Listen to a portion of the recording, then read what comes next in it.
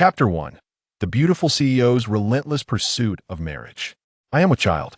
Jiang Lai's expression was cold as she regarded the disheveled man before her. She could hardly believe that his aim was so precise a single night of revelry had led to this moment. Half a month prior, upon learning that she was to become a pawn in a family business arrangement, she had sought solace in a bar, drowning her sorrows in oblivion. In a haze, she had found herself entangled with this man in his car, and now, to her dismay, she discovered that her monthly cycle had not arrived. A pregnancy test confirmed her fears, sending her into a state of panic. "Are you out of your mind? Why should I care?" Lin Feng retorted, cigarette dangling from his lips, his demeanor nonchalant and utterly irresponsible. He had no intention of stepping into the role of an unwitting father. Jiang Lai furrowed her brow, anger rising within her. It was evident that no man was worth her trust. "The child is yours." The 5 words struck Lin Feng like thunder, leaving him momentarily stunned. After a brief hesitation, he reluctantly produced a bank card and extended it towards her. "What do you mean by this? You refuse to take responsibility? Is that it?" Jiang Lai's icy glare pierced through him. How dare he treat her this way? "What do you want from me?" Lin Feng's head was spinning with confusion. "Bring your household registration book. We're going to register our marriage." Jiang Lai rose indignantly, casting him a frosty remark before striding towards the Bentley parked nearby. Once they were wed, the family alliance would be nullified. Afterward, a divorce would be the next step. Lin Feng extinguished his cigarette with a forceful twist, an inexplicable wave of agitation washing over him. After 8 years of wandering abroad, he had returned as the formidable ruler of the international underground world, known as Dizong. Even the infamous mercenary kings and ruthless assassins bowed before him. However, his father had warned him that his excessive bloodlust would lead to his own undoing, hindering his growth and even threatening his life. Thus, he was sent back to the mundane world to cleanse himself of his ominous aura. Consequently, he had taken up the profession of a ride-hailing driver. That day, he had picked up a woman who was utterly intoxicated outside a bar. Unexpectedly, once inside the vehicle, she had stripped off her clothing and pushed him back into his seat, taking him by surprise. Upon awakening, he noticed traces of blood on the seat and was taken aback. He had assumed she was merely a player in a game, but he soon realized it was her first time. Later, he learned from the news that she was none other than Jiang, the renowned heiress of the Jiang family, celebrated as the most beautiful woman in Jiangxing. The marriage registration process was straightforward with 2 stamps. They were officially husband and wife. The only hiccup occurred when the registrar, upon witnessing Jiang Lai's frosty countenance, pointed to the adjacent office and remarked, "This is for marriage divorce is next door." After leaving the administrative service hall, Lin Feng climbed into Jiang Lai's luxurious vehicle, wrestling with his thoughts before once again offering her the bank card. "Take this card as your bridal gift. Rest assured, if the child is indeed mine, I will take responsibility and ensure that you both do not suffer. I ask it merely because you drive a fast ride earning a few thousand a month. I am a member of the Jiang family in Jiang City. You should be well aware of the stature of the Jiang family here. You might as well save that money for your second marriage." Jiang Lai scoffed coldly. Lin Feng was taken aback. What did she mean? Indeed, the child was evidently not his. It was clear she intended for him to play the role of a surrogate partner. Otherwise, why would she have already contemplated divorce? What the Jiang family? Even with your wealth, you still fell beneath my prowess, Lin Feng remarked dismissively. "We need to establish 3 rules. First, until the child is born, we are merely husband and wife in name. You are forbidden to touch me.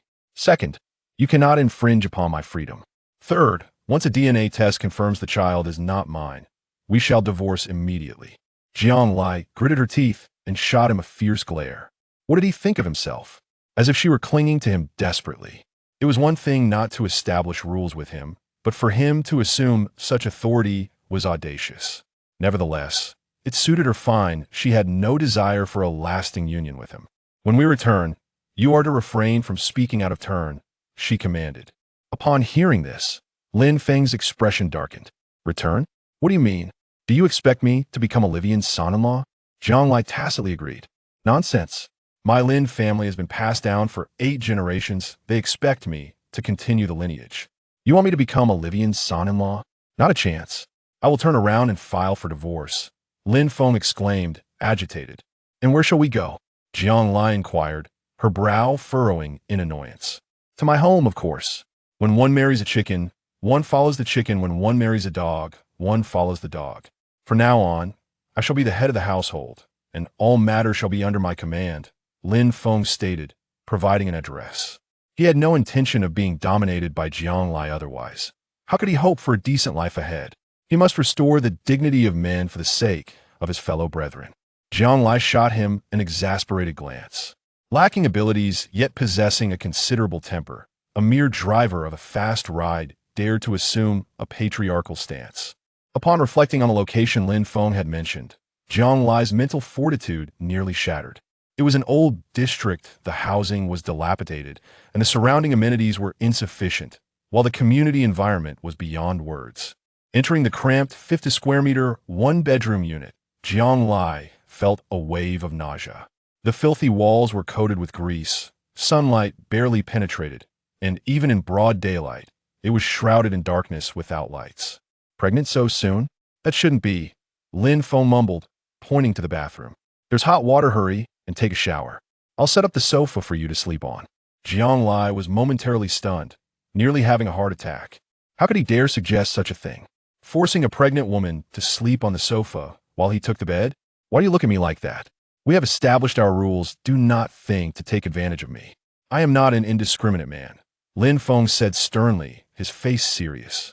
Jiang Lai gritted her teeth, letting out a huff of indignation as she turned to enter the bathroom, nearly choking on her own frustration. The grimy walls and the stained floor were a sight to behold. The towel, riddled with holes and filthy, was more akin to a rag than anything else. Taking a deep breath, she endeavored to calm her emotions before stepping back out. Lin Feng stared at her in bewilderment and disdainfully remarked, as a young lady, a daughter of a prestigious family, can't you maintain some hygiene? Don't you fear the prospect of lice when you go to bed without a bath? You speak of hygiene? What about your own bathroom? It's hardly sanitary, Jiang Lai retorted coldly. That towel of yours must have come from some rubbish heap. You're such a fuss. Just use this. Lin Feng casually tossed a piece of clothing her way. Jiang Lai caught it and was appalled to discover it was his underwear, nearly erupting in fury. What's wrong? You were quite reckless the other night, and I didn't see you complain about the mess. Lin Feng shot her a glance. Yet, she insisted on marrying him, and he had no intention of indulging her spoiled demeanor. Jiang Lai felt a twinge of regret. This was her first encounter with such an utterly outrageous character. Was it perhaps too rash to use him as a barrier against her family's relentless matchmaking? She could hardly imagine what it would be like to share a space with such a man. Keep it for yourself. Jiang Lai angrily tossed the underwear back at him and stormed into the bathroom. Lin Feng shrugged, intending to settle down on the sofa for a smoke, when a sudden, insistent knocking at the door interrupted him. Wearily, he opened the door to reveal a young man, impeccably dressed in a suit, exuding an air of authority, his eyes brimming with a barely contained ferocity. Are you Lin Feng? The man inquired, his brow furrowed in disdain. Speak your mind, but let it be known disturbing others' affairs is a harbinger of misfortune. Lin Feng retorted irritably. My name is Zhou Wei, and Jiang Lai is my fiancée. Where's she? Tell her to come out, the man declared, radiating an aura of menace. Chapter 2. The unflinching boor Zhou Wei clenched his fists tightly, his teeth gritted in fury. The heir of Jiangqing's wealthiest family, the prince of Qingyun Group, had been bested by such a man. It was an affront to his very dignity. What face would he have left if this were to spread? Lin Feng paused momentarily. Was this woman truly using herself as a shield? Darling, there's a scoundrel named Zhou Wei here to see you. Shall I let him in?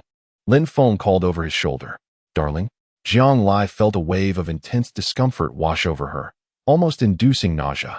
She opened the door and stepped outside. Jiang Lai, how do you intend to explain this? Zhou Wei hissed through clenched teeth. Explain what? You already know. He is now my husband, and I am expecting his child.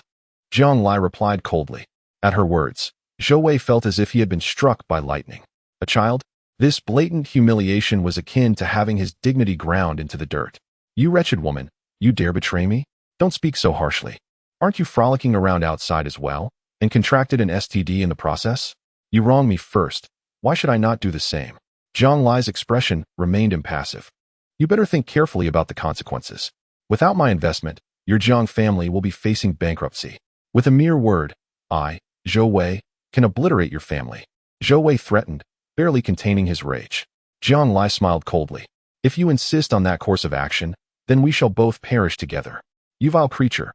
Zhou Wei struck her face fiercely with an open hand, leaving a clear imprint on her cheek. How dare you lay a hand on my woman? Do you not know the meaning of death?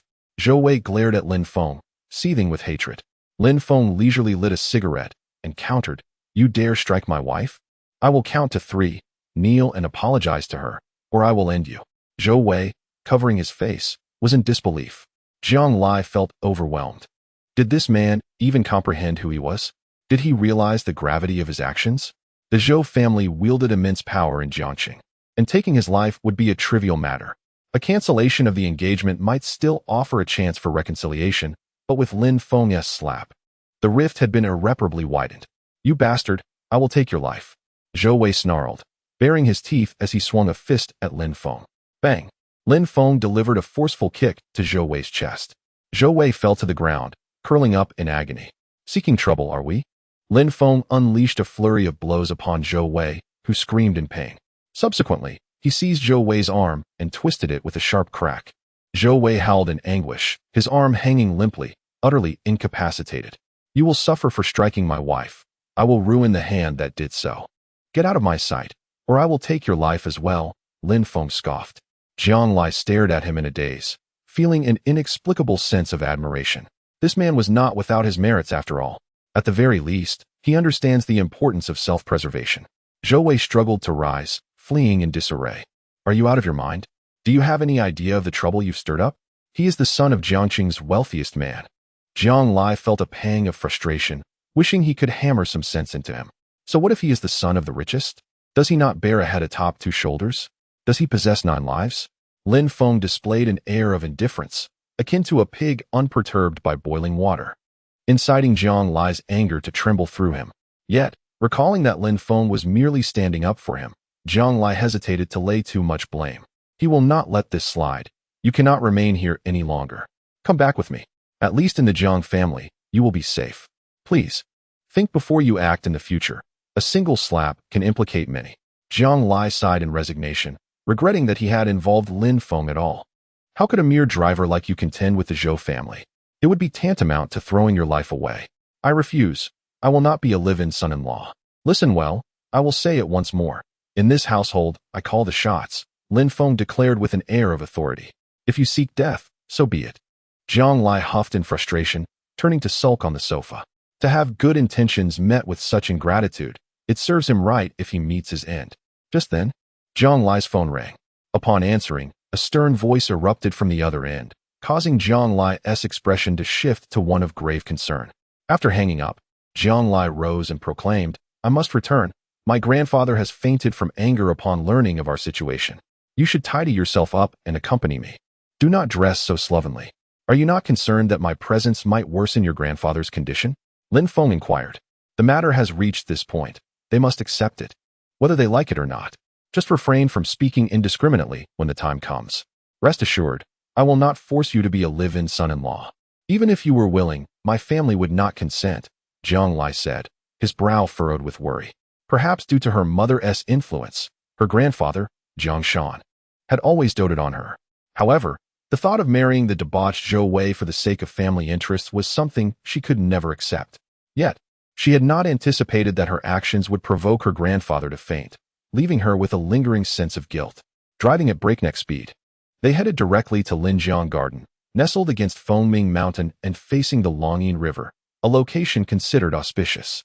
It was said that during the development of the community, the most renowned feng shui master in Longwo was consulted to channel the waters of the Longyin River through the estate, particularly the building known as Panlong Residence. Located halfway up the mountain, had been purchased by a mysterious tycoon for over $1 billion, a price so steep that even Zhou Qingyun, Jiangqing's wealthiest man, had found himself lacking the qualifications to buy it. Shouldn't I bring a gift for my new in-laws? Lin Feng suggested. No need, my family would not appreciate your offerings. Jiang Lai replied coldly, unwilling to engage in further conversation. That simply won't do. If you disregard the customs, I cannot forsake my manners, Lin Feng retorted, rolling his eyes, thinking to himself how lacking in etiquette such a wealthy family could be. Jiang Lai shot him a glare. Upon exiting the vehicle, he reiterated his warning against speaking carelessly before hastening indoors. As soon as he entered, he was met with the somber expressions of his family, each face set in grim determination, the atmosphere thick with tension. His second uncle, Jiang Zihao, glared at him, rushing forward to deliver a resounding slap. What have you done? Your grandfather fainted in anger. If anything were to happen to him, I would hold you accountable. Throughout your life, your grandfather has showered you with affection. And this is how you repay him? You have brought such disgrace upon our Jiang family. How are we to conduct ourselves in the future? The Zhou family has already declared their intention to withdraw their investment in our company. Do you understand the consequences of this? At this moment, I demand that you seek the Zhou family's forgiveness by any means necessary. Otherwise, you are to leave the Jiang family. Jiang Lai bit her lip, about to speak, when suddenly, a figure darted out from behind and kicked Jiang Zihao in the chest. Realizing the gravity of the situation, Jiang Lai attempted to intervene.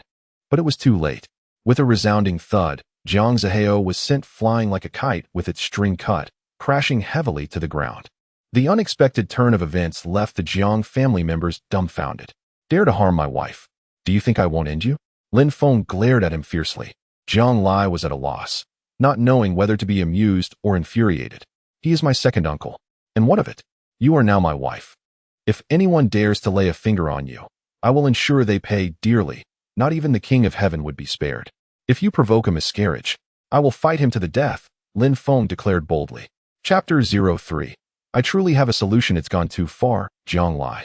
Is this the man you chose? Jiang Zihao struggled to his feet, gritting his teeth. The audacity of this insolent wretch to act out here. Do you think that marrying Jiang Lai grants you access to our Jiang family? A toad wishing to eat swan meat, without my permission. You shall not set foot in the Jiang household. Today, you will learn the true cost of this confrontation. With a command, several bodyguards rushed forth, encircling Lin Feng, their eyes filled with hostility. Second uncle, he did not understand the rules and has wronged you. I will apologize on his behalf. But he is now my husband. So if you wish to vent your anger, direct it at me instead. Jiang Lai shot a cold glare at the bodyguards, causing them to hesitate. For she was the beloved eldest daughter of the family, someone they could not afford to offend. So, you have turned against your own? Restrain the young lady. If I do not teach him a lesson today, where shall I place my dignity? Jiang Zihao scoffed, signaling for the bodyguards to act. Enough. Jiang Lai's mother, Jiang Zhishan, interjected sternly. The old master's condition is uncertain, and you still have time to cause a ruckus here? Sister, you saw it. This wretched boy struck first. What is he to us, daring to create chaos in our Jiang family? This is the man your precious daughter chose. Is it any wonder the old master fainted? Was it not because Jiang Lai was infuriated? Jiang Zihao retorted angrily. That does not give you the right to lay hands on her. If you are so concerned about collaborating with the Zhou family, why not marry your daughter to Zhou Wei? I find this young man quite commendable. At least he knows how to cherish his wife, Jiang Zhishan asserted firmly, leaving Jiang Zihao speechless. In the Jiang family, Jiang Zhishan held significant authority. In her youth, she once had a lover with whom she shared a profound connection. However, succumbing to familial pressure, she was compelled to relinquish her affections and enter into a marriage for the sake of her family's interests. On her wedding day, that man personally escorted her to the altar, thereafter disappearing into distant lands, leaving no trace behind. Years later, Jiang Zhishan's marriage ultimately culminated in divorce. Perhaps out of guilt, the elderly patriarch of the Jiang family ceased to meddle in his children's matrimonial affairs and lavished affection upon Jiang Lai. Yet, when the Jiang family once again faced adversity, he found himself obliged to arrange a union for Jiang Lai in response to the proposal from the Zhou family. Do not smile so broadly. Although you two have registered your marriage, I have yet to consent, she stated. Do not underestimate the youth's plight. Thus, I remain indifferent to your origins and present circumstances. I am willing to grant you the time to prove your worth. Should you prove to be inept, do not blame me for facilitating Jiang Lai's divorce. Jiang Zhishan shot Lin Feng a glare, temporarily acknowledging his status. Lin Feng, unabashed, approached with a grin. Mother, rest assured. I shall cherish Jiang Lai as if she were a treasure in my palm. Should anyone dare to mistreat her, I shall confront them fiercely. This is my first visit, and I arrived in haste, so I have not prepared a grand gift. It is merely a token of my esteem. As he spoke, Lin Feng produced a Zeton wood box and offered it to her. What gift could a poor taxi driver like you possibly provide? You should take it back, The Jiang family are not destitute enough to require such charity. Jiang Li's second aunt, Zheng Yulian, scoffed derisively. I am aware that grandfather is unwell. Hence I have brought the miraculous healing elixir, the 9-turn soul recovery pill. It is an invaluable treasure, capable of curing any ailment, Lin Feng asserted. An invaluable treasure? How audacious of you to claim that. I suspect it is merely a sham concocted by a quack. Are you hoping for grandfather's condition to worsen? The Jiang family cannot afford such folly, Zheng Yulian retorted with disdain, snatching the wooden box from Lin Feng's grasp and hurling it to the ground. Jiang Zhishan furrowed her brow. Initially, she harbored a modicum of goodwill towards Lin Feng, but she was taken aback by his unreliability and the dubious nature of the so-called remedy he boasted of. Poverty is not the scourge, rather, it is the lack of groundedness and the desire for ostentation that is truly worrisome. I appreciate your sentiment. However, there are matters to attend to at home, and I lack the time to entertain you. You may leave now. Lin Feng shrugged, picked up the fallen remedy, and silently turned to depart. Do not leave. Jiang Li insisted firmly. Mother, uncle, aunt, regardless of your opinions, he is my husband now, and you have no authority to expel him unless you intend to cast me out as well. Jiang Li, we are doing this for your own good. Consider the character of the man you have chosen. Striking your uncle is simply unacceptable. Is there no semblance of decorum left? Moreover, you now bring home some dubious pill and boast of its healing properties, not fearing for your grandfather's health? What could a mere taxi driver possibly procure in terms of quality medicine? If that pill possesses any curative properties, I shall bow to him thrice. Zheng Yulian huffed with a look of utter contempt. Jiang Li felt powerless to argue. Indeed, she harbored doubts about the dubious black pill Lin Feng held. Mother, how is grandfather faring? She asked, seeking to shift the conversation. The esteemed healer, Li Changpu, is currently attending to your grandfather, and we hope for a favorable outcome. My dear girl, your impulsiveness is quite concerning. Couldn't you have first consulted with your family? I understand your disdain for that Zhou Wei, and I share it as well, but employing such extreme measures is unwise. Now that the situation has escalated to this point, have you considered how to resolve it? Jiang Zhishan cast a reproachful glance her way, yet her tone was imbued with affection. Had it not been for dire necessity, she would have been unwilling to acquiesce to this union. However, Jiang Li's radical approach was rather difficult for her to accept. As they spoke, a middle-aged man descended slowly from the upstairs. The Jiang family members hurriedly surrounded him, inquiring, Dr. Li, how is it? Li Changpu sighed deeply and replied, to speak candidly, old Master Zhang's condition is quite grave. Whether he will awaken remains uncertain. His health was already compromised by numerous ailments, hypertension, diabetes, and heart disease. The sudden emotional upheaval has exacerbated his condition. Even if he does regain consciousness, his future mobility is questionable. His words fell like thunder, leaving Jiang Li in tears, overwhelmed with guilt and self-reproach. Had she not acted so rashly, this calamity might have been avoided. Lin Feng gently patted her shoulder, offering solace. Do not burden yourself with excessive guilt. One must not place unwavering faith in a doctor's words, for there are many who seek fame without merit these days. Rest assured, with my presence, I will ensure that no harm befalls your grandfather. You? Humph. If even Dr. Li cannot remedy the situation, what can you possibly do? Zheng Yulian scoffed derisively. Jiang Zhishan's expression darkened as she shot him a cold glare, stating, Dr. Li is a disciple of the esteemed Master Wang Zhongluo, and you shall not slander him. Apologize at once. Jiang Li promptly tugged at Lin Feng's sleeve, urging him to offer an apology. Li Changpu possessed a peculiar temperament. Should he be provoked, he might refuse to treat Jiang Shan, leaving him to await his fate. Do not involve me. I truly have a solution, Lin Feng proclaimed earnestly. Enough. Jiang Zhishan's tone was icy. I once believed you possessed some redeeming qualities, at least in your sincerity towards Jiang Li. Yet, it appears you are utterly beyond redemption. Begone. Our family does not welcome you. No one has ever accused me, Li Changpu, of seeking fame dishonestly. You are the first. Very well. If you can heal old Master Jiang, I shall humbly submit and take you as my master. But should you fail, you must bear the consequences of your words. My reputation is not to be tarnished lightly, Li Changpu retorted coldly, casting a disdainful glance at the unknown young man before him. No matter how he assessed the situation, he could not perceive this fellow as a concealed master of any sort. Chapter 4.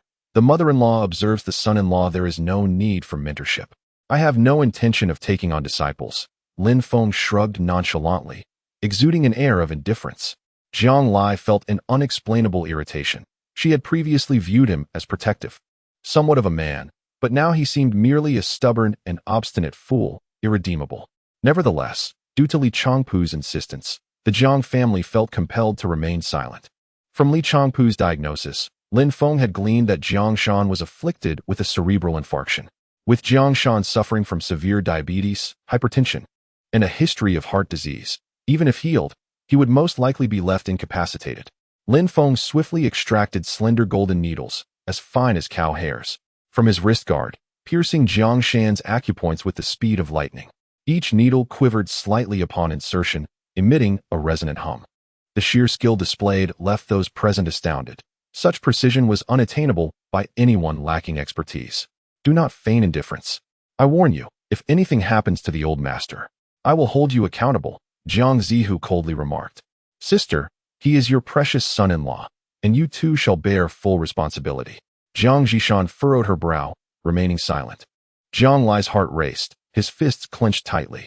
If Lin Feng did nothing, no one could blame him. However, if misfortune struck, it would indeed spell disaster, and she would be unable to shield him. Yama's 3 nods? Li Changpu gasped in astonishment, exclaiming, I never expected to witness this long-lost technique in my lifetime. It is said that Yama's 3 nods can revive the dead and restore flesh to bones. This gentleman conceals his talents. I am truly humbled. Dr. Li, what are you saying? He is merely a poor driver for a ride-hailing service. How could he possibly understand the art of healing? Zheng Yulian interjected. Are you doubting my judgment? Li Changpu frowned. The technique of Yama's 3 nods is so intricate that even my master cannot perform it. Since this gentleman possesses such extraordinary skills, his medical expertise must surely surpass mine. You may rest assured, old Master Jiang will undoubtedly be safe. Li Changpu's words carried the weight of authority. Jiang Lai regarded him with incredulity, struggling to believe. Could this man truly possess such remarkable medical skills? If so, why was he merely a ride-hailing driver? With his talents, he could surely be renowned across Longhua. Is he truly just a ride-hailing driver? Jiang Zhishan asked Jiang Lai in a hushed tone. I do not know, Jiang Lai replied with an awkward smile. Indeed, her understanding of Lin Feng was not significantly deeper than theirs. Holding the last golden needle, Lin Feng hesitated, his brow furrowed and expression grave. I was correct, was I not? Yama's 3 nods? Dr. Li, it appears you have misjudged. You assured us, if anything were to happen to the old master, you too would share the blame, Zheng Yulian remarked, taking pleasure in Lin Feng's apparent predicament. Li Changpu too felt a pang of uncertainty. The technique of Yama's 3 nods was precise. The interval between every 2 needles must be identical, without the slightest deviation. A minor error could not only thwart the healing process, but could also endanger the patient's life. Sir, what troubles you? Li Changpu inquired cautiously. Grandfather has been afflicted with a venomous curse, Lin Feng replied solemnly. A curse? Do you think this is a movie? I suspect you are merely looking for excuses due to your inability to help. Why not claim that the old master is possessed by malevolent spirits? Jiang Zihu scoffed coldly. It was astonishing that he could utter such a ludicrous excuse. Clearly, he was at a loss, resorting to exaggeration to evade responsibility. Perhaps he possessed some medical knowledge. But he was merely a half-baked practitioner. Possession by evil spirits does not manifest in this manner. You bear a certain resemblance, your eyes devoid of spirit, your brow darkened. Do you not suffer from nightly nightmares? Within 3 days, you shall undoubtedly face a calamity, Lin Feng stated with an air of indifference. Jiang Zihao was momentarily taken aback and, feeling a twinge of guilt, retorted, Nonsense. Are you a physician or a sorcerer? Such absurdities should not pass your lips. Spare me your foreboding warnings. If nothing occurs in 3 days, just wait and see how I deal with you. Despite his bravado, it was evident that his confidence was waning. The truth was, he was indeed awakened nightly by nightmares, drenched in cold sweat, and his health was deteriorating. He had consulted countless doctors, even psychologists, to no avail. Observing his expression, the others surmised that Lin Feng was likely correct. Do you have a solution? If you can cure the old master, I will take it upon myself to approve your marriage with Jiang Lai, Jiang Zhishan inquired. Healing grandfather is not a challenge. Rather, I ponder the identity of the individual who has inflicted this curse upon him. This poison must be addressed through his diet and is exceedingly malicious, clearly intended to take his life. You must conduct a thorough investigation. Otherwise, even if I cure grandfather today, there is no guarantee that the perpetrator will not strike again. Lin Feng explained. Having spoken, Lin Feng delivered the final acupuncture needle directly into the Baihui point. Simultaneously, he pressed his palm against Jiang Shan's Shinting point, continuously channeling his vital energy. In an instant, the onlookers beheld something writhing upon Jiang Shan's forehead, gradually descending. Moments later, Jiang Shan expelled a mouthful of black blood, revealing a gigantic centipede writhing within. Lin Feng, swift of hand, launched a golden needle that pinned the centipede firmly to the floor. Witnessing this spectacle, everyone was left in utter astonishment, their doubts regarding Lin Feng's capabilities completely dispelled. Li Changpu sighed deeply and remarked, "My skills have proven inadequate. I was unaware that old Master Jiang was afflicted by a curse, mistakenly diagnosing it as a cerebral infarction.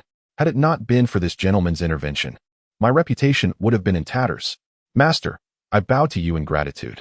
With that, Li Changpu knelt and bowed 3 times. "There is no need for such formalities. If you already have a master, to take me as your teacher would be a betrayal of your own sect. However, exchanging knowledge is always welcome," Lin Feng replied calmly. Jiang Zhishan discreetly nodded in approval. This young man was quite impressive, humble and composed. "Is the 9-turn soul recovery pill you offered earlier authentic?" she inquired. "You refer to this?" "Indeed. It is genuine. This concoction is not easily crafted. I spent 6 or 7 years gathering the necessary herbs to produce 3 pills. One was given to the god of war in the northern frontier, one was sold at an international auction, and only this one remains," Lin Feng explained. Li Changpu seized it eagerly, opened it, and gasped, "Is this truly the 9-turn soul recovery pill? It is said that even someone recently deceased could be revived by this pill. It fetched over 10 billion at the auction. I cannot believe I am witnessing it here. This is a treasure beyond measure. Possessing it is akin to acquiring a second life." At this, Jiang Zihao and Zheng Yulian felt a wave of embarrassment wash over them, wishing for a crevice to hide within. Just moments ago, they had dismissed it as a mere tonic, unaware that it was a priceless gem. The price of a single pill reaches billions. The total assets of the Jiang family would scarcely suffice to procure even one. Moreover, wealth alone cannot guarantee acquisition. "Sister-in-law, did you not say that this medicine could cure ailments, and that you would bow 3 times in respect? How do you explain this now?" Jiang Zhishan shot a cold glance at Zheng Yulian. She had always harbored disdain for this woman, who, lacking true ability, merely fanned the flames of discord. Many of the Jiang family's disputes were incited by her whispered provocations. "How could I allow my second aunt to kneel before me? That would be utterly humiliating," Lin Feng said with a chuckle. His words instantly endeared him further to Jiang Zhishan. "Mother, let this be my betrothal gift to Jiang Lai. Please accept it. We, the younger generation, acted thoughtlessly in marrying without your consent, and for that, we sincerely apologize. Rest assured, I shall take good care of Jiang Lai and ensure she never suffers any grievances." Lin Feng's respectful and humble words delighted Jiang Zhishan even more. "Then I shall not be polite. Jiang Lai had been spoiled by her grandparents, so if there were any shortcomings, bear with them." Jiang Zhishan nodded repeatedly, evidently acknowledging him as her son-in-law. Lin Feng cast a triumphant glance at Jiang Lai, who responded with a few eye rolls, leaving her at a loss for how to proceed. Initially, Jiang Lai merely intended to navigate the situation smoothly and decline the marriage alliance with the Zhou family. She had assumed her mother, Jiang Zhishan, would disapprove of Lin Feng, but to her surprise, Lin Feng's sweet words had brought her mother such joy. "I will take my leave now. Do return home early." Having declined Jiang Zhishan's invitation to stay for dinner, Lin Feng rose to depart. "Now tell me, what is going on between you two? You may deceive others, but not me. I know you do not like him. You merely intend to use him as an excuse to reject the Zhou family's proposal, don't you?" Jiang Zhishan pulled Jiang Lai back into the room, her expression serious as she inquired. "Mother, you know what kind of person Zhou Wei is. I would rather die than marry him," Jiang Lai affirmed resolutely. "And this is your method? Do you think marriage is a joke? Your actions are irresponsible not only to yourself, but also to him. Have you considered how he would feel if you were to divorce him later? Is it fair to hurt an innocent person?" Jiang Zhishan huffed coldly. "Your mother serves as a cautionary tale. Even now, she feels guilty towards him and your father. You are an adult. You understand the fundamental principles without me needing to explain. I will only ask you this. Is it true that you are pregnant? What do you intend to do about it?" After a moment's hesitation, Jiang Lai sighed deeply and replied, "Once the matter with the Zhou family is resolved, I will divorce him and terminate the pregnancy." "You dare?" Jiang Zhishan glared furiously. "How can you speak so casually about ending a life? Do you understand the harm it could cause your body? Furthermore, can he truly agree to this? You cannot simply use someone and then walk away unscathed. I warn you, if you dare to terminate the pregnancy, do not expect me to recognize you as my daughter. Additionally, I believe he is quite decent, at least. He is sincere towards you.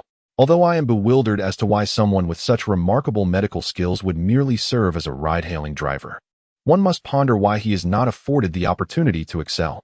Given the financial resources of the Jiang family, it would be no arduous task for him to rise to prominence, provided he possesses the requisite talent. Marriage is no trifling matter. One ought to reflect deeply on this." Jiang Lai remained silent, momentarily at a loss. With such a significant incident arising, it was certain that the Zhou family would not let the matter rest easily. Contemplating further investments would be futile. Alternative strategies must be devised. Moreover, retaliation from the Zhou family is inevitable, and we must prepare our countermeasures accordingly. Jiang Zhishan's brow furrowed, her expression grave. "You should return home early. Do not let him worry unduly. Since you have wed him, you must fulfill your duties as a wife." She inquired, "By the way, where does he reside?" Jiang Lai offered a sheepish smile and recounted the circumstances surrounding Lin Feng's living situation. Jiang Zhishan was taken aback, nearly choking on her own disbelief. "That rascal, quite the chauvinist, isn't he? Here is the plan. I have a villa in Taoyuan. You both should move in there as a wedding gift for me. With your condition, living in such a place is not suitable for the child. Make it clear to him that it is not a case of him moving in with you. Your second uncle has no sons. You should strive to have several children, one of whom should carry the Jiang surname to inherit the family estate in the future." Jiang Lai stared at her mother, both amused and exasperated. It was evident that she truly regarded Lin Feng as a son-in-law. Meanwhile, Lin Feng had just departed from the Jiang residence when he found himself cornered by a group of over a dozen men. Armed with steel knives and exuding an air of menace, they surrounded him. The leader, a bald man with a brutish visage, glared at Lin Feng and sneered, "So, you are Lin Feng? Humph, just a pathetic ride-hailing driver, yet you dare to be so arrogant? Someone has requested your third leg. Will you come quietly? Or shall I have my brothers assist you? Who wants it? A man or a woman?" Lin Feng inquired. The bald man was momentarily taken aback. Was this fellow truly daft? "Do you not grasp the essence of my words? Who cares about your men or women? Take him down." With that command, the group lunged at Lin Feng, knives drawn. With a swift kick, he dispatched one assailant to the ground, rendering him unconscious. Subsequently, he plunged into the fray like a cannonball, amidst a cacophony of anguished cries, and soon the entire group lay sprawled on the ground. Lin Feng grinned, delivering a fierce stomp to each of their groins. The bald man gasped in shock. This individual executed his moves with ruthless precision and ferocity unlike any he had encountered in his years on the streets. A chill crept over him, and he felt an involuntary surge of fear. "Do you know who I am? Dare to lay a finger on me, and you will not see the light of day tomorrow," the bald man stammered, his voice quaking with trepidation. "Fool," Lin Feng scoffed, rolling his eyes before sending the man crashing to the ground, following up with a brutal stomp to his groin. The sound of a ruptured water balloon accompanied the man's piercing wail, and he succumbed to unconsciousness, likely never to regain his manhood. Lin Feng felt no inclination to inquire about who had instigated them. In his eyes, they were mere ants, unworthy of his interest. He spat dismissively, yawning languidly before turning towards the entrance of the Panlong residence. This villa, the most opulent in Jiangcheng, had even left the city's wealthiest, Zhou Qingyun, unable to secure its purchase. To this day, no one knows the true identity of its owner. The architecture, steeped in the charm of Jiangnan style, featured pavilions and flowing waters, with every pillar and beam crafted from golden silk Nanmu wood, and the floors laid with Han white jade. The antique elegance permeated the space, revealing the stature and identity of its master. A young woman clad in a resplendent crimson qipao approached, her long, creamy white legs subtly visible, and a delicate rosy mole between her brows accentuated her enchanting allure. Hong Yun had met the young master before, and she bowed gracefully. Lin Feng licked his lips, involuntarily swallowing hard. Even in comparison to Jiang Lai, she was equally captivating. In fact, her seductive charm stirred a primal desire within men far more than Jiang Lai's icy demeanor. She must be the warm maid chosen for him by the old man. He mused. Young master, would you like to bathe and change first? Hong Yun's voice seemed imbued with an enchanting allure that could whisk one away to the heavens. Lin Feng glanced at the bloodstains on his attire and nodded, following Hong Yun to the bathroom. The bath, expansive at over 10 square meters, was filled with steaming water, the delicate scent of rose petals wafting through the air. As Hong Yun assisted the young master in changing, she stepped closer, and Lin Feng, not refusing, shed his garments and entered the pool, the temperature perfectly balanced. The inlet continuously fed warm water, maintaining the ideal warmth. This is a natural hot spring. It will help the young master wash away fatigue, Hong Yun remarked as she slowly removed her qipao and entered the bath. Instantly, a flawless, snowy figure graced his vision, devoid of any blemishes. Lin Feng squinted slightly, savoring the sensation of Hong Yun's massage while holding a cigarette. A chill from her skin contrasted with the heat of the spring, creating a delightful interplay of temperatures. How is your investigation coming along? Lin Feng asked coldly, an aura of menace radiating from him. It was now certain that the Zhao family was involved, yet the identity of those behind them remained unclear. Rest assured, give me some time, and I will uncover the truth, Hong Yun promised. Is the time I have given you insufficient? Lin Feng retorted with a cold snort. Hong Yun's expression faltered, her body trembling slightly as she stammered, Young master, I apologize. Enough. This cannot all be laid at your feet. Lin Feng waved his hand dismissively. Chapter 06, Selling a Wife. The threat of the brother-in-law this return to Jiangcheng served dual purposes, to cleanse his murderous aura and to break through the shackles of his cultivation. 8 years prior, Lin Feng had nearly starved on the streets until a little girl offered him a steaming bowl of noodle soup, rekindling his hope for the future amidst despair. Subsequently, he was taken under the wing of an itinerant elder and brought to the mountains. However, upon his return, he was met with tragic news. The little girl's family had long since been shattered. The Zhao family is merely a minor player. What I truly wish to uncover is whether there are others lurking behind them. Hold off on moving against them for now. Continue the investigation. I demand that all debts of blood be repaid in kind. A glint of cold fury flashed in Lin Feng's eyes, and waves of murderous intent swept forth like a tempest. When an avalanche occurs, no snowflake is innocent. Hong Yun shuddered. Even in the warmth of the hot spring, an icy chill pierced her to the bone. After bathing, Hong Yun retrieved a set of sleepwear. Young master, allow me to attend to your rest, she offered. Lin Feng waved his hand dismissively. No need. If I return late, I fear my wife might give me a beating. Hong Yun paused, astonished. Young master is married? I shall make arrangements for a grand wedding, inviting all the prominent figures to celebrate. Who knows when we might divorce? Such extravagance would only serve to embarrass ourselves. Lin Feng firmly declined. If all those people come to Jiangcheng, the entire city might tremble. Hong Yun was momentarily taken aback, caught between laughter and tears. It was merely a jest. Must we really go through the trouble of marriage and divorce? As he departed, Lin Feng discreetly took a set of bright red bedding. After all, it was the wedding night, and one must seek good fortune. Once the bed was prepared, Lin Feng's mind drifted back to that night in the car, a mischievous smile creeping upon his lips. It had only been a week. Surely, there would be no complications. Last time, he had been entirely passive, lacking the opportunity to showcase his masculine prowess. How could he conquer her otherwise? Knock, knock, knock. A sudden rapping at the door startled Lin Feng, who sprang up to answer it. Instead of Jiang Lai's exquisite visage, he was met with the sight of a burly man, his face contorted with rage, glaring at him as if he intended to devour him whole. Could this be yet another suitor of Jiang Lai? Lin Feng felt a wave of anxiety. Having such a beautiful wife was not without its complications. The man beckoned, and a bodyguard immediately produced a wad of cash, which he flung at Lin Feng's face. Here is 200,000. Take the money and divorce Jiang Lai immediately. Go as far away as possible and do not dare to pursue her again. 200,000? It might take you 2 years to earn that much. You wish to buy my wife? Lin Feng chuckled, finding the offer rather paltry. The man frowned, producing another 200,000 and tossing it to the ground, coldly stating, For 100,000, is that sufficient? Choose wisely between money and your life. Either take the money and leave, or risk losing both your life and a single penny. Lin Feng shook his head. My wife's family possesses ample wealth. In due time, it shall all be mine. For 100,000, I shall not sell. I intend for her to bear me several sons to carry on the Lin family lineage. Indeed, this man was clearly coveting Jiang Lai's fortune. The man's expression darkened as he scoffed, refusing a toast only to be forced to drink a punishment. Very well, I shall extinguish the Lin family's lineage tonight. With that, he gestured, and several bodyguards lunged towards Lin Feng. Stop!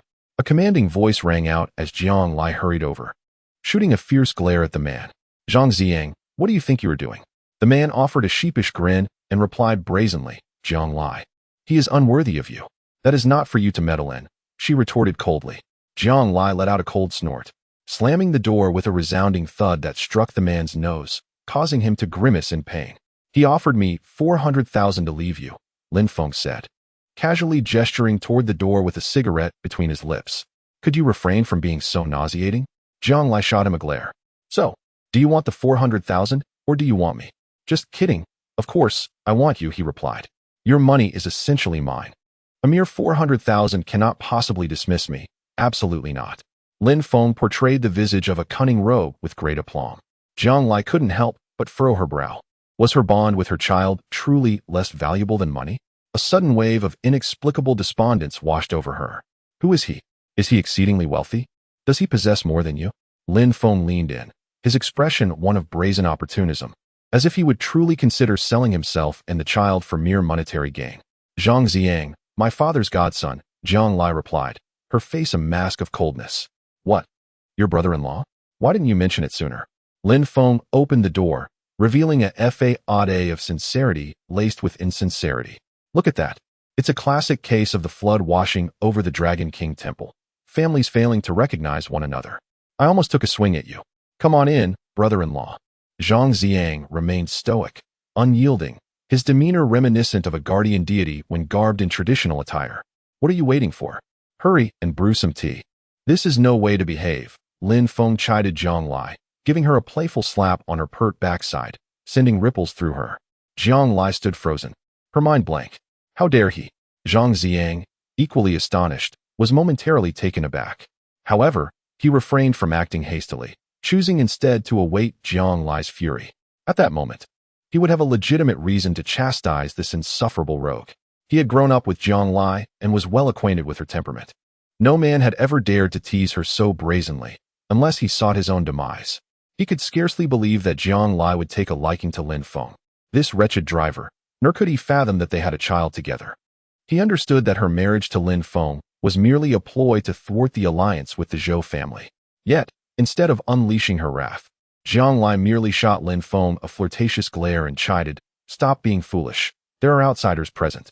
Zhang Ziang felt a surge of indignation, nearly choking on his own frustration. This man was utterly duplicitous, all smiles and brotherly affection, yet failing to act in a manner befitting the situation, clearly a deliberate provocation. It's getting late. If there's nothing more, you should take your leave. We need to rest, Jiang Lai remarked coolly before retreating to her bedroom. Lin Feng smiled apologetically and said, Brother-in-law, I truly apologize. This girl lacks proper decorum. Rest assured, I will train her gradually. Tonight is our wedding night. And she is a bit too eager. I want to be able to entertain you further. Alas, this girl has quite the appetite. I suspect I want to be able to get out of bed tomorrow. The last remark was muttered to himself. Yet it was a clear jab at Zhang Ziang's wounds. Observing Lin Feng's smug expression, Zhang Ziang felt an overwhelming urge to strike him.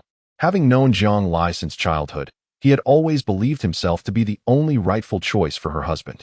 Moreover, his adoptive father harbored similar sentiments, and their relationship had always been amicable. However, it was unclear when Jiang Lai began to distance herself from him. Upon learning that the Jiang family intended to marry Jiang Lai to Zhou Wei, he sought to confront her for clarity. To his astonishment, he discovered that Jiang Lai had wed Lin Feng, a mere taxi driver with no power or influence, rendering him utterly dumbfounded. It felt as though he had been dealt a stinging slap across the face, leaving him seething with pain. Kid, I'll be waiting for you downstairs. If you're a man, come down. Don't let a woman protect you.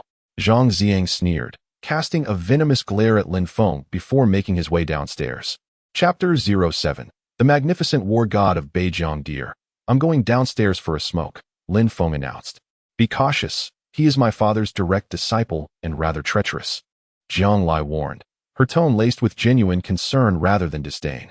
Is your father truly formidable? Lin Feng inquired, momentarily taken aback. He was in his youth, but now he is a shadow of his former self, consumed by vice. Jiang Lai replied, her voice tinged with mild reproach. Lin Feng clicked his tongue in realization. No wonder this girl seemed to harbor little affection for men, perpetually wearing an icy demeanor. Upon descending, Lin Feng approached Zhang Xiang directly, retrieving a crumpled cigarette, straightening it, and placing it between his lips. Brother-in-law, if you have something to say, please do so quickly. Jiang Lai awaits my return to rest. Take this money and initiate the divorce tomorrow. Go as far away as you can.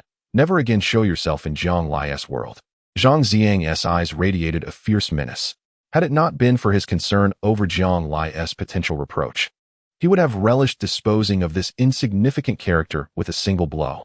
What if I refuse? Lin Feng replied with sincere amusement, exhaling a plume of smoke that wafted toward Zhang Xiang's face. Zhang Xiang frowned, his expression darkening further. Do you truly believe you are worthy? In terms of status and family background, you exist in entirely different realms. Forcing a union would only lead to unhappiness and unnecessary turmoil, potentially endangering your life. A toad aspiring to court a swan is a fantasy confined to novels and dramas. In reality, individuals like you are destined for mediocrity. Living a humble life should be deemed fortunate. You speak the truth, Lin Feng nodded vigorously. I often tell Jiang Lai the same. Gaining entrance to my Lin family's domain is no trivial matter. What man of my caliber could be so easily obtained? I acted impulsively, affording her an undeserved advantage. Zhang Xiang paused, momentarily taken aback. Could this fellow truly be so naive? According to his reasoning, he deemed himself the swan, while Jiang Lai had become the toad. What did that make him? An insignificant maggot unworthy even of a toad's scraps? Zhang Xiang's countenance darkened ominously, stifling the urge to strike him. I have conveyed all that needs to be said. Should you continue to disregard my counsel and display such insolence, I assure you, you will not see the light of tomorrow. You have seen the men behind me, haven't you? With but a word from me, they would end your life without hesitation. They are notorious figures in the underworld. Taking a life is mere trifling for them. Moreover, in my eyes, you are nothing more than an insignificant insect. A fearsome reputation? How fearsome can it be? Accompanied by a resonant sound, a young man slowly approached. Standing at less than 5 feet 7 inches, yet weighing over 160 pounds, his rotund figure swayed as he walked, his flesh quivering with each step. With an innocuous and charming visage, his smile revealed a set of yellowed teeth, lending him an unsettling appearance. The man casually glanced at Zhang Xiang, waving his hand dismissively and saying, "Scram, don't hinder our conversation." He then donned a sycophantic grin, eagerly approaching Lin Feng, rummaging through his pocket to produce a cigarette. Offering it with, "Sir, this is a special supply. It tastes quite good. Do give it a try." Zhang Xiang's anger flared. What did he think of himself? What audacity did this petty fool have to act so brazenly before him? Do you wish to know how fearsome I am? Allow me to show you right now. Without waiting for Zhang Xiang to retaliate, the man delivered a resounding slap across Zhang Xiang's face. The impact was sharp, leaving 5 clear fingerprints on his cheek, rendering him dizzy and seeing stars. Such incessant drivel, the man scoffed, casting a glare in his direction. Zhang Xiang, covering his face, found it hard to believe. Never before had anyone dared to strike him, especially not someone like this. Spitting blood, he gritted his teeth and exclaimed, "How dare you hit me? Very well. Today I shall make you aware of the cost of that slap. I advise you not to act rashly, or he will truly end your life." Do you know who he is? The god of war from Beijiang, Xing Tian. Lin Feng smirked. The god of war from Beijiang, Xing Hua, meant unparalleled elegance. Perhaps his parents never anticipated he would grow into such a grotesque figure, and in retrospect, they might regret naming him so. This fellow deemed the name Xing Hua too feminine, thus adopting the moniker Xing Tian. The name Xing Tian was renowned throughout Beijiang, a veritable legend. Zhang Xiang found it difficult to fathom that such a person could be the illustrious god of war. With a disdainful chuckle, Zhang Xiang remarked, "He is the god of war from Beijiang? Humph, if he is the god of war, then I am the father of the god of war." Xing Hua grinned, revealing his unnerving yellow teeth. "Who is this fool?" "My brother-in-law," Lin Feng replied, nonchalantly smoking. "Can he fight?" Xing Hua inquired cautiously. "As long as he doesn't kill him," Lin Feng shrugged, listening to their banter as if he were invisible. Zhang Xiang could no longer contain the fury boiling within him. Even if Jiang Lai reproached him, Today he would deal with Lin Feng, the god of war from Beijiang. Is it? Today, I shall make you aware of the might of Zhang Ziang. With a command, several bodyguards surged toward the two. Just then, a blinding light suddenly illuminated the area, rendering them unable to open their eyes. The rumble of engines echoed as military jeeps roared to life, and armed soldiers leapt from the vehicles, swiftly surrounding them. With bodies as formidable as steel, they descended like deities, exuding an imposing presence.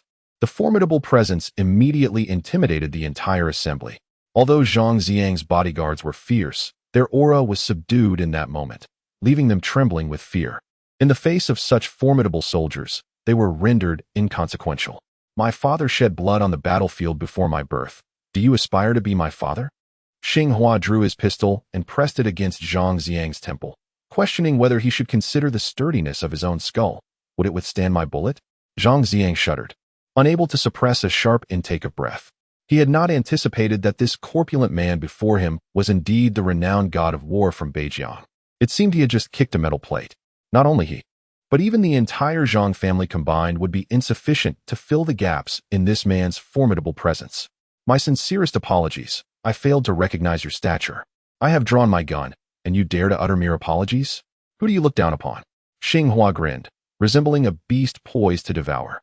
Zhang Ziang trembled, striking himself across the face, bowing deeply. I apologize.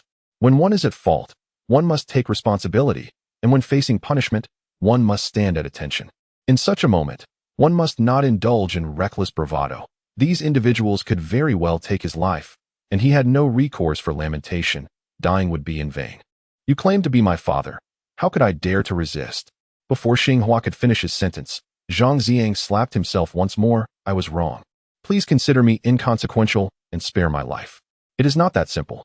You refused to leave when asked, and now that you wish to depart, the opportunity has vanished. Xinghua scoffed, advancing the gun's muzzle closer. Instantly, Zhang Ziang was drenched in cold sweat. Cough, cough. Lin Feng cleared his throat and spoke calmly. Enough. You have exerted enough of your authority as the god of war from Beijiang. It is time to cease. He is my brother-in-law, and we shall encounter each other frequently. If this escalates excessively, it will lead to awkwardness in future meetings. Wouldn't you agree, brother-in-law? Zhang Ziang forced a smile, feeling a bit sheepish. Chapter 08. The Little Wolf Dog. What the elder says is final. Xinghua grinned obsequiously, his demeanor resembling that of a sycophant. Their banter effectively crushed Zhang Ziang's pride into the ground, and he had no choice but to accept it meekly. Brother-in-law, should you visit in the future, please inform me in advance, so I may prepare fine food and drink for your reception. Look at the ruckus you've caused. If something were to happen to you, how would I explain it to Zhonglai? Lin Feng smiled slightly. This fellow is truly insidious, a cunning fox, Zhang Ziang silently cursed. Yet he dared not reveal any displeasure, awkwardly smiling as he led his men away in disgrace. Young master, are we simply going to let this go? Shall we not deal with him? Once outside, a bodyguard eagerly inquired. Zhang Ziang's face darkened as he shot a cold glare at him. Why didn't you speak up so much earlier? A bunch of useless fools. I warn you, no one is to speak of today as events. Otherwise, do not blame me for being unkind. Today, I have utterly lost face. I never imagined that this individual was acquainted with the god of war from Beijiang. Moving against him in the future will require careful consideration. However, considering his despicable demeanor, I doubt Jiang Lai will tolerate him for long. Zhang Ziang reassured himself. Sir, when did you get married? Why didn't you inform me in advance? I could have congratulated you, Xianghua ingratiatingly remarked. Enough with the nonsense. Speak up. What brings you here? Lin Feng shot him a glance filled with disdain. Upon first encountering this creature, Lin Feng found it hard to believe that such a being could instill fear in enemies as the legendary god of war of the northern frontier. It's nothing much. Just a small favor to ask. I wanted to inquire if you have any 9-turn soul returning pills left. I wish to procure a dozen for self-defense. As you know, my brothers are stationed at the border, and one never knows what might occur. Having some 9-turn soul returning pills would put my mind at ease. A dozen? Do you take me for a fool? I have painstakingly acquired merely 3 over the years, and you dare to demand such a bounty? Get lost. Don't embarrass yourself here. Lin Feng kicked him out, rolling his eyes. If the 9-turn soul returning pills could be mass-produced, would they still be deemed treasures? There shouldn't be any disturbances at the border for the time being, so you need not fret excessively. Should any real trouble arise, Just inform me. With that, Lin Feng turned and ascended the stairs. Upon seeing Jiang Lai reclining on the bed, her hourglass figure accentuated by long legs and skin as pure as jade, he couldn't help but swallow hard. Coupled with the flames ignited by the allure of Hong Yun in the dragon-slaying residence, desires surged within him. They were already wed. It was legitimate and proper. Surely, they could now transition from the manual to the automatic? Tonight, he must savor the delights of the river clam. Lin Feng poked her gently. Could you allow me to rest for a bit? Jiang Lai replied, eyes closed, without turning her head. No way am I sleeping on the couch. If anyone should sleep, it should be you. I'm staying right here in bed. What can you do about it? Lin Feng was slightly taken aback, then grinned, nodding repeatedly. Very well. As a law-abiding citizen, I shall never contravene a woman's will. Saying this, he lay beside her, wrapping his arms around her and casually draping a leg over her. What are you doing? Jiang Lai jolted upright. Didn't you say you wanted to sleep for a while? Lin Feng replied, bewildered. This woman was truly capricious. Jiang Lai shot him a glare. Didn't you set rules for our conduct? Those rules bind you. Not me, Lin Feng said with utmost seriousness. Jiang Lai was at a loss for words. Having never encountered such an unabashed man. The 9-turn soul returning pills are exceedingly precious. I'll ask my mother for some tomorrow to return to you. Jiang Lai had no intention of being indebted to him for such a significant favor. How would she ever broach the subject of divorce in the future? You don't actually believe that thing can save lives, do you? It's merely a concoction of Wu Ji by Feng Wan, Lin Feng casually remarked, discerning her thoughts. Jiang Lai was momentarily stunned, nearly choking on her breath. This scoundrel had spun such elaborate tales, even deceiving her own mother. Indeed, the more seemingly loyal a man appeared, the less trustworthy he was. My mother just called. She wants us to return tomorrow to see my grandfather. Also, she suggested we move into her villa in the Peach Blossom Source community, so pack your things for tomorrow. Jiang Lai reflected for a moment, realizing that this fellow had little to pack. She certainly did not wish to see his tattered towels and worn-out toothbrushes in the villa. I want to go. Lin Feng, am not a man who lives off a woman. If it comes to it, you can take the bed. Lin Feng rejected her outright, lingeringly glancing at Jiang Lai's nearly perfect legs before turning to leave the bedroom. Although he was aware of the girl's tragic fate, a glimmer of hope persisted in his heart. What if she had not perished and would one day return? Soon, a thunderous snoring resonated from the living room. Jiang Lai smirked in triumph. How dare he challenge her? The following morning, upon rising, Jiang Lai discovered Lin Feng had prepared breakfast. Freshly squeezed soy milk, a bowl of fragrant shredded pork noodles, and 2 perfectly fried dough sticks presented an appealing sight. Did you make this? Jiang Lai asked, incredulous. For someone like her, who had never lifted a finger in the kitchen, cooking was far more daunting than competing in the marketplace. And she could not help but regard Lin Feng with newfound respect. This fellow was not entirely inept. At least, he could excel as a domestic husband. With culinary skills and medical knowledge, marrying him could alleviate many domestic concerns, allowing her to devote herself to her career. After tasting a bite, Jiang Lai frowned. It's too tough. How could it not be? It's the wedding night, and I lay alone. Lin Feng shot her an exasperated glance. Jiang Lai, momentarily taken aback, pinched his waist and twisted, causing Lin Feng to grimace in pain.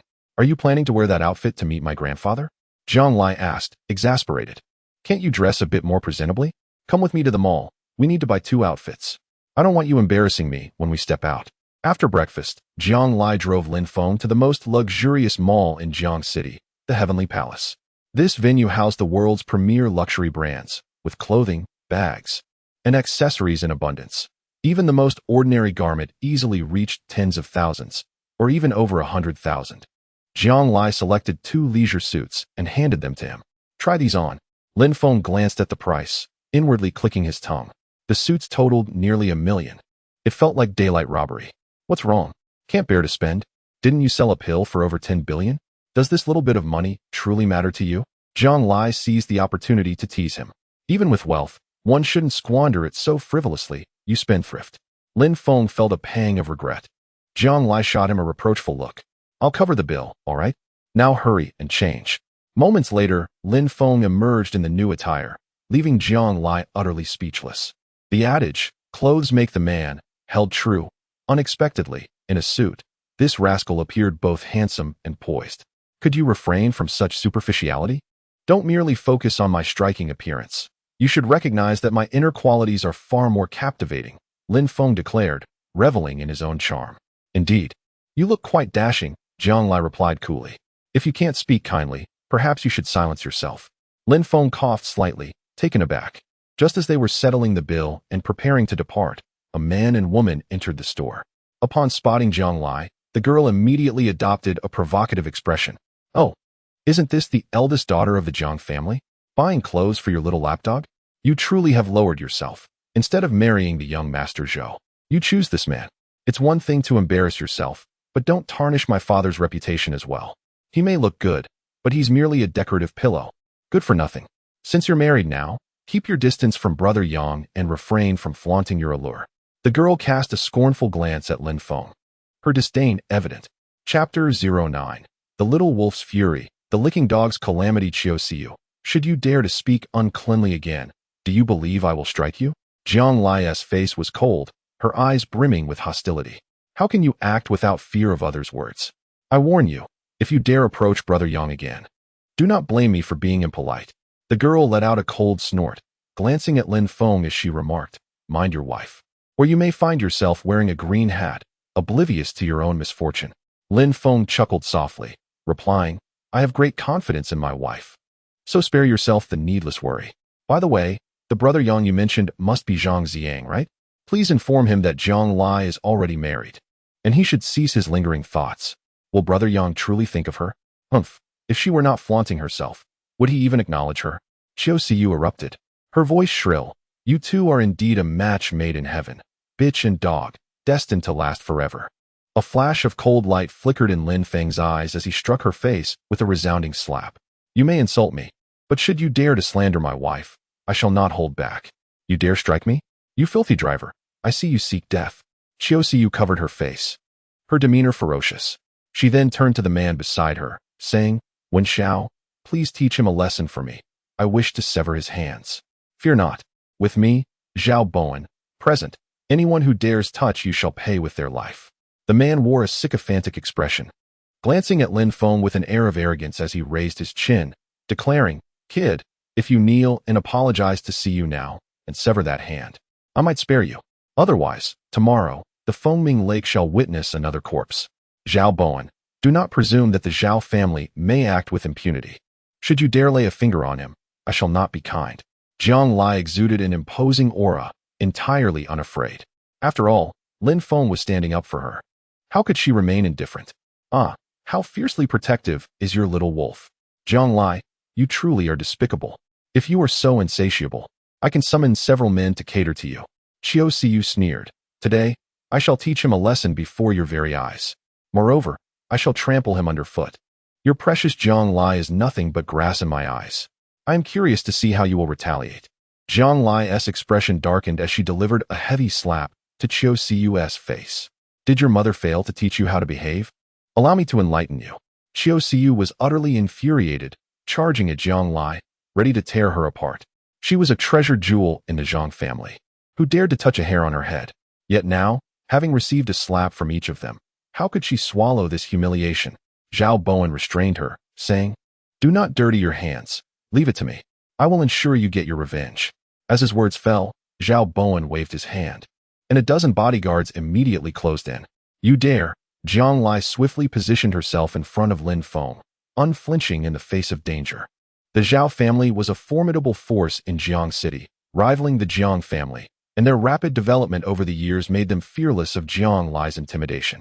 Furthermore, due to Jiang Lai's broken engagement with the Zhou family had declared that no enterprise should cooperate with the Jiang family. This was clearly an attempt to bring the Jiang family to ruin, and how could Zhao Bowen fear a dying insect? Be cautious, you might provoke a miscarriage. Such trivial matters are best left to me. Come, sit and rest. Allow your husband to handle them. Lin Feng gently assisted Jiang Lai in sitting down, his overly attentive demeanor inciting further ire in Chiu Siu. Why should all affection be lavished upon her? Her mother doted on her, her father adored her, and even the one she cherished most, Zhang Xiang, was deeply infatuated with her. How could it be that a mere illegitimate child was flaunting herself while she remained unscathed? Jiang Lai, you are utterly shameless. Aren't you quite protective of your little wolf dog? Very well. Today I shall have your little wolf dog kneel before me.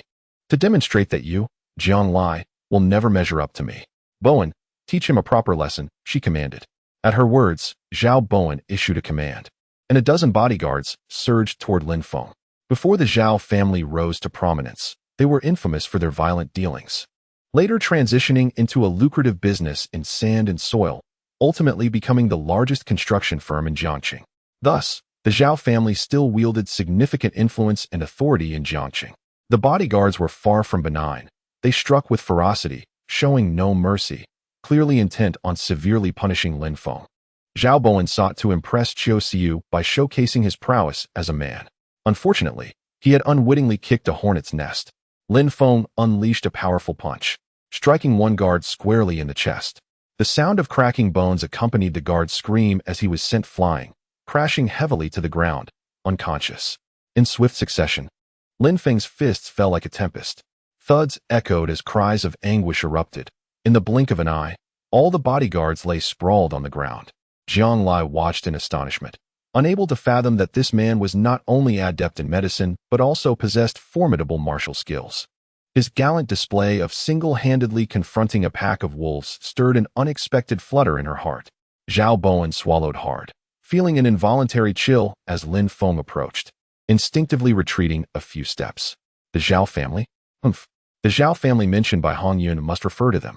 Little did he know that before he could seek trouble, they had unwittingly walked into his line of fire. What do you want? I warn you, do not act recklessly. If you dare to lay a finger on me, the Zhao family will not let you off easily. Zhao Bowen's voice quivered, betraying his growing unease. Your willingness to be a sycophant is of no concern to me.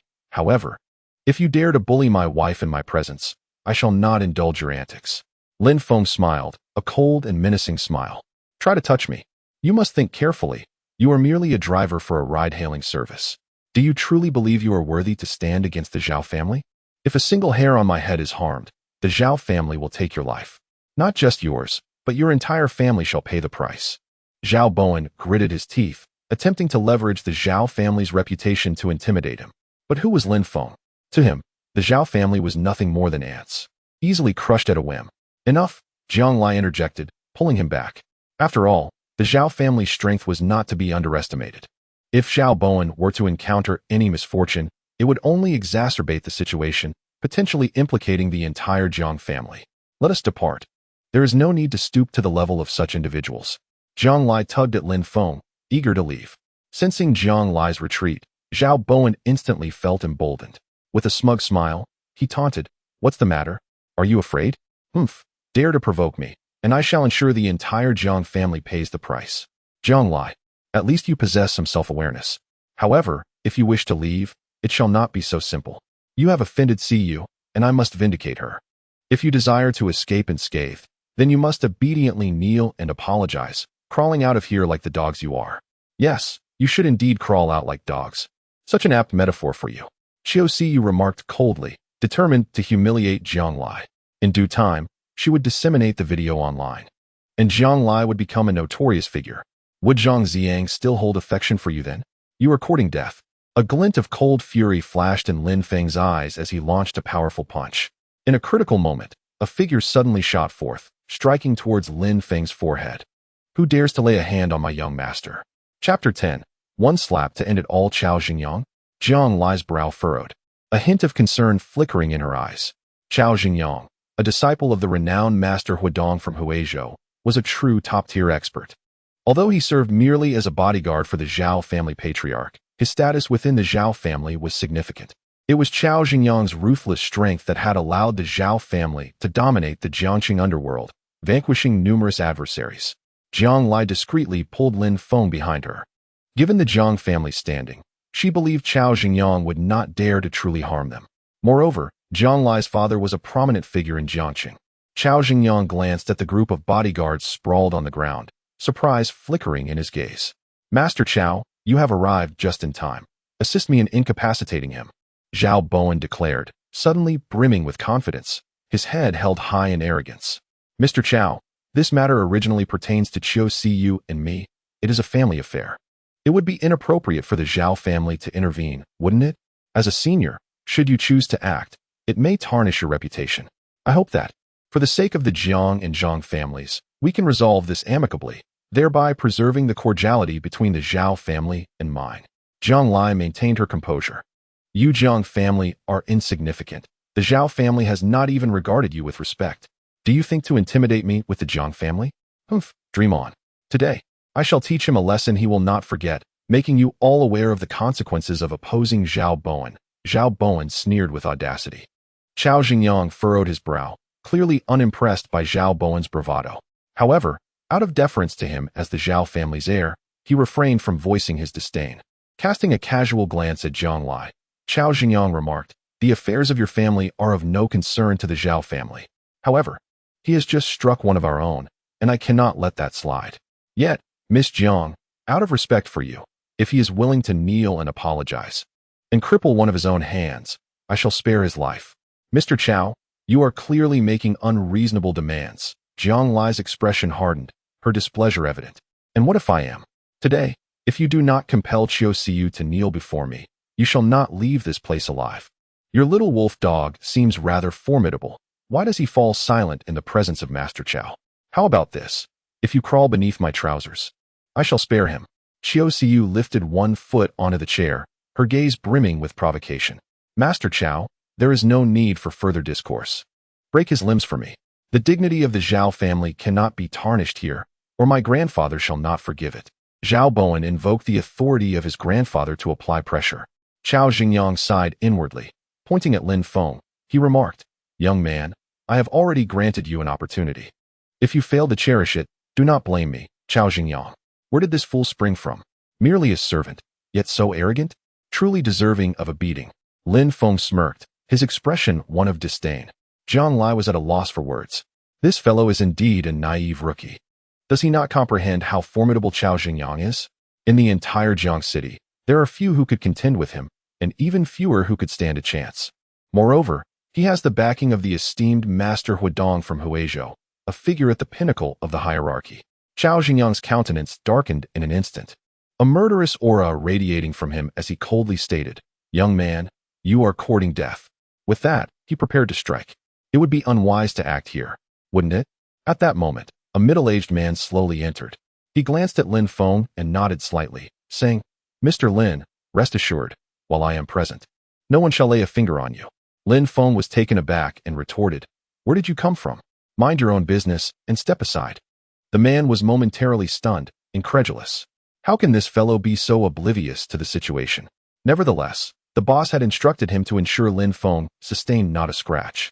Although he felt a surge of frustration, he suppressed it.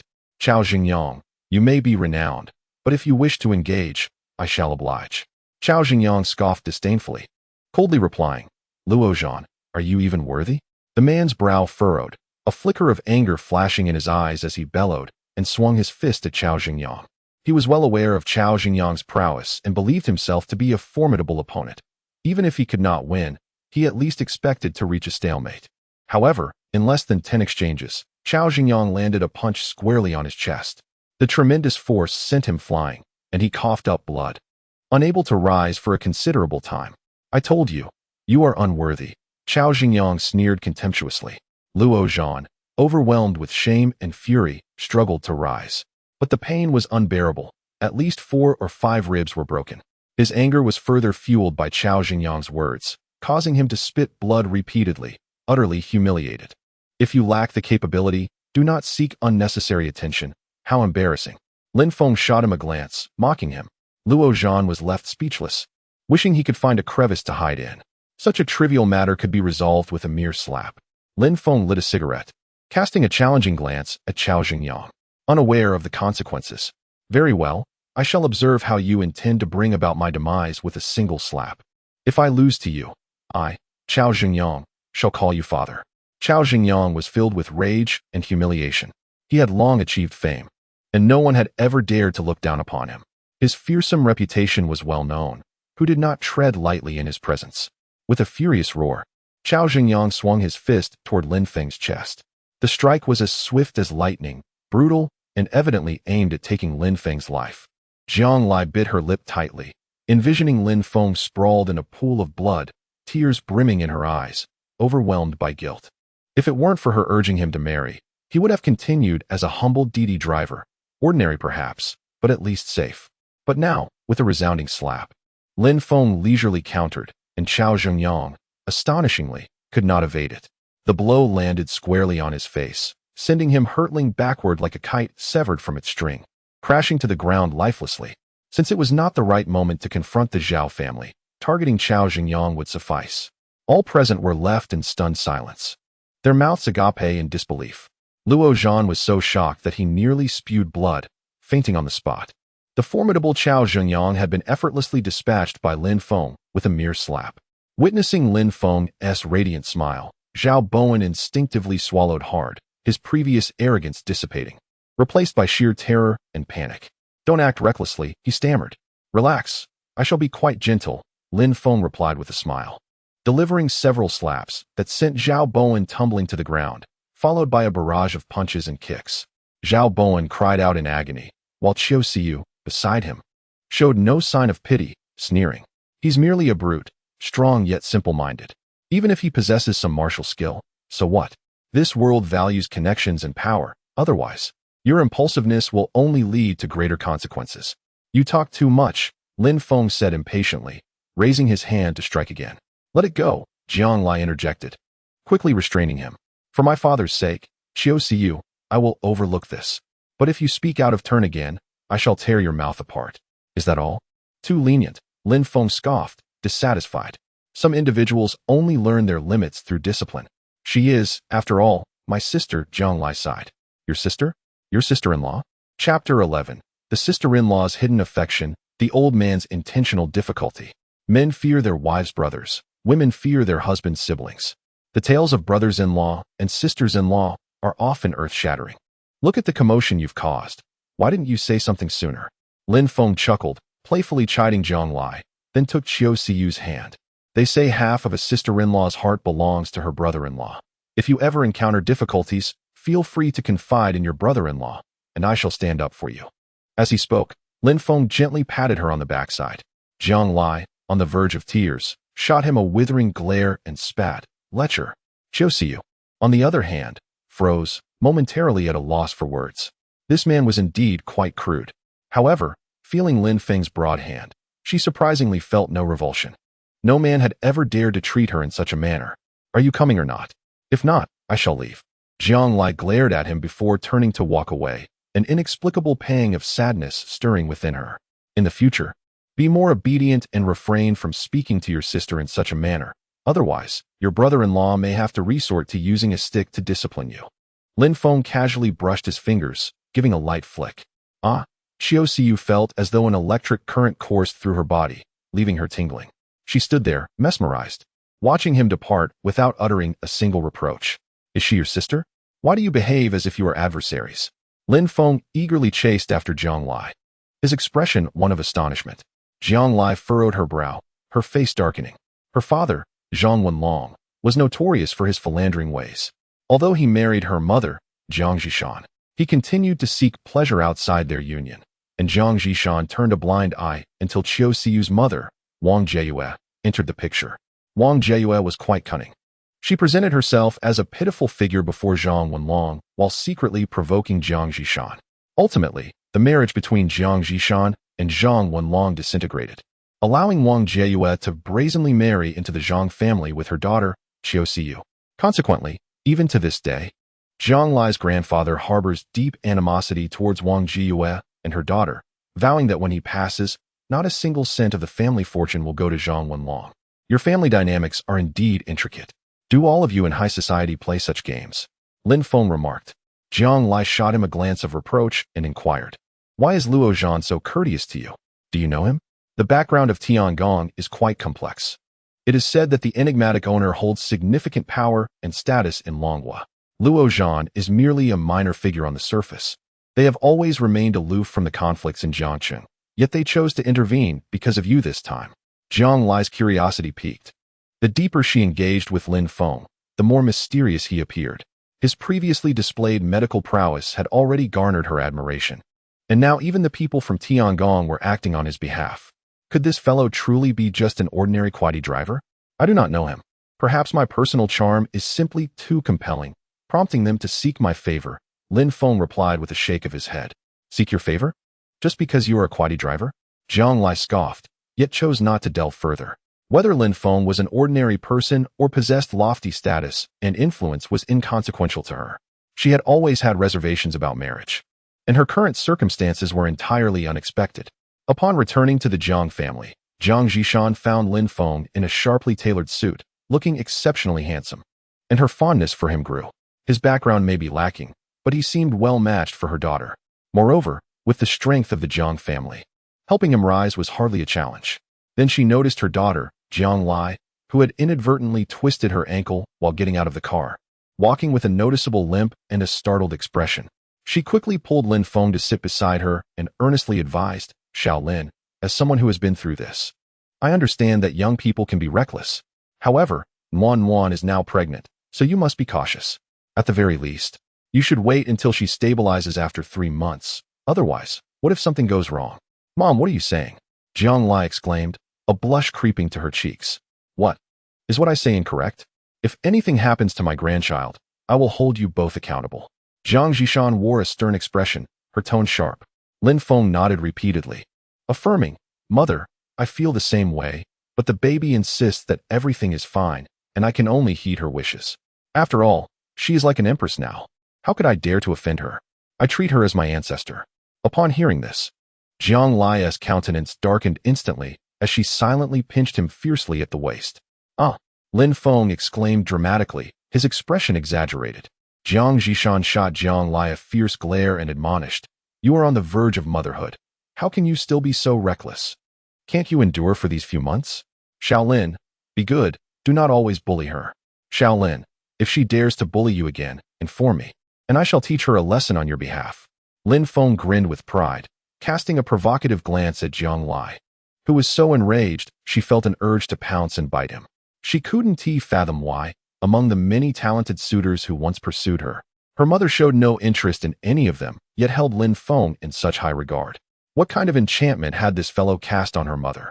Take this cigarette. It was gifted by others, and your grandfather no longer smokes. However, do try to smoke less in front of Wan. It is not good for the child, Jiang Zhishan said, handing him a pack of tea from the table. At that moment, the patriarch of the Jiang family, Jiang Shan, descended the stairs, his brow furrowed with concern. Grandfather, are you all right? Jiang Lai hurried to support the elderly man as he sat down.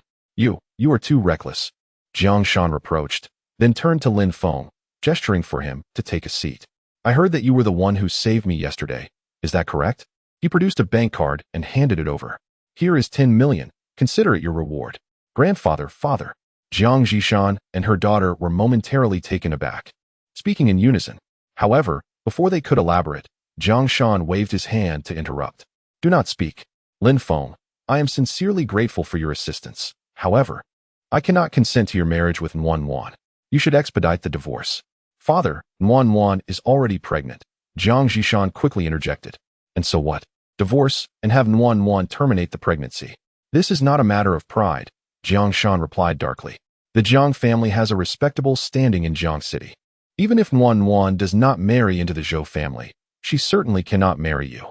Where would that leave the reputation of the Jiang family? Father, do you wish for Wan to tread the same path I did? I disagree. I believe Xiao Lin is quite a decent person.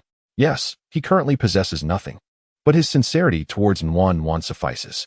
With our Jiang family's wealth, it would be effortless to support Lin Feng. Has the Zhou family exerted pressure? Jiang Zhishan's stance remained resolute. To her, no one's power or influence could rival Lin Feng's kindness towards Jiang Lai. Moreover, she did not wish for Jiang Lai to undergo an abortion, risking her health. Grandfather, the trouble is of my making. I will resolve it and ensure it does not implicate the Jiang family. At worst, I shall apologize to the Zhou family. Jiang Lai clenched her jaw.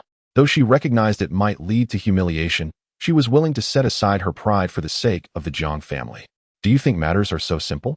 Just now, several board members called, requesting to reconvene the board to re-elect the chairman. The Zhou family has imposed a comprehensive blockade against us, leaving the Jiang family ensnared in a precarious situation. One misstep could plunge us into irretrievable ruin. Jiang Shan spoke with a heavy heart, his eyes filled with resignation. From his vantage point, the burdens of consideration were immense. If my grandfather believes that 10 million can buy your life, then I shall accept the money and depart immediately. However, Jiang Lai must accompany me. No one can compel us to part ways, not even you." Lin Feng chuckled softly, his demeanor resolute. Chapter 12. Insomnia. "Perhaps a sip is in order. How dare you speak to the old master in such a manner? Have you no manners? Do you think this is your countryside where you can spout nonsense? Apologize to the old master at once, or else do not blame me for being unkind." Jiang Zihao leaped up, his tone fierce, yet lacking true conviction. Now that even the old master opposes this marriage, he felt liberated from any restraint. "Did you have another nightmare last night? You have 2 days left. Perhaps you should contemplate your last words," Lin Feng remarked with a calm smile. Jiang Zihao was momentarily taken aback, finding Lin Feng's smile somewhat unsettling, which caused a shiver of fear to creep into his heart. "Do not speak so alarmingly. If I come to no harm, I shall flay you alive. Now, kneel and apologize to the old master, or you shall not leave here today." With a single command, a group of bodyguards surged in, their eyes keen and predatory. Jiang Zihao smirked coldly, secretly thinking that even if he were to kill Lin Feng, no one would dare utter a word against him. "Shaolin, hurry and apologize," Jiang Zhishan urged, signaling discreetly, not expecting Lin Feng to be so defiant as to challenge the old master. This young man certainly possessed a sturdy backbone. "Grandfather, I will not divorce. Since childhood, you have taught me to be grateful. Lin Feng saved your life. How can you treat him this way? True, he lacks status and influence, but in my eyes, he surpasses many powerful men." Jiang Lai's stance was unwavering, as she stood protectively beside Lin Feng. "Who knew I was regarded so highly in your eyes? Yet you claim to have no ulterior motives?" Lin Feng teased, leaning closer to her ear and playfully patting her rear. Jiang Lai shuddered and shot him a cold glare. "You scoundrel, how can you jest at a time like this?" Jiang Zhishan rolled her eyes, clearing her throat to mask her embarrassment. "Haha." Jiang Shan suddenly erupted in laughter, waving his hand to signal the bodyguards to exit. "It has been long since anyone has spoken to me so candidly. Young man, you have guts. It is evident that your feelings for Nuan are genuine. I can rest easy on that front. However, should you treat her poorly in the future, do not blame me for turning against you." "Grandfather," Jiang Lai stammered in surprise. "What? Is it not the duty of a caring grandfather to ascertain the reliability of the man my precious granddaughter has inexplicably married?" Jiang Shan affectionately ruffled her hair and continued. "Though I do not oppose your union, this situation complicates the path ahead for the Jiang family. Tonight is the birthday banquet for the Yujia heiress, and all the influential figures in Jiangxing will attend. Zhishan, you shall go in my stead. If we can gain the support of the Yujia, we need not fear the Zhou family any longer." With that, Jiang Shan produced an invitation and handed it to her. "Grandfather, why is there only one invitation?" "I am quite uneasy about my mother going alone," Jiang Lai remarked. This invitation was painstakingly procured by grandfather, who had to swallow his pride. "Given the standing of our Jiang family, we hardly possess the qualifications for such an event. If it were not for the future of our family, grandfather would not have lowered himself to this extent." Jiang Shan forced a bitter smile, his face betraying a profound helplessness toward life. Despite his current position being enviable to many, he too faced situations beyond his control. "It's merely a few invitations. I shall take care of it," Lin Feng declared confidently, patting his chest. "Do you truly have a plan?" Jiang Zhishan seemed to brim with faith in him. "Do not speak foolishly. Do you think obtaining an invitation from the Yu family is a trivial task? Mother, allow me to go tonight. I am the one who stirred up this trouble. I will certainly find a way to persuade the Yu family." Jiang Lai clenched his fists tightly, silently vowing, "If all else fails, I can always seek assistance from my charming father. With the Jiang family and the Zhang family united, the Zhou family should think twice." As they spoke, a horde of individuals burst through the door. Leading the group was Pan Feng, the vice chairman of the Jiang group, followed by several directors of the company, all bearing grave expressions and a predatory gaze, clearly there to exert pressure. Upon entering, they were momentarily taken aback to see Jiang Shan unharmed. "We are the directors of the Jiang group, and at the forefront is Vice Chairman Pan Feng. Their intentions are not benevolent. Do not speak out of turn," Jiang Lai whispered a caution. Lin Feng glanced at Pan Feng, his brow furrowed. "Director Jiang, do you not owe us directors an explanation? Because of your offense against the Zhou family, our entire company is now suffering the consequences. What of our shareholders' interests? We have discussed this matter, and if you cannot resolve it, we shall convene a board meeting to dismiss you from your position as chairman. I do not care what measures you employ. Even if it means sending your granddaughter to Zhou Wei's bed, You must seek the Zhou family's forgiveness. Pan Feng launched into accusations without affording the Jiang family a chance to explain. With a resounding slap, Lin Feng struck him across the face, exclaiming, "Why not send your wife to someone else's bed instead? How dare you?" The Jiang family members stared in astonishment. This son-in-law is rather audacious, isn't he? Resorting to violence over a mere disagreement? Jiang Lai rubbed his temples, feeling a headache coming on. Did he not think the Jiang family had enough trouble already? These were the company directors, and now he had offended them all. Other directors looked on in shock, bewildered by this brazen brute. "Who do you think you are? How dare you strike me?" Pan Feng snarled, baring his teeth and gesturing for his bodyguards to advance. "I dare any of you to try," Jiang Shan thundered. "He is my Jiang family's son-in-law. Anyone who lays a finger on him shall not step foot outside the Jiang household." As his words fell, the Jiang family's bodyguards quickly encircled them. The atmosphere grew tense and charged. Pan Feng gritted his teeth and waved his hand, signaling his bodyguards to stand down. After all, they were in the Jiang family's territory, and Jiang Shan was the chairman of the company, a force not to be underestimated.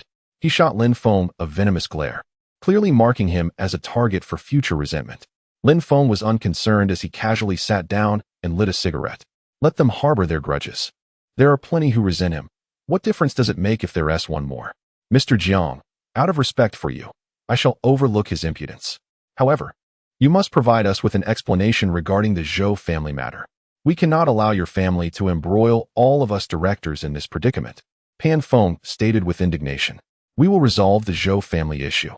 However, if any of you dare to cause trouble at this juncture, do not blame me for disregarding our years of camaraderie. My Jiang family is not to be trampled upon, Jiang Shan declared, his imposing presence instantly silencing the directors, who lowered their heads, none daring to play the role of the scapegoat. Very well, we grant you 3 days. Should you fail to resolve the matter within that time, do not blame us for lacking loyalty. You must relinquish your position as chairman, Pan Feng huffed, sweeping away in a huff. A group of individuals, swift in their arrival, departed just as quickly. As they left, Pan Feng cast a glance at Lin Feng, smiling coldly, a hint of malice in his demeanor. Lin Feng did not intervene. He had initially considered pressuring Pan Feng for the antidote to save Jiang Ziheo's life. However, upon reflection, he dismissed the idea. For Jiang Ziheo had been nothing but adversarial towards him. On the return journey, Jiang Lai wore a frosty expression, her eyes seemingly filled with murderous intent. Lin Feng reclined in his seat, legs crossed, feigning slumber. He pondered whether he had been overly accommodating. What if the child Jiang Lai was carrying did not belong to him, yet she remained deeply infatuated with him? Could you perhaps think before you speak or act? Sometimes, lowering your head or bending your back is not an act of shame. Stop always presenting yourself as the supreme being. Jiang Lai's icy voice pierced through the silence. My family's men possess steadfast integrity, grounded in reality. We do not bow or grovel. If you cannot tolerate this, then divorce. Lin Feng retorted, refusing to indulge her. Remember what your grandfather and mother have said. In this household, I am the head. You must learn to serve me, rather than dictate to me. Jiang Lai's face hardened, her voice measured and laced with menace. Do you expect me to serve you by bringing you tea and water daily, and attending to your baths and changes? That won't be necessary. However, I have been suffering from severe insomnia lately. It would be beneficial if you could perform a striptease for me each night, followed by a kiss. I believe it would help me sleep more soundly. Lin Feng replied with mock seriousness. Chapter 13. Speaking ill behind one's back is a coward's act. Jiang Lai was infuriated. She felt that continuing to interact with Lin Feng in this manner would surely drive her mad. With a swift motion, she pressed the accelerator, and the car shot forward like a bullet. Over the years, countless men had pursued her, even though she had never granted them a favorable glance. Their fervent adoration had been insatiable. Yet, this man before her seemed utterly devoid of appreciation for her worth, continuously testing her limits. He was not a man, but a brute. Glancing at Lin Feng, who remained unaffected, only fueled her ire further. I've made up my mind. Tomorrow, accompany me for an abortion, and we shall divorce. See, I was right. The child is not mine, and you clearly wish to make a fool of me. Strike if you must, but should you wish for a divorce, I demand compensation for my emotional distress. Lin Feng shrugged with an air of indifference. Jiang Lai shot him a fierce glare, utterly speechless. Taking a deep breath, she suppressed her anger, feeling a sense of defeat for the first time. My grandfather and mother have discussed it. They want you to come work at the company. What are your thoughts? If it were up to her, she would not wish to lay eyes on this scoundrel for even a moment, let alone see him daily at the office. Given his unpredictable nature, who knows what mischief he might conjure? Reluctantly, she felt compelled to abide by her grandfather and mother's wishes. The consequences of her own choices were hers to bear. The best course of action would be to persuade him to withdraw voluntarily. Working is fine, but don't expect me to actually do anything. Just give me a title, perhaps a department manager or vice president, preferably in a lucrative position. We must consider our little family. Securing more funds is essential. If your grandfather decides to hand over the family business to your uncle, with his temperament, it would surely be squandered. Lin Feng, cigarette in mouth, pondered but did not light it. Zhang Lai was at a loss. What was his intention? Was he seeking to line his own pockets? What thoughts occupied his mind? Do you believe I can do as I please within the company? With so many directors, they would never agree. He continued, how about this? You're seeking a leisurely position, so start as a security guard. If a better role arises later, I will consider moving you up. Zhang Lai thought to herself. Surely he would refuse, but to her astonishment, Lin Feng agreed without hesitation. She felt as if she had struck a pillow, the disappointment of her failed scheme weighing heavily on her. Now, she would have to see him every day at work. Zhang Lai wondered if she might lose her sanity. The Jiang Group was one of the leading daily chemical enterprises in Jiangxing, renowned even throughout Huizhou. However, in recent years, it had faced significant challenges due to the onslaught of international giants in the industry, compounded by the company's extensive reach that led to substantial financial strain. Many counters and malls across the nation had been eliminated, and sales had been declining year by year. It was precisely for this reason that Jiang Shan contemplated marrying Zhang Lai off to Zhou Wei, hoping to leverage the wealth of the Zhou family for a remarkable turnaround. This was also the desire of the Zhou family, who wished to enter the daily chemical sector. The simplest method was to directly invest in the Jiang Group. By having Zhou Wei marry Zhang Lai, they could easily seize control of the Jiang Group. From a distance, Zhang Lai spotted Zhang Ziang waiting at the entrance. His expression eager. She frowned, her demeanor icy, and without a glance in his direction, she strode into the company. Zhang Ziang's face turned awkward, a fleeting shadow crossing his eyes. When he saw Lin Feng emerging from the car, a flicker of terror flashed across his face, accompanied by a forced smile. Are you looking for trouble? Lin Feng noted the fear in Zhang Ziang's gaze and approached him directly. Zhang Ziang trembled, hastily offering an explanation. Listen here, kid. Don't say I didn't warn you. I intend to marry Zhang Lai to claim her inheritance. I won't back down without securing billions. If you dare to jeopardize my plans, be wary, I'll bury you alive. Lin Feng hooked his arm around Zhang Ziang's shoulder, raising a fist with a chilling smile. Zhang Ziang was momentarily taken aback, rendered speechless by the revelation. Indeed, this fellow had no good intentions when associating with Zhang Lai. Speak, what brings you here? Surely, you do not intend to malign me in front of Zhang Lai, do you? Speaking ill of others behind their backs is the hallmark of a petty person. Lin Feng's countenance darkened, exuding a menacing aura. I am merely delivering an invitation to Zhang Lai. The Yu family's banquet is tonight, and I know she would wish to attend. Here is the invitation. I kindly ask you to pass it to her. Zhang Ziang respectfully extended the invitation before hastily retreating. He had hoped to take advantage of Ziang's absence to ingratiate himself with Zhang Lai. What a marriage! As long as one wields a hoe skillfully, no wall is insurmountable. You scoundrel, I shall see to it that you meet your demise. Zhang Ziang seethed, clenching his fists and silently vowing to prevent Zhang Lai from being deceived. Watching Zhang Ziang's hasty retreat, Lin Feng chuckled softly and made his way into Zhang Lai's office. The spacious and brightly lit room exuded an air of grandeur. With a mural behind the imposing desk, a masterpiece by a contemporary Chinese painting maestro, the luxurious office chair resembled a throne. Lin Feng plopped down, swaying slightly, instantly feeling as though he were a ruler surveying his domain. Why do you perpetually carry yourself with such an air of superiority, as though others owe you millions? Sitting here, I feel as if I have suddenly infiltrated your elite society, brimming with vigor, he remarked. Even clad in a dragon robe, you hardly resemble a prince. Zhang Lai shot him a sideways glance, her curiosity piqued by the apparent intimacy between Lin Feng and Zhang Ziang. Were these two engaged in some clandestine dealings? Limit your interactions with Zhang Ziang. There is nothing to be learned from him, she advised. Lin Feng nodded in agreement, a look of earnestness on his face. I share your sentiments. I did not foresee that scoundrel harboring such insidious intentions. He seeks to marry you solely for your family's fortune. Rest assured, I have already issued him a warning. Should he entertain such thoughts again, I shall bury him alive. Does he even have the right? Jiang Lai scoffed dismissively.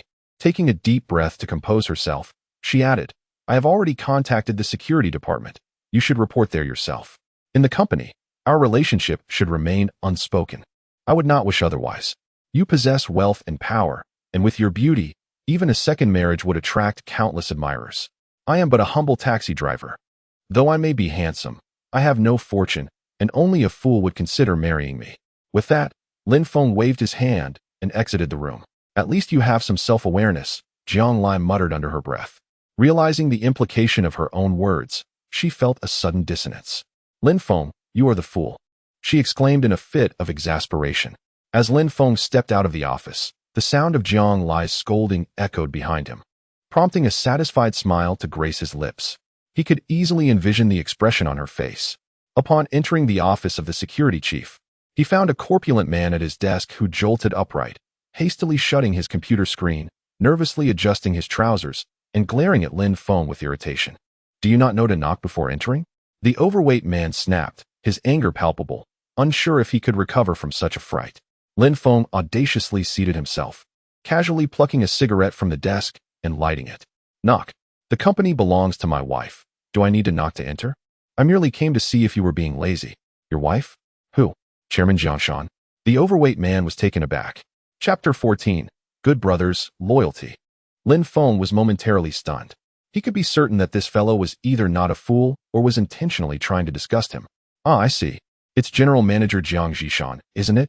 You must be boasting. Although General Jiang is nearing 40, she still possesses an undeniable charm. How could she possibly be interested in you? The fat man sneered dismissively. Lin Feng rolled his eyes. With your intellect, how did you even secure this position? Do you dare insult me? The fat man's expression darkened as he slammed his palm heavily on the table. Even if you are General Jiang's little pet, you have no right to be arrogant before me. Do you know who I am? I am the nephew of Director Pan. The Jiang family treats me with a modicum of respect. What are you even worth? Lin Feng was taken aback. So it was a matter of connections. No wonder he held this position. Although the role of security minister was a nominal one, it still carried the title of minister. Without this connection, it was likely that this individual wouldn't even qualify for the role of a security guard. Lin Feng began to understand that Jiang Lai had likely arranged for him to be here in order to use him to deal with this fool. That woman is truly cunning. You are the security guard assigned by little General Jiang, aren't you? Humph, I don't care who you are. Here, if a dragon comes, he must coil, and if a tiger comes, he must lie down. In this small territory, I hold the authority. If you wish to work here peacefully, you must keep your tail tucked. From now on, 1/3 of your salary must be handed over to me. You will do what I say. Do not think you can intimidate me with the Jiang family. You are merely a little pet, and I can deal with your family without fear of repercussions. Go. Brew me a cup of tea. The fat man placed the teacup in front of Lin Feng, leisurely lighting a cigarette, his eyes filled with disdain and provocation. Due to Pan Feng's influence, Pan Xingzhe had always acted imperiously within the company, despite holding a nominal position with little real power. Leaders from other departments treated him with utmost caution, as no one wanted to offend Vice Chairman Pan Feng. Moreover, in recent years, the relationship between Pan Feng and the Jiang family had deteriorated, with most of the company's directors leaning towards Pan Feng. It was uncertain when the Jiang group might change its surname. Lin Feng picked up the teacup and filled it with boiling hot water. Pan Xingzhe nodded in satisfaction and said, "This is how it should be. Follow me well, and I won't treat you poorly. The Jiang group will inevitably take on the Pan name. Consider your future wisely." Lin Feng smiled and forcefully smashed the teacup against his head. With a loud crack, the scalding water splashed all over Pan Xingzhe's face, causing him to scream like a pig being slaughtered. Blood trickled down from his forehead. You are correct. The Jiang group is destined for a name change, but it will be to the Lin surname. Who do you think you are? Pan Xingzhe, regaining his composure, touched the blood on his forehead, furiously shouting, "How dare you strike me? I will make you pay dearly." With that, Pan Xingzhe picked up his phone and began barking orders. Moments later, security personnel from the company stormed in, wielding batons, their fierce gazes fixed menacingly on Lin Feng. They awaited Pan Xingzhe's command to rush forward and beat Lin Feng to a pulp. The president's office. Zhang Lai's assistant rushed in, flustered and alarmed. President Zhang, something terrible has happened. The person you arranged has unknowingly provoked Minister Pan, who has summoned all the security guards to confront him. Should you not intervene? Otherwise, it could escalate into a major incident. Is that so? Let him be. It's about time Pan Qingzhe received a proper lesson. Zhang Lai replied nonchalantly, without lifting his head. The assistant was taken aback, torn between laughter and tears. Could that individual truly handle so many? In the security department, Pan Qingzhe pressed his hand against a bleeding wound, gritting his teeth in fury. No one has ever dared to strike me. You, a mere pup, think that with Jiang Zhishan backing you, you can tread over me? Today, you'll learn that in Zhang's group, my word is law. Beat him mercilessly. I'll take responsibility for any consequences. Lin Feng let out a cold laugh, pressing his palm against the wall, leaving a clear imprint. The security guards were momentarily stunned, their faces filled with terror, trembling in fear. Was this still a human? If you believe your heads are harder than the wall, feel free to test it, Lin Feng said with a chilling smile. The guards bowed their heads, paralyzed with fear. You useless fools, just wait and see how I deal with you in the future, Pan Qingzhe huffed angrily. Kid, my uncle is Vice Chairman Pan. With a single word from him, you could be thrown out of here. I assure you, there will be no place for you in the entire Jiang city. Pan Feng. Huh. I just slapped him across the face, and he didn't dare retaliate. You think he can intimidate me? I fear nothing, and if he comes, I will still strike him down, Lin Feng scoffed, kicking Pan Qingzhe to the ground. His fists rained down like a storm, eliciting cries of despair. From now on, I am in charge here, and you will heed my words, understood? Lin Feng patted his head, his gaze laced with menace. Pan Qingzhe dared not utter a word of dissent, nodding vigorously. Yes, yes, whatever you say will go. Please, no more. I might truly be beaten to death. His face was a pitiful sight, smeared with a mix of tears, snot, and blood. That's more like it. I specialize in dealing with those who defy me. If you don't believe me, feel free to seek revenge anytime. If you can kill me, then you are truly formidable. If not, well. Lin Feng left the implication hanging, but Pan Qingzhe, not being a fool, grasped the meaning, repeatedly professing his loyalty. I absolutely wouldn't dare. You are my boss now. I will listen to you. Satisfied, Lin Feng waved his hand, signaling the guards to leave. He then enthusiastically helped Pan Qingzhe to his feet, producing a cigarette and placing it in his mouth. With a smile, he said, See? It would have been better to act like this from the start. Why endure a beating?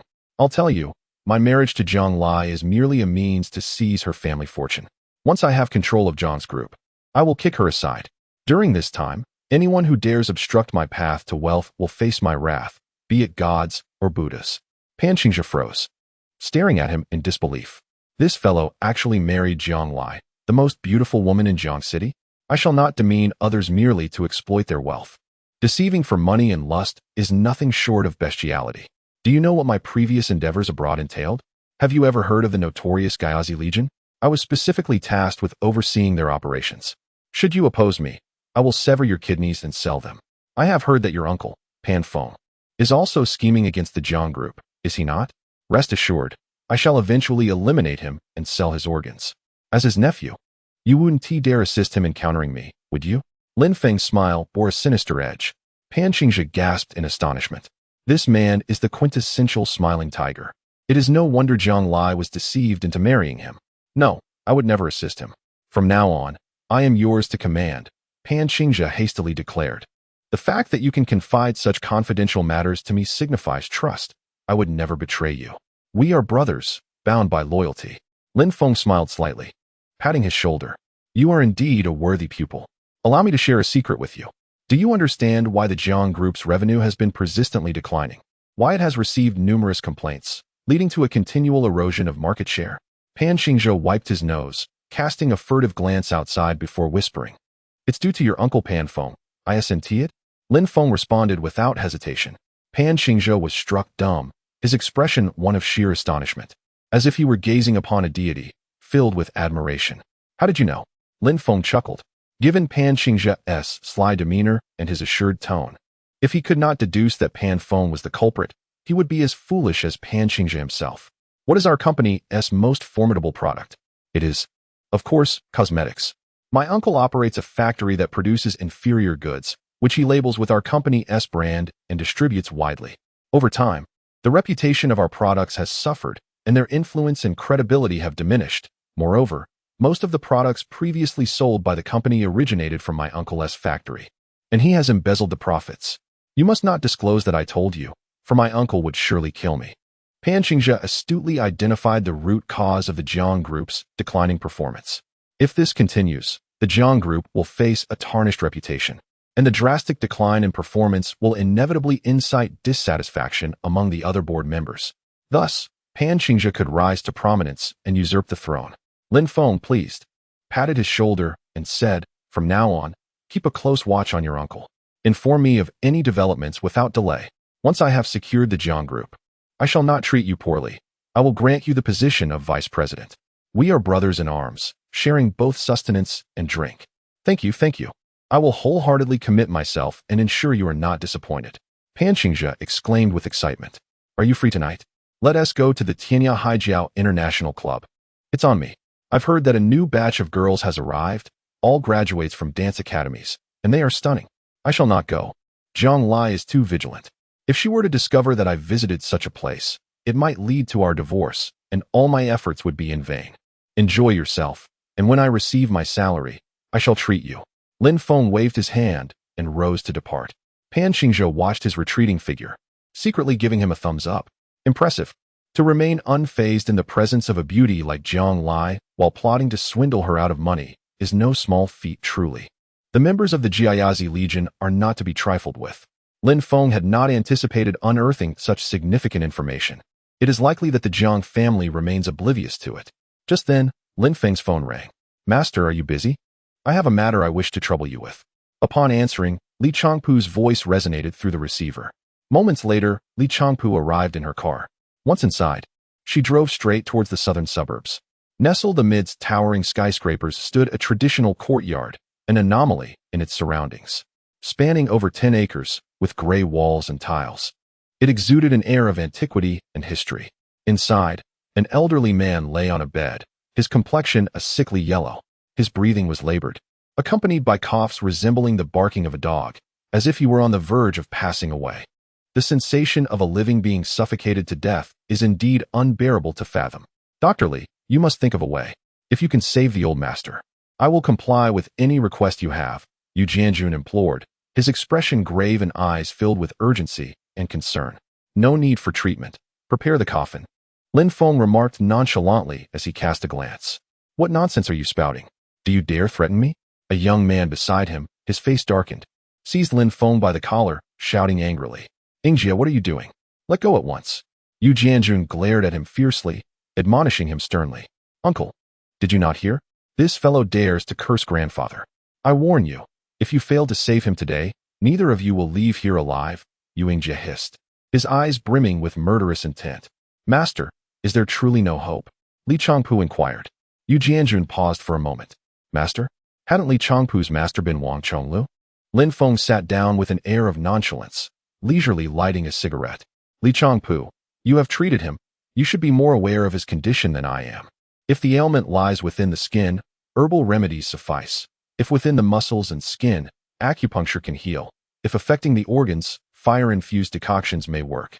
However, his affliction has penetrated the marrow, such as beyond the scope of any physician." "Dr. Li, who is this?" Yu Jianjun asked cautiously. "This is my master, Mr. Lin Feng," Li Changpu replied. Yu Jianjun was taken aback, then respectfully stated, "Mr. Lin, regardless of the outcome, I implore you to consider a solution. The Yu family will forever remember your great kindness. Li Changpu's medical skills are renowned, and since he is Li Changpu's master, his expertise must indeed surpass hers. Uncle, I have always said that traditional Chinese medicine is unreliable, yet you refuse to believe. Does this man even resemble a doctor? He is clearly a charlatan, a swindler. Humph. Daring to deceive the Yu family, he must not know the meaning of death." Yu Yingjie drew a dagger and, with a sharp clang, plunged it onto the table before Lin Feng, declaring fiercely, "If my grandfather is untroubled today, that is one thing. However, should there be any issues, I shall use your blood to honor him." Lin Feng responded with a faint smile, stating, "You have 5 seconds." "What 5 seconds?" Yu Yingjie was taken aback. Lin Feng, undeterred, began to count nonchalantly, 5, 4. The others looked on in confusion, unsure of his intentions. Silence. Stop your theatrics. If you utter another word, I will turn you into a sieve, Yu Yingjie shouted angrily. 3, 2. As Lin Feng continued his leisurely countdown, an inexplicable tension gripped the others. 1. At the conclusion of Lin Feng's count, an elderly man's anguished cry pierced the air, and he collapsed lifelessly. This sudden turn of events sent the others into a state of panic. Li Changpu, horrified, rushed forward to administer aid, but Lin Feng coldly intercepted him, saying, "Stay put and behave." Li Changpu froze, rendered motionless and bewildered. "Damn it, I'll kill you," Yu Yingjie bellowed, swinging his fist toward Lin Feng. It was undoubtedly this young man who had caused the incident. Otherwise, how could the old man have passed away so abruptly? Yu Jianjun furrowed his brow. Showing no intention of intervening, his gaze toward Lin Feng filled with malice. Such coincidences were hard to believe. Although he could not ascertain what Lin Feng had done, he was certain that foul play was involved.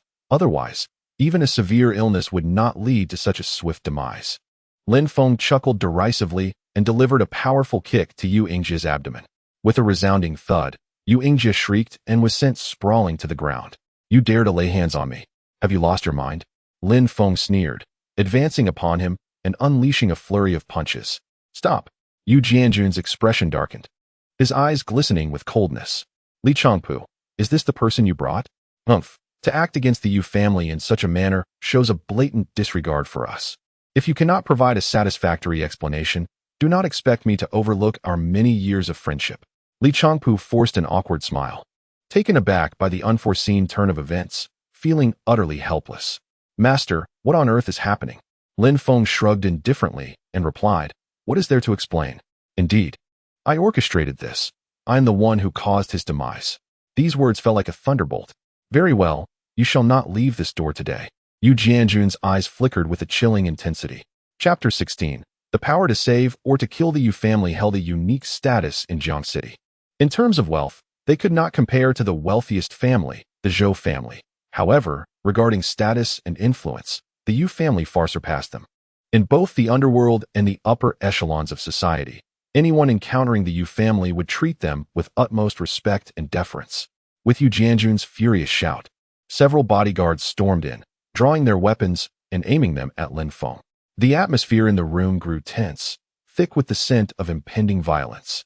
Li Changpu, alarmed, urgently interjected, "Mr. Yu, there must be a misunderstanding. Please do not act rashly. Mr. Lin is my master. If anything were to happen to him, I would find it impossible to explain." "Master, please explain to Mr. Yu," Li Changpu said, nervously glancing at Lin Feng, who responded with a faint smile. "If you wish to prevent Mr. Yu from meeting his demise, instruct your men to lower their weapons. I detest being threatened with firearms. Had it not been for Li Changpu's request, you could not have compelled my presence even with the utmost grandeur." "Is there still hope for my father?" Yu Jianjun inquired. Taken aback, Lin Feng merely smiled, remaining silent. Yu Jianjun quickly gestured for his bodyguards to holster their weapons. "Mr. Lin, I apologize for my earlier rudeness. My emotions got the better of me. If you truly possess the ability to save my father, I shall comply with any request you make." Rising slowly, Lin Feng delivered a swift punch to each bodyguard, issuing a stern warning against threatening others with firearms. While his words seemed directed at the guards, Yu Jianjun recognized they were, in fact, a caution for him as well. Yet, his primary concern lay with his father, Yu Mingyuan's life. He could not afford to dwell on other matters. Mr. Yu's condition had deteriorated profoundly. Conventional remedies and acupuncture had proven futile. Even if Li Changpu's medical skills were exceptional, they would merely prolong his life for a short while. To effect a genuine cure, one must induce a state of apparent death, tricking the viruses within Mr. Yu into believing he had passed, thereby rendering them inactive. As Lin Feng approached Yu Mingyuan, he gently pressed his finger against his chest. Suddenly, Yu Mingyuan's breathing and pulse resumed, leaving everyone astonished. "What illness afflicts Mr. Yu, according to your diagnosis?" Lin Feng inquired, glancing at Li Changpu. "Late-stage lung cancer, accompanied by acute laryngitis and bronchitis, exacerbating his breathing difficulties," Li Changpu replied. Lin Feng shot him a disapproving look. "Did your master never teach you that cancer is a misnomer in traditional Chinese medicine? The adept treats the unmanifested disease, while the novice addresses the manifested." Mr. Yu's ailment arose from his negligence in maintaining balance, leading to stagnation of qi and blood. The body's meridians function like conduits. When a pathway is obstructed, it results in adverse qi flow. This can lead to laryngitis, halitosis, ulcers, and, when severe, tumors. The universe relies on the 5 elements: metal, wood, water, fire, and earth, just as the human organs do. To simply treat the symptomatic pain is to address only the surface issue. The lungs correspond to metal, and the spleen to earth, which generates metal. As he spoke, Lin Feng retrieved a golden needle. With precision, he inserted it into the energy sea. Li Changpu, feeling a wave of shame, realized the gravity of Lin Feng's words, which struck him like a clarion call. He glanced at Yu Jianjun, subtly indicating that with Lin Feng's intervention, you would be safe. Yu Jianjun felt a sense of relief wash over him. Although he lacked medical knowledge, Lin Feng's earlier remarks had instilled a newfound confidence in him. He reflected on his earlier impulsiveness, feeling a twinge of regret. Fortunately, Lin Feng bore no grudge. Otherwise, he might have inadvertently sealed his father's fate. With each needle inserted, Lin Feng infused a thread of true energy. The 81 needles, swift as lightning, pierced through Yu Mingyuan's body in the blink of an eye, leaving onlookers in a daze. Each technique, timing, and degree of pressure was executed with impeccable precision. Gradually, a hint of color returned to Yu Mingyuan's pallid face. "Master, how is it?" Li Changpu inquired cautiously. Lin Feng requested paper and a pen, swiftly inscribing a prescription: 3 doses daily, morning, noon, and night, and within half a month, I assure you, you will be revitalized. Yu Jianjun gasped upon glancing at the prescription. Although he could not decipher it, he recognized the presence of deadly ingredients, such as centipedes and scorpions, sending chills down his spine. "Mr. Lin, this prescription is indeed potent for Mr. Yu's severe condition. There can be no doubt," Li Changpu hastily clarified, fearing Yu Jianjun's skepticism might provoke Lin Feng's ire. With doubts dispelled, Yu Jianjun accepted the prescription, expressing his gratitude. "Mr. Lin, you are a benefactor to our Yu family. Such kindness cannot be repaid. Should you ever require assistance from our family, do not hesitate to call upon us. We would brave fire and water without hesitation." Braving fire and water is unnecessary.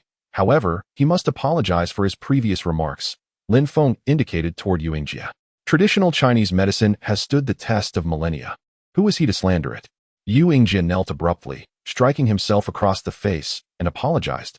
"I was presumptuous and should not have defamed traditional Chinese medicine. Mr. Lin, punish me as you see fit. I shall not flinch. If you can save my grandfather, I would not hesitate to sacrifice myself." Lin Feng nodded inwardly, acknowledging the commendable family values of the Yu clan, deserving of respect. Those like Zhou Wei, who were overbearing, rarely lasted beyond 3 generations. If there are any changes in Mr. Yu's condition, have Li Changpu inform me. The prescription must not be disclosed, otherwise, you will learn that my golden needles can both save and take lives, he declared.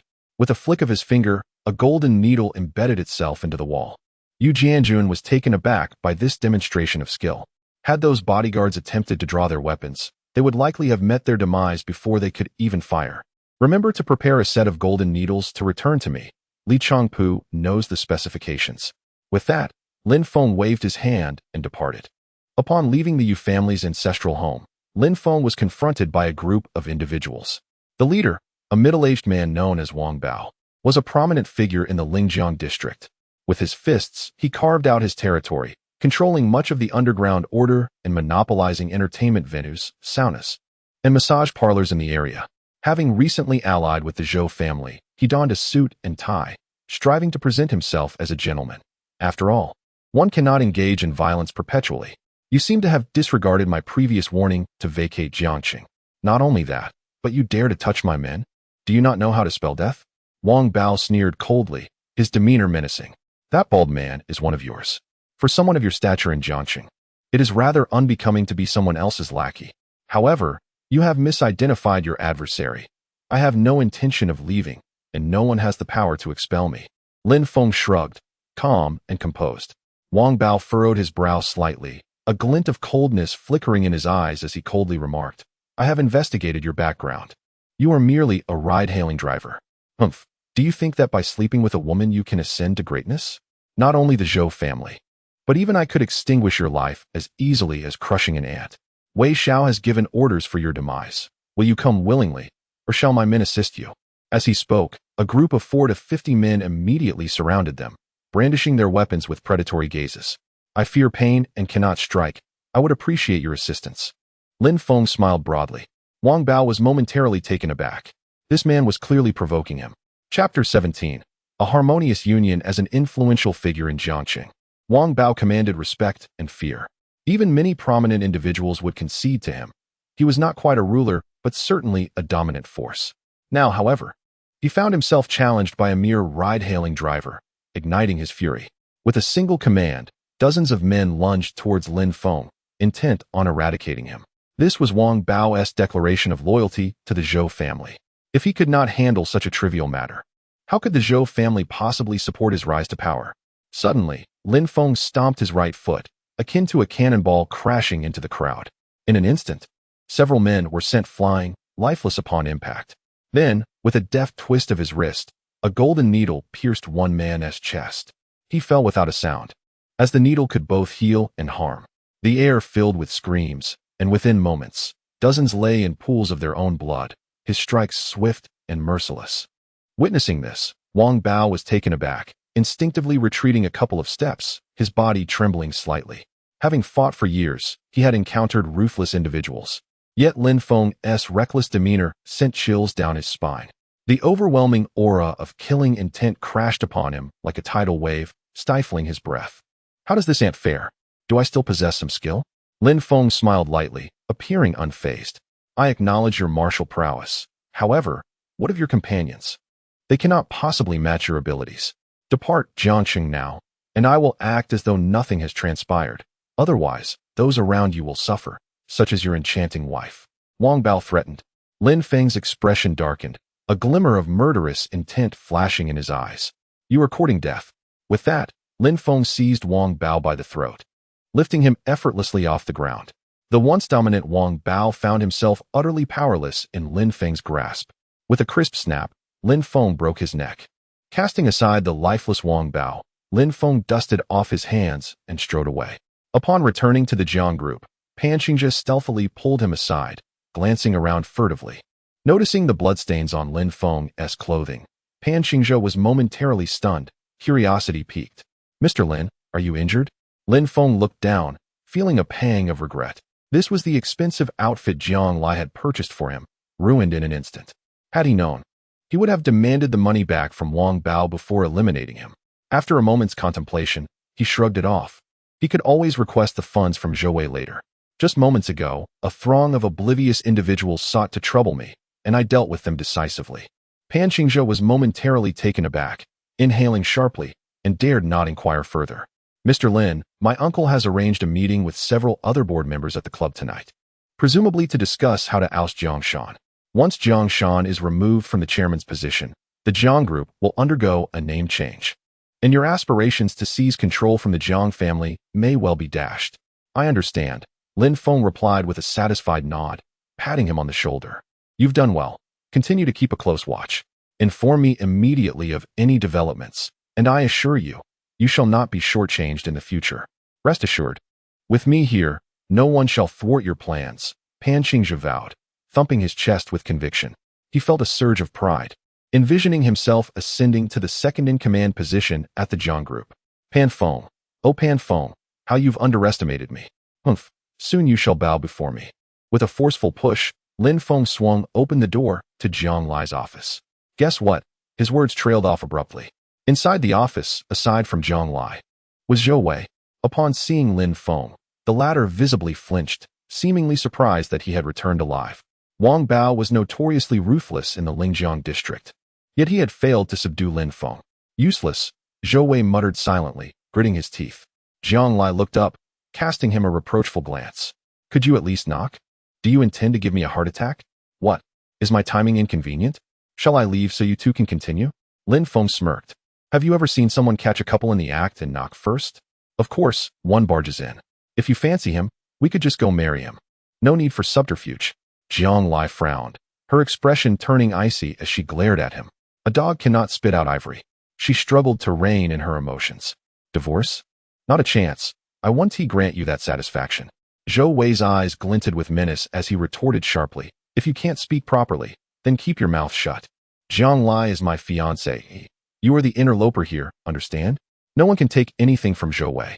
I have yet to settle the score with you from last time. Don't think this matter is resolved. She is now my wife. Are you not the intruder? Lin Feng replied with a smile, moving closer to Jiang Lai and casually wrapping an arm around her shoulder, his brows raised in a provocative manner. Jiang Lai did not resist, but coldly remarked, Zhou Wei, if you are determined to eradicate the Jiang group, know that I fear you not. If it comes to it, I shall not hesitate to bring us both down. I advise you to consider carefully. This will bring you no advantage. Even if you succeed in forcing me to marry you, what then? Are you not afraid I might betray you? Lin Feng chuckled. Perhaps you should just marry him. Claim his fortune, and then we can vanish together. Alternatively, let him raise my son. That would be splendid. Zhou Wei's face darkened, and as he listened to their banter, fury surged within him. As the son of Jiang City's wealthiest individual and the future heir of Qingyun Group, he was accustomed to the adoration of socialites eager to please him. He had always been the one to dismiss others. Never had he imagined being mocked himself. He was not particularly fixated on Jiang Lai, yet the thought of being outdone by such a man was intolerable to him. Even if he were to relinquish his claim, it certainly would not fall to Lin Chun, that impoverished ride-hailing driver. With a cold smile, Zhou Wei declared, I am aware of your desire to collaborate with the Yu family, hoping to extricate yourself from the Zhou family's blockade against your Jiang group. Huh, what a fool's dream. If the Zhou family seeks to obliterate you, who would dare to assist you? With a mere word from me, you would be barred from even entering the Yu family's doors. Jiang Lai furrowed his brow, his expression grave. Indeed, should the Zhou family apply pressure, the Yu family, while not fearing them, would have no reason to antagonize them on Jiang Lai's behalf. Zhou Wei, do not push your luck, Jiang Lai warned. Zhou Wei, exuding confidence, chuckled as he nonchalantly seated himself, crossing his legs. I know your grandfather has secured an invitation to tonight's Yu family banquet, but what of it? Even with an invitation, should I declare that you are unworthy, you shall not cross the threshold. If you wish for my mercy, it is simple. I have contemplated it, and I find no value in someone as second-rate as you. Yet, my pride cannot abide this affront. If you are willing to spend a night with me, obediently attending to my desires, I might consider sparing your Zhou family. As for him, whom you seem to favor, let him kneel, strip bare, and run 3 laps outside, and I may grant him a reprieve. Jiang Lai's countenance turned icy, his voice cold as he retorted, Zhou Wei, you are no man at all. Compared to him, you fall woefully short. I, Jiang Lai, do not bow my head. If you insist on this course, then let us see how this unfolds. A glint of cold fury flickered in Zhou Wei's eyes. Such words were a blatant humiliation to him. The heir of Qingyun Group, bested by a mere ride-hailing driver? Very well, you uttered that. I have already extended you an opportunity, which you failed to cherish. One day, I shall see you stripped bare and kneeling before me, begging for my favor. Chapter 18. The big shot. What if I do manage to gain entry tonight? Lin Feng shrugged. If you can get in, I shall call you grandfather. Zhou Wei scoffed, brimming with confidence. With the Zhou family's influence, it would be a mere trifle to prevent a minor Jiang family member from entering. Who would risk enmity with the Zhou family for the sake of the unconnected Jiang family? A promise is a promise, Lin Feng smiled. Be sure to remember this evening. I look forward to witnessing your kneeling before me. Zhou Wei laughed triumphantly and strode away. Lin Feng did not intervene. He had considered giving Zhou Wei a sound thrashing, but realized that such an action would not resolve anything. Instead, he preferred to seize the opportunity tonight to deliver a resounding blow to the Zhou family, demonstrating that Jiang City was not a domain they could dominate unchallenged. Watching Zhou Wei's retreating figure, Jiang Lai's expression grew increasingly serious, his brow furrowed. With a long sigh, he remarked, although the Yu family has no ties to the Zhou family, they would not risk offending them for our sake. It seems we shall not gain entry to tonight's banquet and must devise another plan. Do not worry, it is not a den of dragons and tigers. We will find a way in. Lin Feng casually placed the invitation obtained by Zhang Xiang on the table. Zhang Xiang provided that to you? Are you not aware of the implications of his gift? How dare you accept his offering? Jiang Lai responded coolly. Why should I not accept it? He would dare to accept all the family wealth if offered, for why not take it? You go with mother. I shall arrive on my own. I am quite curious to see if there exists a place where Lin Feng cannot tread. Lin Feng, with the demeanor of one unburdened, declared, How will you gain entry? Jiang Lai inquired. I shall simply walk in. Should anyone attempt to stop me, I will deal with them decisively, Lin Feng replied, shaking his fist. Jiang Lai was bemused. This fellow seemed intent on escalating matters further, even risking offense against the Yu family. If that were to occur, the Jiang family would find themselves with no avenues left in Jiang City. You should return home and await my arrival. I will handle this matter myself. At most, I may need to navigate some disapproval from others, but that is inconsequential. The situation arose because of me, and I must bear the consequences alone. You are innocent and should not be dragged into this. That simply will not do. I have worked hard to align myself with a wealthy lady, hoping to enjoy a life of comfort and ease. If the Jiang group were to go bankrupt, who would I rely on for sustenance? Should anyone dare to obstruct my path, I will eliminate them, Lin Feng retorted, waving his hand dismissively as he strode away. Jiang Lai stood there, uncertain whether to feel joy or anger. She felt a sense of relief that, despite the daunting circumstances, Lin Feng showed no signs of retreat, willing to shoulder the burden alongside her. Yet, there was something disquieting about his words. After leaving Jiang Lai's office, Lin Feng retrieved his phone and dialed Xinghua. Please notify the Yu family that I shall attend the banquet tonight. The reputation of the Northern Frontier's war god should suffice, no? If the Yu family dared to bar his entry, he would certainly regard them and the Zhou family with newfound respect. Tonight? Oh, it appears to be the birthday of the Yu family's precious daughter. Master, are you taken with her? I could arrange for her to be brought back without any hassle. Xinghua flattered. How dare you presume me to be a bandit? I am a man with a wife. How could I possibly entertain such notions? Do not question further. Just do as I instruct, Lin Feng admonished, rolling his eyes. Xinghua chuckled. Given your stature, marrying 10 or 8 would hardly be excessive. Rest assured, I will ensure everything is arranged impeccably. Would you like me to send the dragon riders to provide support? They will surely leave her enraptured. Lin Feng found himself both amused and exasperated, already envisioning Xinghua's cunning expression. Despite his unremarkable appearance, this man was quite popular among women in the northern frontier. Countless girls were infatuated with him. In the past, an alluring spy had been dispatched by an international intelligence organization to approach him, attempting to extract secrets about the northern frontier's dragon riders. Ultimately, the woman became deeply enamored, willingly surrendering herself and betraying her organization, which allowed Lin Feng to dismantle their base in the northern frontier. Should you wish to test your luck, do so at your peril. I might just flay you alive. Lin Feng threatened before abruptly ending the call. Were he to proceed down that path, the malevolent energy surrounding him would likely intensify, leading to the very fate his master had warned against, self-destructive wrath. That evening, the Yu family received a call from Xinghua, announcing that a certain esteemed individual would personally attend the celebration for the Yu family's daughter. The Yu family was thrown into a frenzy. The esteemed individual referred to by the war god of the northern frontier was indeed a force to be reckoned with. At the very least, they were on the same level as him. Moreover, with no ties to the Yu family, it was indeed perplexing for them to celebrate Yu Sheng's birthday. Nevertheless, they dared not exhibit the slightest negligence. On one hand, they immediately intensified the security measures for the evening. On the other, they elevated the banquet's grandeur and informed the recently recovered elder Yu to attend. Simultaneously, the prominent families of Jiangxing received the news and were eager to catch a glimpse of this formidable figure. In no time, the invitations to the banquet became exceedingly scarce. At 6 o'clock, the guests began to arrive in succession. Uncle, the number of guests tonight exceeds our expectations by a considerable margin, Yu Yingjie remarked with a furrowed brow. They must have caught wind of the occasion and are likely eager to meet that distinguished individual. We must bolster security. There must be no room for error. Otherwise, should the military department pursue the matter, our Yu family would bear the brunt of the consequences. Yu Jianjun sighed. This unexpected news had indeed taken him by surprise. The Yu family had always maintained a cordial relationship with the political sphere, assisting the nation discreetly over the years. However, they had little interaction with the military department, leaving him puzzled as to why they would suddenly come to celebrate his daughter Yu Sheng's birthday. Even now, an undercurrent of anxiety lingered within him, uncertain if this would herald fortune or misfortune. Yu Yingjie nodded and said, Yinghao is welcoming the guests outside. There should be no issues. I trust no one would dare to cause a ruckus at our Yu family's banquet. Could it be that those coming to celebrate Yu Sheng's birthday are her friends or acquaintances?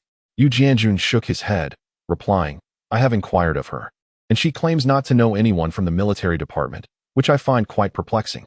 In any case, we shall take it step by step. Our Yu family has contributed significantly to the nation over the years, they should harbor no ill intentions. Your grandfather is not yet fully recovered.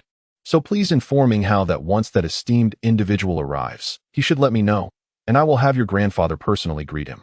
Yu Yingjie acknowledged with a nod and pointed to an elderly man not far away, saying, Uncle, Master Huadong has also arrived. His prized disciple, Chao Xingyang, has been working for the Zhao family, and he shares a close relationship with them. I've heard that Chao Xingyang was murdered at Tiangong Mall just a few days ago, so Huadong's arrival in Jiangxing may not bode well. Allow me to greet him. You should assist in welcoming the other guests, Yu Jianjun said, his brow furrowing as he stepped towards Huadong. At the entrance, Jiang Lai and her daughter Jiang Zhishan had also arrived, clad in a red evening gown. Jiang Lai radiated elegance and allure. Jiang Zhishan, adorned in a qipao, exuded nobility and grace. The duo, arriving hand in hand, instantly drew the attention of the crowd. Not to mention Jiang Lai, the most beautiful woman in Jiangxing. Even Jiang Zhishan, though in her 40s, still possessed an enduring charm, with admirers in abundance. Presenting the invitation, Yu Yinghao cast a cursory glance, his tone laced with disdain. The Jiang family? It seems our Yu family did not extend an invitation to you. The attendees tonight are all prominent figures. Not just anyone can gain entry. I'm sorry, but you cannot enter. Please leave, he stated. Although Jiang Lai had anticipated such an occurrence, facing the moment proved somewhat difficult to accept. Biting her lip, she protested. Why can't we enter when we have an invitation? Though the Jiang family may not rival the Yu family, surely we are not the least esteemed guests this evening? Is Mr. Yu's conduct not a touch excessive? Furthermore, we have come solely to celebrate Miss Yu's birthday, harboring no ulterior motives. How can the Yu family so coldly turn us away? Enough of this prattle. You are to leave at once. Yu Yinghao rolled his eyes. A visage of disdain etched across his face. Chapter 19. Humiliation. The surrounding guests cast curious glances, fully aware of the Jiang family's ostracism by the Zhou family. And now witnessing their rejection by the Yu family was akin to delivering a death sentence to the Jiangs. A chorus of sighs echoed amongst them. It would not be long before the Jiang family faced utter obliteration, it seemed. The cheeks of Jiang Zhishan and her daughter burned as if they had received a resounding slap. This unbearable sense of humiliation and entrapment only deepened their discomfort. 1. We must go. What is so remarkable about the Yu family, to look down upon others? Jiang Zhishan huffed indignantly, grasping Jiang Lai and preparing to depart. Mother, you should return. The trouble I have caused, I shall resolve myself. Jiang Lai bit her lip tightly. How proud she had once been. Yet now she was forced to endure such indignity. Alas, in this moment, only the Yu family could salvage the Jiang family's plight. Without their support, the Jiangs faced a dire fate. Planning to leave? Not so easily. Yu Yinghao scoffed, summoning a throng of bodyguards to encircle the two women. Dare to insult me? Humph. Do you presume this is a place where your kind can run amok? Kneel before me, or do not expect my mercy. Ah, the Yu family, it seemed, was but a fade, wielding their power to oppress others. My daughter and I are but humble lives. Should you fear the stain of our blood upon your banquet, or the whispers of your guests branding you as tyrants, then by all means, proceed. Let the world see what sort of people you truly are. Jiang Zhishan, a woman of passion and strength, was fiercely unyielding. Once, the Jiang group was merely a family business, yet it was she who carved a path through adversity, achieving their current status and wealth. Even now, as the Jiang group falters and faces turmoil, her inherent pride would not allow her to bow low. Nearby, Zhou Wei sensed the moment was ripe and swiftly stepped forward. Young master, grant me this favor. Let us not mar such an important occasion. If that distinguished guest were to witness this, it would tarnish the Yu family's reputation. A glance towards Jiang Lai revealed his smugness, clearly asserting that without his intervention, she would not only be barred from the Yu household, but would also find her life in jeopardy. Zhou Wei, it is not that I refuse to heed you, but if she were still your fiancée, I would overlook this. Yet, she has severed ties with you, preferring to wed a mere rideshare driver instead. This is a clear affront to you. What aid could you possibly offer such a woman? She has willingly debased herself. Yu Yinghao retorted with a cold scoff. She possesses her own choices. Matters of the heart cannot be forced. A fruit that is coerced from the vine will not be sweet. Though I may appear unkind, I cannot act unjustly. For tonight, let this be a concession on my part. Zhou Wei presented himself with an air of righteousness, exuding both sentiment and loyalty, instantly garnering the admiration of numerous guests. Possessing power, influence, and status, yet remaining so humble and courteous. Such an extraordinary man is indeed a rarity. How unfortunate for the Jiang family to be oblivious to their fortune. How many women dream of a prince like young Master Wei? Yet, they choose to forsake such a remarkable individual in favor of a destitute ride-hailing driver. Truly a display of ingratitude. Thankfully, young Master Wei does not pursue the matter further, otherwise, they would deserve their fate. As for the so-called first beauty of Jiang City, I deem her merely the city's foremost disgrace. Engaging in scandalous affairs even with a fiancé like young Master Wei. Whispers abound that she and that ride-hailing driver consummated their relationship in the car. An unseemly act that forced her into marriage, a scandalous affront to propriety. Indeed, how audacious of her to show her face at a gathering. Does she not fear humiliation? It is said that like mother, like daughter, the character of a daughter reflects that of her mother. Was it not Jiang Zhishan's indiscretions that led to her expulsion from the Zhang family?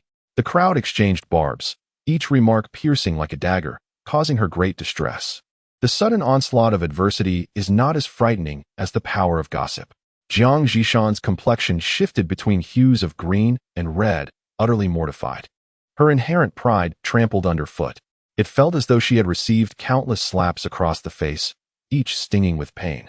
Yet, faced with such accusations, she felt utterly powerless. How could the Jiang family stand against such a formidable number of adversaries? Jiang Lai bit her lip tightly, so hard that it nearly drew blood. She recognized that this was a collusion between Zhou Wei and Yu Yinghao, one playing the villain while the other feigned innocence, deliberately putting her in a humiliating position. Coupled with these sycophants who thrive on climbing the social ladder, any defense she mounted would be futile. Mr. Yu, this is our birthday gift for Miss Yu. Please pass it along, Jiang Lai said, preparing to depart. Yu Yinghao scoffed, disdainfully tossing the gift to the ground. The Yu family has no need for your gifts. You think you can simply leave? This is not a place where you can come and go as you please. You insult me and expect to depart unscathed? Humph. Either you and your mother crawl out of here, or I shall have my men break your legs. Yu Yinghao, do not overstep your bounds. Jiang Zhishan retorted angrily. I will bully you as I please. What can you do about it? With the power of the Yu family, breaking your legs or taking your lives would be child's play. What can you possibly do to stop me? Yu Yinghao thundered. Zhou Wei quickly stepped forward, adopting a tone of earnest concern. Auntie, perhaps it would be wise to concede to young Master Hao and admit your fault.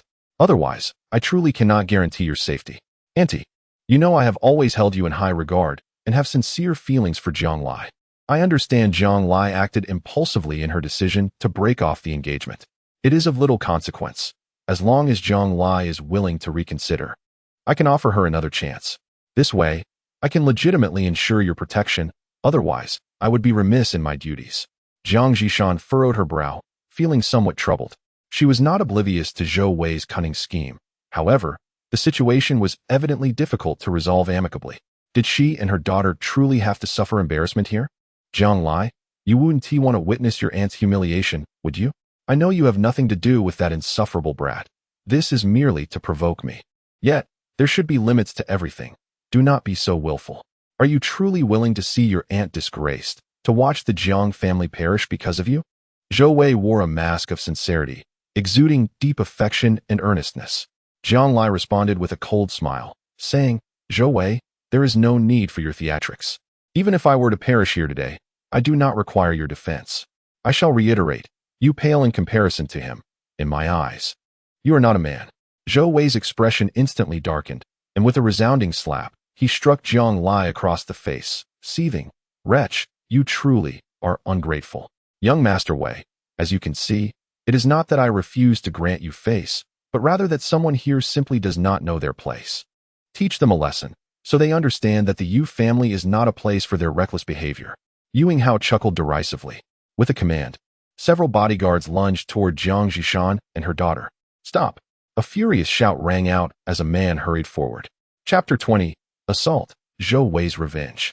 Zhang Xiang, a direct disciple of Zhang Wenlong and a leading figure of the new generation of the Zhang family. Although he was not a direct descendant of the Zhang family, but rather Zhang Wenlong's adopted son, he had nonetheless carved out a position for himself within the family through his intellect and martial prowess. Aunt, Zhang Xiang respectfully called out. Jiang Zhishan responded with a cold humph, displaying little emotion. She had never held Zhang Xiang in high regard, perceiving him as overly cunning and treacherous. In her view, such a person would ultimately achieve nothing of significance. Zhang Ziang dared not exhibit any dissatisfaction. He nodded slightly at Jiang Lai before addressing Yu Yinghao, saying, "Young Master Hao, has my aunt offended you in a manner that would provoke such ire? One must consider the context. Grant me a favor and let this matter rest, shall we? Young Master, she insulted me as a dog. If I were to let this slide, where would my dignity reside?" Yu Yinghao replied with a cold snort. The Yu family's stature in Jiang City was well known. Even the city lord showed them respect. Yu Yinghao would not be intimidated by Zhang Ziang. If my face is not enough, then surely the reputation of my adoptive father, Zhang Wenlong, and the Zhang family should suffice. Young Master Hao, there is no need to be so unforgiving. It would appear rather petty and unbecoming of the Yu family. Moreover, do not allow yourself to be used by those with ulterior motives. You may find it difficult to explain yourself to old Master Yu later on. My aunt may have spoken words she should not have. I apologize on her behalf. As Zhang Ziang spoke, he drew a dagger, swiftly slicing his arm, blood flowing immediately. Is this sufficient? Yu Yinghao paused momentarily. Indeed, he had been making a mountain out of a molehill. Now that Zhang Ziang and the Zhang family had intervened, he had regained his composure. If he continues to pursue this matter, the disrupted banquet may catch the attention of that distinguished figure, and he might well face his grandfather's wrath. Your face? What reason do I have to give you face? What are you worth? Zhou Wei scoffed, noticing Yu Yinghao's intention to defuse the situation, and quickly interjected. Zhang Ziang's eyes flickered with murderous intent. He harbored no affection for this rival. If Wei Xiao felt discontent, he was welcome to offer his insights. However, I doubt Wei Xiao possesses the courage for that. Individuals like you, mere rodents, can only rely on the privileges bestowed upon you by the Zhou family. Outside of the Zhou clan, you are nothing. Zhang Ziang's tone dripped with provocation, and he was indeed qualified to speak thusly. In contrast to Zhou Wei, the privileged second-generation heir, Zhang Ziang had forged his own realm through sheer effort and perseverance. Due to Jiang Zhishan's influence, the Zhang family patriarch held a strong disdain for Zhang Wenlong, which extended to his family as well, leaving no room for them to inherit the family legacy. Zhang Ziang's current status and wealth were entirely the fruits of his labor, granting him the right to take pride in front of others. Zhang Ziang, do you truly believe yourself invincible? Very well. Today I shall teach you a lesson, so you may understand that you lack the audacity to act so arrogantly before me, Zhou Wei.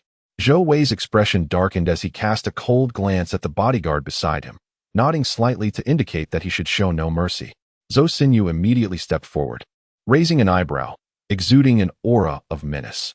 Zhang Ziang smirked disdainfully and retorted, "You can only rely on others, you cowardly turtle." Yet, despite his words, Zhang Ziang's expression remained grave. The martial arts realm is divided into the 4 elements, and as for the innate realm above the celestial realm, it is scarcely encountered in the entire dragon country. Even the master Huadong from Huizhou has not attained such heights. The Zhou Xinyu before him was a formidable expert of the 3rd tier of the mysterious realm, and Zhang Ziang dared not underestimate him. Zhang Ziang, let us see who the true turtle is, Zhou Wei commanded sharply, and Zhou Xinyu immediately launched a punch aimed directly at Zhang Ziang's face. In the celestial realm, inner strength is released externally, causing harm without form. In the earth realm, shattering gold and splitting stone is merely a matter of course. The 3rd tier of the mysterious realm is but a step away from the earth realm, and its power is beyond words. The might of a single punch is incomparable to that of ordinary individuals. In the blink of an eye, the two exchanged dozens of blows. Zhang Ziang, eager to impress Jiang Lai, went all out, especially since he faced his rival Zhou Wei and could not afford to lose. With a fierce shout, Zhang Ziang unleashed his full momentum, charging recklessly at Zhou Xinyu. "Come at me," Zhou Xinyu replied coldly, delivering a powerful punch. With a resounding thud, Zhang Ziang let out a pained cry, as though struck by a heavy hammer, and was sent flying, crashing heavily to the ground. Zhang Ziang, is this the capital of your pride? Zhou Wei mocked. If you wish to stand out, you must possess the requisite ability. Lacking that, you only bring humiliation upon yourself. Zhang Ziang gritted his teeth, overwhelmed with shame and fury, blood surging within him as he spat out a mouthful of crimson. Zhou Wei swaggered over to Jiang Lai, casting her a cold glare, and said, "Do you think having him backing you is enough? Just him? He is hardly qualified. I must tell you, in Jiangcheng, only I, Zhou Wei, am your sole reliance." I command you to live or die at my will. Have you forgotten that I once mentioned you would eventually kneel before me, begging for my favor? If you are willing to kneel and plead for mercy now, I might consider sparing you. Otherwise, I shall ensure your mother suffers humiliation before all these people. Do you wish to test me?" Zhou Wei leaned closer to her ear, his voice laden with menace. "Zhou Wei, do you dare to meet my gaze with such coldness?" Jiang Lai gritted her teeth. "Do you think I wouldn't?" Zhou Wei smirked, casting a glance at Zhou Xinyu. The latter understood and stepped forward, delivering a resounding slap across Jiang Zhishan's face, sending her crashing to the ground. He twisted her arm, pinning her down. "Though your mother is aging, she still possesses a certain allure. If I were to sell her to a brothel in Southeast Asia, many would gladly pay a fortune for her, wouldn't they? Do you wish for me to spare her? Then kneel before me now." Zhou Wei sneered, his eyes glinting with malice. "I will kill you," Jiang Lai exclaimed in fury, striking his face with a swift slap. The sound echoed sharply. Zhou Wei held his face in shock for a moment, glaring at her with fury. "How dare you strike me, you filthy whore!" With that, Zhou Wei retaliated with a series of fierce slaps, leaving clear marks on Jiang Lai's face, blood trickling from the corner of her mouth. "Do you think yourself a saint? I am doing you a favor by even wanting you. Stop pretending to be pure. You would willingly take a ride from a rideshare driver. You are even lower than a whore." Zhou Wei spat venomously. Jiang Lai wiped the blood from her lips, a cold smile creeping across her face. "And what of you? I would rather be with a rideshare driver than with you. What are you? If I am a whore, then you are nothing but a beast." Her words struck Zhou Wei like a dagger, deep and bloody. "You wretched creature, I will end you." Enraged, Zhou Wei kicked Jiang Lai hard in the abdomen. She doubled over in pain, blood trickling down her thigh. "Mom, hurry to the hospital." Jiang Lai cried out in alarm. Jiang Zhishan's expression shifted dramatically. "Wan, hold on. I will take you to the hospital." Yet, no matter how she struggled, she could not free herself from Zhou Xinyu's grasp, panic overwhelming her as tears streamed down her face. "You truly carry that beast's vile offspring," Zhou Wei sneered, delivering another brutal kick. In that critical moment, a figure rushed in, delivering a powerful punch that shattered Zhou Wei's nose, blood gushing forth. "Lin Feng, hurry, take Wan to the hospital," Jiang Zhishan shouted. Lin Feng turned, rage igniting within him, a wave of ominous energy emanating from his being. He quickly retrieved a golden needle, piercing Jiang Lai's body to halt the bleeding and protect the fetus. "Do not worry, everything will be fine. The child will be safe, and you will be unharmed." Lin Feng reassured her, urging Jiang Lai to remain calm. "Is he the rideshare driver? He is courting death, daring to strike the young master of the Zhou family. What do these rustic fools know of the treacherous nature of society? Humph, with that single blow, he has not only struck down his own life, but also jeopardized the entire future of the Jiang family. It seems that every member of the Jiang clan is destined to accompany him to the grave. How could Jiang Lai possibly be enamored with such a brute? Utterly oblivious to the vastness of the world? Does he believe this is their countryside, where he can run amok without consequence?" The guests erupted in scornful laughter. Their customary facade of flattery and disdain revealed their true colors. They cared not for the lives of Jiang Lai and her daughter, nor did they concern themselves with right and wrong. In this harsh reality, power dictates righteousness. Zhou Wei, clutching his nose, felt blood streaming down his fingers, the pain causing tears and snot to flow freely. "Zhou Xinyu, eliminate him. I demand his life." Zhou Xinyu released Jiang Zhishan and strode directly before Lin Feng, his eyes glinting with a cold light. "Dare to lay a hand on my young master? You must be ignorant of the meaning of death." He gestured toward Zhang Ziang, standing nearby. "Do you see him? He is your example, yet you shall endure an even harsher fate." Lin Feng cast a disdainful glance, scoffing. "Pathetic. You were quite brazen when you challenged me that day. You can't even handle such a trifling opponent? How embarrassing." Zhang Ziang gritted his teeth, overwhelmed with shame and fury, wishing to vanish into the earth. "Mother, Jiang Lai and the child will be fine. You tend to her first. Anyone who dares to harm my woman and child shall pay with their life." Lin Feng was engulfed in an aura of murderous intent, surging like a tempest. A dragon has its reverse scale. Touch it, and one shall perish. The malevolence he had desperately suppressed now erupted forth like a gushing spring, surrounding him with a whirlwind of fury. The palpable killing intent sliced through the air like a sharpened blade, chilling everyone to the bone. As Lin Feng's gaze swept across the room, all heads bowed, none daring to meet his eyes. Zhou Xinyu distinctly felt the formidable malice radiating from Lin Feng. His expression faltering, brows knitting in apprehension. I have encountered many braggarts. What are you but a mere trifle? If you seek my life, then come forth. With a furious roar, Zhou Xinyu swung his fist towards Lin Feng's face. Lin Feng merely smiled coldly, delivering a swift slap. In an instant, Zhou Xinyu flew backward like a severed kite, his neck shattered, dying on the spot. A collective gasp echoed through the crowd, trembling in fear. A master of the third tier of the Xian realm was slain by a mere slap? This was a staggering disparity. Recalling their earlier words, a chill crept down everyone's spine, fearing Lin Feng might turn his wrath upon them. Ignoring the lifeless Zhou Xinyu, Lin Feng slowly approached Zhou Wei, who was quaking in terror. He had not anticipated this man would truly dare to kill. What are you planning to do? If you lay a finger on me, my family will not let this go. The entire Jiang clan will face annihilation. Lin Feng scoffed dismissively, advancing deliberately. No, Lin Feng, please don't, Jiang Lai implored, shaking her head in a desperate attempt to intervene. She understood that if Lin Feng truly killed Zhou Wei, there would be no room for reconciliation, and the retribution from the Zhou family would be unfathomable. She could not gamble the lives of the entire Jiang family on Lin Feng's fury. I have stated my intent. Whoever dares to harm you shall pay with their life. Not even the heavens or the mightiest can intervene. The members of the Zhou family, are they not merely two shoulders bearing a single head? I am rather curious to see if they possess an extra life compared to others. Lin Feng radiated an aura of lethal intent. The earth trembled with the anger of the earth god. Zhou Wei felt his knees weaken and, with a thud, knelt down, exclaiming, I concede, you have triumphed. From now on, Jiang Lai is yours, and I shall no longer pursue her. I will immediately lift the blockade against the Jiang family. Even if you were to kill me, you would gain nothing, only complicating matters further. Lin Feng scoffed dismissively. Is this truly your demeanor and supplication? Have you forgotten the words I spoke to you at the Jiang group today? Zhou Wei was taken aback and quickly said, Grandfather, you are my grandfather.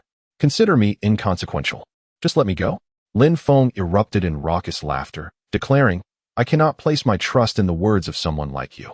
If I allow you to leave today, you will surely seek revenge tomorrow. I shall not grant you such an opportunity. You must die today. Zhou Wei trembled, collapsing to the ground, his trousers soaked. To commit murder in my Yu family's domain. You hold my family in contempt. Yu Yinghao stepped forward, his gaze filled with arrogance and disdain. In his eyes, Lin Feng, despite his martial prowess, was merely a rural ruffian, forever barred from the upper echelons of society. This was the contempt that those at the pinnacle of power held for the common folk. To them, ordinary people were akin to ants. You wish to intervene? Lin Feng sneered. No one can wreak havoc in my Yu family's territory, regardless of who they are. Yu Yinghao proclaimed with pride, just moments ago, my wife was bullied. Yet you remain silent. Now you stand here feigning righteousness. If he is the perpetrator, then you too are complicit. Lin Feng's brow furrowed, a glint of cold light flashing in his eyes as he transformed into a blur, rushing toward Yu Yinghao. A single kick struck his chest. Crack! The sound of shattering bones echoed as Yu Yinghao cried out and fell to the ground. Jiang Lai's expression changed dramatically as she hastily urged, Mother, stop him, quickly. Offending one Zhou family was already a dire predicament for the Jiang family. Should the Yu family join in, only a dead end awaited them. All of this had nothing to do with Lin Feng. He had no reason to bear such burdens. Lin Feng, let it go, let us depart. Zhang Zhishan stepped forward to grasp Lin Feng's arm. You wish to leave? Today, none of you shall escape. You will all perish here. Yu Yinghao seethed, biting down hard as dozens of bodyguards rushed in. Inside the room, a subordinate hurriedly approached Yu Jianjun, stating, Sir, it's bad. Young Master Hao has been assaulted outside. The assailant possesses formidable skills. Young Master Hao is in grave danger. There is no need for concern, Mr. Yu. With me here. No one dares to wreak havoc in the Yu family, Huadong asserted confidently. I have little faith that any prominent figure would dare to act so brazenly in Huizhou. Prominent figure? Upon hearing this, Yu Jianjun froze momentarily. Could it be that the god of war from Beijiang, Xinghua, was the one referred to? Without a moment's hesitation, Yu Jianjun hurriedly exited. Upon seeing Lin Feng, he was momentarily stunned before shouting, Stand down, retreat. Uncle, your timing is impeccable. This fellow has been wreaking havoc before the Yu family's door and has even taken a life. Yu Jianjun furrowed his brows and, without allowing him to finish, delivered a sharp slap to his face. Silence. Have you lost your senses?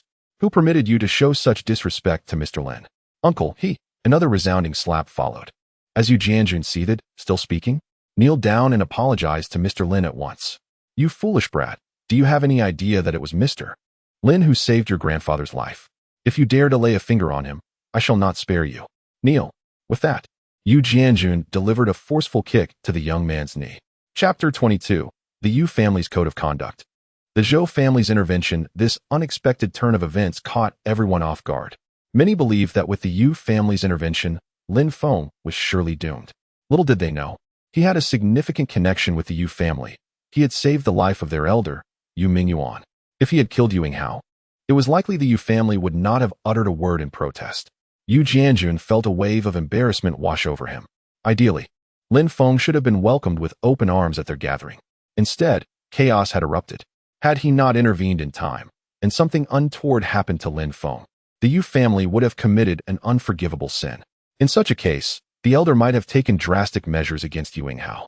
Hastily approaching Lin Feng, Yu Jianjun managed a sheepish smile, apologizing. My sincerest apologies, Mr. Lin. Yinghao acted thoughtlessly and offended you. The Yu family values gratitude and does not abuse its power. His actions have brought shame upon us. Please dictate how you wish to handle this. How could I presume to dictate to your esteemed family? The Yu family possesses immense power and influence. Should I not fear for my life? Lin Feng replied with a chilling smile, laced with sarcasm. Yu Jianjun's smile faltered, his embarrassment palpable.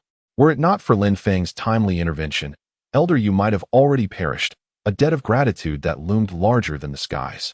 Now, the Yu family seemed poised to turn against their savior. Should word spread, they would be branded ungrateful. Calling for a bodyguard, Yu Jianjun sought clarity on the situation, his expression darkening further.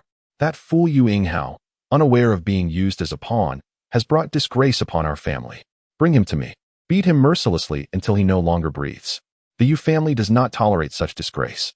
The bodyguards exchanged wary glances, none daring to act. Yu Jianjun's brows knitted together as he coldly demanded, What? Do I need to take matters into my own hands?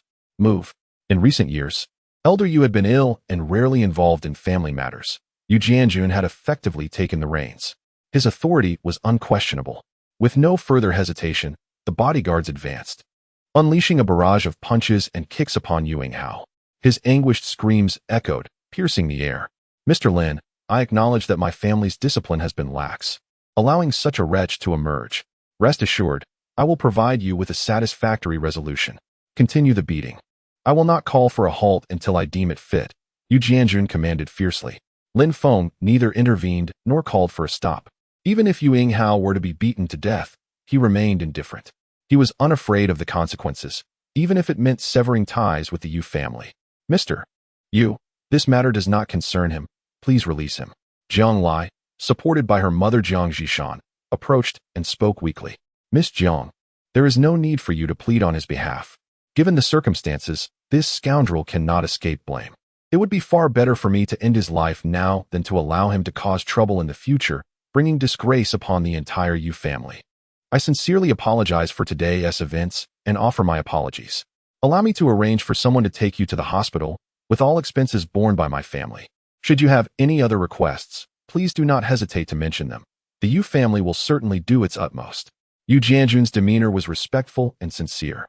Jiang Lai was taken aback, clearly unaccustomed to such treatment. If it were not for Lin Feng, how could the Yu family ever lower themselves before her? In their eyes, the Jiang family was insignificant. Observing Yu Jianjun's attitude, it was evident that he would not relent unless Lin Feng intervened. To show mercy where one can, Jiang Lai wished to cultivate a good relationship.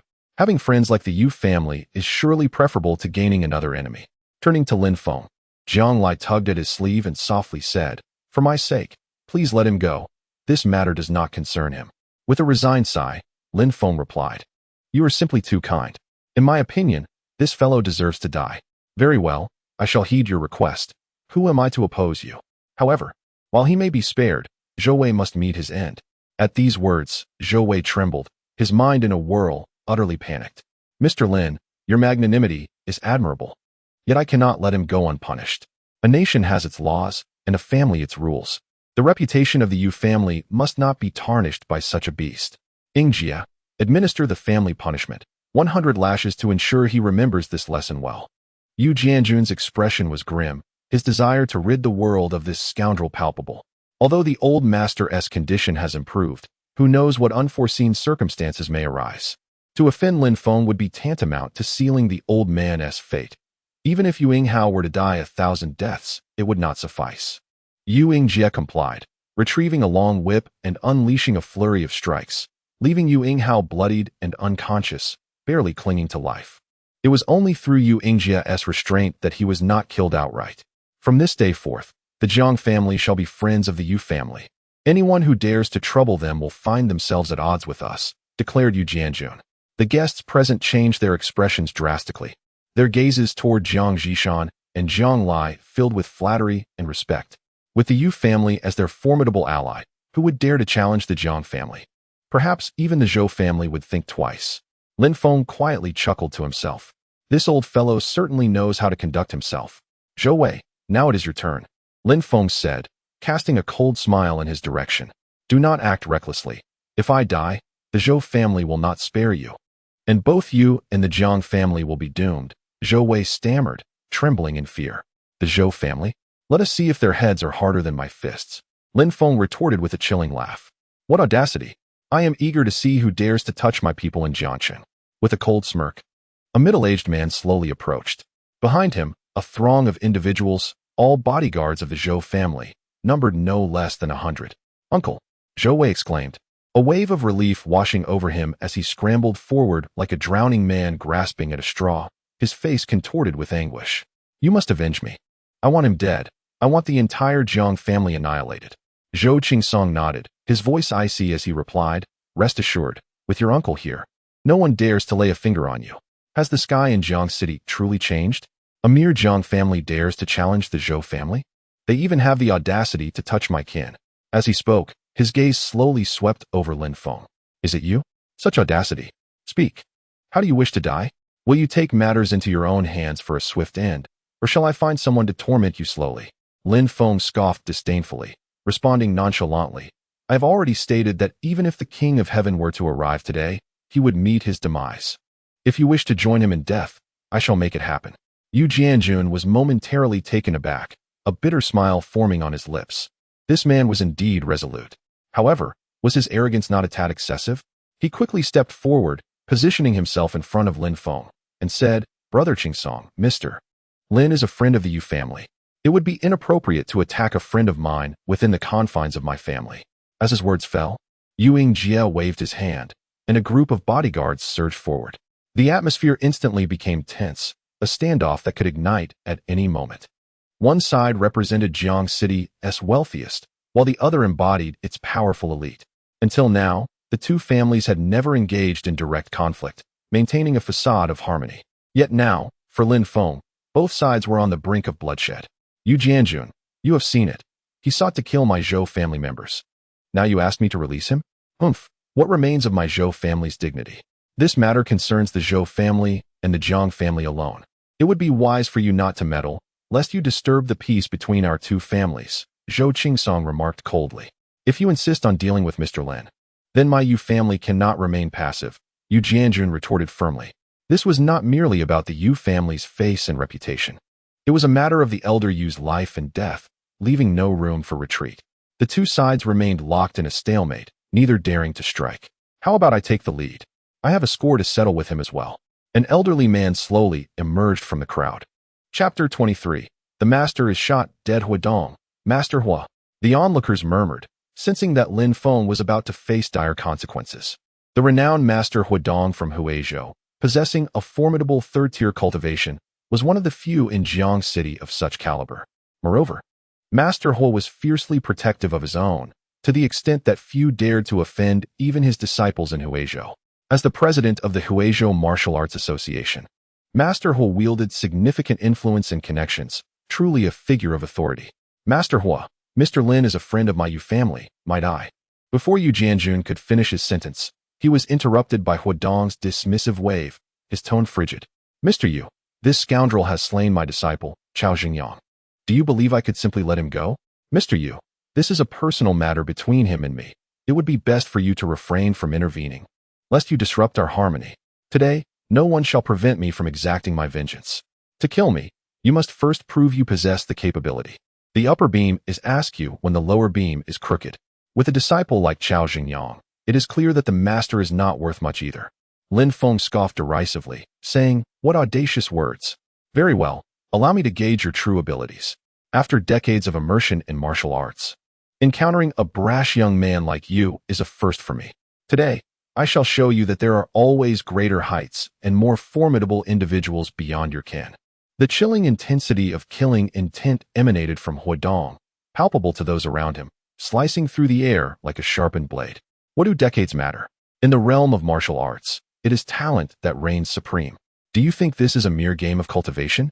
With your level, even if granted decades more, you would remain insignificant. How dare you shamelessly claim to be a master? Lin Feng's tone dripped with disdain and provocation. Huadong's expression darkened, his murderous aura intensifying. As a distinguished master from Huizhou, he was accustomed to being revered and celebrated. To be challenged by an inconsequential youth was intolerable. Yu Jianjun, observing this, internally sighed in amusement, thinking, "You are indeed unfazed by the consequences. One family feud was not enough. You have to provoke Huadong as well." A few conciliatory words could have sufficed, allowing for mediation. But now, you have essentially issued a challenge to Huadong. Yet, even as these thoughts crossed his mind, Yu Jianjun could not stand idly by and watch Lin Feng walk into danger. "Master Hua, let us discuss this calmly. Mr. Lin is merely youthful and impetuous. There is no need for you to lower yourself to his level. Even if you were to eliminate him today, others would only say you are bullying the young, which would tarnish your reputation. For the sake of my Yu family's honor, let us sit down and talk." Lin Feng shrugged, pulling Yu Jianjun aside. "You need not concern yourself. He is merely a so-called master. If he seeks death, I shall grant it to him." Yu Jianjun was taken aback, a wry smile crossing his face. This man, he thought, was either blissfully ignorant of the dangers or genuinely reckless. "Very well then, let me assess just how much weight you carry to speak to me in such a manner." Huadong, humiliated and enraged, could no longer contain himself, launching a punch directly toward Lin Feng's face. Lin Feng, undeterred, retaliated with a resounding slap. The sound echoed, leaving everyone in stunned silence, wide-eyed. The slap landed squarely on Huadong's face, as if he had presented it willingly. The onlookers, initially bewildered, began to realize the implications. What was Huadong doing? The master was indeed masterful. He was testing the opponent's strength. In the art of warfare, knowing oneself and the enemy leads to victory in countless battles. Now, Huadong had ascertained Lin Feng's prowess, and it was clear that the young man would soon face dire consequences. Amidst the murmurs of the crowd, someone ventured a comment, and soon others chimed in. "So this is how it is." Huadong's face burned with humiliation, more painful than the slap itself. The flattery he received stung deeper than Lin Feng's blow. He had no idea how he had been struck, having failed to even perceive Lin Feng's movement. And now his ears buzzed from the impact. With a furious roar, Huadong swung his fist once more. Another slap resounded through the air, leaving everyone present in a state of bewilderment. What was happening? Moments ago, it was merely a test of Lin Feng's prowess, but what about now? Master Hua, truly a master of his generation, understood that if he were to eliminate that young man so easily, others might accuse him of taking advantage of the weak, deeming his victory unfair. Thus, Master Hua deliberately allowed him to continue. Now that the allowances have been made, should he choose to extinguish this young man, no one would dare utter a word. It would be the young man's folly that led to his demise, not Master Hua's fault. The crowd nodded in agreement. Yes, indeed. Let him be. Huadong gritted his teeth, mentally cursing the one who had flattered him through generations. Let him be, indeed. While the onlookers reveled in the spectacle, the discerning few, including Yu Jianjun and his companions, recognized that Huadong was not allowing Lin Feng to proceed. He simply could not compete. Yu Jianjun felt a quiet relief. Had Lin Feng truly been in peril, he would have risked defending Huadong to intervene. "If I do not kill you today, Huadong shall withdraw from the martial world henceforth." He seethed through clenched teeth. "I am afraid you shall find no opportunity to retreat, for you shall perish here." Lin Feng shrugged nonchalantly, his words dripping with scorn and provocation. Unable to contain himself any longer, Huadong, in a fit of rage, lunged at Lin Feng with the intent to slay him. Slap, slap. Slap. 3 resounding slaps echoed against Huadong's face. Even those who had previously praised him were left speechless. Could it be that Master Hua had already achieved an indomitable state, purposefully using his face to meet Lin Feng's palm, shattering his opponent's very essence? Blood trickled from Huadong's lips, his vision blurred with stars, his mind blank. Today, he had lost face, having been bested by a mere child. Worse yet, he had not even been able to retaliate. A master of Huizhou? Huh. Lin Feng scoffed, and with a sudden, powerful punch, struck Huadong squarely in the chest. Bang! The sound reverberated, accompanied by the sickening crack of ribs breaking. As Huadong was propelled backward, crashing to the ground, lifeless, a master of a generation had fallen. The onlookers stood in stunned silence, their gazes towards Lin Feng filled with newfound reverence. After all, to defeat the Huizhou master Huadong was indeed a remarkable feat. Who would dare to label him merely a lowly taxi driver or the Jiang family's pet, a lapdog nurtured by Jiang Lai? Zhou Qingsong furrowed his brow, his expression growing grave.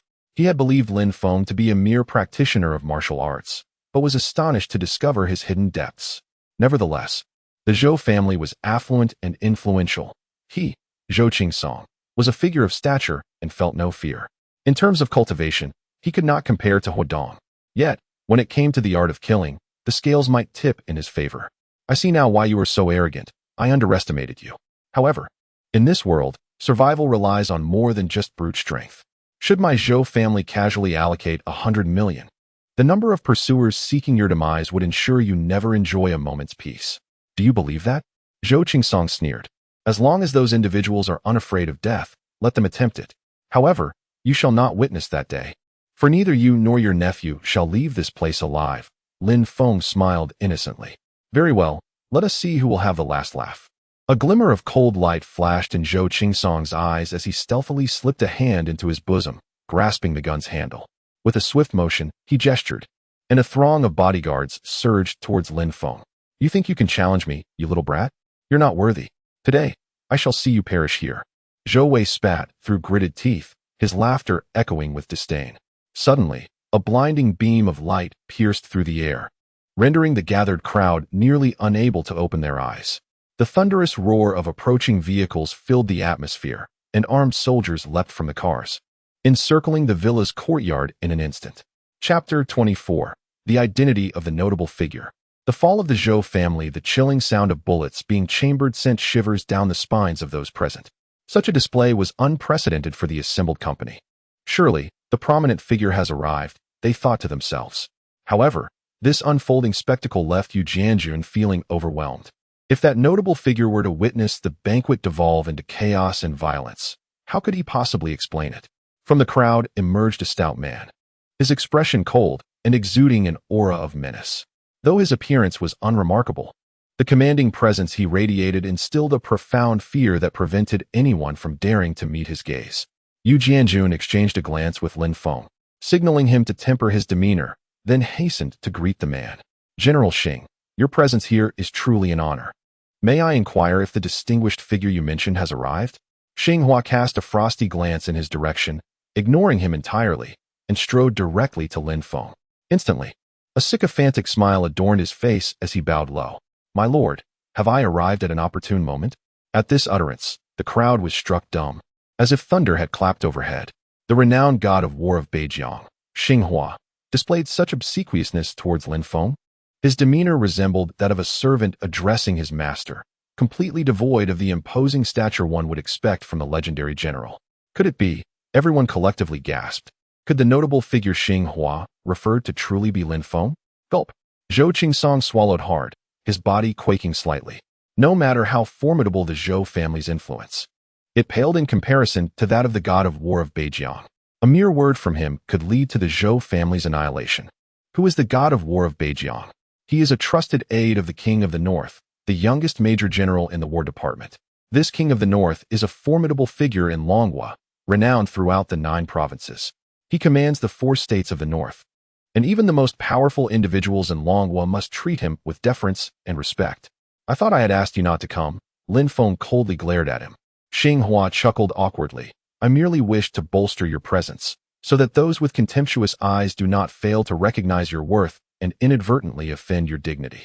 Do you think I am incapable of handling this? Lin Feng's expression remained icy. Xinghua shuddered slightly, quickly replying, how could that be? In my life, I have only revered two individuals, one being the prince, and the other, you, my lord. What issue in this small Jiang city could possibly be beyond your grasp?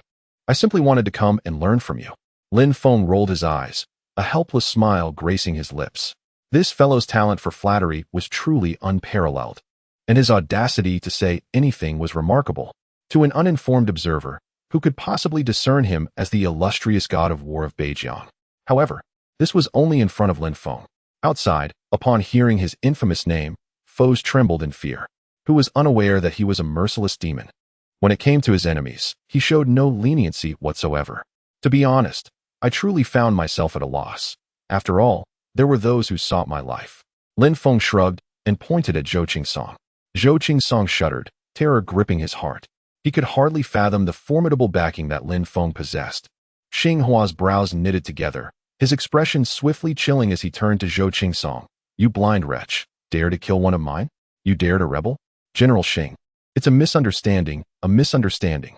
Please allow me to explain, Zhou Qingsong stammered, quaking in fear. Xinghua swiftly delivered a resounding slap, his voice icy. Did I permit you to speak? You, ungrateful wretch, while I risk my life for the protection of the nation and its people, you have the audacity to bully me? Count how many heads you have on your shoulders. Enough of this nonsense. Take them back and execute them. As the words fell, Zhou Qingsong crumpled to the ground, utterly stripped of the arrogance he had just displayed. That lad is to be kept alive. He nearly cost me my child, and I shall personally see to his demise. Lin Feng pointed at Zhou Wei. Xinghua's expression shifted dramatically as he glared fiercely at Zhou Wei, delivering several stinging slaps while coldly stating, if anything were to happen to the young master, I swear I shall flay you alive. The Zhou family has grown utterly intolerable. Master, I shall go and obliterate the Zhou family at once. With that, Xinghua waved his hand, dragging Zhou Qingsong and his companions away like dead dogs. He then hastily approached Lin Feng, grinning broadly, and whispered, Master, the prince will surely be overjoyed upon hearing of the new grandchild. I shall take my leave now. You enjoy yourself. A throng arrived swiftly and departed just as quickly. At that moment, the gazes of all present towards Lin Feng transformed, filled with shock and trepidation. None dared to regard him with disdain any longer. Those who had just extolled the prowess of Master Huadong trembled in fear, apprehensive that Lin Feng might direct his wrath upon them. The Zhou family had been utterly ruined due to Zhou Wei's impulsiveness. What were they in comparison? At this juncture, Yu Jianjun finally comprehended that the influential figure Xinghua had mentioned was none other than Lin Feng. A sense of dread washed over him.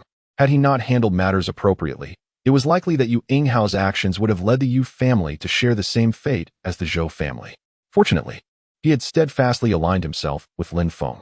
He prided himself on his keen insight, yet he had not anticipated the depth of Lin Feng's standing and authority.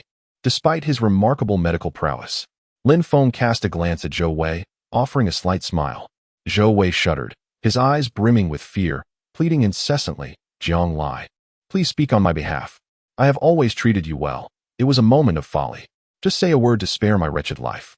Jiang Lai's face remained stoic, silent. As Lin Feng had said, if Zhou Wei were to be spared today, he would undoubtedly seek revenge in the future. To trim grass without uprooting, it would only allow it to sprout anew with the spring breeze. A glimmer of cold light flashed in Lin Feng's eyes as he seized the man's throat, twisting it with force until a crisp snap echoed, and Zhou Wei collapsed to the ground like a rag doll. I am fully aware of everything that was said earlier, whether in words or in the silent curses you harbored against me, and I have noted it all. If any of you dare to speak of today's events, the fate of the Zhou family shall serve as your forewarning. When the time comes, do not blame me for settling old scores alongside new grievances. Lin Feng cast a cold glance at the assembly, his voice chillingly calm. The crowd dared not utter a word, their heads bowed in submission. Turning his gaze to Yu Jianjun, Lin Feng said flatly, Mr. Yu, I apologize. I intended to celebrate your daughter's birthday, but I did not anticipate such a disturbance. I hope you will not take offense.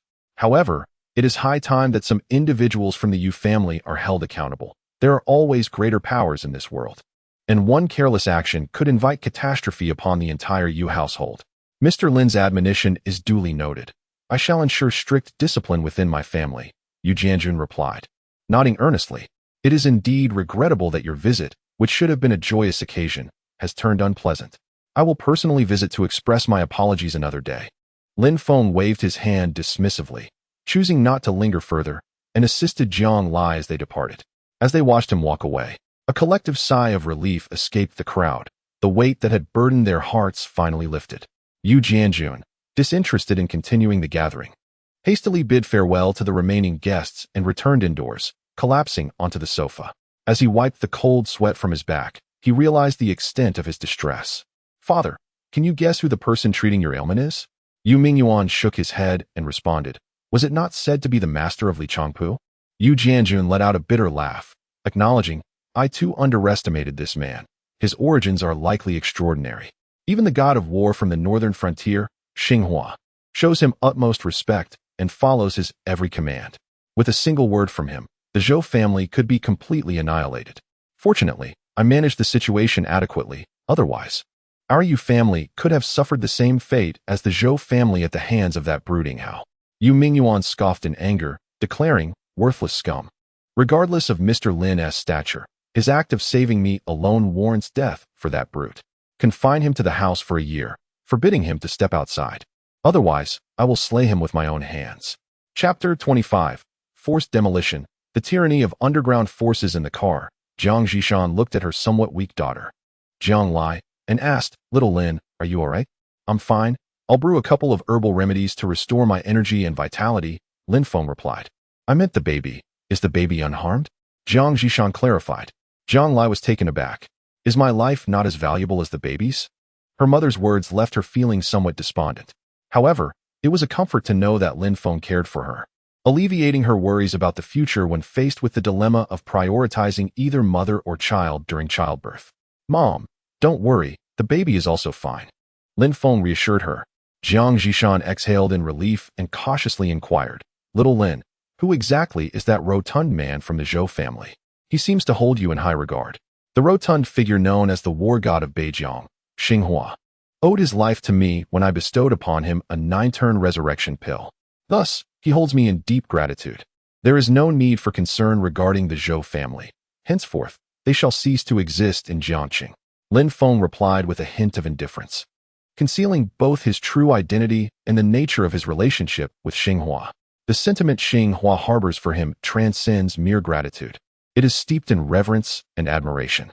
Although this individual has garnered a rather unfavorable reputation across the 4 states of Beijiang, with many dismissing him as a debauched scion, the war god remains unwaveringly loyal to him.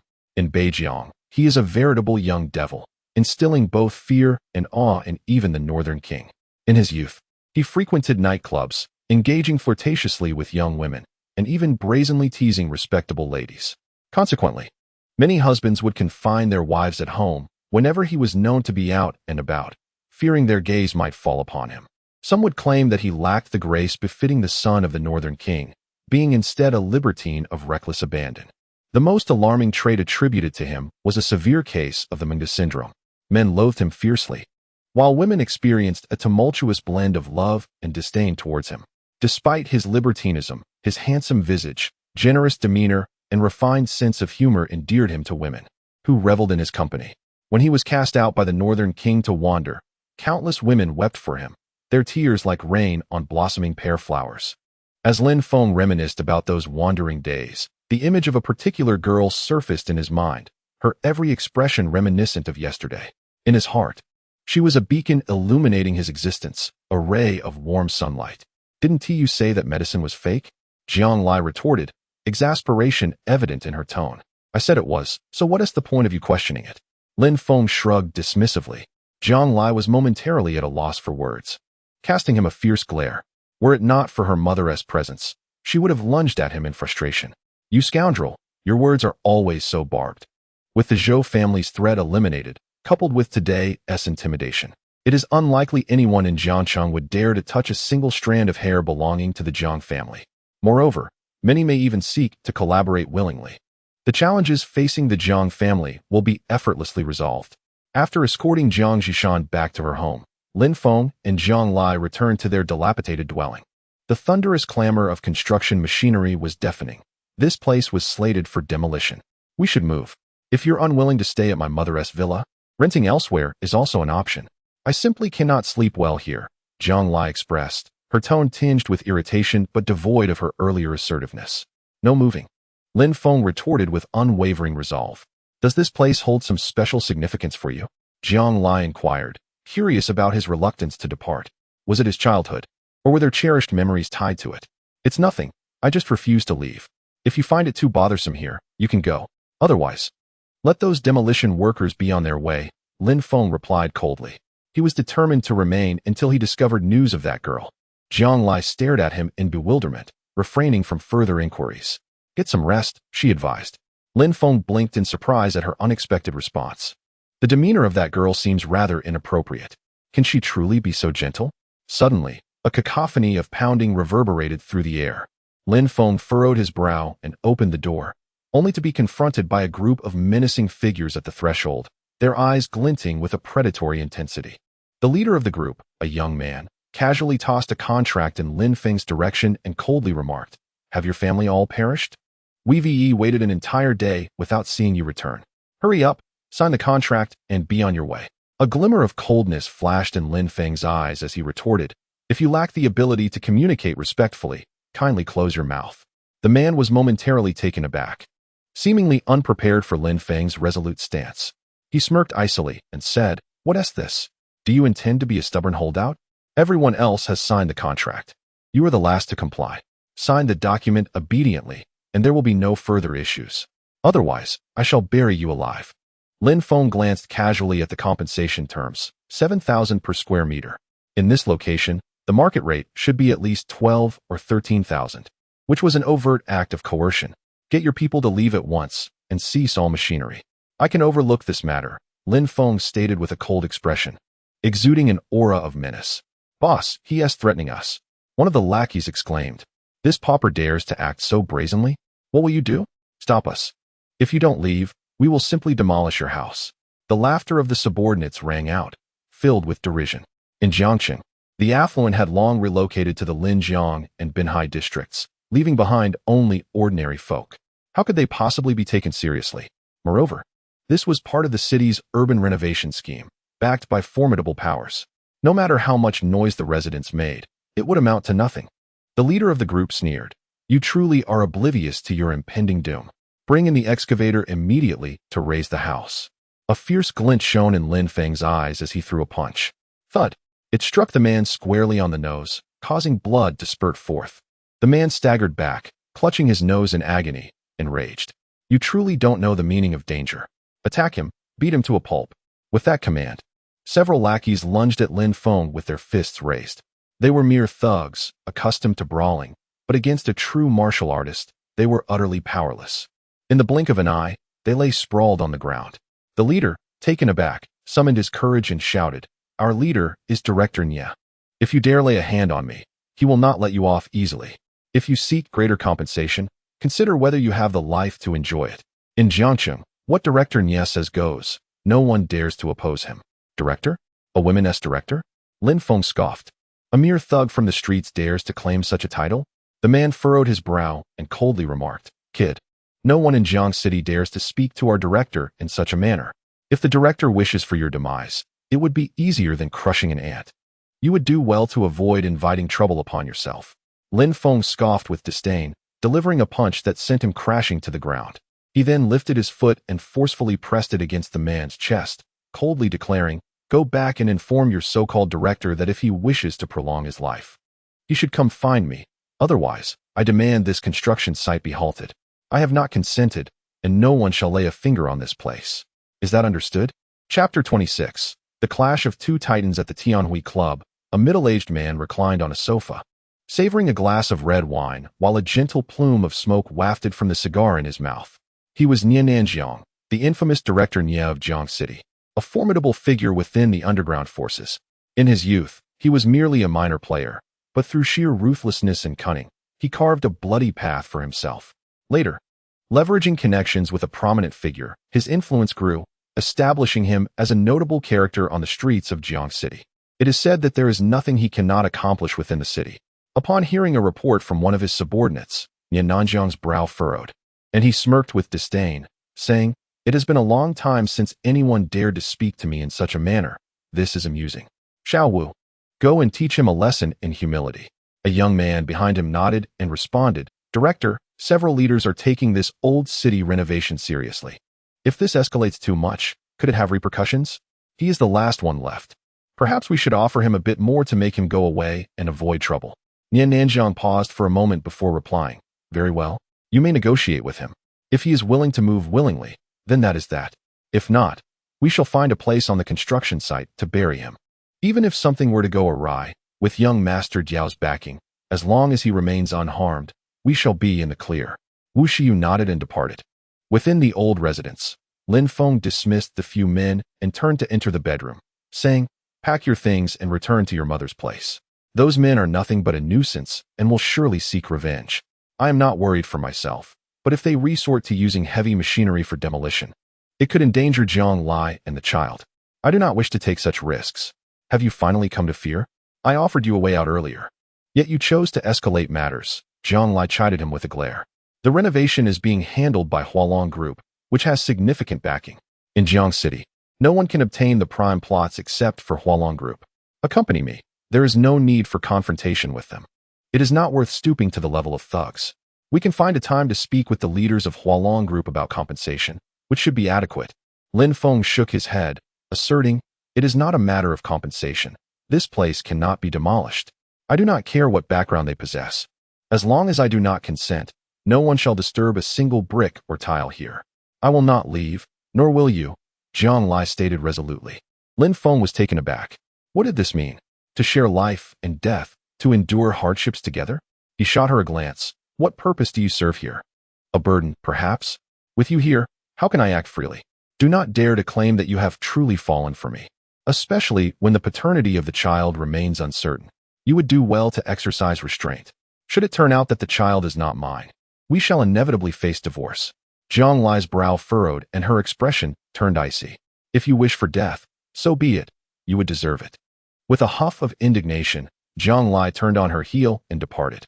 Scoundrel! Can this man not utter a single flattering word? Since when had she lowered herself to such indignity, making it seem as though she were the one clinging to him, desperately seeking to marry him?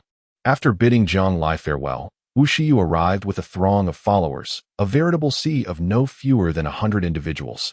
He coldly tossed a bank card into the air, stating, "This card contains 1 million. It should suffice for compensation for your property, according to market value. Once you sign the contract, the money will be yours." "Are you Director Nye?" Lin Feng inquired. "I am not. I am Wu Shiyu. But you may call me Xiao Wu. Our discussion remains unchanged.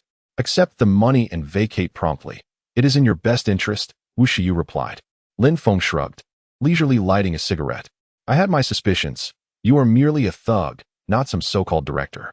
The location of my property is in a school district. 1 million to dismiss me? Who do you think you are?" Wu Shiyu furrowed his brow, his gaze growing cold. Over the years, he had encountered many individuals like Lin Feng during demolitions, those who attempted to extort exorbitant sums. "And what sum do you desire?" "Surely, it must be at least 20 million, Lin Feng stated nonchalantly. "Additionally, your men startled me earlier. For that, I demand a minimum of 10 million in mental anguish compensation." Wu Shiyu was momentarily taken aback, nearly choking on his words. 30 million? The audacity of such a demand was astounding. For a property of less than 60 square meters, asking for 30 million was not merely exorbitant, it was outright robbery. Even they could not be so ruthless.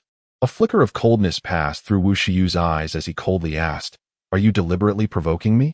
Is it not evident? Can you not see?" Lin Feng scoffed. Wu Shiyu let out a chilling snort.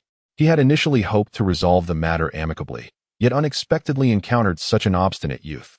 Was he truly this desperate? "If you seek your demise, I shall oblige." Wu Shiyu waved his hand, and the 100 men brandished their clubs, charging towards Lin Feng. As the most capable assistant to Director Nye, Wu Shiyu had a formidable reputation on the streets. Who would dare disrespect little Wu? When Director Nye Nanjiang was besieged, and his life hung in the balance, it was Wu Shiyu who took 3 stabs for him, one of which narrowly missed his heart, almost costing him his life. From that day forth, he became Nye Nanjiang's most trusted aide, helping him expand his territory and establish his dominion. "Stop!" A furious shout rang out like thunder.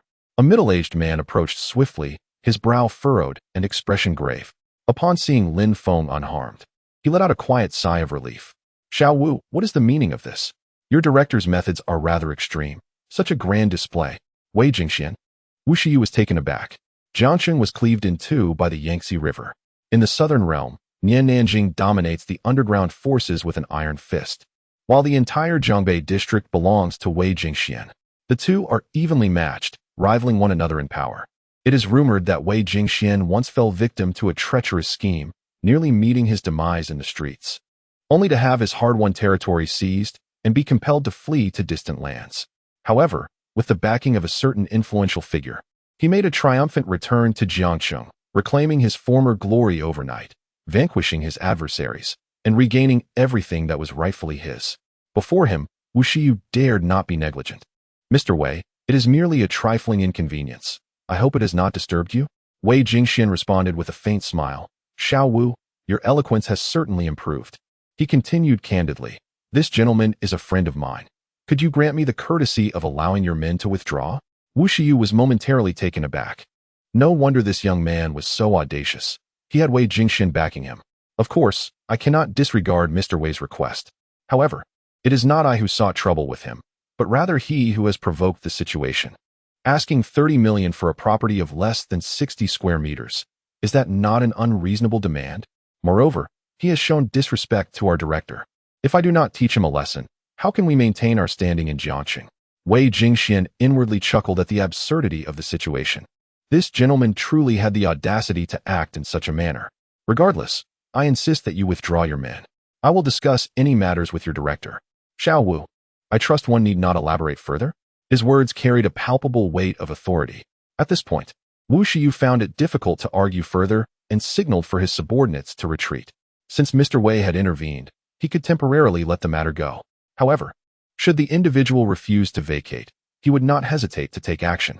The rule of the streets dictates that a lone wolf should never interfere with another's livelihood. What rule? My rules are the ones that matter here. I have declared this place off limits for demolition. Do you not understand human language? Lin Feng scoffed, his disdain palpable. Chapter 27. The one against 100. The dissipating scent of gunpowder suddenly thickened, the atmosphere charged with tension. Wu Shiyu suspected this was a deliberate ploy by Wei Jingxian, designed to complicate matters and obstruct their demolition efforts. After all, the profits at stake were staggering. Who would not want a slice of such a lucrative pie? Mr. Wei, as you can see, it is not that I refuse to give you face. Rather, he is courting disaster. Before Wei Jingxian could respond, Wu Shiyu waved his hand, and his men surged towards Lin Feng. Thus, even if Lin Feng was allied with Wei Jingxian, should he be eliminated, there would be no recourse for Wei. Lin Feng's body coiled like a spring before he launched himself into the fray, resembling a cannonball as he collided with the crowd. In an instant, several figures were sent flying, meeting their end on the spot. Wei Jingxian was taken aback, realizing the urgency of the situation, and rushed forward. If anything were to happen to Lin Feng here, his own safety would be at stake.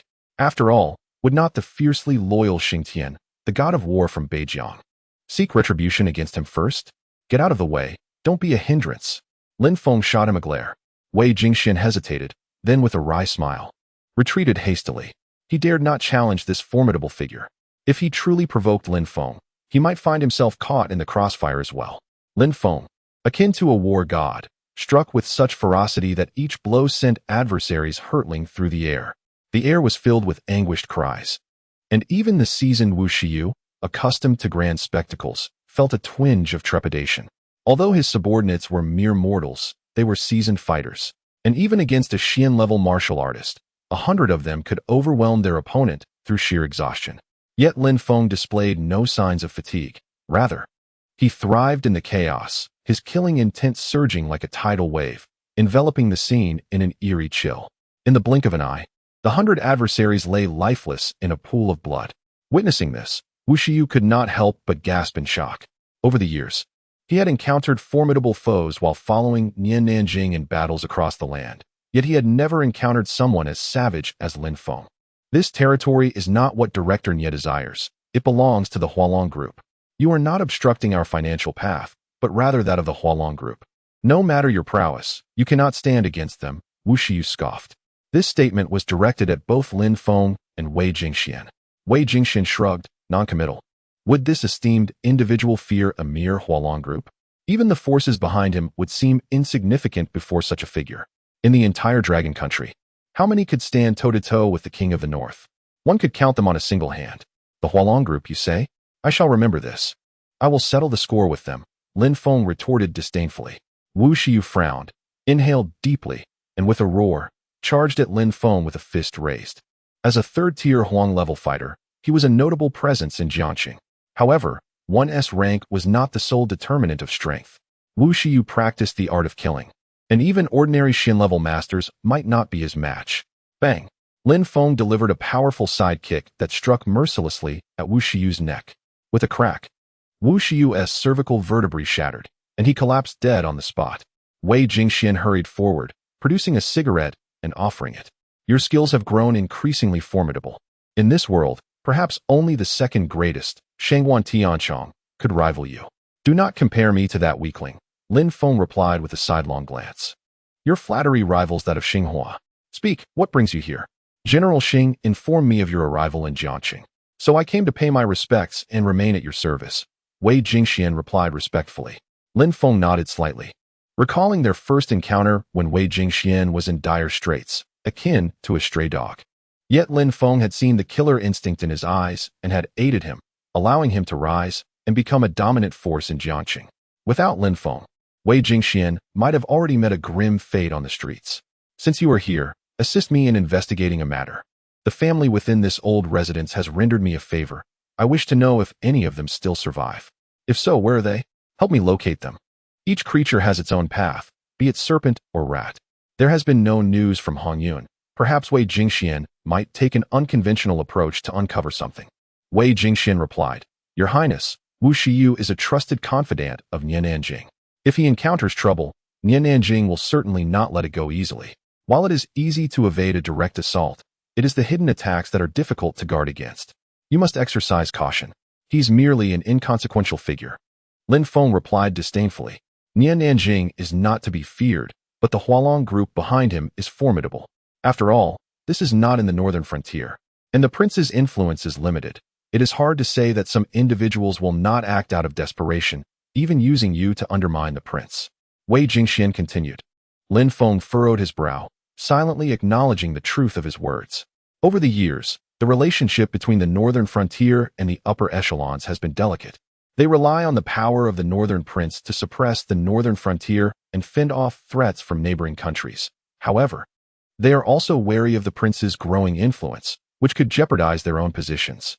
Currently, many are covertly suggesting the deposition of the northern prince to diminish his military authority. If they were to discover that Lin Feng is the prince's heir, it is conceivable that they might secretly eliminate him to undermine the northern prince's prestige. In his youth, Lin Feng had faced assassination attempts more than once.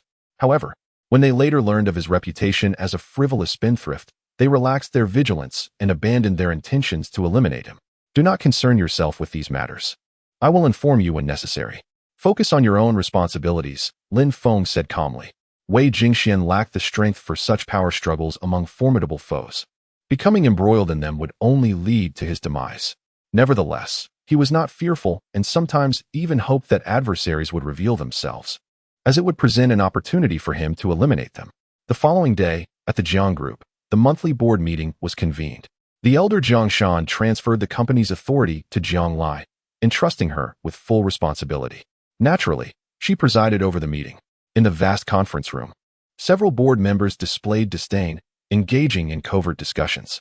As soon as Jiang Lai began to speak, Pan Feng unabashedly interrupted her, slamming the company's financial report onto the table before her, coldly stating, Is this the answer we are to present as directors?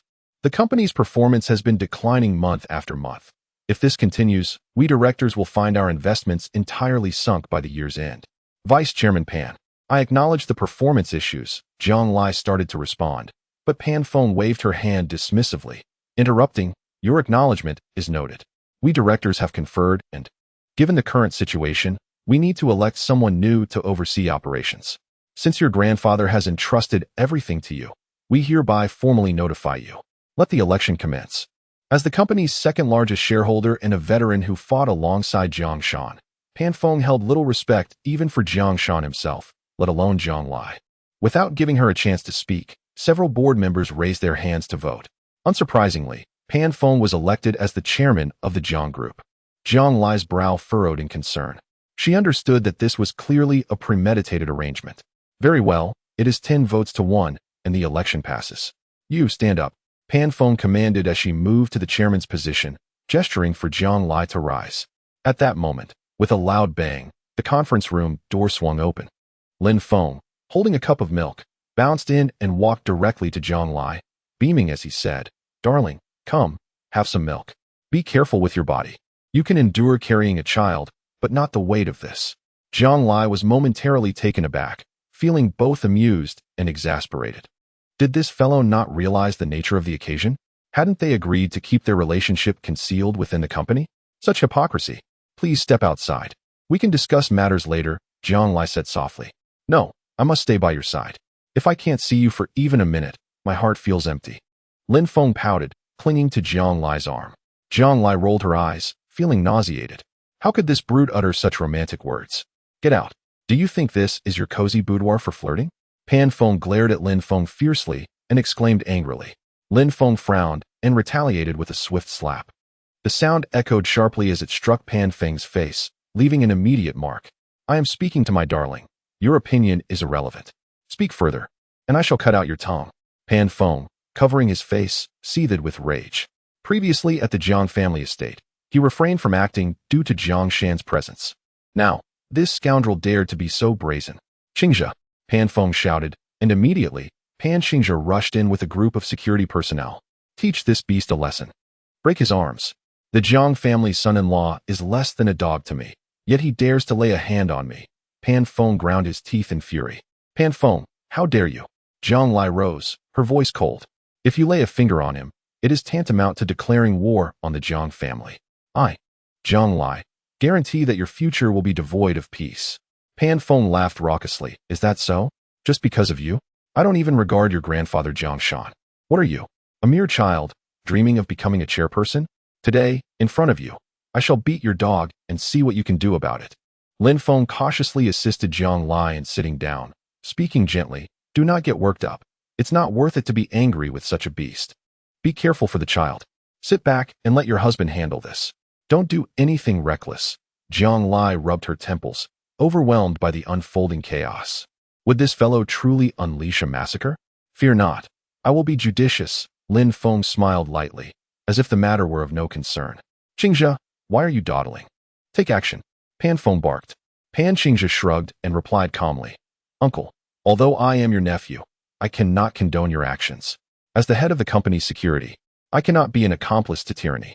As long as I am here, no one shall lay a finger on Mr. Lin." Upon hearing this, everyone present was left in stunned silence, mouths agape. Pan Feng could hardly believe that his own nephew, whom he had nurtured, would turn against him at such a critical moment. Jiang Lai, equally astonished, glanced at Lin Feng, puzzled over how he had managed to sway Pan Qingzhe to betray his uncle. "You dare stab me in the back?" Pan Feng's expression darkened, feeling more humiliated than by Lin Feng's slap. Such is the way of the world. When the path is unjust, someone will intervene. Individuals like you, whose own nephew has betrayed them, can only imagine the extent of your failures. Do you truly believe someone of your caliber deserves to occupy the position of chairman? Lin Feng scoffed disdainfully. He turned to glance at Pan Qingzhe, who nodded slightly and waved his hand. Moments later, several security personnel escorted an individual into the room. The onlookers were left in a state of bewilderment, unable to comprehend Lin Feng's intentions. However, upon seeing the newcomer, Pan Feng's expression shifted dramatically, revealing his evident anxiety. Lin Feng casually tossed a document onto the table and coldly stated, "Pan Feng has established factories outside, counterfeiting company products and selling them at retail, resulting in a continuous decline in our company's reputation and plummeting performance. All the evidence is here. If you doubt it, you may inquire with Pan Qingzhe, as he is Pan Feng's own nephew and has no reason to falsely accuse him. And this individual here is the factory manager. Such a person, does he truly merit the title of chairman?" Jiang Lai looked at Lin Feng in astonishment, finding it hard to believe that he had discerned so much within just a day of joining the company. Not only had he procured evidence, but he also had a witness. Little did she know, Lin Feng had instructed Wei Jingxian the previous night to bring the individual from the factory. With both witness and evidence at hand, Pan Feng had no room to deny the accusations. The board members present shifted their focus, turning their ire toward Pan Feng. As the truth unfolded, Pan Feng surprisingly composed himself, slowly sitting down, lighting a cigar, and sneering, "I truly underestimated you, little wolf dog. But what does it matter? The Jiang Group was built upon my efforts. The chairmanship was always meant to be mine. Do you think you can challenge me? Humph. Now that you are aware, none of you shall leave here alive." As his words hung in the air, Pan Feng began to chant incantations. In an instant, a swarm of centipedes erupted from within him, crawling towards the crowd. Lin Feng furrowed his brow, swiftly pulling Jiang Lai behind him, unleashing his internal energy to form a protective barrier that kept the centipedes at bay. Jiang Lai had never witnessed such a scene before. Her fear of crowded spaces intensified as she felt goosebumps rise, gripping Lin Feng's sleeve tightly, resembling a forlorn wife fearing abandonment by her husband. "I was right. The poison afflicting my grandfather was indeed your doing.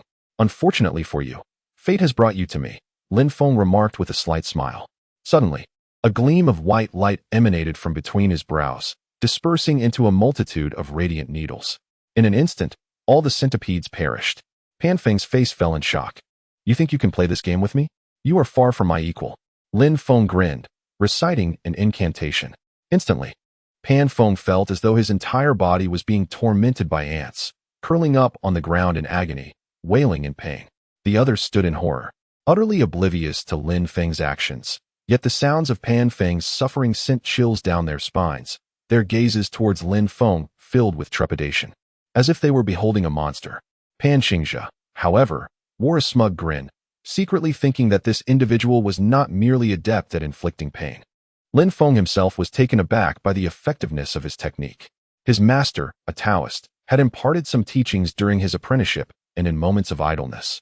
Lin Feng had learned a bit of the craft. In the words of the old man, these are merely trivial pursuits, regarded as playful diversions to add a touch of whimsy. After all, these esoteric arts cannot contend with ordinary individuals. Otherwise, one might provoke the heavens and truly invite divine retribution. The remaining matters I leave to you. Even if you wish to reclaim all your shares now, I believe those fellows would not dare to object. Lin Feng glanced at Jiang Lai, smiling as he spoke. "Indeed," Jiang Lai replied, momentarily dazed, her mind a blank slate. Such extraordinary feats were beyond her experience. When Lin Feng mentioned that her grandfather had fallen victim to a curse, she had found it hard to believe. How could such arcane phenomena exist in this world? With a resolute pat on his back, Lin Feng swaggered out of the conference room. Sitting at the entrance of the corporate building, he lit a cigarette and gazed towards the south, memories of moments spent with the old man flooding his mind. Had it not been for the old man's timely intervention, his life would likely have perished in Jiangqing, and he would not have achieved his current standing. He pondered the old man's well-being in the present moment. Just then, a police car approached and halted before him. "Are you Lin Feng?" A patrol officer cast a cold glance in his direction, producing identification as he spoke. "Come with us to the inspection office." "Why?" Lin Feng inquired. "No need for idle chatter. Move along as instructed, and you will understand everything once we arrive at the office. Do not force our hand, for you shall be the one to suffer the consequences." The officer gestured for his subordinates to handcuff Lin Feng and unceremoniously ushered him into the vehicle. Lin Feng did not resist. Summoning spirits is easy, but sending them away is quite another matter. Chapter 29. I declare, your life has entered its countdown. Hualong Group, one of the foremost real estate enterprises in Jiangcheng, boasts a profound background, securing many prime development locations in the city.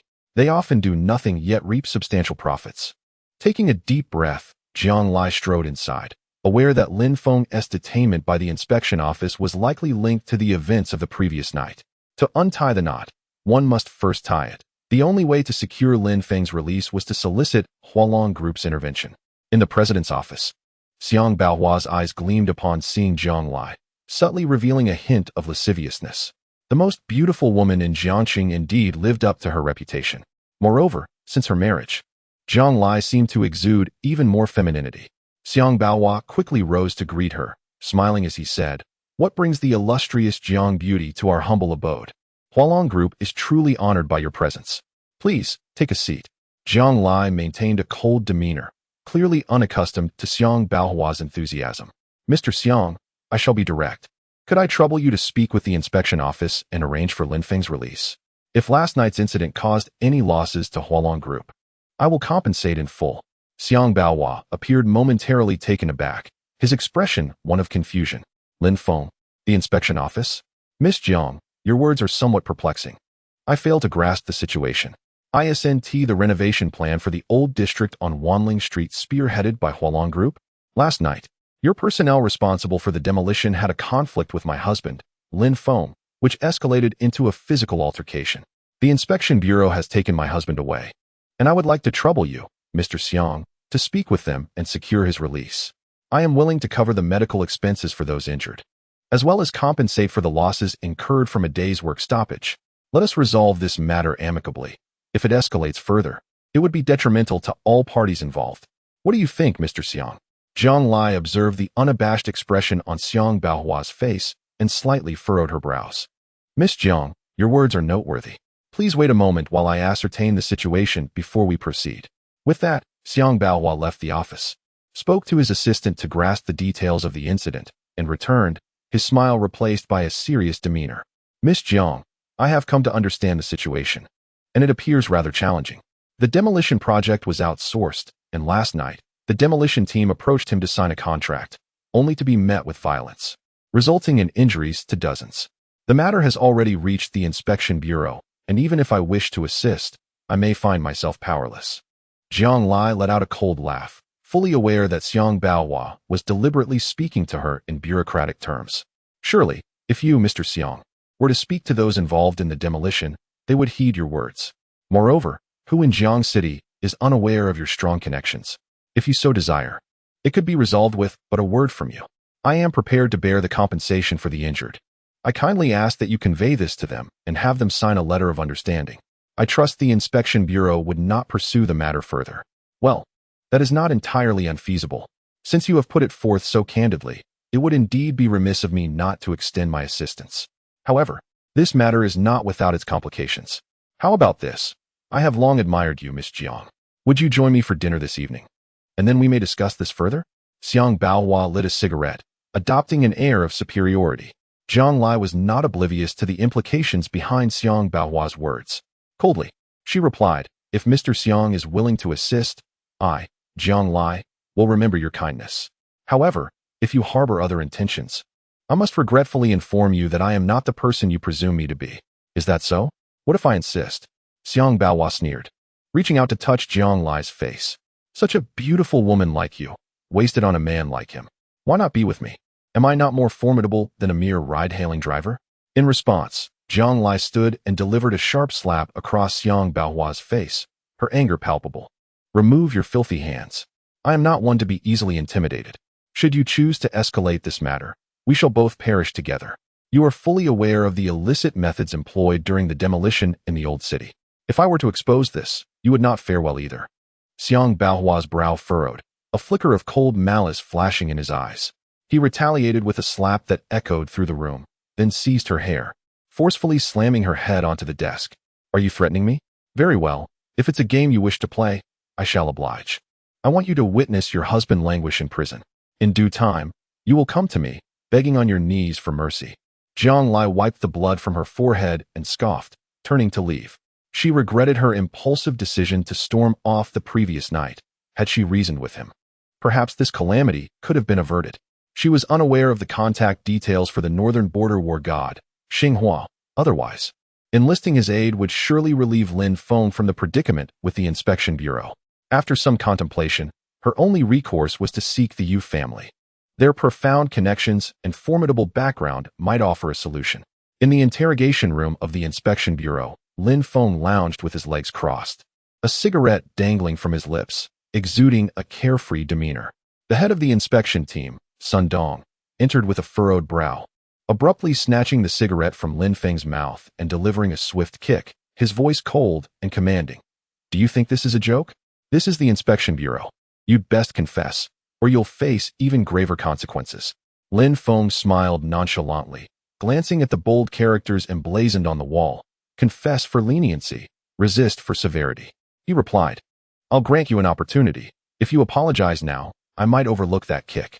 Sun Dong paused, seemingly taken aback by Lin Feng's audacity, and erupted into raucous laughter. Do you really not grasp your situation? Here, I hold the power. I could end your life without a second thought, and no one would bat an eye. What are you? A mere reckless driver, thinking you can act so brazenly before me. In all my years in Jiang City, apprehending countless criminals, no one has dared to speak to me in such a manner. Lin Feng shrugged, calmly stating, I've extended my opportunity. You have chosen to forego it. The consequences are yours to bear. From this moment, your life has entered a countdown. Cherish every fleeting second, for they will constitute the final brilliance of your existence. Are you trying to intimidate me? Do you think I, Sun Dong, would be afraid of you? Believe it or not, I could put a bullet in you right now. Sun Dong retorted, brandishing his firearm menacingly at Lin Feng. As the head of the Jiang City inspection team, he was accustomed to being treated with respect by both the underworld and the law. Encountering someone as audacious and oblivious as Lin Feng was a rarity. A person devoid of power or influence daring to be so insolent. Lin Feng, with a serene smile, lit another cigarette, his expression disarmingly innocuous. Sun Dong hesitated, the murderous intent in his gaze intensifying. This was an outright provocation. You truly seek death, don't you? Very well, I shall oblige. Strike him, beat him senseless. We will cease only when he deigns to confess. I am eager to discover whether his resolve is stronger than my fists. With a command, two inspectors advanced, fists raised, ready to strike Lin Feng. Bang! The door to the interrogation room swung open, and a middle-aged man strode in briskly. Stop! Director He, this brat is far too arrogant. He won't confess without a little persuasion. Sun Dong retorted with a dismissive snort.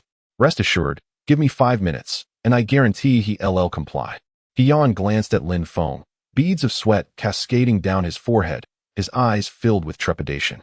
He shot a furious glare at Sun Dong, exclaiming, You cannot resort to torture. Is this your first day on the job? Release him immediately. Chapter 30. The collapse of inner sanctuaries just moments ago. Yan had received dozens of calls, all inquiring about Lin Feng's situation.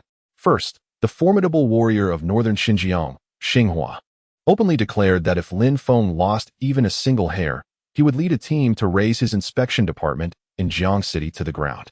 Shortly thereafter, several prominent figures from Huizhou made urgent phone calls, their stern words leaving little doubt that they were on the verge of calling for the dismissal of the inspection department's chief. Following this, the deputy city lord of Jiang City, Taoan, demanded the immediate release of Lin Feng and insisted on a thorough investigation into the matter, vowing serious consequences for those guilty of abusing their power. The Yu family even sent representatives in person.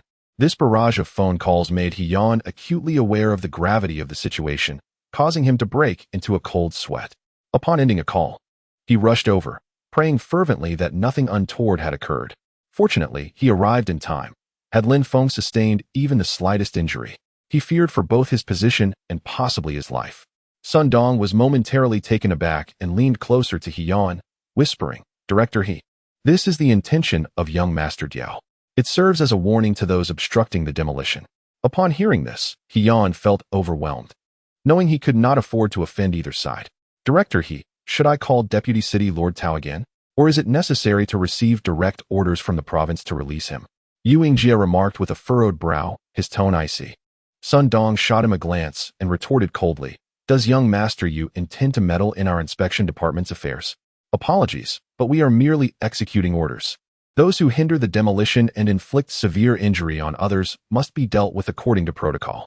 If you wish for us to release him, have the city lord personally call. If he instructs us to release him, we shall comply immediately. Captain Sun, you wield quite a bit of authority, Yu Yingjie scoffed. I have conveyed everything that needed to be said, and you must determine your course of action. Should Mr. Lin suffer even the slightest harm, consider whether you can bear the weight of the consequences. His demeanor was resolute, a cold disdain evident. Yan hesitated for a moment before saying, Captain Sun, please release him at once. Sun Dong, taken aback and feeling helpless, instructed his men to remove Lin Feng's handcuffs. Yan stepped forward with a forced smile, saying, Mr. Lin, it was all a misunderstanding. You may leave now. Lin Feng flexed his wrist, showing no intent to rise, and replied nonchalantly, You think it's that simple? I come when summoned and leave upon request. Is the world so accommodating? You wish to apply severe coercion, do you? Very well, I shall wait. Yuan was momentarily stunned, his face reflecting a sense of despair. Indeed, summoning a deity is far easier than sending one away. If Lin Feng chose not to leave, would those individuals not tear him apart? He could not fathom how many heads would suffice to escape their wrath. Not to mention, Xinghua's reputation suggested he might truly lead a charge against the inspection department. Sun Dong's expression darkened, and he scoffed. So you wish to be obstinate, do you? If you refuse to leave, then you shall remain here for eternity. Restrain him. As Lin Feng slowly rose, a smile played at the corners of his mouth. Suddenly, he seized Sun Dong by the hair and slammed his head onto the table. Blood gushed forth in an instant. This unexpected turn of events left everyone in shock. Sun Dong touched the blood on his forehead, filled with a mix of anger and embarrassment. He drew his handgun, aiming it at Lin Feng, and barked. Do you dare to make a move? I'll put a bullet through you. Captain Sun, do you dare? Yu Yingjie interjected hastily. He Yaowen was taken aback, exclaiming, Sun Dong, what are you doing? Put the gun down immediately. Director you witnessed it. He struck first. Stay out of this. Today, I am determined to teach him a proper lesson. I want to see how many heads you have. Sun Dong gritted his teeth, his expression cold and murderous. Lin Feng, with a cigarette between his lips, smirked slightly, an icy and ferocious demeanor enveloping him. I warned you, your life is on a countdown. These are the final seconds of your existence. As the words left his lips, Lin Feng swiftly seized the gun, and with a series of sharp cracks, the handgun shattered into pieces. Following that, an elbow strike landed heavily on Sun Dong's neck. Crack! Sun Dong's neck snapped, and he fell lifeless to the ground. Having witnessed Lin Feng's demeanor at the banquet, Yu Yingjie was unfazed, but He Yaowen was petrified, his body covered in a chill of sweat. He never anticipated that this man would resort to murder over a mere disagreement, and in the inspection office, no less. He Yaowen felt his head spinning, overwhelmed by the enormity of the situation and uncertain of how to manage the aftermath. Lin Feng cast a nonchalant glance at Sun Dong's corpse, feigning innocence as he remarked, Truth is often unpalatable. I have a keen eye for judgment, yet you chose not to believe me. Look, even the king of hell has come for your soul. He Yaowen chuckled awkwardly, saying, Mr. Lin, how am I to explain this? You needn't explain. If anyone asks, let them come to me. What? Do you wish to learn from him? Lin Feng replied coldly. He Yaowen was taken aback, repeatedly shaking his head. Lin Feng scoffed. You are not innocent either. I have yet to settle the score with you. Dare to arrest me? No one has the audacity to handcuff me. I will remember this debt. When I am in a foul mood, I might just take your head as well. With that, Lin Feng shot him a fierce glare and departed. Upon leaving the inspection office, Lin Feng returned to the old residence. The sight before him ignited a fury akin to an inferno.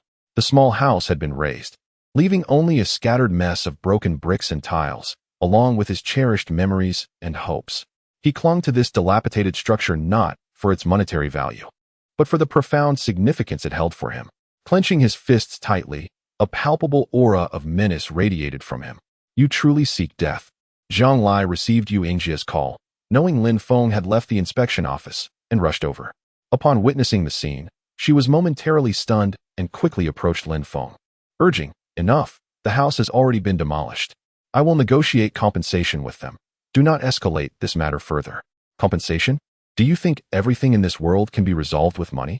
Do you comprehend the significance of this house to me? No amount of money can replace it. They have destroyed my memories and hopes, so I will demand their lives in return. Lin Feng's eyes glinted with a chilling intensity.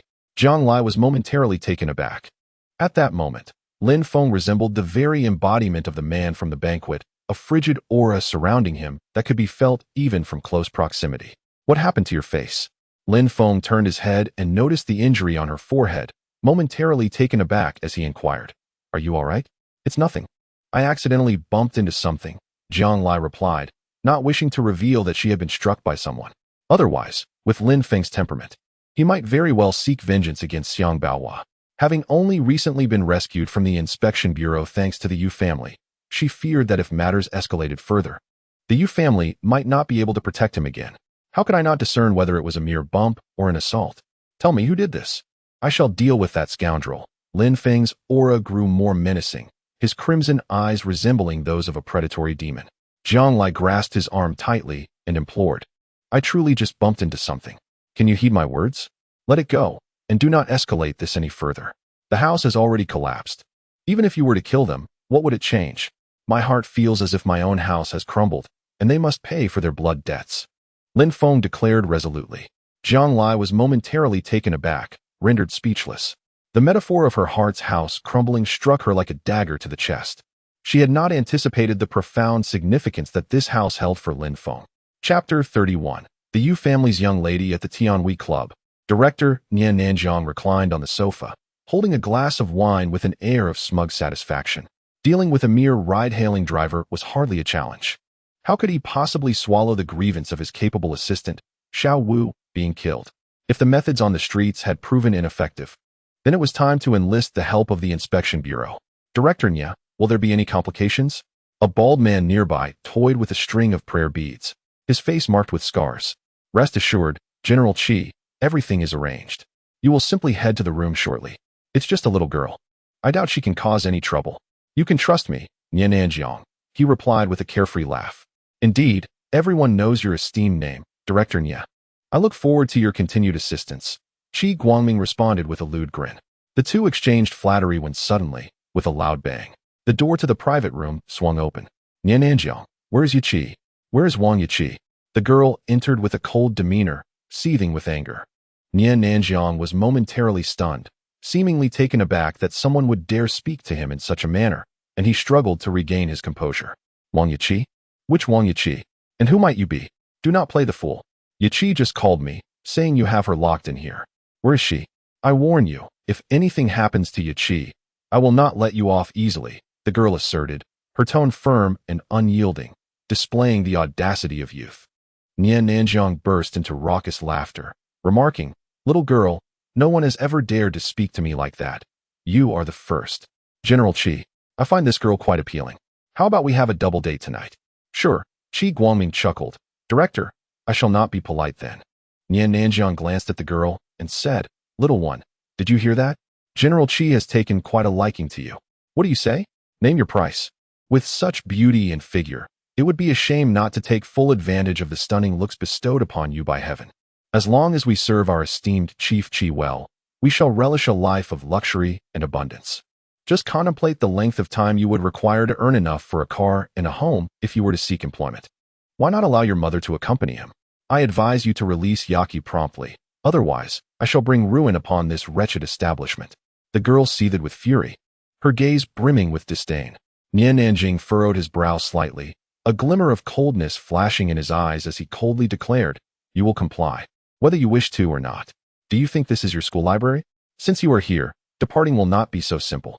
With that, Nian Nanjing clapped his hands, and two bodyguards rushed in at once. Do you not wish to meet that Wang Yaki? Very well, I shall grant you that. Nian Nanjing gestured affirmatively. Shortly thereafter, the bodyguards escorted a girl into the room. Upon seeing her, Wang Yaki rushed forward to grasp her, exclaiming, Yuxing, save me. The girl shot her an incredulous glance and scolded, I warned you against working in such a place, yet you refused to listen. If you encountered difficulties, you could have simply confided in me. Do you have any idea what the consequences would have been had I not arrived? Wang Yaki bit her lip tightly, too aggrieved to respond. Coming from a poor family, she had cobbled together her university tuition with great difficulty. And with her father suddenly falling ill and incurring substantial medical expenses, she felt compelled to resort to this line of work. It was the swiftest way to earn money. However, she had never contemplated the notion of sharing a bed with a patron. You are no different. She borrowed 20,000 from me, and she promised to repay it through her work. It is not merely your word that can extricate her. Nian Nanjing remarked with a teasing smile. 20,000. I shall repay that for her. Yuxing produced a bank card and placed it on the table, insisting, here is the exact amount. May we depart now? Nian Nanjing let out a cold laugh and responded, this is not merely a matter of money. It is a question of rules. Here, I am the rule. My word is law. If you wish to leave, it can be arranged easily. Both of you can spend a night with Chief Qi and then you may go. Otherwise, no one leaves. Remove their clothing, he commanded with a wave of his hand, prompting the two bodyguards to advance and begin tearing at the girl's garments. Wang Yaki gasped in terror. Yet Yuxing remained unperturbed, swiftly delivering a resounding slap to each of them, her voice resolute. Nian Nanjing, do you dare? If you lay a finger on me, the Yuxing family will ensure your ruin. Nian Nanjing paused momentarily, taken aback. The Yuxing family? Indeed, my father is Yu Jianjun. Should you so much as touch a single strand of my hair, I guarantee your demise will be most gruesome. Yuxing declared, her demeanor brimming with pride. Showing no fear of this notorious figure in Jiangqing, Nian Nanjing's brow furrowed. The Yuxing family was not one he could afford to offend. So it is Miss Yu. No wonder you possess such audacity. Very well, in consideration of your father, I shall not make things difficult for you. You may leave. However, she cannot. We will leave together, Yuxing asserted. Nian Nanjing's eyes glinted with a chilling sharpness as he coldly scoffed. Miss Yu, I have already shown you leniency. Do not overreach. Do not force my hand against you, for it will not bode well for anyone involved. With his words hanging in the air, Nian Nanjing waved his hand, signaling for Yuxing to be expelled from the premises. Yuxing, save me. Save me. Wang Yaqi cried hoarsely. Alas, Yuxing found herself helplessly restrained by two burly bodyguards. Unable to struggle. What is the matter? Miss Yu is reluctant to leave. Is she hoping to stay together? Nian Nanjing mocked. As long as he did not harm Yusheng, the Yu family would not become enraged over an unrelated Wang Yaqi. Nian Nanjing, let go. If anything happens to Yaqi, I will set this place ablaze. Yuxing shouted in fury. Yet, against the formidable strength of the two men, she felt utterly powerless. Trying to intimidate me? Humph.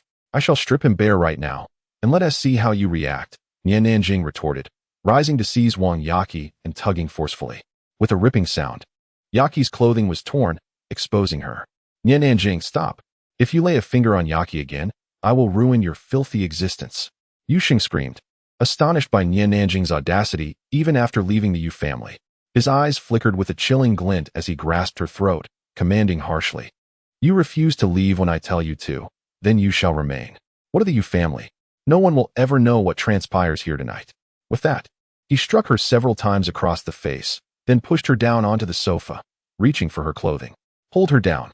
I wish to savor the taste of a daughter of the Yu family, Nian Nanjing said, his impatience evident as he fumbled to remove his pants. Suddenly, the door to the private room was kicked open with a loud bang, colliding squarely with Nian Nanjing's head. Who the hell is it? Seeking death? Nian Nanjing groaned, rubbing his head in pain as he crouched down. Lin Feng cast a casual glance, confidently striding over to the sofa, lighting a cigarette. Who is Nian Nanjing? He inquired, his gaze shifting to Qi Guangming, who was hastily waving his hands, looking towards Nian Nanjing. And who the hell are you? Ruining my good fortune, you fool. Nian Nanjing fumed, his anger boiling over. Yusheng's intrusion was one thing, given her backing from the Yu family, but now another fool dared to challenge him. Over the years, who had not referred to him as Director Nia? It had been long since anyone had dared to call him by his name. Blind fool, kill him, Nian Nanjing bellowed, prompting his two bodyguards to charge at Lin Feng with clenched fists. Chapter 32. Is it her? The girl in my dreams. Lin Feng remained calm and composed, seemingly oblivious to the fists flying toward him. With a gentle wave of his arm, the glasses on the table shattered, and two shards flew forth. With a swift thrust, they embedded themselves into the foreheads of the two bodyguards. They barely had time to scream before collapsing, lifeless. Yusheng and Wang Yaqi, having never witnessed such a scene, trembled in fear, clinging tightly to one another. Yusheng secretly observed Lin Feng. Though dressed simply, he exuded an indescribable aura of a king. The confidence that suggested he held dominion over all matters, paired with a gaze that seemed to disdain humanity, captivated her. She could hardly fathom the fate that would have befallen her had he not fortuitously intervened.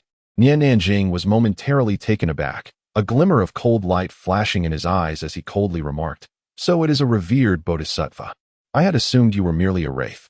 My dear brother, I believe I have no grievances with you. Have I offended you in any way? Initially, there was no conflict, yet you demolished my abode and had me incarcerated in the inspection department. This surely creates a discord. I am a man who repays enmity with enmity. Your life, as decreed by the King of Hell, is to be claimed, and I have come to escort you on your final journey." Lin Feng, with a cigarette between his lips, spoke in a seemingly indifferent tone that belied a profound murderous intent. Nian Nanjing was slightly taken aback. He had not anticipated Lin Feng's emergence from the inspection department. His unrestrained dominance on the streets of Jiangsheng was bolstered by his connection to young Master Diao, and the captain of the inspection brigade, Sun Dong, was indeed a man of Diao's influence. How could he possibly release Lin Feng so easily? I, Nian Nanjing, have roamed these streets for quite some time, and no one has ever dared to speak to me in such a manner. Do you think I was merely raised in fear? This is my territory. With a mere word, dozens, even hundreds, could rush forth and slay you without mercy. However, I, Niananjing, do not resort to overwhelming the few with the many. The demolition was a directive from above, and you cannot obstruct it. The house has been razed. State your compensation demands. Despite his assertive tone, a hint of trepidation was evident in his words. Lin Feng let out a disdainful laugh, declaring, no matter how many worthless creatures abound, they remain mere vermin. A sparrow can never rival an eagle. Should I desire your life, none shall impede me. Such audacity. As Lin Feng's words lingered, a young man slowly entered the scene. Xiang Baohua, the chairman of the Hualong group, stood as the formidable backing of Niananjing. Though merely a pawn placed on the board by young Master Diao, he was nonetheless a figure of considerable repute in Jiangqing. Are you the little wolf dog nurtured by Jianglai? Quite the biter, I see. Do you presume that a mere grasp of martial arts grants you free rein in Jiangqing? When I say you cannot touch him, you cannot. Do you believe me? Xiang Baohua scoffed dismissively. He was oblivious to how Lin Feng had escaped the inspection department. Perhaps there was some hidden support, but so what? There was no life he could not extinguish at will. Is that so? Shall we wager? Lin Feng rose deliberately. The middle-aged man beside Xiang Baohua's eyes glimmered with a hint of lethal intent, stepping forward with a predatory gaze. Allow me to introduce you. This is Master Qin Jinshui of the Chun family boxing in Jiangqing, a master of the Xian realm.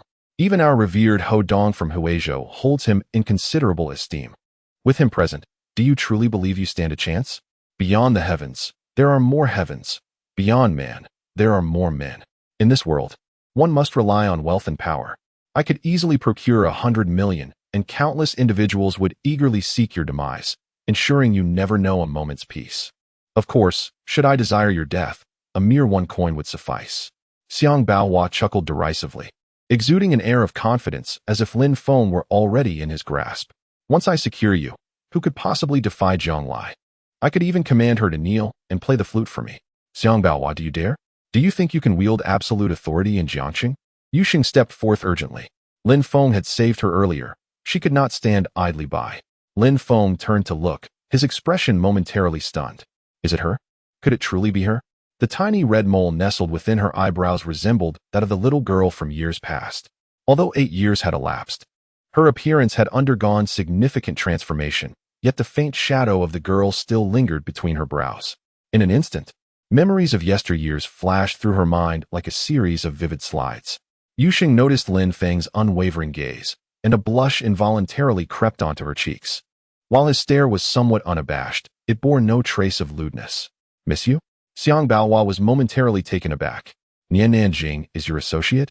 He attempted to insult me earlier. Do you not owe me an explanation? Yusheng's voice was sharp and commanding. Xiang Baohua hesitated, turning to look at Niananjing, who awkwardly lowered his head with a sheepish grin. Xiang Baohua furrowed his brow and shot him a fierce glare. You foolish wretch, have you lost your senses? Do you not recognize who Yuxing is? How dare you entertain such thoughts about her?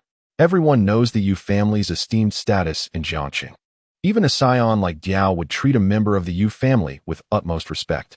With a forced smile, Xiang Baohua swiftly dealt Niananjing a resounding slap and said, Miss you, this fellow is merely a boor, lacking in manners, and has offended you. Is he a friend of yours? Look, he has also harmed Niananjing's people. Let us consider this matter settled. Since you have spoken, I cannot refuse this request. You may leave, and I shall act as if nothing has transpired. What do you say? Is a mere slap an adequate resolution? Tomorrow, I could send someone to insult your mother or your wife, and if I simply give them a slap, would that suffice for you? Yusheng pressed assertively. Xiang Baohua chuckled awkwardly, feeling a twinge of headache. Who was unaware of this little firecracker's temperament? She was the cherished granddaughter of the venerable Yu Mingyuan. Mishandling this situation could yield dire consequences. Should the Yu family pursue this matter, even a figure like Diao would be unable to safeguard him. With a stern countenance, Xiang Baohua shot a withering glance at Niananjing and exclaimed, Are you blind? You do not even recognize Miss Yu? Hurry and apologize to her. Niananjing, intimidated, complied without protest, hastily rising to bow and apologize to Yusheng. In the realm of power, he was the illustrious Director Nia, commanding respect from all. Yet before true authority, he was but a mere dog. Despite his reputation for wielding influence, he was merely Diao's hound. Yusheng huffed in indignation and delivered 2 resounding slaps to Niananjing's face, followed by a forceful knee strike that collided with his groin. Instantly, Nian Nanjing let out a pained cry and crumpled to the ground, curling up in agony. Miss you. Is that sufficient? You see, you have dealt him a blow, and your anger has been vented. Let us consider this matter resolved. Should this incident lead to discord among us, it would benefit no one. What do you think? Xiang Baohua thought to himself, secretly wishing to deliver a few kicks to Nian Nanjing. There are countless women to pursue. Why provoke this little lady needlessly? Yu Sheng coldly retorted, it is not so simple. I shall remember this incident, and on a day when I am in a foul mood, I will come to settle the score. She then approached Lin Feng, taking his hand gently and saying, let us depart. Xiang Baohua did not impede them, gesturing for others to clear the way. However, Lin Feng remained utterly still. Yu Sheng paused for a moment, subtly signaling with her eyes, and said, let us depart. Xiang Baohua had graciously given her family face by choosing to withdraw. If they continued to provoke him, they risked inciting his fury, which could lead to dire consequences. It was entirely possible that he might resort to lethal measures. After all, they were in his territory, and Master Chen Jingshui was present to oversee the situation. I demand his life, Lin Feng asserted, pointing at Nian Nanjing with unwavering resolve. Chapter 33, Collusion in Chaos. Xiang Baohua frowned, a sardonic smile curling his lips. You truly are one who will not turn back until you hit the wall. I offer you a path to safety, yet you choose the road to ruin. Very well. I shall oblige you. Miss you. This is not a matter of my lack of respect for you. He seeks his own demise. Should you choose to intervene further, I will have no choice but to disregard any semblance of compassion. Yu Sheng sighed silently. This fellow was excessively obstinate. Master Chen, I must trouble you to teach this youth a lesson. Let him understand that in Jiangcheng, with you, Master Chen, present, he is but a mere clown, unworthy of any display of authority. With a confident smile, Chen Jingshui replied, rest assured, Mr. Xiang, it will take less than a minute to deal with him. I am quite curious to see if today's youth are as arrogant as they appear, believing that a modicum of skill grants them the right to act with such bravado. Such empty words. Do you so-called masters only excel in verbal sparring? Lin Feng scoffed dismissively. A glint of coldness flashed in Chen Jingshui's eyes as he snorted disdainfully and swung his fist towards Lin Feng. The Chen family fist was renowned in Jiangcheng, with thousands of disciples having claimed accolades in international martial arts competitions. The head of the Chen family fist also served as the president of the Jiangcheng Martial Arts Association, rumored to be on par with the legendary master, Huadong. From Huizhou, although Chen Jingshui was the third in line and considered the weakest among the Chen family, he still possessed the formidable strength of a third-tier practitioner, making him a rare talent among martial artists. His punch, imbued with an overwhelming force, surged forth like an avalanche. The Chen family fist emphasized practical combat. Thus one's prowess could not solely be judged by their realm. Instances of practitioners from the Xian realm defeating those from the Di realm were not unheard of. In true expert duels, victory was determined not merely by realm, but also by the applicability of one's techniques, the psychological fortitude of the fighters, and even a degree of luck. Lin Feng merely chuckled contemptuously, refusing to evade or retreat. He met Chen's punch head-on. Bang! As their fists collided, Chen Jingshui felt an immense force crashing over him, overwhelming him in an instant.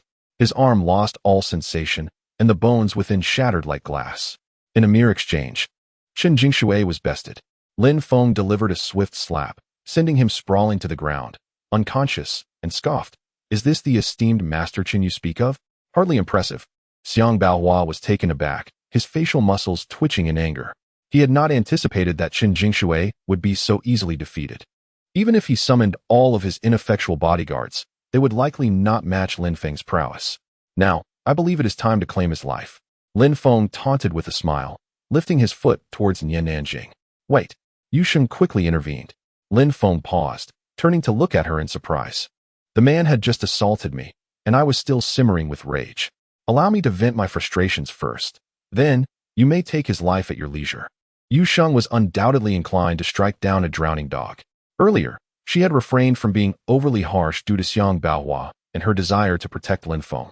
However, now that even Xiang Baohua had been intimidated by Lin Feng, what did she have to fear? With that thought, Yu Sheng delivered a powerful stomp to Nian Nanjing's groin. One stomp, two, three. Nian Nanjing cried out in excruciating pain, his wails echoing in the air.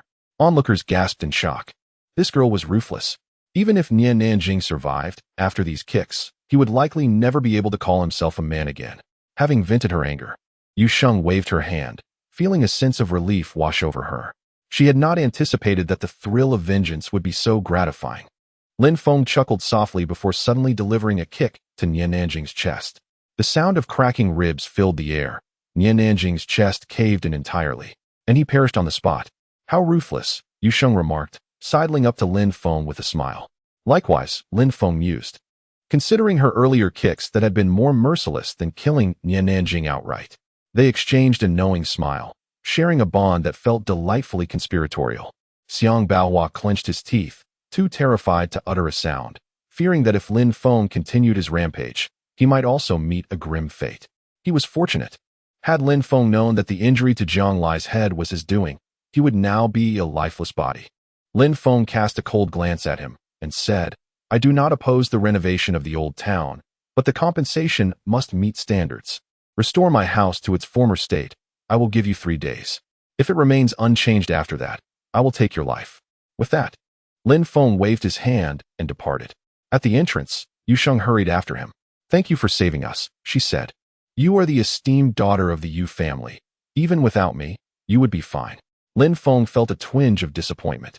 Since she was the daughter of the Yu family, she could not possibly be that girl he had thought. Perhaps it was merely a case of mistaken resemblance. Oh, so you were the one who caused a ruckus last time. How do you intend to compensate me? Yu Sheng inquired with a playful smile, her large eyes sparkling with mischief. Lin Feng chuckled awkwardly and replied, What kind of compensation do you seek? Give me your phone. I will let you know once I have decided, Yu Sheng responded. Are you telling me that the daughter of the Yu family cannot afford a phone? My Huawei 60 cost me a month's salary. How can I just give it to you? Lin Feng retorted, incredulous. The Yu family had billions. Yet she wanted his phone. How stingy. Yu Sheng paused, then burst into laughter, giving him a playful glare. Who wants your phone? I want your phone number. I cannot give you that. It is registered under my ID. Lin Feng replied innocently. Yu Sheng rolled her eyes, feeling an urge to strangle him. Was he deliberately teasing her? Snatching Lin Feng's phone, she dialed her own number and said, Wait for my call. With that, she quickly left, supporting Wang Yaqi. That night, Lin Feng went to Panlong residence. Yu Sheng's appearance stirred something within him. She bears an uncanny resemblance to that girl, as if she were sculpted from the same mold. However, she is the esteemed daughter of the Yu family. How could she possibly be that girl? Young master, we have a lead, Red Cloud remarked while pouring tea. The ones who killed their entire family, aside from the Zhao family, were orchestrated by the Li family, one of the 3 prominent families of Huizhou. It appears that the elder inadvertently came across something he shouldn't have, a document from the Li family containing evidence of their collusion with a certain influential figure in the province. Consequently, the Li family instigated the Zhao family to silence him. However, it is rumored that the girl in question did not perish. She happened to spend the night at a classmate's house, narrowly escaping this calamity. Yet, her current whereabouts and condition remain unknown. Please investigate Yu Sheng of the Yu family. I wish to know everything about her, Lin Feng commanded. Understood, Red Cloud responded with a nod. Knock, knock, knock. A series of knocks echoed from outside the door. Red Cloud rose to open it, revealing 2 women standing at the threshold, one a mistress, the other a maid. The mistress exuded an icy elegance. Enveloped in an aura of palpable menace, the maid displayed a haughty demeanor, her gaze imbued with a contemptuous air. Upon seeing Red Cloud, the mistress hesitated momentarily and inquired, May I ask if this is the residence of Master Zhuge Shinji? I am Shun Nanzi, the war god of the south, here to pay my respects to Master Zhuge. This is my deputy, Feng Tuyu. Who are they? Lin Feng questioned. Young master, it is Major General Shun Nanzi, the war god of the south. Seeking an audience with the elder, Red Cloud replied. The elder is not here. Tell them to leave, Lin Feng said coldly. At these words, Shun Nanzi furrowed her brow slightly. Feng Tuyu's eyes flashed with a hint of frost as she sharply retorted, Who are you? We demand to see Master Zhuge Shinji. Should you speak disrespectfully again, do not blame me for being impolite. Is that so? And how would you be impolite? Lin Feng slowly stepped forward, exuding an air of lethal intent. Chapter 34. The former fiancé. Upon seeing Shun Nanzi, Lin Feng rolled his eyes in disdain. Shun Nanzi, bewildered, asked, Who are you? Are you foolish? She calls Master Zhuge Shinji master and refers to me as young master. Who do you think I am? With your intellect, how could you possibly be the war god of the South? You ought to be wary of making yourself a laughingstock, Lin Feng retorted without hesitation. Shen Nanzi's expression hardened, her gaze sharp. So you are the son of Master Zhuge Shinji? I apologize, but we are seeking Master Zhuge Shinji himself. You are indeed his son. He is so old and unattractive. How could he possibly have a son as young and handsome as I? Now, begone. I have no time for you foolishness. Lin Feng scoffed, issuing an eviction order. Feng Tiu's brow knitted as she drew her handgun, declaring fiercely, should you continue to speak in such a manner, do you believe I won't shoot you? No one speaks to our mistress like that. Uft. How brazen, Lin Feng replied nonchalantly, adopting the demeanor of a street thug. To you. Put the gun away, Shen Nanzi admonished her with a glare. Sir, we have urgent matters to discuss with Master Zhuge Shinji. Would you kindly inform him? Here is my business card. Please contact me if you reach him. As she spoke, Shen Nanzi produced a card and extended it toward him. Lin Feng did not even glance at it, tearing the paper into shreds and stating, if you wish to see him, then accompany me for a night's rest. Shen Nanzi was taken aback, a flicker of murderous intent crossing her gaze. Before she could respond, Feng Tiu let out a furious roar and swung her fist towards Lin Feng.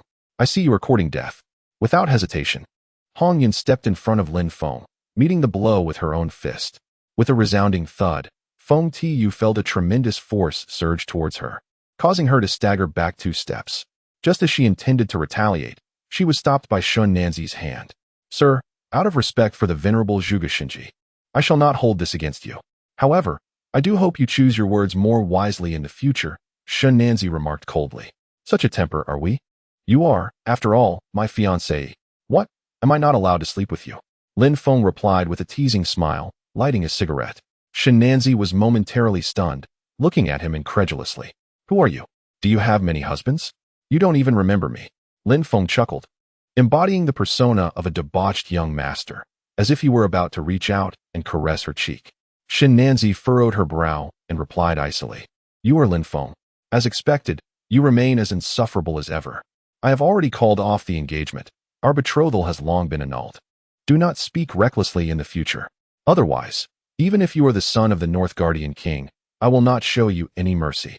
With a huff of indignation, Shen Nanzi turned to leave, as if she had just encountered a foul fly, feeling repulsed and wishing to avoid him for even a minute. In the car, Feng Tiu held her head high, a disdainful expression on her face. Miss, he is indeed the son of the North Guardian King, your former fiancé, the most notorious young rake across the 4 states of the North. Shen Nanzi remained stoic, not uttering a word. Truly a fitting title. His foul language and carefree demeanor bear no semblance to the dignity expected of the son of the North Guardian King. He resembles more of a street thug. The North Guardian King is a formidable figure. Despite the criticisms he faces, his achievements are unparalleled. Were it not for his guardianship, the North would not enjoy such stability. How could he have produced such a worthless son? Miss, fortunate it is that you have called off the engagement. With him as he is utterly unworthy of you, Feng Tiu remarked. The Shen family is a prominent clan in the south, holding a status that rivals that of the North Guardian King in his domain. It is precisely for this reason that the powerful families in their region have drawn the scrutiny of higher authorities. Rumors suggest that there have been attempts to weaken their military power, yet for various reasons, they have refrained from acting hastily. When the North Guardian King sought to propose to the Shen family, it was to unite their forces. Thus, even if some individuals from Yinjing wished to eliminate them, they would have to tread carefully. The engagement had indeed been established. However, Shen Nanzi later discovered that the man was a complete libertine, spending his days frequenting nightclubs, his reputation in the 4 states of the North being utterly tarnished. How could she possibly marry such a person? Defying her family's objections, she annulled the engagement in the North. This matter has always felt like a debt owed to him. Should he ever find himself in trouble, aiding him would merely be repaying a favor. From now on, they would remain unrelated and indebted to no one. Shen Nanzi's expression remained impassive as she stated coldly, What concerns me now is Yin Shi's illness. If she cannot be cured, she will likely have to depart from our faithing army, which would be a devastating blow for her. Feng Tuyu's expression shifted slightly as she bit her lip tightly, feeling a deep sense of empathy. Yet, at this moment, we cannot find Zhuge Shinji. Who else can heal Yanxi? I have heard of a divine physician named Li Changpu in Jiangcheng, a favored disciple of the renowned medicinal master Wang Chonglu. Perhaps he might possess a solution. Miss, should we seek him out?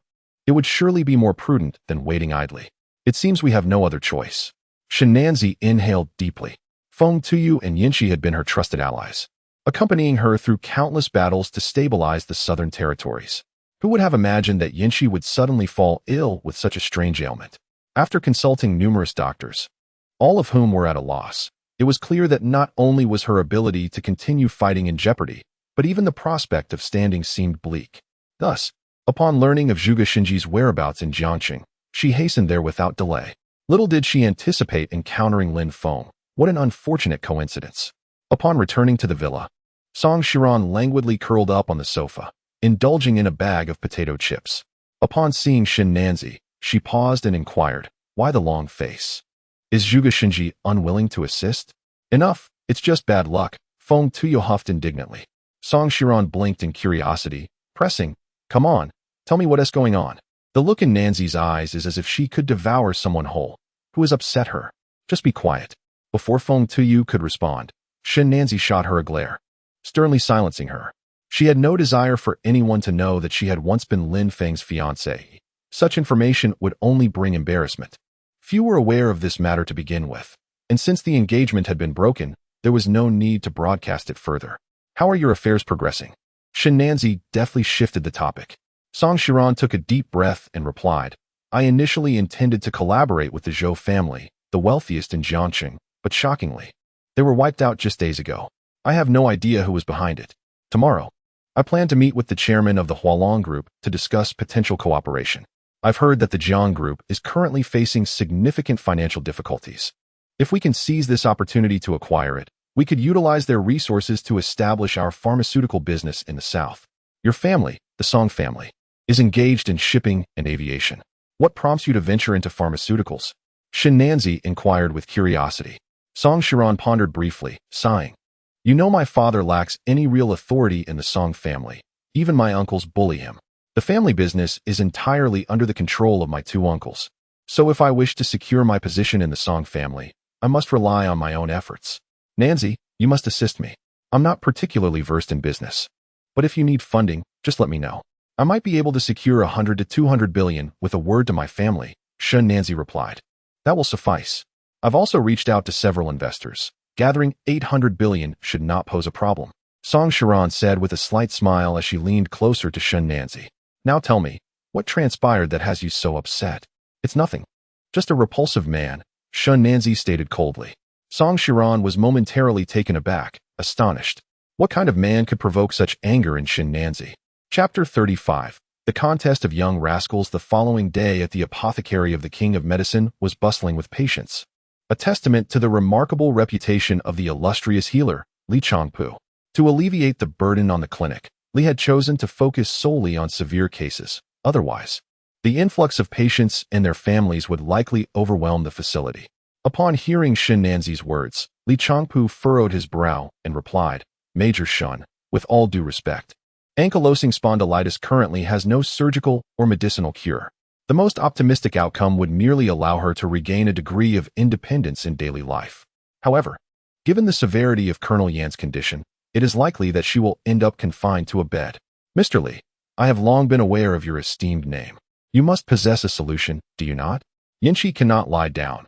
It would be more agonizing than death itself. She is a hero, a warrior, and she must continue to fight for her country. Mr. Li, you must find a way," Shenanzi implored, her eyes brimming with tears. Though often perceived as cold-hearted, many newcomers whispered behind her back, branding her a demon. Few understood the fragility that lay within her. As the guardian of the southern border, she was compelled to maintain a facade of stoicism, to minimize bloodshed and sacrifice on the battlefield. Yet, witnessing Yinshi's collapse had stripped away her defenses, threatening to bring her own resolve crashing down. Perhaps there exists someone who could help. He is familiar with the long-lost art of the King of Hell, and his medical prowess is unparalleled. If even he cannot cure her, then, Major Shun, I can only advise you to come to terms with the reality of the situation," Li Changpu stated. "Who is it? I would pay any price to see Yinshi healed," Shenanzi exclaimed, suddenly revitalized. "My master," Li Changpu revealed. "Mr. Wang Zhongluo, the apothecary of the king? If so, Mr. Li, I implore you to contact him immediately. All warriors of the southern border would be eternally grateful, Shenanzi insisted. Li Changpu shook his head and replied, "No, my master Wang Zhonglo cannot assist. It is my other master. However, his temperament is peculiar, and I cannot guarantee his willingness to help. Never mind, please reach out to him. Even if we must kneel before him to plead, we shall compel him to act." Shenanzi declared, as if she had grasped a final lifeline, her excitement palpable. "I will give it a try," Li Changpu responded, rising to contact Lin Feng. After briefly explaining the situation, Lin Feng unleashed a torrent of wrath. "Are you my master, or am I yours? Why don't I just work for you? Stop bothering me with such trivial matters. Whether she lives or dies is no concern of mine." With that, he abruptly ended the call. Li Changpu returned, his expression a blend of embarrassment and amusement. "I apologize, Major Shun. My master is unavailable, and I fear I am of little help." Shenanzi was taken aback, her freshly ignited hope extinguished as if doused with cold water. "Mr. Li, please tell me who he is. We must seek him out. Yinshi has shed blood and sweat for our nation, and as my dear sister, I cannot stand idly by and watch her suffer, regardless of the cost. Even if it meant kneeling and pleading before him, I would be willing to do so." Li Changpu sighed deeply and said, "Major General Shan, I cannot disclose anything. He has forbidden me from speaking out, and I cannot betray my promise. I apologize, I cannot assist you." Shenanzi felt a profound sense of loss, as if she had suddenly plummeted into an abyss, nearly stumbling to the ground. Meanwhile, Lin Feng, after hanging up with Li Changpu, received a call from Zhang Ziang, who informed him that Zhang Wenlong had invited him to dinner that evening. Lin Feng understood that this was Zhang Ziang's attempt to leverage Zhang Wenlong to coerce him into divorcing Jiang Lai. After all, it was well known that Zhang Wenlong was intent on marrying his daughter to Zhang Ziang. That evening, at the Tianchao restaurant, a subsidiary of the Ling Tian Group, the establishment held a prestigious status in Jiang City. The private rooms were classified into 4 tiers. The second tier was reserved for the most prominent leaders of Jiang City and esteemed families like the Zhou and Yu clans. The third tier accommodated second-rate families such as the Zhang family, while the fourth tier was designated for lesser families like the Jiang family. The first tier, however, remained largely inaccessible to the majority. The hierarchy was strictly enforced, and no one dared to overstep their bounds. The Tianchao restaurant and the Tiangong Mall both belonged to the formidable Ling Tian Group, whose influence was such that even the former Zhou family would not dare to challenge them. Inside the private room, besides Zhang Wenlong and Zhang Ziang, Qiu Siyu was also present. Upon seeing Lin Feng, her expression appeared somewhat peculiar. When Lin Feng's gaze fell upon her, she shyly lowered her head. Unable to meet his eyes, Lin Feng chuckled inwardly. It was said that a sister-in-law shared half her heart with her brother-in-law. It seemed this young lady was indeed prepared. "You are Lin Feng. You young people exhibit a shocking lack of decorum. Such a significant matter as marriage, and even I, as the father, was left in the dark. You made this decision without even consulting us elders? Today, I had Xiang invite you here to discuss your relationship with Nanan. She is my only daughter, and her marriage cannot be treated lightly. What is your station? A mere Didi driver, daring to aspire to a swan? I have no desire to engage in idle chatter with you. Tomorrow, you will go to the Civil Affairs Bureau and finalize the divorce." Zhang Wenlong spoke with a stern visage, directly addressing the issue at hand. Lin Feng smiled faintly, leisurely lighting a cigarette, and replied, "I fear I cannot make that decision. To be candid, I do not wish to continue this marriage, but Jiang Lai insists on marrying me, even claiming she would take her own life if I refuse. What can I do? Furthermore, my mother has treated me exceptionally well. I am rather thin-skinned and find it difficult to refuse, so I have had to acquiesce." Zhang Wenlong was taken aback. "So my precious daughter is so insistent on marrying you?" He had encountered many shameless individuals, but this was the first time he had met someone so audaciously self-aggrandizing. You seem to have quite a thick skin. Perhaps you are unaware of who Zhang Wenlong is? My demand for you to divorce is a choice I am graciously offering you. In my past temperament, I would have simply disposed of you in Fengming Lake. Would you care to test that?" Zhang Wenlong scoffed, a menacing aura enveloping him. Lin Feng merely smiled calmly and said, "How could that be? Your esteemed reputation, dear father-in-law, is well known throughout Jiang City. I have heard that your father-in-law possesses an astonishing capacity for alcohol, unmatched by anyone in the entire Jiang City. Is this true?" Zhang Wenlong was momentarily taken aback. "Perceiving your implication as a challenge to engage in a drinking contest with me, Are you aware of my drinking prowess? You may inquire with them. Who among them would dare to match their liquor tolerance against mine? Very well, should you wish to compete, I shall grant you the opportunity. If you manage to triumph over me, I shall cease my inquiries regarding your relationship with Nan Nan. However, should you fail, you will obediently proceed with the divorce. What say you? Are you bold enough to accept this challenge? Surely, a young man such as yourself possesses at least this modicum of courage. Lin Feng wasted no time. Promptly commanding the serving of alcohol, he seized a bottle of white liquor and downed it in one swift gulp. Zhang Wenlong, witnessing this, felt somewhat bewildered. Who drinks in such a manner? Nevertheless, unwilling to yield, he followed suit and consumed a bottle in one go. When it comes to drinking, he had never feared anyone. Thus, the two continued to exchange bottles, and before long, 5 bottles had vanished. Zhang Wenlong began to exhibit signs of inebriation, his complexion flushed, as he incessantly stuffed food into his mouth to suppress the effects of the alcohol.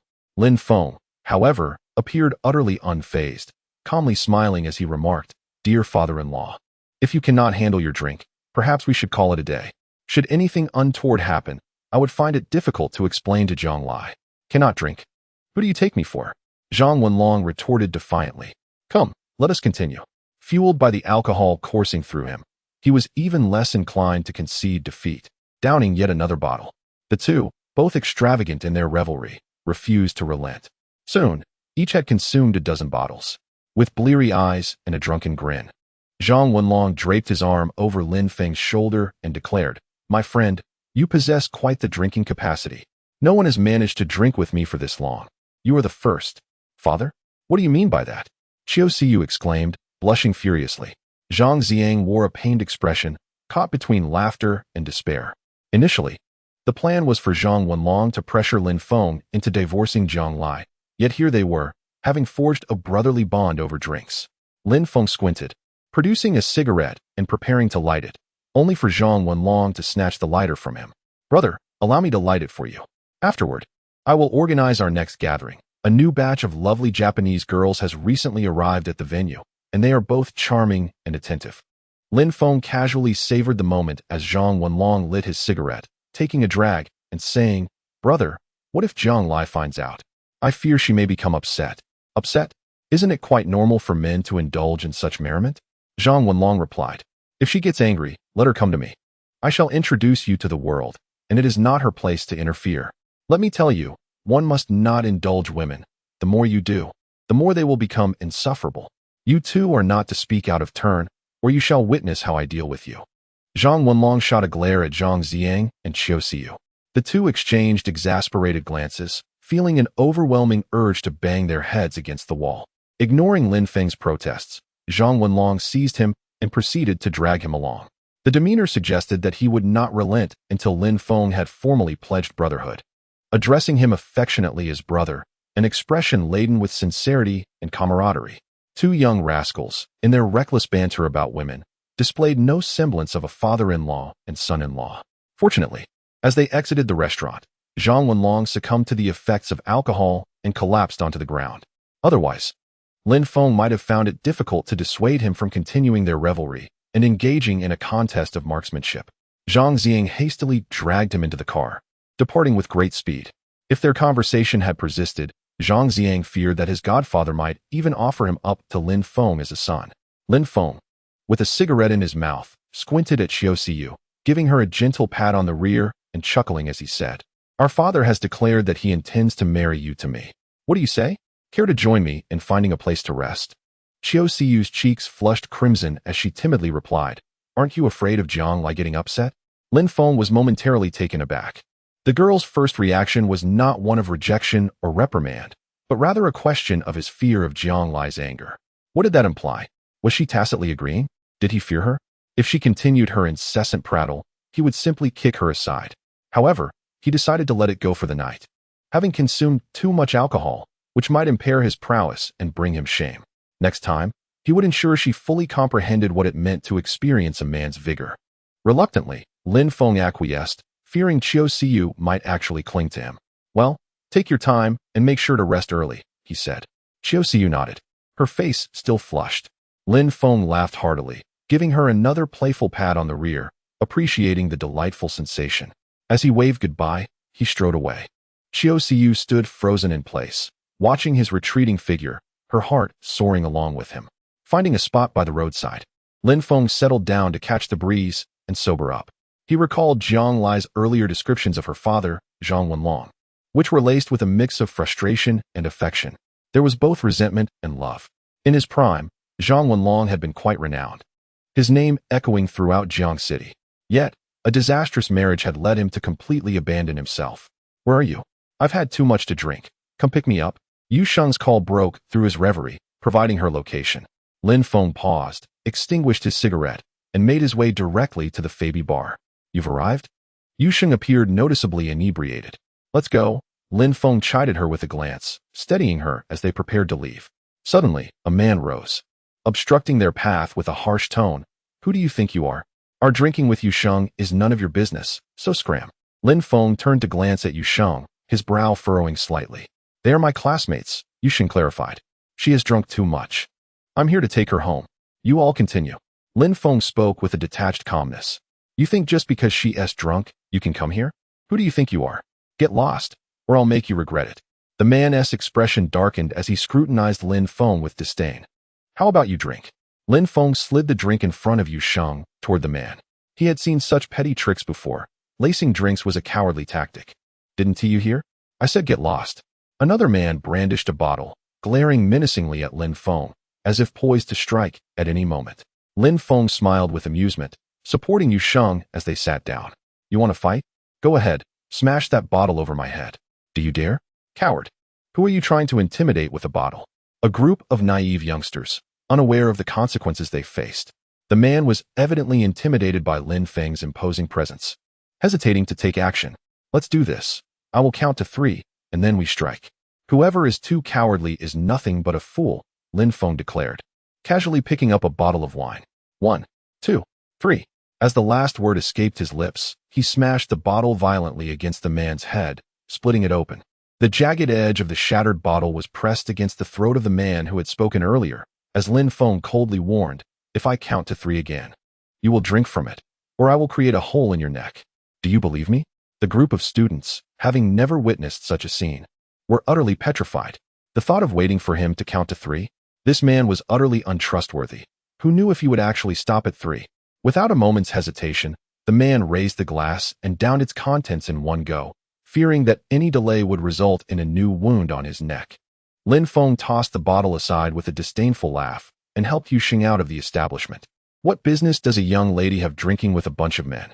Aren't you afraid they might take advantage of you?" Lin Feng reproached her with a glance. Yu Sheng chuckled softly. "Them? They are far from it." Lin Feng paused, surprised. "You're not intoxicated?" "Of course not. I was merely pretending." Yu Sheng replied with a playful smile. "You seem to care about me.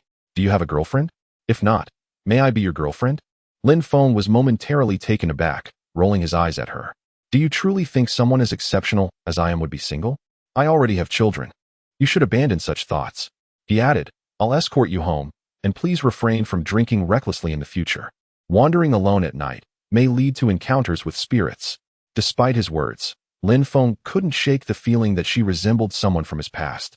A subtle comfort amidst his emotions. As he helped Yu Sheng into the car and prepared to depart, a resounding crash echoed as the rear of his vehicle was violently struck.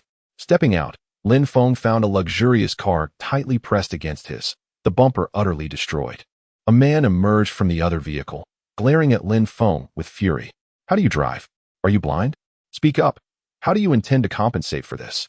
Lin Feng was taken aback. This demeanor felt familiar. Back in Beijing, he had often employed such tactics to extort from the offspring of affluent families, and it had always proven effective.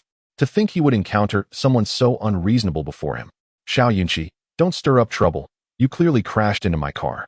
I haven't sought compensation from you, yet you dare to blame me? Do you think your family can cover up all wrongdoing?" Yu Sheng interjected, stepping in front of Lin Feng, her voice filled with indignation. "Yu Sheng?" Xiao Yunqi was momentarily stunned, then sneered. "Is he your man? Your taste is rather poor. You would settle for such a man? At least he is better than you. You may appear refined, but your essence is utterly vile." Yu Sheng shot back, pulling Lin Feng away. Xiao Yunqi's eyes narrowed with a glint of malice as he blocked their path, coldly stating, "You may leave, but he cannot." "Xiao Yunqi, Enough is enough. Do not go too far, Yu Sheng retorted angrily. Lin Feng, amused, smirked and asked, what do you propose?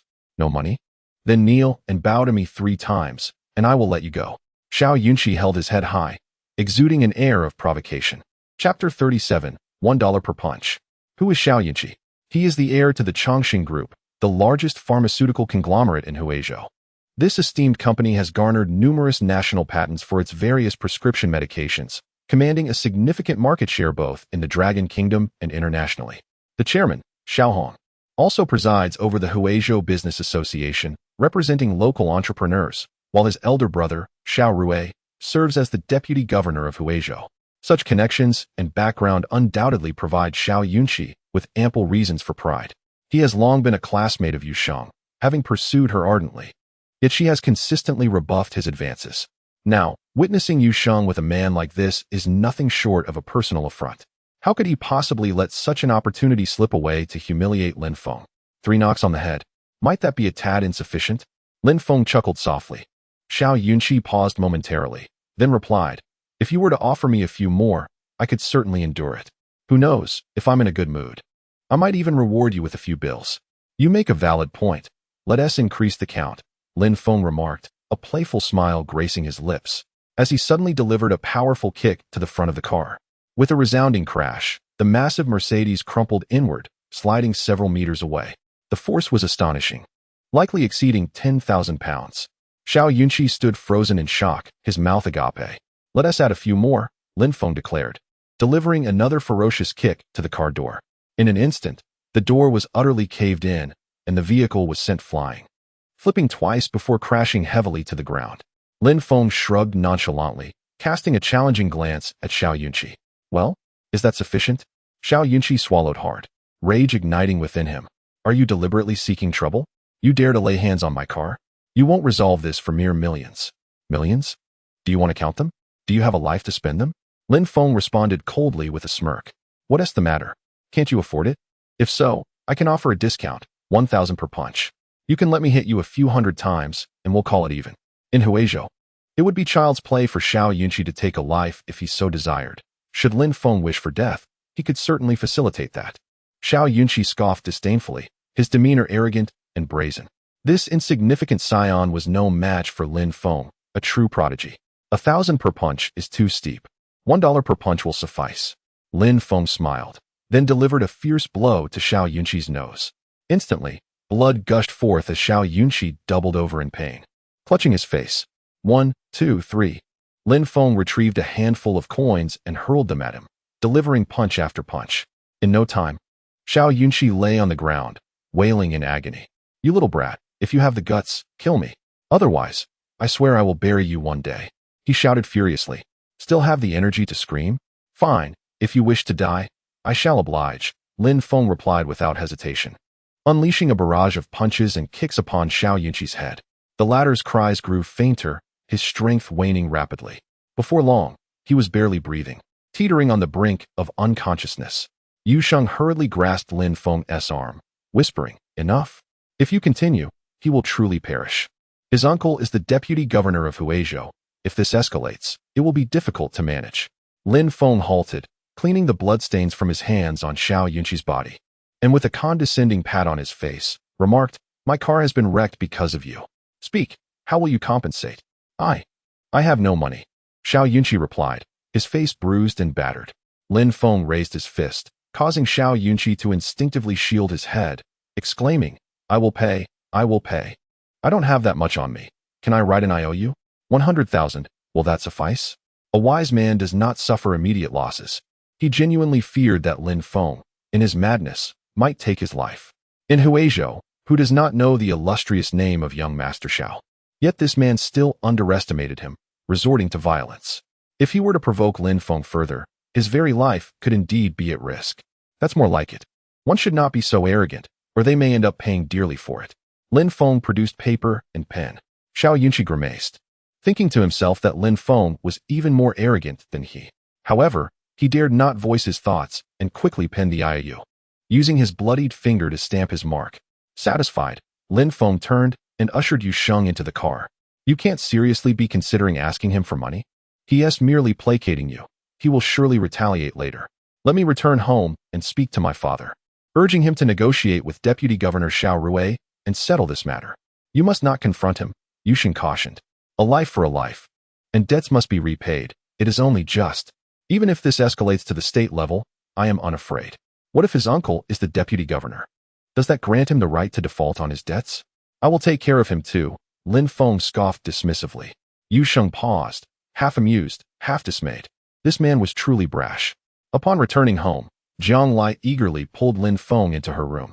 Don't be so impatient. At least wait for me to take a shower. Your appetite is rather insatiable.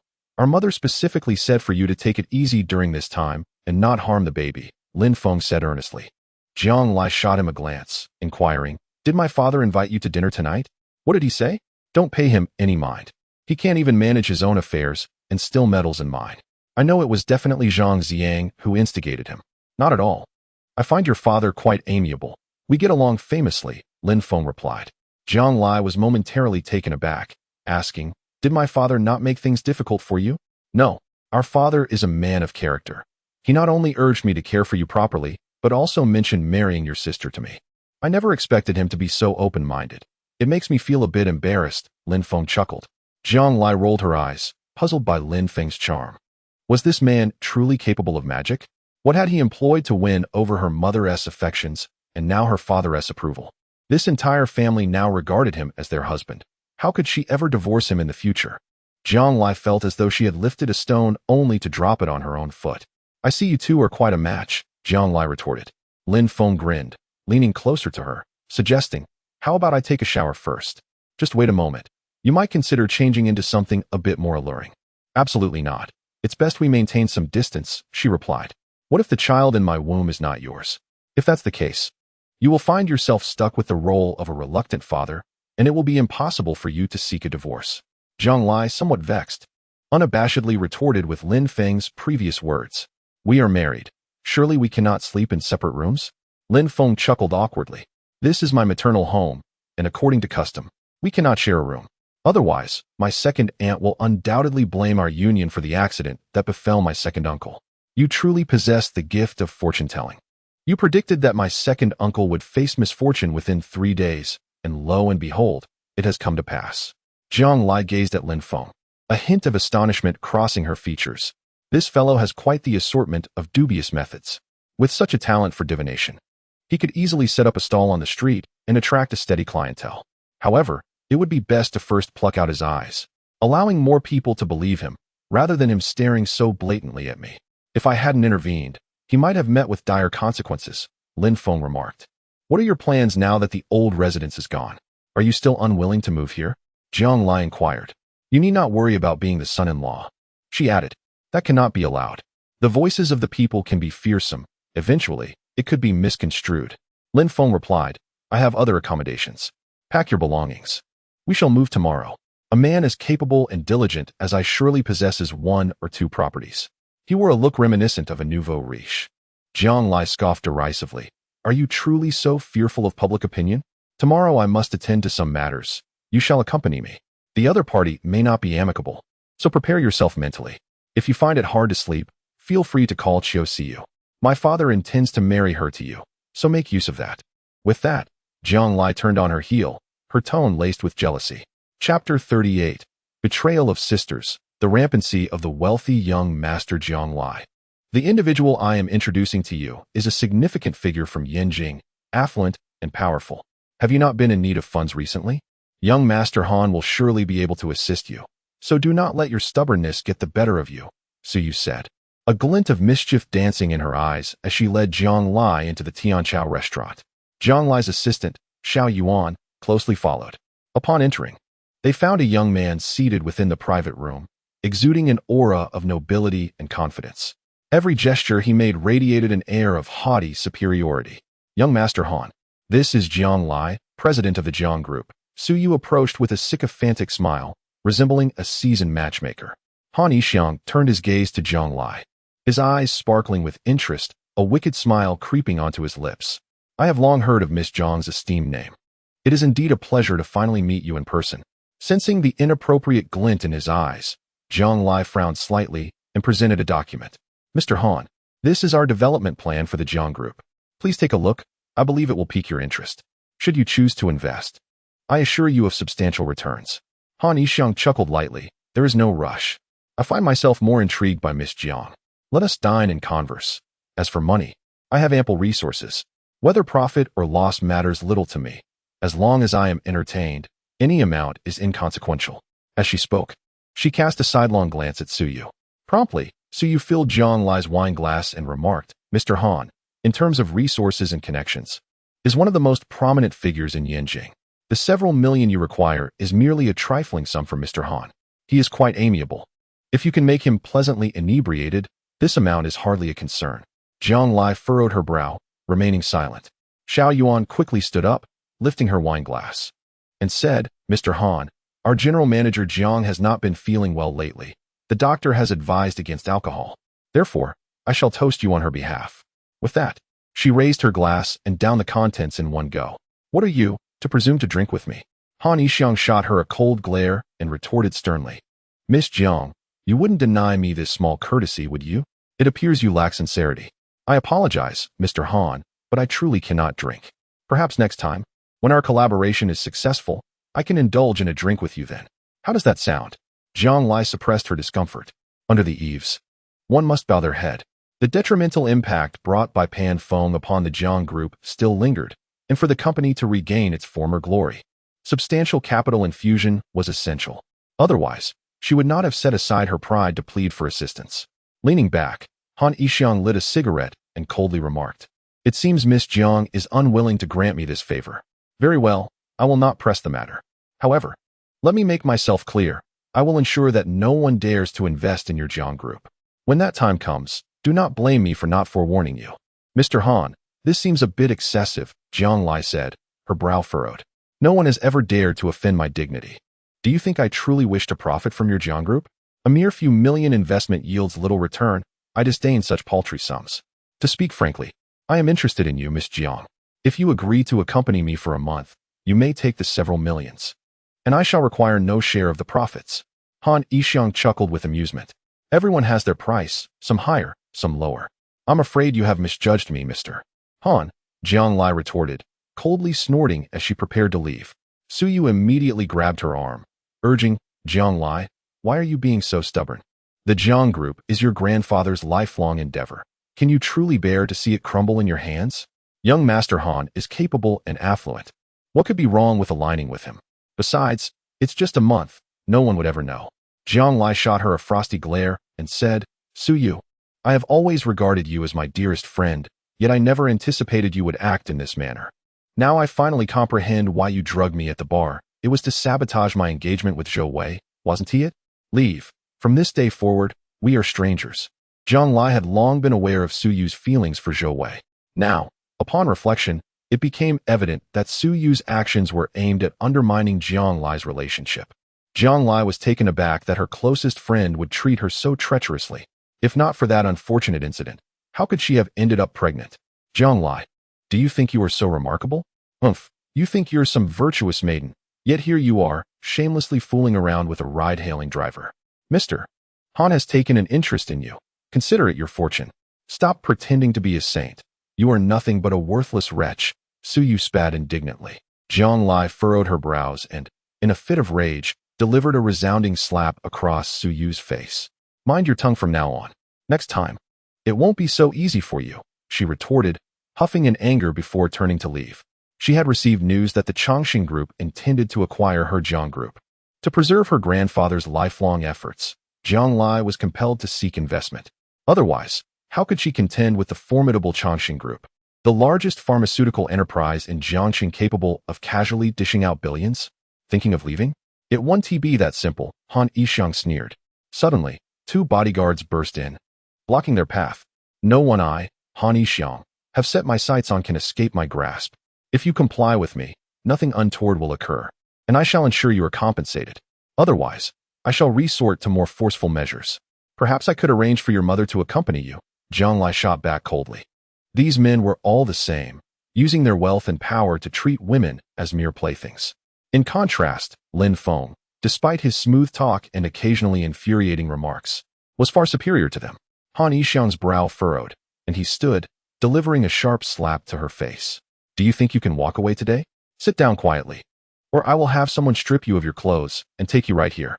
Do you believe that? Jiang Lai clenched her teeth and sat down. Mr. Han, you possess power and wealth. What need have you to bully me? Such actions reveal nothing of your capabilities and will only serve to make you a laughingstock. I may not be a significant figure, but my Jiang family has operated in Jiangxing for many years, and I still have some connections. No matter how powerful you are, the mountains are high and the emperor far away. Can you truly resolve matters from such a distance? If something were to happen to me here today, I assure you, you would not leave Jiangxing unscathed. Meanwhile, Xiao Yuan discreetly took out her phone and sent a message. Han Yixiang dismissed Jiang Lai's threats with a sneer. Miss Jiang, there is no need to intimidate me. I, Han Yixiang, have never feared anyone. If you wish to leave, you may do so after drinking this glass of liquor. Perhaps I will consider your request. He placed a glass of white liquor before Jiang Lai. I trust you wouldn't want me to force it down your throat, for that would not end well for you. What say you? As his words fell, the two bodyguards stepped forward, their eyes menacing. I will drink. Jiang Lai inhaled deeply and raised the glass, downing it in one go. Now that is more like it. Let us continue. Han Yixiang chuckled, relishing the moment. Jiang Lai was already in his clutches. There was no rush. The more proud and resistant she became, the more intrigued he felt. Conquering a woman like her was a true accomplishment. Otherwise, why not simply sleep with Suyu? In terms of looks and figure, Suyu was certainly not lacking. Suddenly, the door to the private room was kicked open with a loud bang. Lin Feng entered, exuding an aura of lethal intent. Chapter 39. Enemies cross paths. Who the hell are you? Who let you in? Get out. Han Yixiang exclaimed with a furrowed brow, his voice laced with authority. These affluent young masters from the capital wielded considerable influence in their regions, dismissing Lin Feng entirely. Each of them possessed formidable connections, ruling their domains with impunity. However, they overlooked a crucial truth. Even the mightiest dragon cannot suppress the serpent of the land. Lin Feng let out a cold snort, seizing a bodyguard by the head and forcefully slamming it against the table. With a resounding thud, the man fell unconscious. Subsequently, Lin Feng delivered a brutal elbow strike to another bodyguard's neck, who had no time to react before collapsing in a daze. Lin Feng stepped forward, placing a foot atop a chair, his presence imposing. The injury on my wife's face was inflicted by you, wasn't it? Show me the hand that did it, he demanded, rapping the table for emphasis. Han Yixiang cast him a disdainful glance, a smirk curling his lips as he reclined back, relishing the moment. She is your wife? Very well. Let me enlighten you. I have taken a liking to her and would like her to spend a night with me. If you acquiesce, we can consider this matter settled. Otherwise, you will learn the price of crossing me. Suyu, with a hint of mockery and disdain, interjected, Han, he is merely a driver for a ride-hailing service. Boy, you should be grateful to me. Without my intervention, how could you ever dream of sleeping with our city's most beautiful woman, let alone marrying her? Now that Han has taken an interest in your wife, consider it your fortune. If he decides to bestow you with a token of his favor, it could sustain you for a lifetime. Han is a prominent figure from Yanjing, not someone of your stature to offend. Lin Feng paused, finally grasping why Jiang Lai had exhibited such impulsive behavior. The true instigator was her. With a sharp crack, Lin Feng delivered a resounding slap to her face, causing her to spit blood, her visage swelling instantly, ears ringing with the impact. Son of Han Zhang, call your father and ask if he dares to speak to me in such a manner, he retorted coldly. Han Yixiang, taken aback, stammered, who are you? You lack the right to know my name. Now, I ask you, will you depart willingly, or shall I assist you in leaving? Should I take action? It will not merely involve an arm, Lin Feng replied, his tone icy. Han Yixiang furrowed his brow, suddenly rising to his feet. Are you trying to intimidate me? Test me if you dare. If I lose even a single hair, the entire Jiang family shall perish. I, Han Yixiang, am a name of note in Yanjing. Do you dare lay a hand on me? In my eyes, you are merely a swarm of ants. Lin Feng chuckled coldly, seizing Han Yixiang's arm and pinning it to the table, then picked up an ashtray and brought it down with force. Bang, bang, bang. With each strike, Han Yixiang's bones shattered, his agonized cries echoing in the air. Hearing this, Suyu trembled in fear, unable to fathom the horror if such violence were directed at her. The earlier arrogance and haughtiness vanished entirely, replaced by dread and terror in her gaze towards Lin Feng. Jiang Lai understood Lin Feng's temperament. He was capable of killing Han Yixiang without a second thought. Han Yixiang was not Zhou Wei. The power behind his family was not to be underestimated. Even the mightiest warrior from the north would likely tread carefully. Moreover, the formidable warrior of northern Jiang, Xinghua, has already repaid the favor owed to Lin Feng. Whether he will intervene again remains uncertain. Jiang Lai, concerned for Lin Feng's safety, hastily grasped his arm and advised, "Let us depart. Even if you were to eliminate such a person, it would only tarnish your own hands." Understanding Jiang Lai's apprehensions, Lin Feng refrained from further comment and, with a hint of humiliation, patted Han Yixiang's face, declaring, "If you dispute this, feel free to seek me out. However, next time, fortune may not favor you as it has today. Do you comprehend?"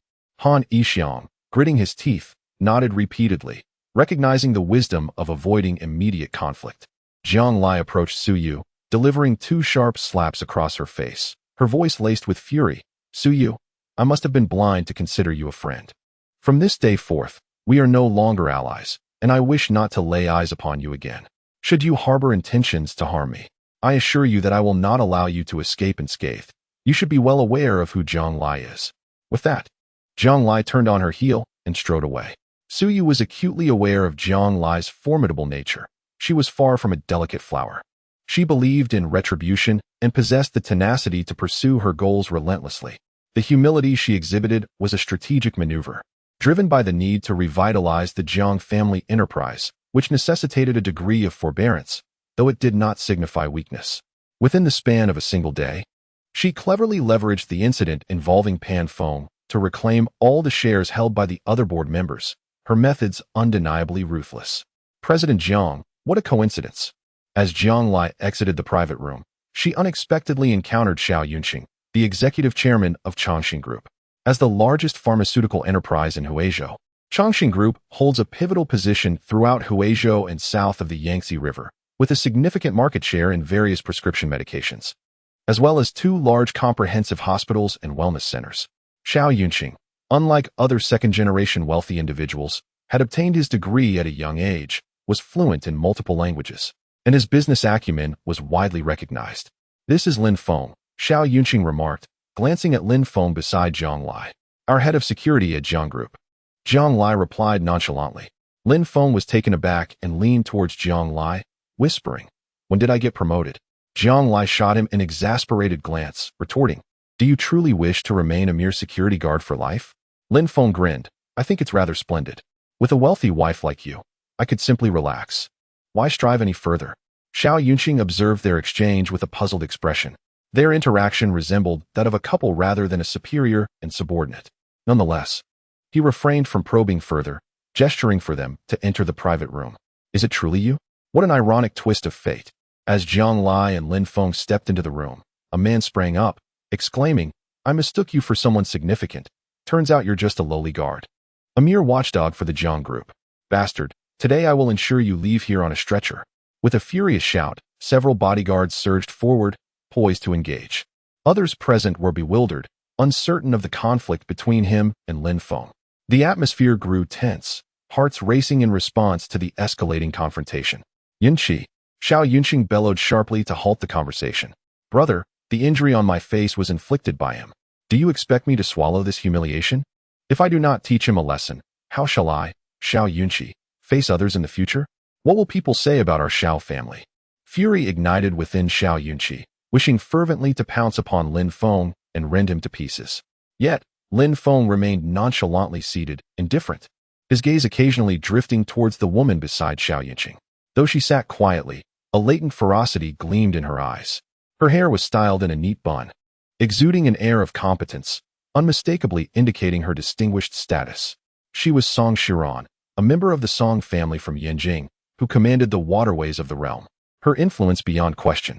Upon discerning the situation, Xiao Yunqing's brow furrowed slightly, a glint of coldness flashing in his eyes. "Mr. Jiang, do you not owe me an explanation regarding this matter?" Chapter 40. Do you have 9 lives? Jiang Lai cast a sidelong glance at Lin Feng. When did this fellow become entangled with Yu Shang, the daughter of the Yu family? Moreover, he had the audacity to provoke jealousy and injure Xiao Yunqi. Unbeknownst to him, a wave of jealousy surged within Jiang Lai. "I have heard the details, and I do not believe Lin Feng has done anything wrong. Are you, Mr. Xiao, seeking to exact retribution?" Xiao Yunqi erupted in fury, shouting, "Nothing wrong? When has Xiao Yunqi ever been struck like this? This is not merely an assault on me. It is an affront to the dignity of the Xiao family. Who do you think you are, coming to his defense? If you provoke me, I shall deal with you as well." "Silence." Xiao Yunqi admonished him with a fierce glare. "You are embarrassing yourself. Go stand aside."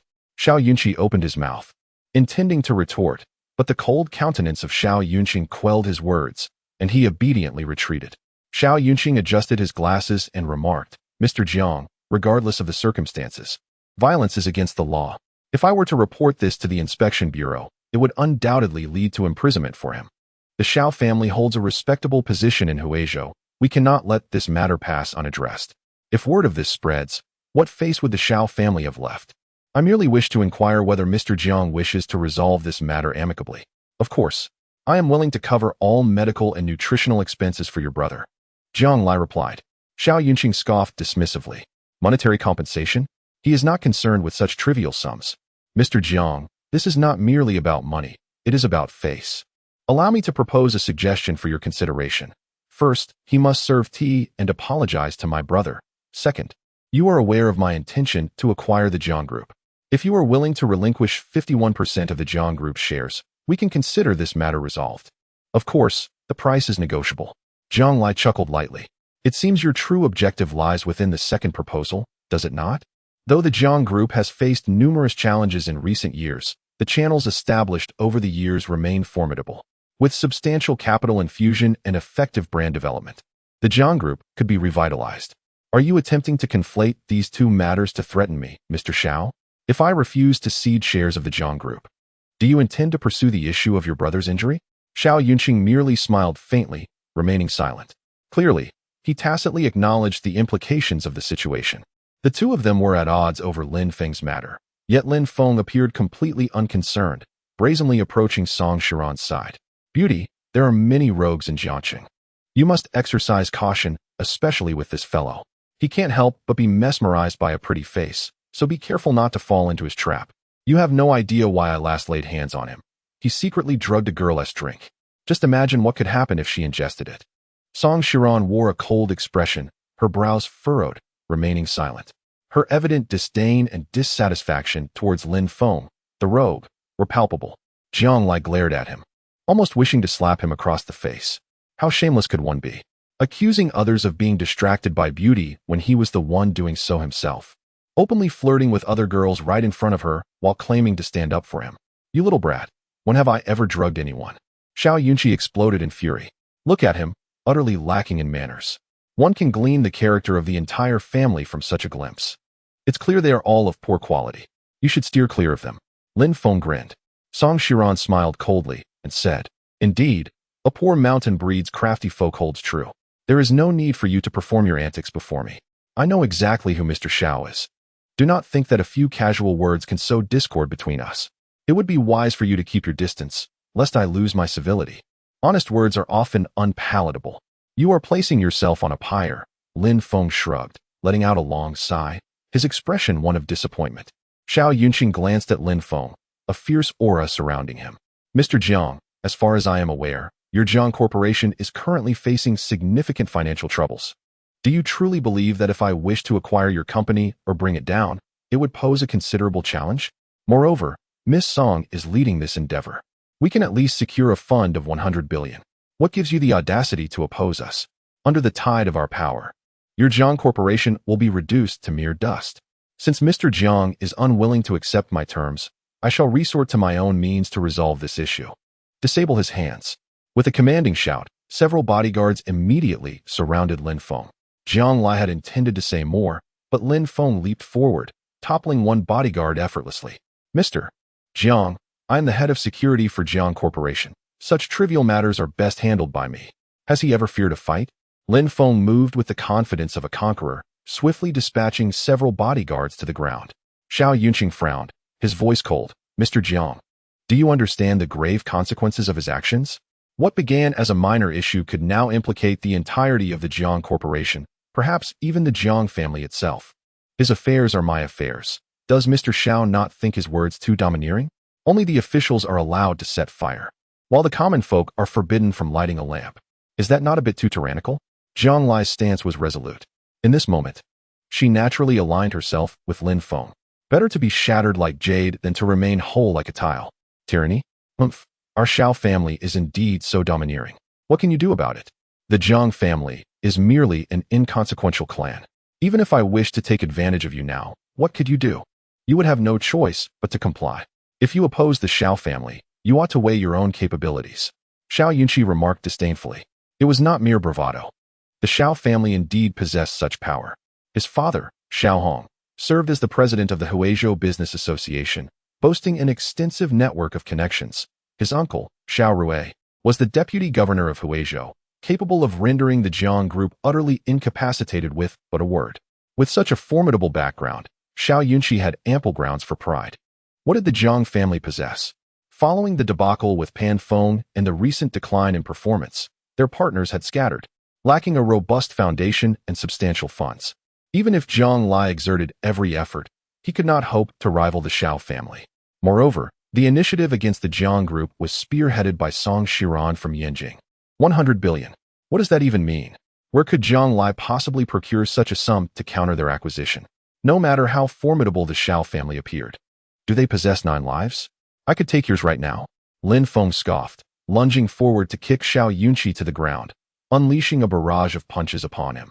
In an instant, Xiao Yunqi was howling in agony. Lin Feng glanced at Xiao Yunqi and said, "You're so formidable. Can you save him now? I could take his life at this very moment. Can you prevent me?" With that, he delivered another fierce punch to Xiao Yunqi's head, a blatant provocation. Xiao Yunqi's brow furrowed tightly. Faced with someone who had nothing to lose, he felt somewhat at a loss.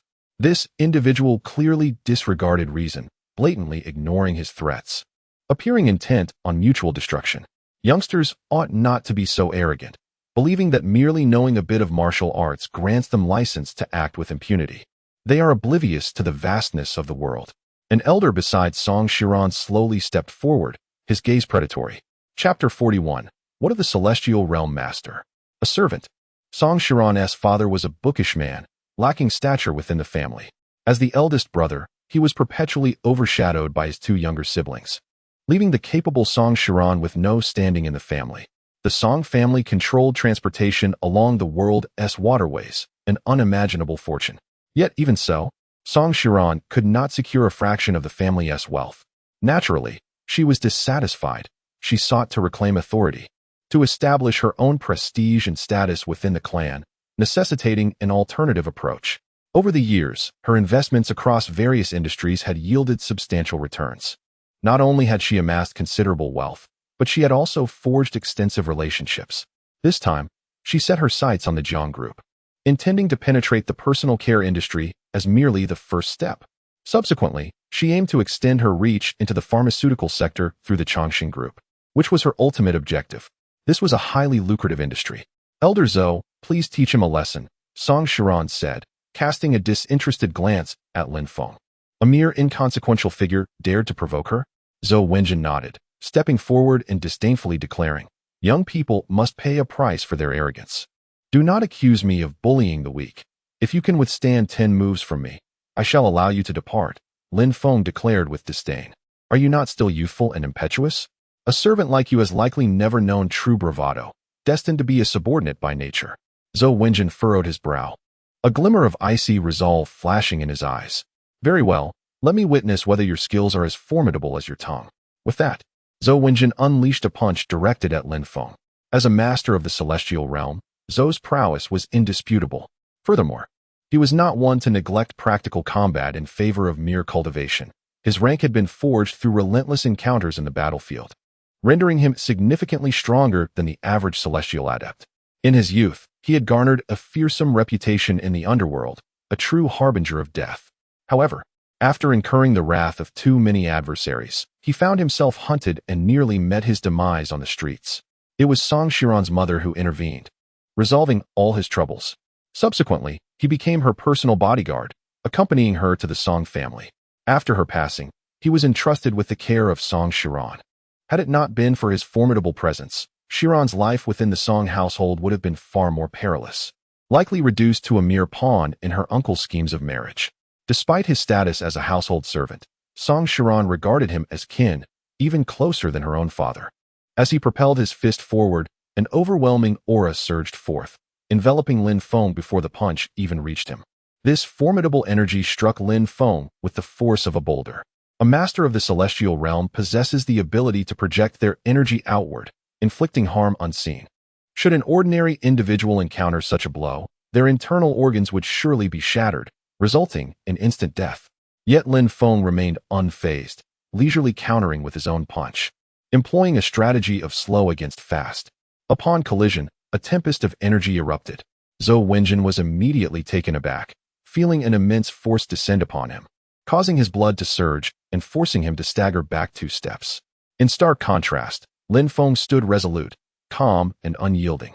Song Shiran was momentarily taken aback, seemingly unprepared for Lin Feng's ability to fend off Zhou Wenjin's strike and even compel him to retreat. She began to reassess this seemingly insipid man, such a formidable expert, reduced to the role of a security department head in a modest company like the Jiang Group.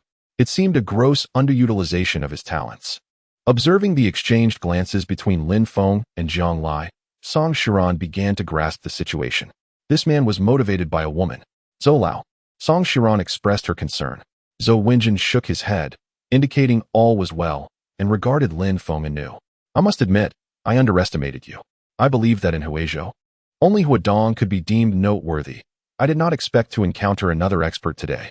Your strength at such a young age is indeed commendable, but alas, your demeanor is too ostentatious. Otherwise, given your talents, a few more years would likely render me no match for you. Huadong is but a trivial figure. Your ignorance is evident. Those of my caliber are often hidden in plain sight.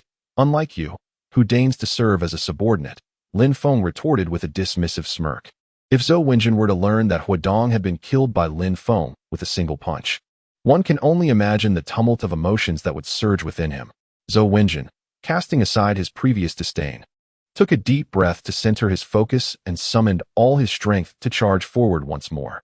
In the face of a master like Lin Feng, he knew he had to unleash his full potential, sparing no effort.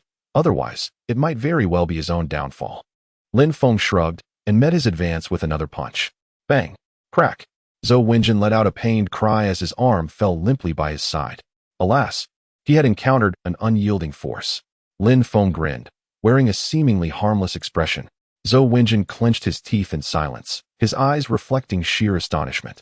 In all of Longhua, the number of experts at the celestial realm was exceedingly rare, let alone those who transcended into the sacred realm. The ease with which Lin Feng had incapacitated his arm indicated that his strength had undoubtedly reached the sacred level. The leap from the celestial to the sacred realm, though merely a step, was akin to traversing a vast chasm. Many individuals would never attain the sacred realm in their lifetime. Lin Feng cast a smile towards Song Shiran and remarked, Miss Song, your servant seems rather lacking in ability. Such a burden is of no use. Shall I take care of him for you? Song Shiran, her expression darkening, replied coldly, do as you wish. Should you kill him, others will undoubtedly seek retribution. Lin Feng paused, taken aback by her ruthlessness. However, he refused to be intimidated, chuckling as he said, your glacial demeanor is rather irksome, but very well. I shall indulge you. After I dispose of him, let us engage in a heartfelt discussion about life later this evening. I believe you might gain new insights and ascend to greater heights. Jiang Lai rolled her eyes in exasperation. This brute had the audacity to flirt with another right before her eyes, utterly disregarding her as his legitimate partner. Jiang Lai clenched her fists in frustration, gnashing her teeth in anger. I am a force to be reckoned with. You may test your fate if you dare. Song Shiran seethed with fury, having been humiliated by an ignorant youth upon her arrival in Jiangqing. Were she in Yanjing, she would have had him flayed alive and displayed as a warning. How dare you insult my lady? I will risk my life to ensure your demise. Zhou Wenjin shouted, gathering his focus once again as he charged at Lin Feng. Zhou Lao. Song Shiran quickly interjected, knowing that Lin Feng was deliberately provoking her. She could not stand idly by and watch Zhou Wenjin walk to his death. Just then, the door to the private room swung open, and a group of armed inspectors stormed in, exuding an air of authority and lethal intent. As members of the Jiangqing Inspection Division, their strength far surpassed that of the local security forces, with both exceptional marksmanship and martial prowess. Upon seeing them, Xiao Yunqing felt a surge of confidence and hurried forward, saying, Deputy Director Jiang, I greatly appreciate your presence. It is indeed a hassle for you to come in person. It was he who injured my brother and severely wounded my friend. Deputy Director Jiang, please ensure that justice is served. Mr. Xiao, you are too kind, replied the Deputy Director. It is our duty to maintain order and safeguard peace in our jurisdiction. We will not allow any lawbreakers to wreak havoc in Jiangqing. Rest assured, we will provide you with a satisfactory resolution. Jiang Lin waved his hand, and immediately 2 inspectors stepped forward, preparing to place handcuffs on Lin Feng. Chapter 42. It was he who compelled me to act. Jiang Lin, the Deputy Director of Jiangqing, was promoted by Xiao Ru, the uncle of Xiao Yunqing. Thus, upon receiving information from Xiao Yunqing, he hurriedly gathered his team and rushed over. This was Jiangqing, his territory. If Xiao Yunqing and his brother Xiao Yunqi suffered even the slightest harm, Jiang Lin's position as deputy director would come to an abrupt end. Given Xiao Ru's temperament, his very life could be in jeopardy. The two exchanged grandiloquent words, yet in reality, they were colluding, acting in unison without regard for justice. Jiang Lai furrowed her brow and coldly remarked, Deputy Director Jiang, is it not a bit unjust to apprehend someone without first clarifying the circumstances? Is there truly no law in Jiangqing? Jiang Lin naturally recognized her. However, compared to Xiao Yunqing, Jiang Lai was insignificant. With a disdainful sneer, Jiang Lin retorted, Law? In Jiangqing, I am the law. If I were to execute him right now, I would have countless justifications. Would you care to test that? Jiang Lai was taken aback and indignantly replied, If Deputy Director Jiang speaks thus, I shall pursue this matter to the end. Even if I must escalate it to the highest authorities, I will seek justice. I refuse to believe that you can act with impunity. Jiang Lin's brows knitted tightly, and a glimmer of coldness flashed in his eyes. Although the Jiang family was not on par with the Xiao family, they held a certain influence in Jiangqing. Moreover, Jiang Lai's father was Zhang Wenlong of the Zhang family. If the matter escalated and reached higher authorities, Jiang Lin might find himself in considerable trouble. Rather than risking everything, he decided to act decisively. After all, Xiao Yunqing was intent on swallowing the Jiang group, and if Jiang Lai were out of the way, the process would be much smoother. With this thought, Jiang Lin suddenly drew his pistol, aiming it at Jiang Lai, and sternly declared, You obstruct the enforcement of the inspection department. I can end your life right now. Lin Feng, sensing Jiang Lin's murderous intent, swiftly positioned himself in front of Jiang Lai and coldly remarked, A gun is not to be brandished so casually. Be careful not to fire it accidentally. Just then, Jiang Lin's gun inexplicably vanished into thin air. This sudden turn of events left everyone present in a state of shock. Song Shiran curiously glanced at Zhou Wenjin, who merely shook his head with a wry smile, indicating he had not seen what transpired. Disarming someone in such a manner was not beyond Lin Feng. Especially at such close range, his opponent had no chance to fire. However, the speed of Lin Feng's action was astonishing. Unbeknownst to them, it was not merely Lin Feng's swiftness, but rather a technique he had learned from an old master, the art of mountain moving. As the name suggests, it could move mountains and fill seas. How much easier was it to disarm a mere handgun? You dare to seize my weapon? You seek death, Jiang Lin bellowed. And in an instant, over a dozen inspectors aimed their weapons at Lin Feng. At Jiang Lin's command, Lin Feng would surely bleed on the spot. Xiao Yunqi immediately regained his composure, struggling to rise, seizing a handgun and pressing it against Lin Feng's head, shouting, How dare you strike me? If you have the guts, try it again, and I will put a bullet in you. You fool, do you even know who I am? Killing you would be easier than squashing an ant. You think you're so tough? Go ahead, hit me again. Such a bizarre demand left Lin Feng momentarily stunned. Helping others is the essence of joy, thus, one cannot easily reject a plea for assistance. With a swift motion, he seized the gun from Xiao Yunqi's grasp, twisting it forcefully before delivering a powerful punch to his nose. Blood gushed forth immediately, painting a vivid scene as Xiao Yunqi's nose bled profusely. Jiang Lin was taken aback, astonished that Lin Feng dared to act so brazenly at this moment. Yet, fearing a stray bullet might harm Xiao Yunqi, he could only admonish and urge others to restrain Lin Feng. You all heard it. He prompted my actions. I am merely engaging in the joy of helping others. So do not blame me, Lin Feng said, shrugging nonchalantly, as if the situation were trivial. The crowd regarded him with expressions akin to those reserved for a fool. This man, surely, must be lacking in sanity. Does he genuinely fear no consequence? Xiao Yunqing, his face darkened, coldly regarded Jiang Lai and stated, Miss Jiang, the choice before you is clear. First, relinquish your shares in the Jiang Corporation, and I shall cease my pursuit. With your talent, you could easily rise anew. Second, starting today, we will suppress the Jiang Corporation, sealing all your channels. Within a month, I assure you, your company will be laden with debt, unable to recover. You too will find yourself imprisoned, forever unable to rise again.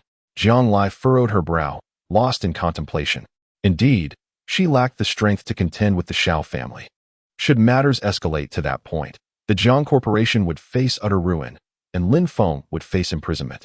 Initially, none of this involved Lin Feng. It was her own entanglement that brought him into this predicament.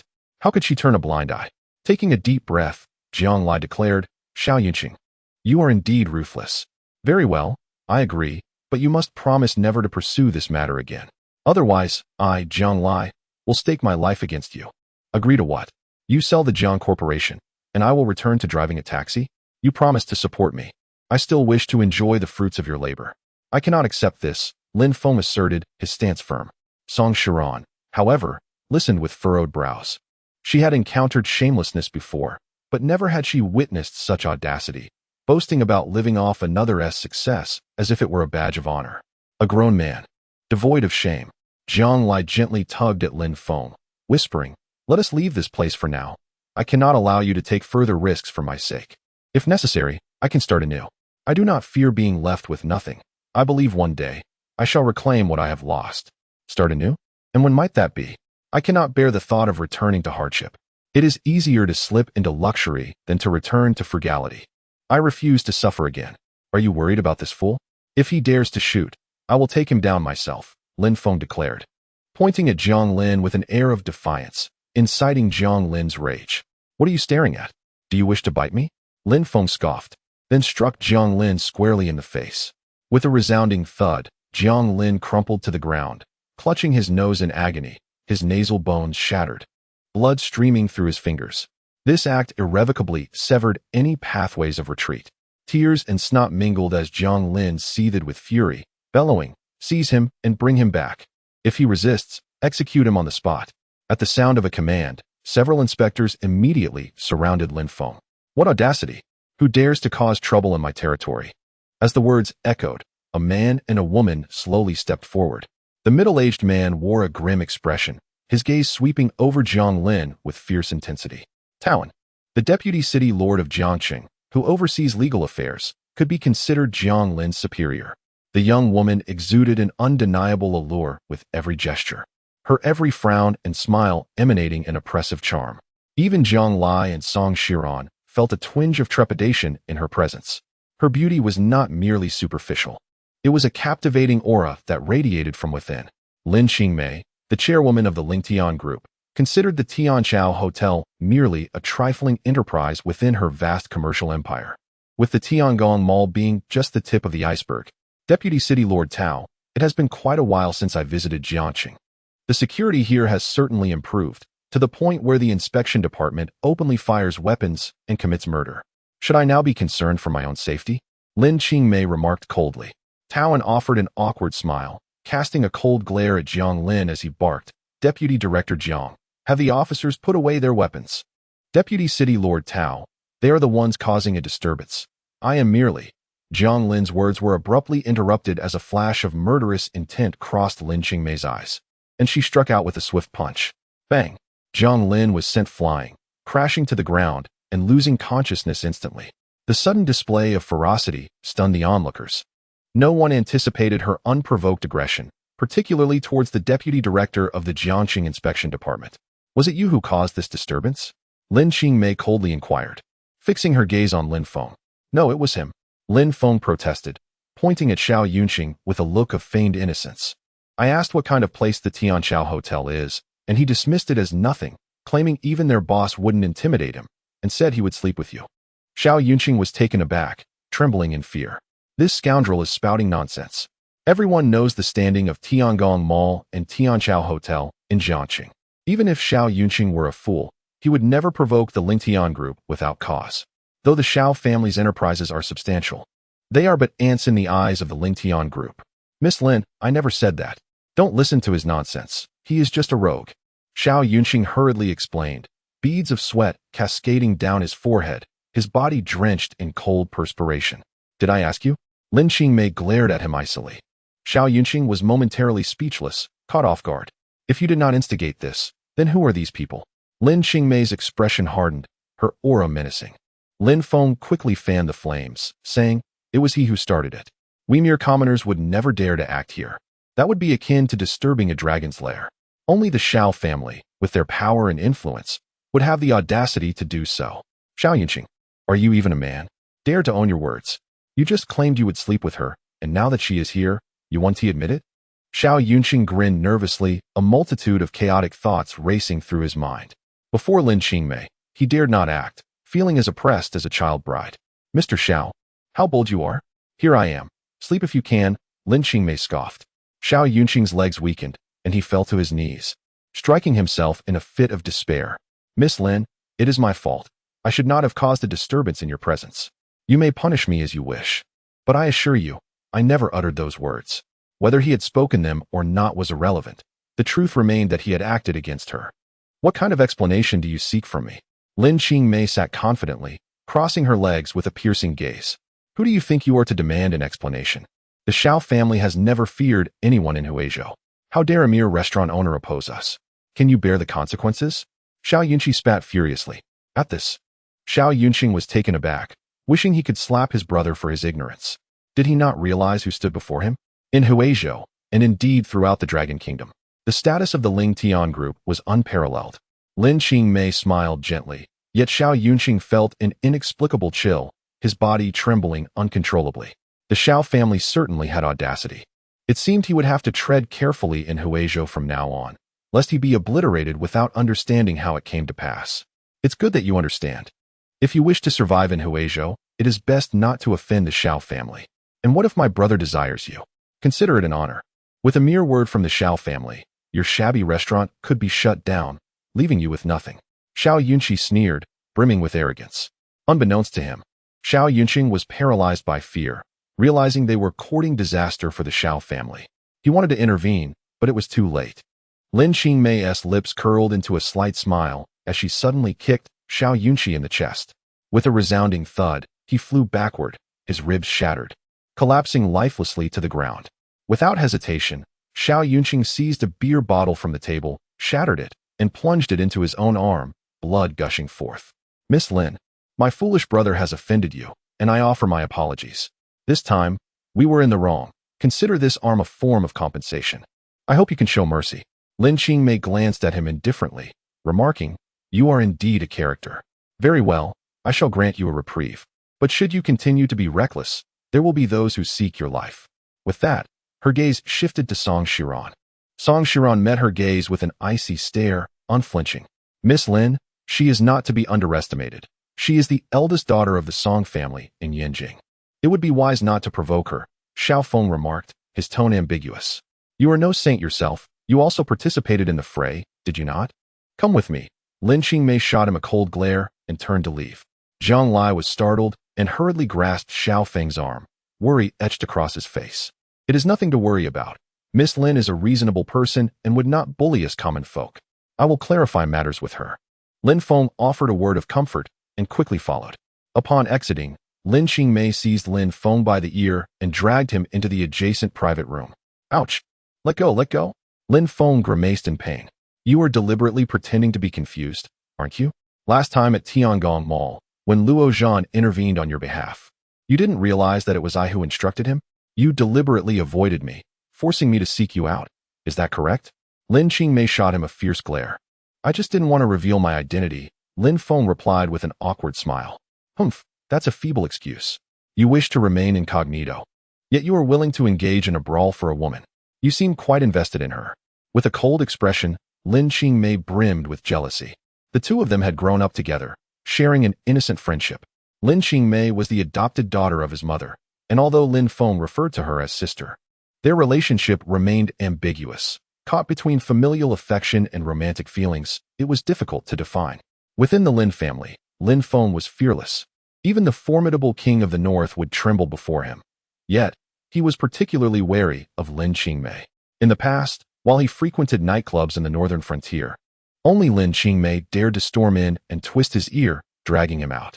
Even the young scions who accompanied Lin Feng would tremble at the sight of her, as if encountering a ghost. Recently, many influential figures had suggested removing his adoptive father from his position as the king of the north, advocating for his resignation. Should his adoptive father step down prematurely, the consequences would be dire, and Lin Qingmei made it clear that he should exercise restraint during this time, focusing on winning the people's hearts rather than projecting an air of superiority. If you intend to succeed your adoptive father, you must cultivate more support.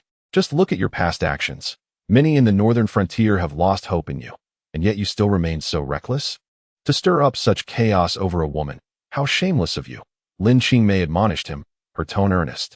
Lin Feng offered a sheepish smile, attempting to appease her. If I weren't such a notorious wastrel, would those individuals trust me? They might have already conspired to eliminate me in secret. Lin Qingmei frowned, falling into silence. Indeed, if Lin Feng did not portray himself as a debauched youth, those people would not hesitate to pursue him relentlessly. You seem rather interested in Song Shiran. What? Do you wish to win her over? Isn't it merely about money? I have it, Lin Feng replied, a grin spreading across his face. The Song family controls the waterways and air routes. Winning her over would bring immense wealth to our northern frontier. Lin Qingmei scoffed at him. I admit that Song Shiran possesses some abilities. She is indeed a heroine. Unfortunately, within the Song family, she lacks a voice. Even if you were to win her over, the Song family would not simply acquiesce. On the contrary, her two uncles would likely go to great lengths to send her away. Success relies on human effort, Lin Feng shrugged. Then you would be better off courting Shin Nanzi. The Shin family holds a position in the south comparable to ours in the north. Should the north and south unite, I believe those restless factions would temper their ambitions. Lin Qingmei suggested, though her words were laced with a tinge of jealousy. Lin Feng curled his lip, disdain evident in his tone as he remarked, Her? Huh. She acts as if the world owes her millions. I have no desire to seek unnecessary trouble. Lin Qingmei chuckled lightly and replied, I've heard that several prominent families in Yanjing have set their sights on her, intending to take her as a bride. If you don't wish to marry her, at least indulge in her charms before casting her aside, leaving those suitors to scavenge for your discarded affections. It would be utterly delightful to vex them. Lin Feng paused, a bitter smile gracing his lips. Only she could utter such words, yet upon reflection, there was a semblance of truth in it.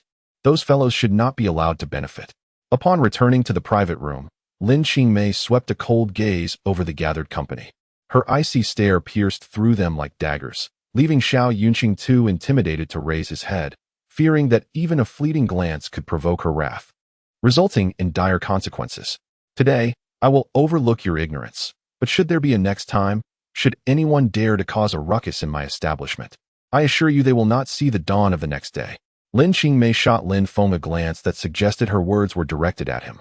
Before turning on her heel and departing with Tao and Xiao Yunqing exhaled in relief, a weight lifting from his chest as he slumped to the ground. Are you all right? Jiang Lai inquired softly, tugging at Lin Feng's sleeve. What could possibly be wrong with me? Miss Lin said I possess character, that I am unafraid of power, and she appreciates me, even offering to dine here for free in the future. Alas, this wretched charm of mine is almost embarrassing. Lin Feng sighed dramatically, feigning difficulty. Jiang Lai couldn't resist rolling her eyes at him. Who would believe such nonsense? What kind of person is Lin Qingmei? Would she truly admire your so-called charm? Xiao Yunqing and Song Shiran echoed her disbelief. For with Lin Qingmei's stature and nobility, how could she possibly take an interest in someone like him? His audacity was truly shameless.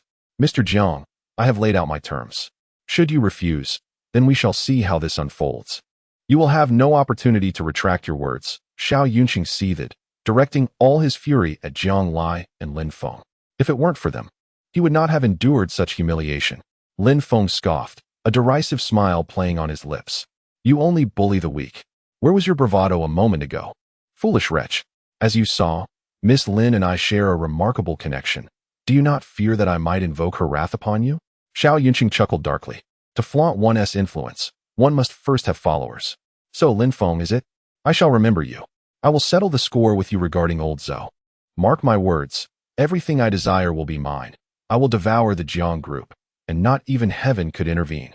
Do not think to intimidate me with Lin Qingmei. Even with her presence, I remain unafraid.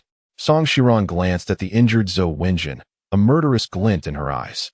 If you enjoy boasting so much, Perhaps you should seek a man to share your grand tales. Who do you think you are? What will you say if you fail to conquer the Jiang group? Lin Feng taunted provocatively.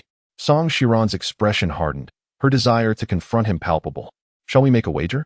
If you cannot seize the Jiang group, you will kneel and sing conquer before me. Do you dare?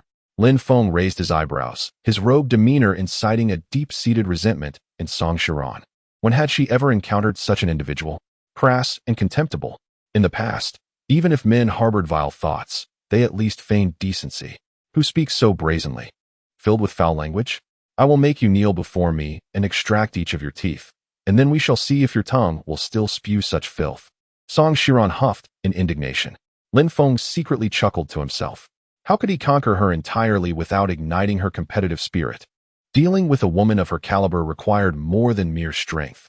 It necessitated a complete annihilation of her pride, the destruction of her self-esteem, and the utter dismantling of her ambition. With no desire to prolong the conversation, Lin Feng grabbed Jiang Lai and turned to leave. Once outside the restaurant, Lin Feng's expression turned cold as he shot Jiang Lai a fierce glare. What on earth possessed you to seek out that so-called young Master Han? Do you not realize what could have transpired had Xia Yuan not called me? Do you think all men in this world are as pure and innocent as I am? If I had arrived, even a moment later, you would have been someone else's prey. This marked the first time Lin Feng had spoken to her in such a harsh tone. In the past, Jiang Lai would have fiercely retaliated. However, for reasons unknown, she refrained from responding. Feeling the genuine concern emanating from Lin Feng, a warmth blossomed within her heart as she replied. I never anticipated he would be that sort of person. I merely sought to secure some funding. The Jiang Group is currently facing financial difficulties, and I have heard that Xiao Yunqing of Chongqing Group intends to acquire our company. How could I not be concerned? Thus, I thought to seek out some investment. If you need money, why not come to me directly instead of seeking help from others? Lin Feng queried, pulling out a bank card and handing it to her, displaying the demeanor of a nouveau riche. Jiang Lai took it, staring at him in disbelief. She needed tens of millions, if not billions. Not just a few thousand or 10,000. Could a mere taxi driver like Lin Feng truly offer such a sum? Yet, she would not throw the money away as she had previously, allowing him to keep it for a second marriage. Even if he possessed only a few hundred, that would still be considered joint property, and she would not permit him to squander it on a mistress. As evening descended upon Jiangqing International Airport, Han Yixiang awaited anxiously. Emerging from the terminal was an elderly man, his expression grave. Upon seeing Han Yixiang, the elder furrowed his brow and inquired, "Are you injured?" Han Yixiang shook his head, gritting his teeth as he replied, "Do I look unscathed? When has Han Yixiang ever suffered such humiliation? This is not merely an affront to me. It is an affront to the Han family. I summoned you to help me reclaim my dignity. I shall annihilate them, leaving no one unscathed." Upon hearing Han Yixiang's words, Han Zhu's brow knitted tightly, his eyes radiating an icy resolve. How dare a mere inconsequential family provoke such ire? Rest assured, I will settle this score for you. No one dares to disrespect the Han family. Han Yixiang huffed in indignation, stating, "I shall say this one last time. I want them dead. Not for you to seek vengeance on my behalf. Do you understand? I wish to make it known to all that opposing me, Han Yixiang, leads only to a path of demise." Han Zhao's expression stiffened, revealing a hint of embarrassment. Observing him, he inwardly sighed. Were it not for the favors bestowed upon him by the Han family, Han Zhao would have been inclined to teach Han Yixiang a lesson for his arrogant demeanor. Chapter 45. Catastrophe. Han Zhao, the personal guard of Han Yixiang's grandfather, had followed him since his youth. His unwavering loyalty earned him the surname Han, a name long forgotten by all, including himself. Once a destitute beggar on the verge of starvation, he now held a prestigious position within the Han family, earning the utmost respect even from Han Yixiang's father, Han Zhang. However, the existence of a scoundrel like Han Yixiang, who flaunted his status as the young master and treated others with disdain, was a source of discontent. Yet, out of gratitude for the Han family's past kindness, Han Zhao refrained from holding grudges. He understood that once the Han family fell into Han Yixiang's hands, it would herald their downfall. Nonetheless, it was likely that he would not live to witness such a day. Early the next morning, Han Zhao stormed into the Jiang family residence, kicking the door open with a fierce force. The members of the Jiang family rushed out upon hearing the commotion. "Sir, what brings you here?" Jiang Zihai approached, bowing and scraping.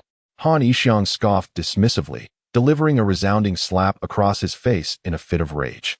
"I am Han Yixiang of the Han family in Yanjing. Where is Jiang Lai? Summon her at once. Yinjing's Han family? Jiang Zihai's lips turned pale, trembling in fear. That name was an entity more formidable than the Zhou family. The Jiang family was but a mere speck in their presence, utterly insignificant. Even at the height of its power, the Jiang family would never have garnered their attention. It was akin to the comparison between a towering mountain and a mere pebble, completely incomparable. Han Yixiang did not even spare him a glance. In his eyes, the Jiang family was a trivial clan easily extinguished. Even a mere hair from the Han family would hold more value than their entire existence. Had it not been for the substantial loss of face he suffered this time, he would not have summoned Han Zhao. With just a word from him, a swarm of sycophants would have eagerly gathered to obliterate the Jiang family. Young Master Han, I take full responsibility for my actions. If you seek vengeance, let it be directed at me alone. My family bears no blame. Jiang Lai gritted his teeth. Han Yixiang chuckled, reveling in the amusement. Responsibility? Can you truly bear it? When have I, Han Yixiang, ever suffered such humiliation? I have taken an interest in you, which should have been your fortune. Yet, you dare to defy me? No one has ever laid a finger on a single hair of Han Yixiang. Where is that wretched boy? Where is he? Jiang Zhishan hesitated, likely piecing together the situation. She had witnessed Lin Feng's formidable nature firsthand. He had dared to strike Jiang Zihai, her uncle, and would undoubtedly not turn a blind eye to Han Yixiang's bullying of Jiang Lai. Jiang Zhishan did not reproach him, though his actions might have been somewhat reckless. His willingness to stand up for Jiang Lai, even at the risk of offending the Han family, was commendable. Young Master Han, I appreciate your regard for my daughter, but she is already married. Your actions are rather excessive. If you wish to restore your dignity, my Jiang family is willing to offer an apology. However, if you intend to exert pressure through your influence, it would only serve to render your Han family a subject of ridicule. Jiang Zhishan stood protectively behind Jiang Lai. Her demeanor icy. Han Yixiang cast a glance at her and smiled faintly, remarking on her enduring allure despite her age, and suggested that the two of them together would be quite the spectacle. Han Zhuo paused, his brow furrowed. Jiang Zhishan remained silent, her expression frozen, grappling with the indignity of her situation, her heart heavy with anger and sorrow. Yet, in the face of the Han family's might, she felt compelled to suppress her outrage. An apology? Do you truly believe a mere apology can resolve this matter? If it were merely about dealing with your Jiang family, would I need to go to such lengths as to summon my kin from Yinjing? Once they arrive, the situation would escalate significantly. I present you with two choices. First, you and your mother will obediently serve me for a night, and should I be satisfied, this matter shall be forgotten. Second, I can eradicate your Jiang family right now, ensuring your entire clan reunites in hell. Han Yixiang smiled, his pride evident. One may be killed, but not humiliated, Jiang Zhishan retorted, delivering a sharp slap to his face. Her voice laced with fury. Is this how your Han family speaks? While we may not be of your esteemed lineage, we shall not be subjected to disgrace. You may kill us, but I assure you, you will not leave Jiang City alive. Her words were not mere threats. Over the years, despite her disdain for Zhang Wenlong, their relationship had not been one of irreconcilable enmity. Their quarrels often arose from personality clashes, yet post-divorce, they had managed to maintain a cordial friendship. Should anything befall her and her mother, Zhang Wenlong would surely intervene. Although the Zhang family lacked the strength to confront the Han family, it was not beyond the realm of possibility for them to ensure their safety in Jiang City. Han Yixiang, enraged and humiliated, retorted, "Are you trying to scare me? That slap has sealed your Jiang family's fate." With a sharp command, Han Zhuo advanced, seizing Jiang Zhishan's wrist and forcing her to the ground. Pressing a foot heavily upon her back, compelling her to bow her head, her fingers digging painfully into her skin, causing her to cry out in agony. Han Yixiang, release my mother. If you are a man, then direct your vengeance at me. I am here. Do as you please, Jiang Lai shouted defiantly. You think I dare not? Han Yixiang scoffed, delivering a brutal kick to her abdomen, causing Jiang Lai to double over, sweat pouring from her body. He grasped her throat, his voice cold. In my eyes, you are but a swarm of ants, your deaths inconsequential. Therefore, suppress your arrogance before me. You are not worthy of it. Now, strip yourself bare and serve me well, and I shall spare your family. Otherwise, they shall all perish. Jiang Lai struggled to turn her head towards her family, who knelt trembling and quaking in fear. She could disregard her own safety, but she could not forsake her family, nor could she bear to witness her mother's humiliation, and she absolutely could not allow Lin Feng to suffer the same fate. From beginning to end, Lin Feng remained innocent. Had he not been coerced into marriage, he would not have found himself embroiled in such turmoil. Wan, realizing Jiang Zhishan's resolute demeanor, cried out in alarm. Jiang Lai, with a bitter smile, suddenly bit down on Han Yixiang's ear. In pain, Han Yixiang yelled, striking her face repeatedly with fierce blows. Han Zhua, taken aback, quickly abandoned Jiang Zhishan and lunged forward, delivering a powerful palm strike that sent Jiang Lai flying. Following this, he advanced again, ready to deliver another punishing blow. Stop! Han Yixiang urgently intervened. She seeks death deliberately. I refuse to grant her that. I want her to witness the demise of her family, one by one, and to beg me like a dog for mercy. He spoke the truth. Jiang Lai was indeed courting death. The moment she perished, the Han family might relent, sparing her relatives and Lin Feng. Yet, how could Han Yixiang fulfill her wishes? To kill her outright would be too lenient. What he desired was to systematically dismantle Jiang Lai's pride, rendering her utterly submissive, at which point he could deal with her as he pleased. Whom shall I begin with? Han Yixiang's gaze swept over the crowd, a playful smile gracing his lips. My mother-in-law still possesses her charm. I am somewhat reluctant to start with her, so let us begin with others. His eyes settled on Jiang Zihao, who trembled and collapsed to the ground. A glint of coldness flashed in Han Zhua's eyes as he unleashed a fierce punch toward him. In a moment of peril, Lin Feng descended like a celestial being, striking Han Zhua with a powerful blow. Bang! Han Zhua met the punch with his own in a tremendous clash. Staggering back several steps, his internal energy roiling, and he nearly spat out blood. Upon landing, Lin Feng rushed to Jiang Lai's side, his face betraying deep concern. How are you? Are you all right? Lin Feng. Wan was kicked in the stomach. Please check if the child is safe, Jiang Zhishan implored urgently. In her heart, the child seemed far more significant than Jiang Lai. However, had it truly come to a choice, Jiang Zhishan would undoubtedly prioritize Jiang Lai over the unborn child. Yet, her love was not superficial. Once assured that both Jiang Lai and the child were unharmed, a sigh of relief escaped Lin Feng. Observing her injuries and Jiang Zhishan's nearly severed arm, a palpable aura of menace emanated from him, akin to a tidal wave crashing forth. Han Zhua, his expression grave, seemed taken aback by Lin Feng's formidable prowess. That brief encounter had sufficiently astonished him. He had entered the celestial realm just a month prior, albeit at its initial stage. He considered himself among the elite, and even caught off guard, he should not have appeared so disheveled. He estimated Lin Feng's strength to be at least at the second stage of the Earth realm. Han Yixiang, I offered you a chance at life, yet you choose to court death. Have you forgotten my words? Even your father, Han Zhong, must bow before me. You dare to threaten my people? Lin Feng's gaze was as sharp as a blade, his voice icy. Han Yixiang scoffed dismissively, retorting, Is that all you have? I have investigated your background and discovered that you are merely a ride-hailing driver, yet you dare to challenge the Han family? I was just lamenting my inability to locate you, and now you have presented yourself willingly. Very well. Today I shall toy with your woman right before your eyes and observe your reaction. Allow me to inform you that it is an honor for your woman to be entertained by Han Yixiang. You consider yourself quite formidable, do you not? Today, I shall shatter your limbs and gradually extinguish your life, and we shall see if you can maintain your arrogance then. Having spoken, Han Yixiang turned his gaze towards Han Zhua. While Han Yixiang could not decipher Lin Feng's words, Han Zhua certainly could. Knowing Han Yixiang's identity and his ability to invoke the name of Han Zhong, one could surmise that anyone bold enough to provoke the Han family must possess significant prowess. State your name. I, Han Zhua, do not slay nameless individuals. Lin Feng coldly replied, My surname is Lin, and my given name is Feng. Lin? Han Zhua contemplated this carefully. Suddenly, his expression shifted dramatically. In Longhua, there is only one individual with the surname Lin who is so audacious, that being the one from Beijiang. However, it was said that the scion of that family was a notorious wastrel, frequently frequenting nightclubs, until that esteemed figure could no longer tolerate his behavior and sent him abroad.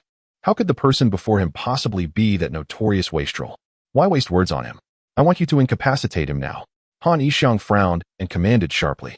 Han Zhua gritted his teeth, suppressing his inner fury, and coldly stated, No matter who you are, you shall not leave here alive today.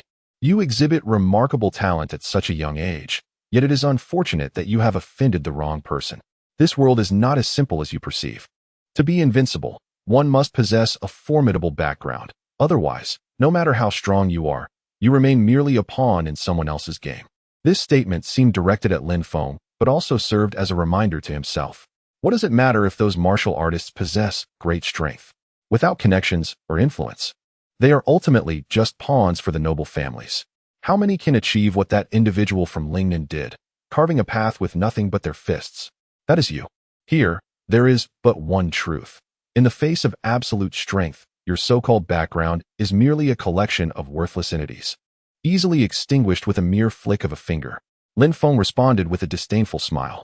Very well, let me witness the extent of your strength. Han Zhuo inhaled deeply and launched himself towards Lin Feng with a punch. Had circumstances been different, he and Lin Feng might not have been adversaries. In fact, he found himself admiring Lin Feng. At the very least, Lin Feng was far superior to the young master standing before him. However, as he was beholden to the Han family, he could only charge ahead, regardless of right or wrong. At that moment, a military jeep sped toward them. With a sharp turn, the vehicle perfectly drifted, positioning itself between Han Zhuo and Lin Feng. Shen Nanzi and Feng Tue leapt from the vehicle, their expressions stern. Glancing at Lin Feng, Shen Nanzi furrowed her brow and then turned to Han Zhuo, speaking coldly. Mr. Han, could you grant me the courtesy of ending this here? Who the hell are you to demand respect? Han Yixiang scoffed loudly. Feng Tue's eyes flashed with lethal intent as she delivered a resounding slap to his face. Without allowing him to utter a word, she drew her gun and aimed it at his temple. This is Major General Shen Nanzi, the war god of the south. If you dare to utter another foul word, I will end you with a single shot. Han Yixiang was momentarily taken aback, frozen in fear. General Shen, this matter concerns the Han family and them. Why must you interfere? Han Zhuo spoke coldly. In all matters, one must discern right from wrong. The Han family was at fault first, yet you still press on. Do you not find that excessive? Are you implying that you refuse to give me face, Mr. Han? Very well. If you insist on taking action, you must first pass through me. If you can survive my hands, I shall no longer concern myself with this matter. The formidable aura of Shen Nanzi enveloped Han Zhuo, a chilling wave of murderous intent permeating the air. The war god of Nanjing, having emerged from blood and fire, was not to be compared with such petty figures. Regardless of whether Han Zhuo was Shen Nanzi's match, even a single hair harmed from her would spell disaster for the Han family. Even if the Shen family chose to remain uninvolved, could the War Department let him off? Feng Tue let out a cold huff, pulling back the gun's bolt, her voice sharp. How hard-headed is your Han family? Harder than a bullet? Do you think this is a negotiation? Scram, or neither of you shall leave. As she spoke, Feng Tue cast a disdainful glance at Lin Feng. Such a spoiled young master. Without the backing of the Northtown king, he would have surely perished hundreds of times already. How could someone like him be worthy of marrying Shen Nanzi? She could hardly comprehend why Shen Nanzi would still assist him after having called off their engagement. In her view, it would be better if such a waste perished. Taking a deep breath, Han Zhuo said, since General Shen has spoken, very well. I shall grant this favor to the Han family. Today, I can let them go. Thank you. Shen Nanzi waved her hand, signaling Feng Tue to put away her gun, and walked directly to Lin Feng, stating, the cancellation of the engagement was something I owed you. Now I have repaid it. From this day forth, we have no further relations. Take care of yourself. Cancellation of engagement? Upon hearing this, the Jiang family members turned to look at Lin Feng. This fellow had actually been betrothed to the war god of Nanjing, Shen Nanzi? Jiang Lai glanced at Shen Nanzi, feeling a twinge of inferiority. When would she be able to control her own fate like her? A fierce competitiveness stirred within her, accompanied by a profound jealousy. The cancellation was a pretense. Their connection remained, did it not? This was clearly an attempt to showcase her power. Are you foolish? When did I ask you to intervene on my behalf? Do you think being the war god of Nanjing makes you remarkable? As if everyone owes you millions. My matters with him concern you not. I would kill him regardless of your presence. Spare me the pretense of loyalty. Lin Feng cast a disdainful glance at Shen Nanzi. Chapter 47. The stunning moment of a great prodigal good intentions turned to folly. Shen Nanzi did not expect that this fellow was not only a prodigal, but also a crude and vulgar individual. Lacking any semblance of the grace and dignity expected of the Northtown king's heir, resembling nothing more than a street thug. Lin Feng truly held her in contempt, unable to fathom her haughty pride, always appearing aloof as if everyone around her were as humble as dust. He, the Northtown king's heir, the most notorious prodigal of the 4 provinces of Beijiang. However, In the eyes of many in Beijiang, he was not as detestable as one might think. At the very least, he has never bullied ordinary people, nor has he ever looked down upon anyone. Even when it comes to commoners, he mingles with them effortlessly. Shen Nanzi furrowed her brows, suppressing the anger within her, feeling that uttering another word to him would be an affront to her dignity. Feng Tiyu's eyes flashed with a hint of murderous intent as she shouted angrily, "Lin Feng, do not mistake our kindness for weakness. If it weren't for our young lady, you would already be a lifeless corpse. Should you dare to speak disrespectfully again, do not blame me for being ungracious." "Ungracious in what way? Come, let me see if you dare to bite me," Lin Feng scoffed. Observing Lin Feng's insolent demeanor, Feng Tiyu felt an overwhelming urge to slap him across the face. "Miss, if he wishes for death, let him have it. We have done what we ought to do. Whether he appreciates it or not is his own business. People like him deserve to die." With a darkened expression, Shen Nanzi coldly remarked, "Lin Feng, this is not your home. Not everyone will indulge you. Do not flaunt your ignorance as a display of arrogance. It will only lead to further embarrassment. I have done what I needed to do. You must reflect on your actions and avoid bringing disgrace upon your father." Hanjua found himself perplexed regarding the relationship between Shen Nanzi and Lin Feng, yet he secretly relished the tension between them. As long as Shen Nanzi did not intervene, he felt no reservations. "General Shen, it seems he does not appreciate your kindness. Such a reckless individual should be taught a lesson to understand the vastness of the world." Hanjua remarked with a smile, stirring the pot. "Do you think she came to save me? No, she merely granted you a chance to escape. If you choose not to leave, then so be it. I shall fulfill your wish for death," Lin Feng snorted, suddenly striking with a powerful palm. Hanjua responded with a cold grunt, countering with a punch. In the presence of Shen Nanzi, Lin Feng could not afford to back down. To do so would only invite her contempt. Although he did not care whether Shen Nanzi respected him, he wanted to show her that she should not judge others through a tainted lens. More importantly, he aimed to shatter her pride, proving that even a scoundrel like him was not someone she could easily dismiss. With his full might unleashed, Lin Feng struck. In an instant, Hanjua was sent flying like a broken kite. Following swiftly, Lin Feng seized his shoulder and hurled him forcefully, head first, into the ground. The sound of shattering skulls was crisp, and Hanjua fell lifelessly to the ground, dead on the spot. This scene left Shen Nanzi utterly astonished. She knew Hanjua possessed at least a third-tier cultivation, yet he was no match for Lin Feng in a single exchange. While she was confident in her ability to defeat Hanjua, it would never have been so effortless. Was this truly the notorious playboy spoken of in rumors? Wasn't he said to be endlessly reveling in nightlife and frivolities? Suddenly, Shen Nanzi realized that this individual was merely masquerading as a fool, deceiving those around him. While others still viewed him as a wayward son of privilege, he had already matured into a formidable force. A tiger's son is not a dog. Previously, when she observed the northern border war god, Xinghua, following him like a lapdog, she believed it was merely due to the connection with the northern king. She even held a certain disdain for Xinghua, thinking he lacked the valor of a true soldier. However, it now appears that her assumptions may have been misguided. Perhaps the northern border war god genuinely respects him from the depths of his heart. Beside her, Feng Tiyu was left utterly astonished. Reflecting on her earlier words, she couldn't help but shudder. If this man were to turn against her, would she be able to defend herself? After careful consideration, she concluded with certainty that her demise would be inevitable. Lin Feng slowly approached Han Yixiang, crouching down to light a cigarette. His gaze fixed intently on the quivering Han Yixiang, who lay paralyzed with fear on the ground. In a cold voice, he remarked, "Did you not claim you wished to kill me? Did you not vow to annihilate the Jiang family? When offered a chance for survival, you choose the path of death. Were you not quite arrogant just moments ago? Why the sudden cowardice now?" With a dejected expression, Han Yixiang struggled to kneel on the ground, repeatedly bowing his head in a desperate plea for mercy.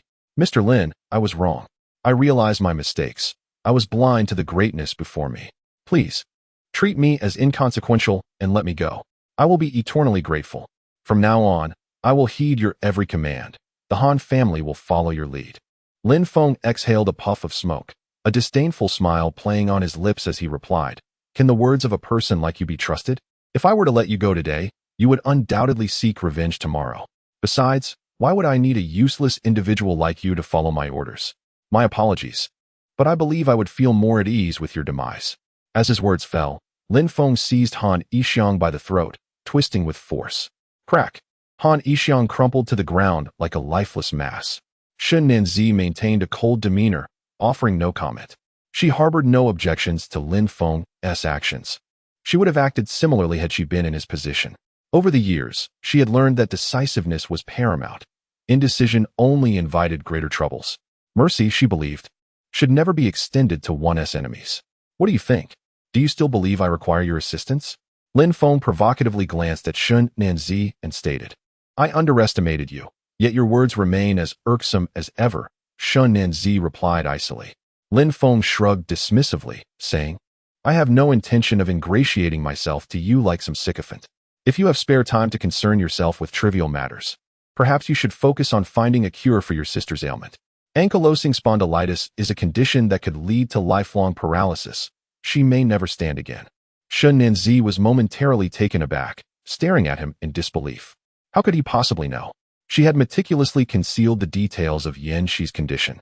Even among her allies in the southern border, few were aware.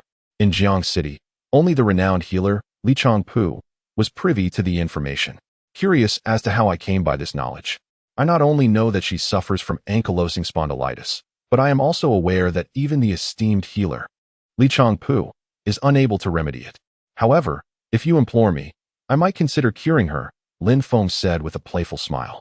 Shen Nanzi, taken aback, excitedly inquired, You can heal Yan Shi's condition? Lin Feng shrugged noncommittally. Miss, do not place your faith in him. Can he truly heal Yan Shi? Humph. I suspect he merely seeks to humiliate you, a voice interjected.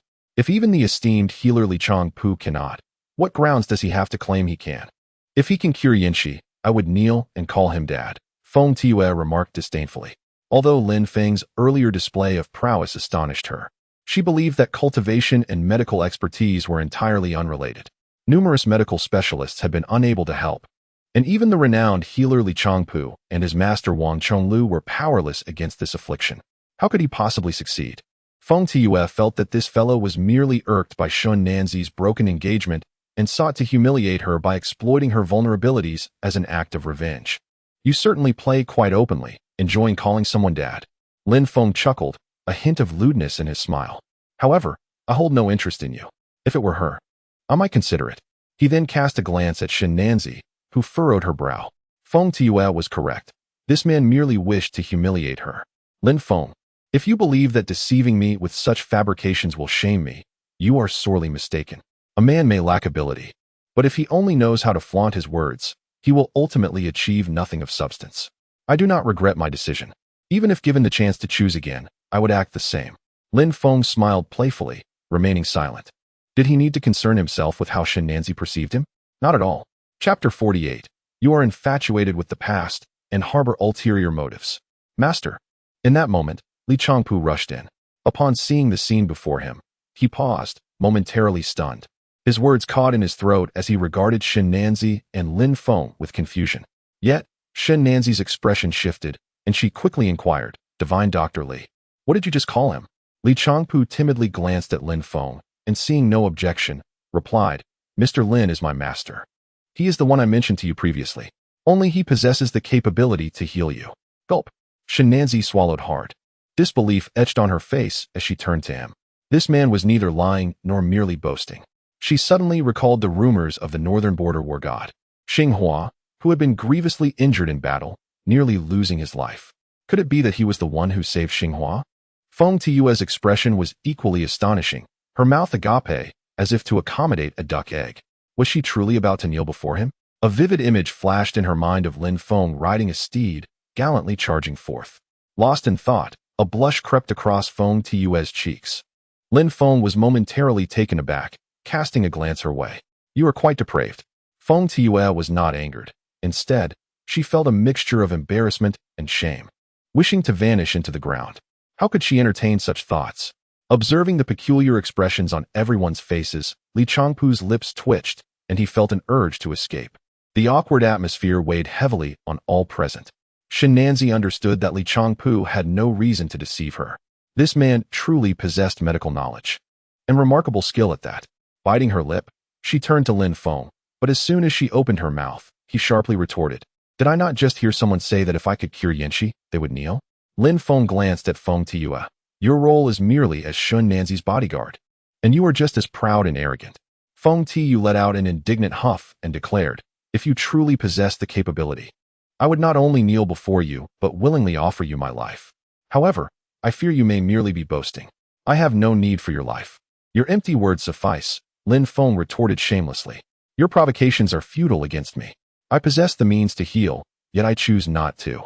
In terms of audacity, how could Feng Tiyu, who emerged from the southern frontier forces, possibly compete with Lin Feng, who had long immersed himself in the nightlife? Even if she harbored some unsavory thoughts, they remained concealed within her heart. Who would dare to express such shamelessness as Lin Feng, brazenly vocalizing his intentions? Lin Feng, propose your terms. What must we do for you to agree to treat Yin Shi? Shin Ninzi inquired. What do you think you can offer me? Lin Feng scoffed. As the heir to the northern town king, he wielded power, influence, and status. As a formidable figure in the international underground, he was wealthier than nations. What could Shun Nanzi possibly provide him? Shin Nanzi bit her lip tightly, nearly drawing blood. She had never lowered her head to anyone. It had always been held high. Yet, for the sake of Yin Shi's future, even knowing that Lin Feng sought to humiliate her, she bore the burden. I acknowledge that I previously underestimated you, and I am willing to apologize. But Yin Shi is a soldier who has bled and sacrificed for her country and her people. She cannot simply fall here. Are you aware of the multitude of scars she bears? 2 years ago, she narrowly escaped having her head severed by the enemy. Yet she has never surrendered. She single-handedly vanquished hundreds of foes. Does such a person not deserve your assistance? Lin Feng merely curled his lip. Apologize? Did he owe her an apology? From the very beginning, he had felt no animosity towards Shun Nanzi's withdrawal from their engagement. Such a marriage, based on interests, would not have garnered his consent even if she had agreed. Marriage was not a bargaining chip. What he truly disdained was Shun Nanzi's pride and her lofty demeanor. Lin Feng shrugged dismissively. Does that concern me? Do not attempt to bind me with your so-called righteousness. I am not swayed by such tactics. Many proclaim their virtue and appear well-ordered, yet engage in sordid deeds behind closed doors. Is your so-called righteousness not merely a guise for self-interest? If today as casualty were merely an ordinary person, would you stand up to plead for them? Therefore, do not elevate yourself to a pedestal of greatness. In your eyes, my father is a national traitor, and I am merely a worthless individual. Do you not feel ashamed to associate with someone like me, given your supposed nobility? Shun Nanzi regarded him in silence, rendered speechless. She had to concede that Lin Feng's words held validity. Although she did not share the belief that the northern town king was a traitor, many did. Her pride and arrogance, in this moment, were rendered utterly worthless. They could not save Yin Shi's life. She could only watch helplessly as Yin Shi lay in bed, suffering, with a fate worse than death looming. Without uttering a word, she turned and walked away. Is that it? It seems your sacrifices for your sister are minimal. Your professed loyalty amounts to little more than empty words, Lin Feng taunted. Lin Feng, enough. You need not revel in our misfortune. Is this your reaction simply because our young lady rejected the engagement? You are no man at all, Shun Nanzi retorted. Feng Tiyu let out a huff of indignation. Lin Feng smirked disdainfully and remarked, whether I am a man or not is not for you to decide. Everything in this world adheres to certain principles. Without effort, how can one expect reward? If you wish to save your sister, it depends on how much you are willing to sacrifice. However, I see that she does not hold much significance in your eyes. Tiyu, let us depart. Shun Nanzi intervened to halt Feng Tiyu's argument. She understood that no matter how much she lowered her head, Lin Feng would not lend a hand. Remaining would only lead to further humiliation. Zhang Lai observed them and quickly caught up, grasping Shun Nanzi's arm. Miss Shun, do not stoop to his level. He is simply like that. Although his words may be harsh, he is not inherently bad. Take this medicine, it might cure your sister. As she spoke, Zhang Lai produced a 9-turn soul rejuvenation pill and offered it. While Lin Feng could afford to be willful, she aimed to leave him a way out, to cultivate good karma. Moreover, she knew that Lin Feng was not as wretched as others perceived him. While the world may fail to understand him, Zhang Lai was willing to allow him a different path in life. Shin Nanzi paused, asking, is this the 9-turn soul rejuvenation pill? It can revive the dead, but it won't help Colonel Yin. Li Changpu interjected. Shin Nanzi stared blankly at Zhang Lai, a grateful smile gracing her lips. She was well aware of the 9-turn soul rejuvenation pill's rarity and value, yet she was astonished that Zhang Lai would so readily present it. For the Jiang family, it represented a considerable fortune. Miss Jiang, thank you. To be honest, he is unworthy of you. Shun Nanzi raised an eyebrow at Lin Feng, stating, Miss Shin may not fully understand him. He is not as you think, Jiang Lai replied with a smile. Approaching Lin Feng, she pinched him sharply at the waist. Ah, Lin Feng grimaced, baring his teeth. No matter how you phrase it, she came here with good intentions to help us. You cannot just stand by and do nothing. Besides, a healer should possess a compassionate heart, Jiang Lai asserted. I never asked her to come. If she doesn't want to save her, then so be it. Lin Feng shrugged, utterly indifferent.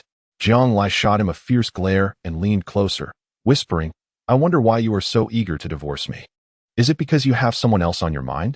You refuse to save her, hoping she will come to you daily, and then you can indulge in sweet nothings, ultimately forcing her to marry you? Quite the schemer, aren't you? What about you, Shang? Now another woman has appeared. Do not forget, we are still married. As she spoke, Jiang Lai continued to pinch Lin Feng's waist. Let go, it hurts. Lin Feng grimaced in pain. Who speaks like that? Clearly, it was her who wanted a divorce before even getting married. Women, indeed, are not governed by reason. Chapter 49, The Red Clouds Fade. Yu Sheng returns. Where does it hurt? Your kidneys? Jiang Lai pressed harder. Lin Feng was at a loss for words. Her tone was unlike anything he had ever heard from her. Speak up. Do you still have feelings for her? Are you trying to leverage her sister's life to coerce her into sleeping with you? Jiang Lai shot him a piercing glance, exuding a captivating allure. Lin Feng had never perceived Jiang Lai in such a way. The woman who usually regarded the world with detached indifference now appeared unexpectedly close to him. Shin Nanzi gazed at them, her heart stirred by a ripple of emotions. Perhaps she had been mistaken. They were indeed a match made in heaven. Otherwise, how could the audacious Lin Feng, who flaunted his arrogance before everyone else, display such humility in her presence? Jiang Lai aimed for precisely this effect. She sought to make Shin Nanzi aware that, despite her own shortcomings, she was Lin Feng's woman. Do not presume that Lin Feng harbors affection for you. We shall discuss this matter later, shall we? In front of so many people, could you not grant me a modicum of dignity? Lin Feng wore a pained expression. No matter how arrogant or unruly he might be, he adhered to a certain line of propriety. After all, why would the women of the 4 provinces of Beijiang be so enamored with him? This man, though flirtatious, was not lewd, nor would he impose upon others against their will. Jiang Lai released him, glanced at Shun Nanzi, and said, Miss Shun, allow me to persuade him further. Rest assured, I will convince him. Thank you. Shin Nanzi nodded with a smile and turned to leave. Li Changpu looked around, momentarily forgetting the purpose of her earlier visit to Lin Feng. She awkwardly smiled, quickly bidding him farewell before hastening away. Dr. Li, can he truly cure Yanxi's ailment? Once outside, Shin Nanzi inquired. Li Changpu shook her head, replying, I cannot say for certain. Major Shin should be well aware of the nature of ankylosing spondylitis. Whether he can cure it remains uncertain. However, if even he cannot, then no one can heal Colonel Yan. Shin Nanzi nodded, her expression grave. Miss, I shall implore him again. At worst, I will kneel before him.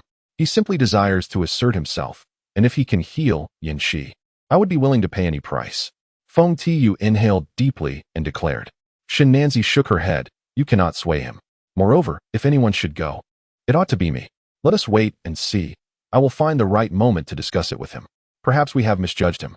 He does not appear to be the debauched youth we once thought, nor does he seem intent on seeking revenge. Meanwhile, sensing Jiang Lai's predatory gaze, Lin Feng fled in haste. Given the circumstances with Yu Sheng and Shin Nanzi, would this girl not end up harming herself? Those so-called agreements had long been cast aside. Each night, he found himself eagerly gravitating towards Jiang Lai, hoping to shift the gears of their relationship, yet to no avail. Upon entering Panlong residence, Hong Yun presented a cup of fine by Luo Chun tea. Young master, I have investigated. Yu Sheng is not the biological daughter of Yu Jianjun. His wife passed away a decade ago during childbirth, resulting in a tragic loss of both mother and child. Since then, Yu Jianjun has remained unmarried, and Yu Sheng is his adopted daughter. However, no one knows the origins of Yu Sheng, not even the Yu family, who remain tight-lipped about it. Yu Sheng seems to have suffered a grave illness, rendering her unable to recall her past. Therefore, it is difficult to ascertain whether she is indeed the girl the young master seeks. Lin Feng was taken aback. He was nearly certain that Yu Sheng was the one, the sole person who had offered him warmth during his time of wandering. Perhaps forgetting was for the best. Reminiscing about the past might not bring her joy. Lin Feng smiled gently. As long as she was well, why burden her with the painful memories of yesteryear? As for the vendetta against her family, let me take it upon myself to avenge her. Is something troubling you? Lin Feng glanced at the pensive Hong Yun, momentarily taken aback, and inquired. Master, I may have to leave Jiang City in the next few days, and I fear I will no longer be able to serve you. May I at least attend to your bathing and rest properly? A faint blush crept onto Hong Yun's face as she bowed her head, hesitating to speak. Where are you going? Lin Feng furrowed his brow. To Mianchuan. What does that old man mean? Well, it's fine. I cannot remain here forever as a maid. Once you arrive there, if you require anything, do not hesitate to call me, Lin Feng replied. Hong Yun opened her mouth, wanting to say something, but faltered. She was uncertain when she would return from this trip, and whether she would even return alive. Perhaps this farewell would be their last. At that moment, Lin Feng's phone rang. It was a call from Yu Sheng, requesting to meet. Lin Feng was unsure whether Yu Sheng remembered him. Perhaps her memories, like others, lay dormant. However, it mattered not. As long as she was well, that was of utmost importance. Yu Sheng herself was puzzled by the warmth she felt upon seeing Lin Feng, a vague sense of familiarity enveloping her. Perhaps this was fate. At the entrance of Tian Chao Hotel, upon spotting Lin Feng approaching, Yu Sheng hurriedly greeted him, linking her arm with his and smiling slightly. Has Xiao Yunqi been giving you trouble? Help me out tonight. Pretend to be my boyfriend. Using me as a shield again? Are you not satisfied with the troubles you already have? Your suitors would certainly wreak havoc upon me. It's hardly worth the risk. Lin Feng shook his head repeatedly. Then let us make it a real act. You may do as you please. That seems more reasonable, doesn't it? Yu Sheng raised an eyebrow, her tone laced with a hint of flirtation. Lin Feng was momentarily taken aback. Was this girl serious? Come on. Yu Sheng chuckled mischievously, pulling Lin Feng into a second-class private room. Inside were 7 or 8 men and women. At the center sat a distinguished gentleman, donned in black-rimmed glasses, exuding an air of refinement. Clearly, he was the most authoritative figure in this circle. Diao Yujia, son of the city lord Diao Yan. Yu Sheng whispered into Lin Feng's ear for introduction. Yu Sheng, this is Diao Yujia. She concealed the chill in her eyes, which flickered momentarily. My boyfriend, Lin Feng. Yu Sheng leaned comfortably against Lin Feng, everything appearing so natural. Instantly, all eyes turned towards Lin Feng. Though he possessed an attractive exterior, his attire seemed rather lacking, devoid of any semblance of sophistication. In every regard, he appeared mismatched with Yu Sheng. Expressions among the crowd grew peculiar as they discreetly shifted their gazes toward Diao Yujia, seemingly seeking to gauge his reaction. A glint of coldness flashed in Diao Yujia's eyes, yet he warmly ushered them to take their seats. Beside them, Zhao Bowen hung his head, trembling in fear, hardly daring to meet Lin Feng's gaze. He had witnessed Lin Feng's prowess firsthand at Yu Sheng's birthday banquet, effortlessly dispatching the renowned master Huadong from Huizhou. How could he not be anxious? If Lin Feng discovered that he had invited Huadong to confront him, would he spare him? What's wrong? Is my presence unwelcome? Noticing the expressions of the crowd, Yu Sheng chuckled, playfully inquiring.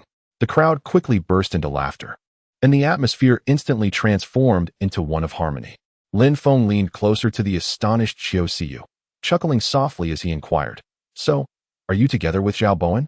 No, we are merely friends, Qiu Siyu hurriedly explained, her anxiety palpable as if fearing Lin Feng might misconstrue her words. There's nothing wrong with dating. Remember, you are partly mine, and I might claim you at any moment, Lin Feng replied with a cheeky grin. Qiu Siyu murmured, her voice barely audible. Her timid demeanor a stark contrast to her usual boldness in public. Lin Feng found himself momentarily taken aback, astonished by her unexpected reaction. Chapter 50. The clash of the refined scoundrel and the raucous rogue. The others clearly noticed the change in Qiu Siyu. Although she was not the biological daughter of Zhang Wenlong, she thrived in the Zhang household thanks to her mother's cunning. Apart from the old master, who held a disdain for her and her mother, nearly everyone else had been won over by her mother's charm. In the old master's words, her mother, Wang Jieyue, was a calamity to the nation. Furthermore, the old master sensed that he was gradually being sidelined. Consequently, Qiu Siyu's personality was bold and eccentric. However, her current reaction caught everyone by surprise. Siyu, do you know each other? You seem rather close, Diao Yujia remarked with a barely perceptible smirk, seemingly attempting to sow discord between Lin Feng and Yu Sheng. What business is it of yours? Do I need to report to you, every time I share a bed with a woman? Are you the Pacific Police, meddling in affairs that do not concern you? Lin Feng shot him a disdainful glance and retorted, you can't even keep your mouth shut while eating. Didn't your father teach you that one should not speak while eating or sleeping? Hey kid, why are you looking down? Pretending not to know me? Lin Feng tossed a crumpled piece of paper at Zhao Bowen's face. Zhao Bowen flinched, offering an awkward smile as he stammered, Mr. Lin, the Zhao family, though not affluent in Jiangxing, barely managed to rank among the third-tier families. However, their roots in the underworld lent them an undeniable strength. Thus, Zhao Bowen carried a certain arrogance in public. Yet, at this moment, his submissive demeanor struck everyone as peculiar. Where are you working now, Mr. Lin? Diao Yujie inquired. Checking household registrations? I used to drive a fast taxi, but now I work as a security guard, seeking nothing but comfort. People like us, no matter how hard we strive, can never catch up to you, so I have long since given up. It's quite nice to take it easy, Lin Feng chuckled, casually pulling Yu Sheng into his embrace as he added. But now it's different. With my handsome looks and exceptional skills in horsemanship, my darling has taken care of me. So I can barely be considered successful. A few of them nearly choked on their drinks, astonished at his unabashedness in discussing such matters. What kind of man was so shameless, boasting about this with such conviction? Horsemanship? You can ride and shoot? Yu Sheng inquired curiously, leaning closer to Lin Feng. Silly girl. Horsemanship is my forte. Would you like to try it tonight? Lin Feng said with a mischievous grin. Yu Sheng momentarily froze, understanding his innuendo, and a blush crept onto her cheeks as she playfully glared at him. Such a creature can utter anything. Diao Yujie furrowed his brows and remarked, Mr. Lin possesses a keen insight. Indeed, one may mock the impoverished but not the fallen. However, even so, you shall never reach our elevated stature.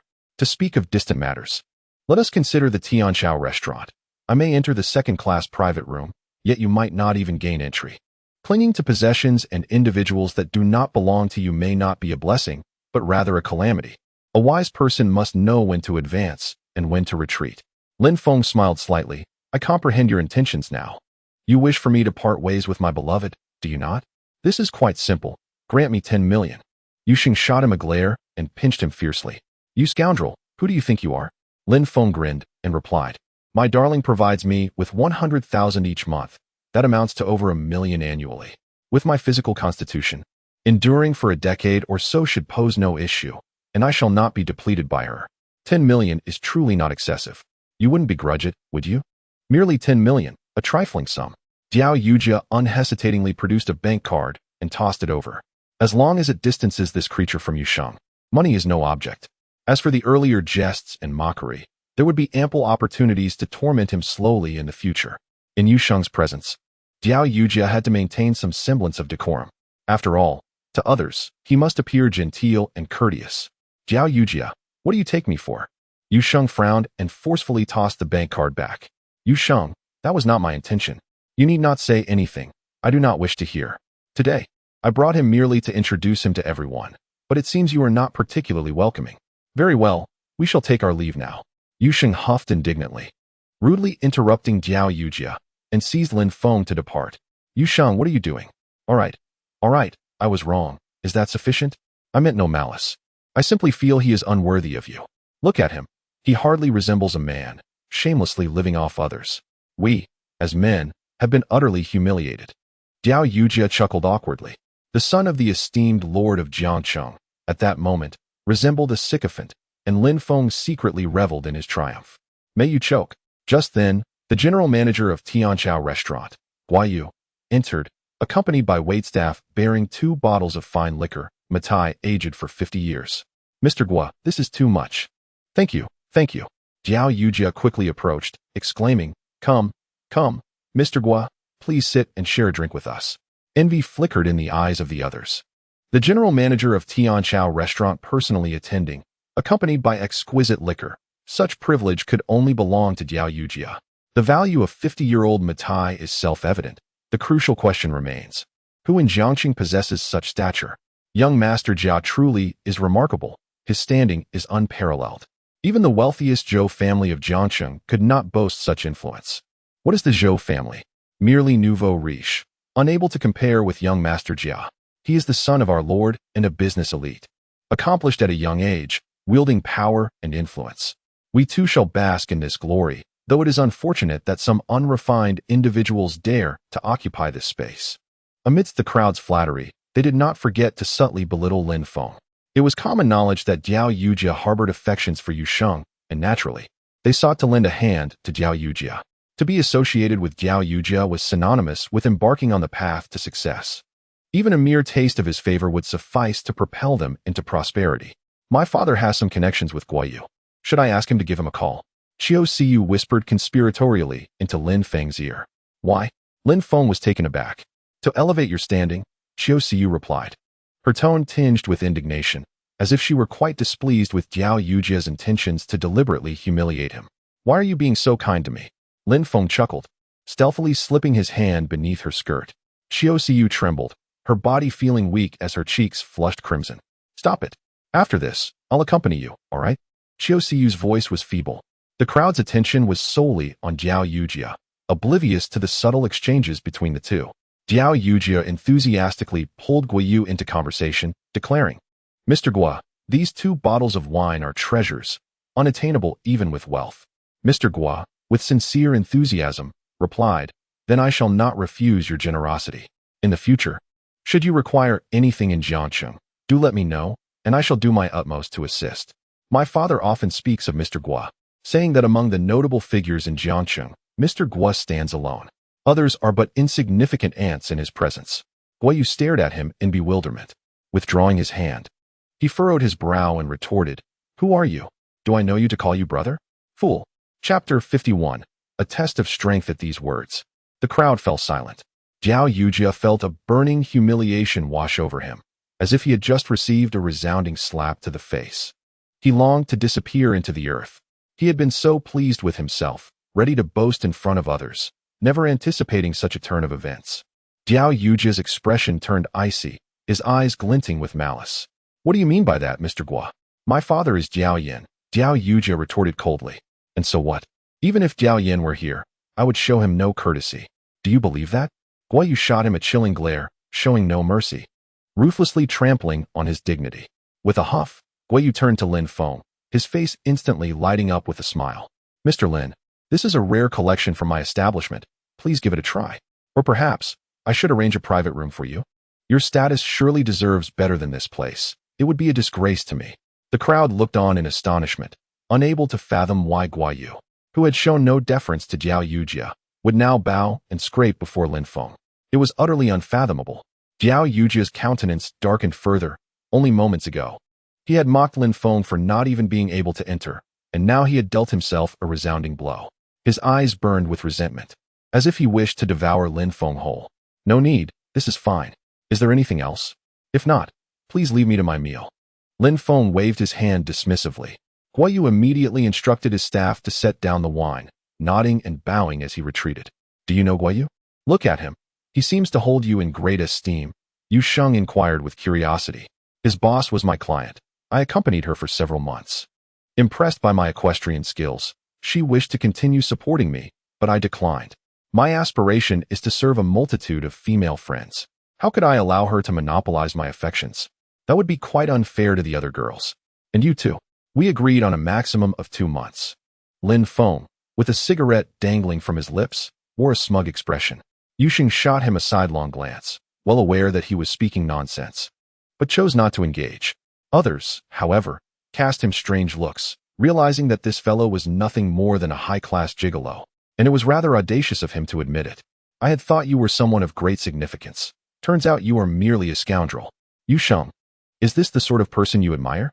Was it necessary to bring such a person to vex me? I, Jiao Yujia, hold a respectable position in Jiangxing.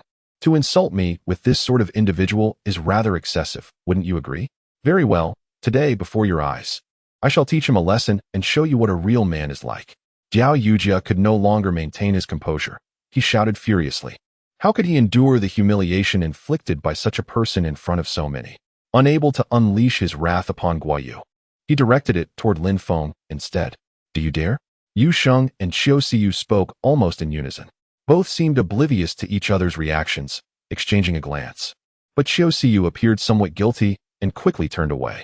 Darling, why are you getting angry with him? Sour grapes, are we? Is it not permissible for one to vent their frustrations? Do you understand what a cultured rogue is? This kind of person is precisely that, outwardly polished and impeccably dressed, yet inwardly a vile and depraved creature. From now on, keep your distance from him. Lin Feng grinned, his smug demeanor inciting further resentment in Jiao Yujia. Brother Zhao, what about you? Do you wish to deal with me as well? Lin Feng suddenly slapped Zhao Bowen on the shoulder, startling him so much that he nearly lost control of himself. No, no, Zhao Bowen hurriedly protested, fearful that a moment's delay might lead to dire consequences. Lin Feng chuckled, leaning closer to whisper in his ear, do you remember old man Fu from the old district? If you don't, ask your father when you return. Tell him I am giving him 1 day to come see me and lay everything bare. Don't make me come looking for you. By then, my tone will not be so cordial. Zhao Bowen, confused but intimidated by Lin Feng's menacing aura, nodded vigorously, secretly regretting having come to this place, which had led him to encounter this harbinger of misfortune. What are you standing there for? Aren't you supposed to teach me a lesson? Surely, you aren't just going to talk? Lin Feng glanced at Jiao Yujia, mocking him. Jiao Yujia snorted coldly and replied, what? Are you so eager to meet your demise? Fear not, I shall accommodate you. Before that, you should cherish the time that remains. Lin Feng shrugged, retorting, if you can't finish me off, I assure you, I will leave you unrecognizable. He feigned indifference, yet Yu Sheng and Qiu Siyu wore expressions of deep concern. They understood all too well the extent of Jiao Yujia's influence in Jiangqing, who in either the underworld or the upper echelons would not show him some respect. At a mere command, numerous individuals would rush to curry favor, disregarding all else. You should leave quickly, I'll hold them off. Even Jiao Yujia cannot do much, said Qiu Siyu, her eyes filled with concern. Lin Feng chuckled softly and replied, I am no hero, I am but a rogue. Qiu Siyu paused, managing a wry smile. What time is it, and you're still in the mood for jest? Should I call my father and have some people come over? She inquired. Lin Feng smiled faintly and waved his hand dismissively.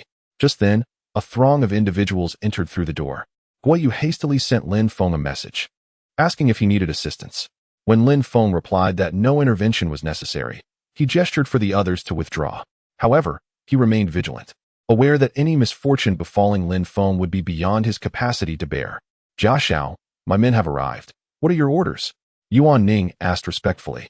Jiao Yujia nodded and glanced at Lin Feng, stating, if you are a man, do not let a woman fight your battles. I can grant you time to summon reinforcements. Call as many as you wish.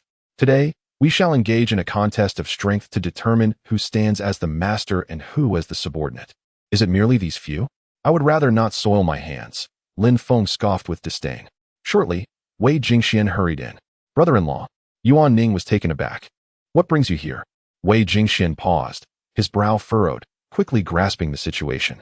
Since Lin Feng had eliminated Niananjing, Wei Jingxian had swiftly taken over his business and territory, delegating the southern enterprises of Jiangqing to Yuan Ning. To his astonishment, this fellow had allied with Jiao Yujia and was now intent on confronting Lin Feng. A cold sweat broke out on Wei Jingxian. Wei Jingxian, is he one of yours? Quite bold of your men to presume to defecate upon my head. Fortunately, you arrived just in time. Otherwise, I fear my head would be lost, Lin Feng remarked coldly. Lin Feng's glare made Wei Jingxian retract his words immediately, addressing Lin Feng with deference. Mr. Lin, I apologize. I was unaware. He then turned and delivered a harsh kick to Yuan Ning. Yuan Ning fell to the ground, utterly bewildered. Have you lost your senses, daring to offend Mr. Lin? Do you realize he is my savior? Without him, I would have perished long ago. You wretched fool, I shall not let you live today. Wei Jingxian seethed, launching a furious assault upon Yuan Ning. Yuan Ning, fearing for his safety, covered his head and cried out in despair. Enough. Lin Feng waved his hand. No, I must ensure this beast meets his end today. It is one thing to sow chaos, but to dare offend Mr. Lin is unforgivable. If I do not punish him, how can I face Mr. Lin? Wei Jingxian showed no restraint, attacking with lethal intent. He would rather slay Yuan Ning than incur Lin Feng's wrath. What? You dare ignore my words? Lin Feng's expression darkened, his voice sharp. Not at all. Wei Jingxian ceased immediately, glaring fiercely at Yuan Ning, and admonished. Had it not been for Mr. Lin's intercession, I would have ended your life today. Now leave. As he spoke, he delivered a forceful kick to Yuan Ning's rear. Yuan Ning dared not utter a word, hastily rolling and scrambling away in fear. This scene left Jiao Yujia utterly astonished. ever since director Nian Nanjing had been inexplicably murdered. The streets of Jiangcheng had largely fallen under the control of Wei Jingxian. Yuan Ning had swiftly sought out Diao Yujia, hoping to receive his protection in the future. Diao Yujia, who was troubled by the lack of capable individuals, welcomed Yuan Ning's initiative with open arms. However, he was taken aback to find that his superior, Wei Jingxian, was so obsequious towards Lin Feng. It felt akin to shooting oneself in the foot. Diao Yujia felt as though he had struck a wall with his fist. The pain in his fingers unbearable. "Mr. Lin, is that you? If you say the word, I will deal with him immediately." Wei Jingxian cast a menacing glance at Diao Yujia, his eyes blazing with murderous intent. He was indifferent to the fact that Diao Yujia was the son of the city lord. That scoundrel had nearly brought about his demise. Had he not arrived in time, Yuan Ning's affront to Lin Feng would have rendered him an ungrateful wretch, unworthy of living. "Do you dare?" Diao Yujia retorted sharply. "Try laying a finger on me." "Wei Jingxian, you are but a lowly figure in the underworld. My father could extinguish you with a mere word. Then shall we see if I dare?" Wei Jingxian scoffed, reaching for a dagger and slamming it onto the table, his gaze predatory. Diao Yujia froze, a shiver of trepidation coursing through him. These individuals were all desperate and reckless. They were capable of anything. Lin Feng smiled nonchalantly, saying, "There's no need to be so tense. Rest assured, I won't let him kill you. That would be far too mundane, wouldn't it? You are the illustrious Jiao Gongzi, the Prince of Jiangqing. Why would I dare to touch you? Here's the deal. Summon your men. If they can subdue me, I will kneel before you. But if they fail, I shall add a condition. I initially intended to beat you to the point where your mother wouldn't recognize you. By then, I might just take one of your arms. What do you say?" Without a moment's hesitation, Diao Yujia replied, "Very well. Let us see who truly reigns as the local emperor of Jiangqing." With that, he promptly took out his phone and dialed a number. Moments later, the wailing of police sirens echoed outside. Deputy Director Jiang Lin, leading a dozen fully armed officers, stormed in with palpable intensity. Upon seeing Lin Feng, Jiang Lin's eyes flashed with a deadly glare. It was that day at Tianqiao restaurant when Lin Qingmei had intervened, allowing this brat to narrowly escape. Today, however, he would not be so fortunate. An eye for an eye, a debt for a debt. When they first entered, Guiyu from Tianqiao restaurant had not intervened, which led Jiang Lin to believe that the establishment had chosen to remain neutral. Thus, he had no reservations left. "Lin Feng, what capabilities do you possess now? I too grant you the opportunity to call for reinforcements," Diao Yujia proclaimed with his head held high, exuding arrogance. Lin Feng glanced at Jiang Lin, a disdainful smile gracing his lips. "This fellow? I can't be bothered to waste my time calling for help. Deputy Director Jiang, you escaped by sheer luck last time and have yet to learn your lesson. Do you dare to bring your men here, fearing you might again be knocked unconscious?" Jiang Lin's face hardened as he retorted sharply, "Last time, you were fortunate enough to escape. Today, I am eager to see who can save you. However, rest assured, dealing with someone like you does not necessitate my direct involvement." Turning to Wei Jingxian, I coldly stated, "Mr. Wei, I would appreciate your assistance. If you eliminate him, today's incident will be wiped clean. Otherwise, tomorrow I shall lead a force to eradicate your faction, ensuring you spend decades behind bars." Wei Jingxian paused momentarily, then scoffed derisively. "Deputy Director Jiang, are you out of your mind? On one side stands the heir of the Northern King, my savior. On the other, the son of the city lord of Jiangqing. Even a fool knows which choice to make. Were it not for Lin Feng advising restraint, I would have slapped him twice already. The audacity of asking me to kill Lin Feng is utterly ludicrous." Jiang Lin's lips twitched as he shot a venomous glare in Wei's direction. It is worth noting that he is the deputy director of the Jiangqing Inspection Office. Which of these underworld figures would dare to insult him so brazenly? Such insolence could only stem from a death wish. With a mere utterance, he could sever their financial lifelines and incarcerate them. "Very well, Wei Jingxian. Remember your words. I shall ensure you comprehend the grave consequences of such a statement." Jiang Lin responded with a chilling snort. "You are quite the chatterbox," Lin Feng interjected, rolling his eyes before seizing Jiang Lin's hair and forcefully slamming his head onto the table. Bang! Jiang Lin was momentarily dazed, blood gushing from his forehead. The onlookers gasped in astonishment, incredulous at Lin Feng's audacity. This man had not lost his sanity, had he? Though Jiang Lin held the title of deputy director, he was backed by the Dragon Nation. Which family in Jiangqing would dare to act in such a manner, even if they bore discontent towards Jiang Lin? Would they not hesitate to strike him openly? Yu Sheng sighed in exasperation. Had he known this man was such a troublemaker, he would not have brought him along. If anything were to happen, he would surely be blamed. Stepping forward, Yu Sheng pulled Lin Feng behind him and declared, Deputy Director Jiang. As the Deputy Director of the Inspection Office, how can you arbitrarily demand someone's death without regard for the law? Should you dare to harm him, my Yu family will not let this matter rest. Even if it escalates to Yanjing, we will ensure you face repercussions. Jiang Lin, clutching his head, appeared momentarily flustered and uncertain. The Yu family's standing in the Dragon Nation was formidable, especially their connections with the upper echelons. If this were to escalate, it could spiral out of control, leaving no one able to protect him. Though he felt a surge of indignation, he dared not act recklessly. This bastard was indeed fortunate. With Lin Qingmei intervening the other day, and now the Yu family, was he destined to suffer humiliation yet again? Lin Feng, it seems you are indeed reliant on women.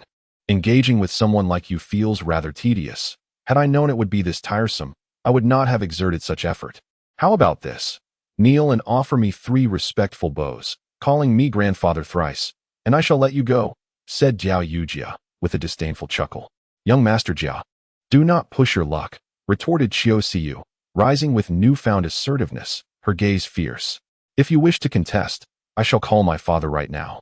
Let us see if you can truly act against him. Or perhaps I should have my grandfather contact the governor.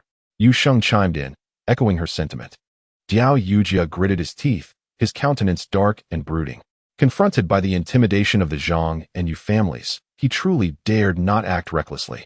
Should he persist in targeting Lin Feng, it would undoubtedly incite a tremendous uproar, the consequences of which would likely be beyond his father's capacity to bear.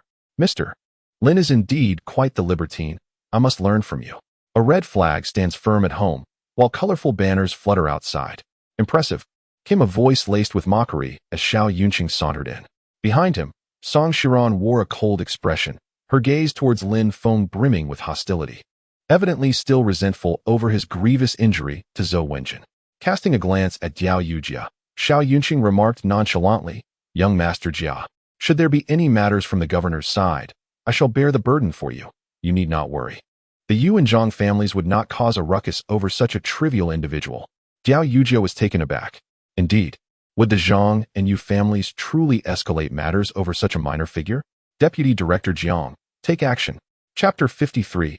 2 horses gallop side by side. How can one distinguish between male and female? Jiang Lin, unencumbered by hesitation, decided that even if trouble arose, Jiao Yujia would bear the brunt of it. Strike. Anyone who dares to resist shall face immediate justice. Jiang Lin bellowed, his eyes ablaze with fury. Whether Lin Feng resisted or not, it was a dead end for him. Jiang Lin had no intention of allowing Lin Feng to survive. After all, people have 2 faces, and in the end, it is one's own words that dictate the truth. A smile graced Lin Feng's lips, a glimmer of clarity shining through. Suddenly, a series of thuds echoed as over a dozen inspectors collapsed, unconscious. Jiang Lin was taken aback and quickly drew his firearm. Lin Feng lunged forward, seizing him by the throat and delivering a powerful blow to his nose, blood gushing forth. You dare to point a gun at me. When I offer you a chance at life, you refuse and seek your own demise. You wretched creature, I shall end you. Lin Feng seethed, delivering punch after punch with relentless fury. In a fleeting moment, Jiang Lin's face was covered in blood, his hands hanging limply, devoid of any resistance. A chilling gleam flickered in Lin Feng's eyes as he heard a sickening crack. His grip snapped Jiang Lin's neck. Such a wretch, occupying such a position, was a calamity for the common people. Were it not for their indulgence, how could Yan Nanjing have acted with such impunity? Were it not for their collusion, how could Jiao Yujia be so arrogant and overbearing? The onlookers were rendered speechless. None had anticipated that Lin Feng would dare to take lethal action against Jiang Lin. Jiao Yujia trembled, a lump forming in his throat, his legs weakening. This man was a lunatic. Trembling, he gazed at Lin Feng, who approached him step by step, stammering. Don't act rashly. If anything happens to me, my father will not spare you. Why do you behave like a child, constantly invoking your father? Come, little grandson. Kneel and bow to your elder. Perhaps I shall spare you. Lin Feng grinned. Jiao Yujia glanced helplessly at Xiao Yunqing, who, seemingly oblivious, ignored him entirely. Jiao Yujia's life or death was of no concern to him. In fact, He would relish the thought of Lin Feng eliminating Diao Yujia, for that would irrevocably offend the city lord, Diao Yan, bringing him only benefits and no detriment. Realizing that seeking help from Xiao Yunqing was futile, Diao Yujia suddenly knelt down with a thud, bowing his head 3 times. "Grandfather, I admit defeat. You have triumphed." Lin Feng chuckled, gently patting his head, and remarked, "Good grandson, your submission makes it difficult for me to strike you. You've put me in a rather awkward position. We had an agreement. I was supposed to beat you so badly that even your mother wouldn't recognize you, and perhaps take one of your hands in the process. As men, we must honor our words, right?" Diao Yujia froze, a flicker of terror flashing in his eyes. Before he could respond, Lin Feng delivered a powerful punch that sent him sprawling to the ground. Immediately, he mounted Diao Yujia and rained down blows with relentless ferocity. In an instant, Diao Yujia's anguished cries filled the air. The harrowing screams sent shivers down Zhao Bowen's spine, causing him to tremble uncontrollably. Who was this man? He was someone capable of effortlessly dispatching even the master Ho Dong of Huizhou. A mere word from him could command the northern war god Xinghua to annihilate the Zhou family. How could the son of a mere city lord like Diao Yujia contend with him? Zhao Bowen attempted several times to hint at Diao Yujia to cease.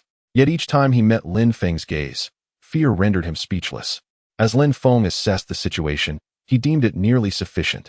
Surely, Diao Yujia's mother would not recognize him now. He seized Diao Yujia's arm and twisted it slightly. Instantly, the bones in Diao Yujia's arm shattered, and even the finest physician would struggle to mend such an injury. Diao Yujia let out a piercing scream before losing consciousness. Lin Feng dusted off his hands, stood up, and retrieved a crumpled cigarette from his pocket, lighting it and blowing a puff of smoke towards Xiao Yunqing. "You seem quite fond of stirring up trouble. Is your head uncomfortable resting on your shoulders? Perhaps I could help you remove it?" Xiao Yunqing furrowed his brow, a glint of coldness flashing in his eyes as he replied in a chilling tone, "A gentleman uses words, not fists. Your bravado is no mark of a true hero. Should I perish here today, many will accompany me to the grave. No matter how skilled you are, you cannot always be by the side of your loved ones. Can you? Are you trying to intimidate me?" Lin Feng's murderous intent was palpable. "If you truly possess the capability, let us settle this in the marketplace. I will employ every means necessary to dismantle the Jiang group, and you may resort to any measure, as long as you can defeat me. If you win, I, Xiao Yunqing, will submit to your will. However, should you lose, you must bow your head and avoid me in the future. Do you dare?" Xiao Yunqing was not foolish enough to engage Lin Feng in a one-on-one duel. That would be an act of self-degradation. Even the seasoned warrior Zhou Wenjin, a master of the heavenly realm, had fallen to Lin Feng. He would not invite his own demise. "I have no interest in you. However, if it were her, that would indeed be intriguing." Lin Feng smiled, gesturing towards Song Shiran. Throughout this encounter, he had shown little interest in a figure as inconsequential as Xiao Yunqing.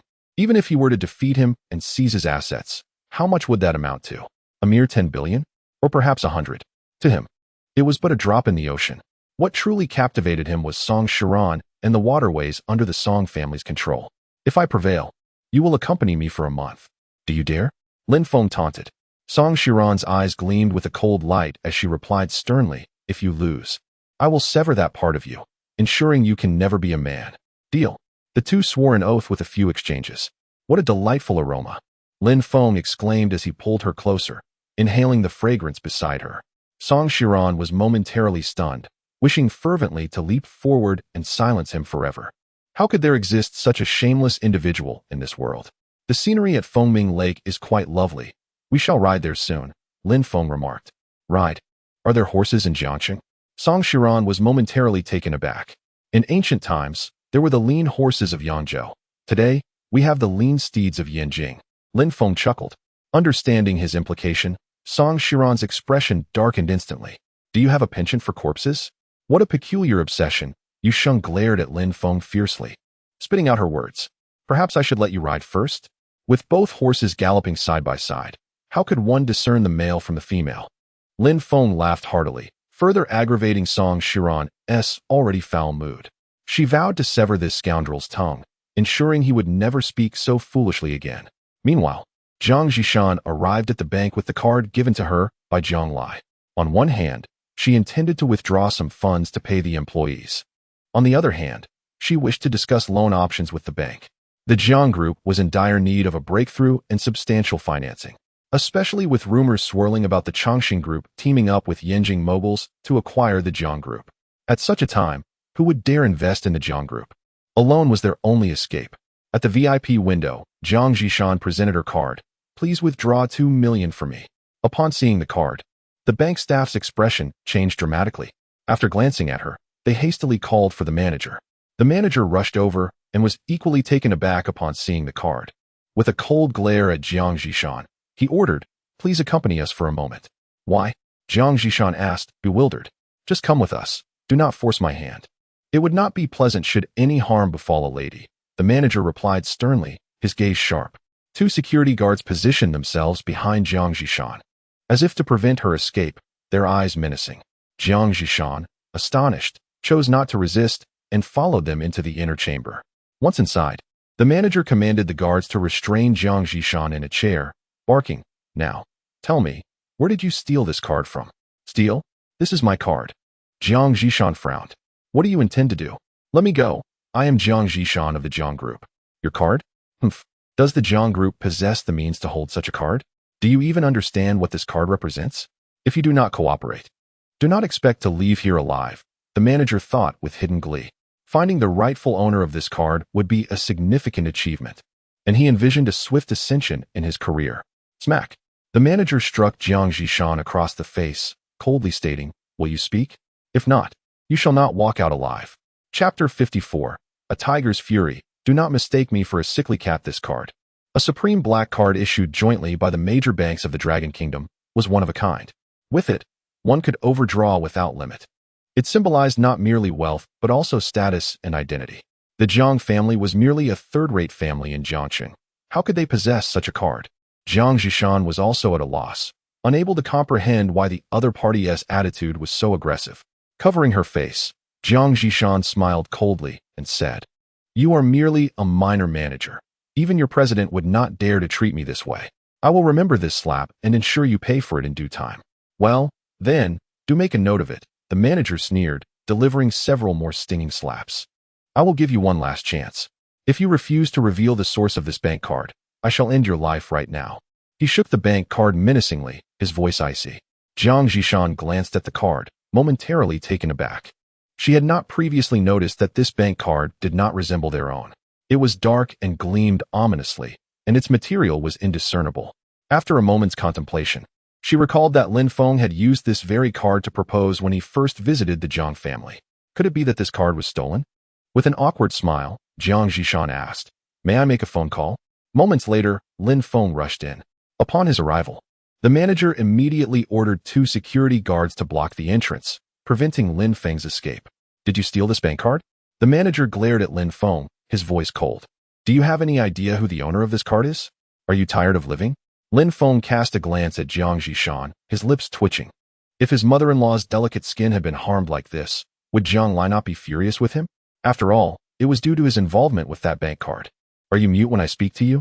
the manager growled. "If you don't speak, I will make you regret it." Lin Feng turned to glare at him, retaliating with a powerful punch. Bang! Blood gushed from the manager's nose. The 2 security guards, witnessing the scene, immediately brandished their clubs and charged at Lin Feng. Crack! With 2 swift slaps, Lin Feng rendered them unconscious and lunged forward, delivering a fierce kick to the manager's abdomen, pinning him down as he unleashed a flurry of punches and kicks. "Go ahead, kill me if you dare. Just because a tiger is quiet doesn't mean I'm a sickly cat. You dare to urinate on me?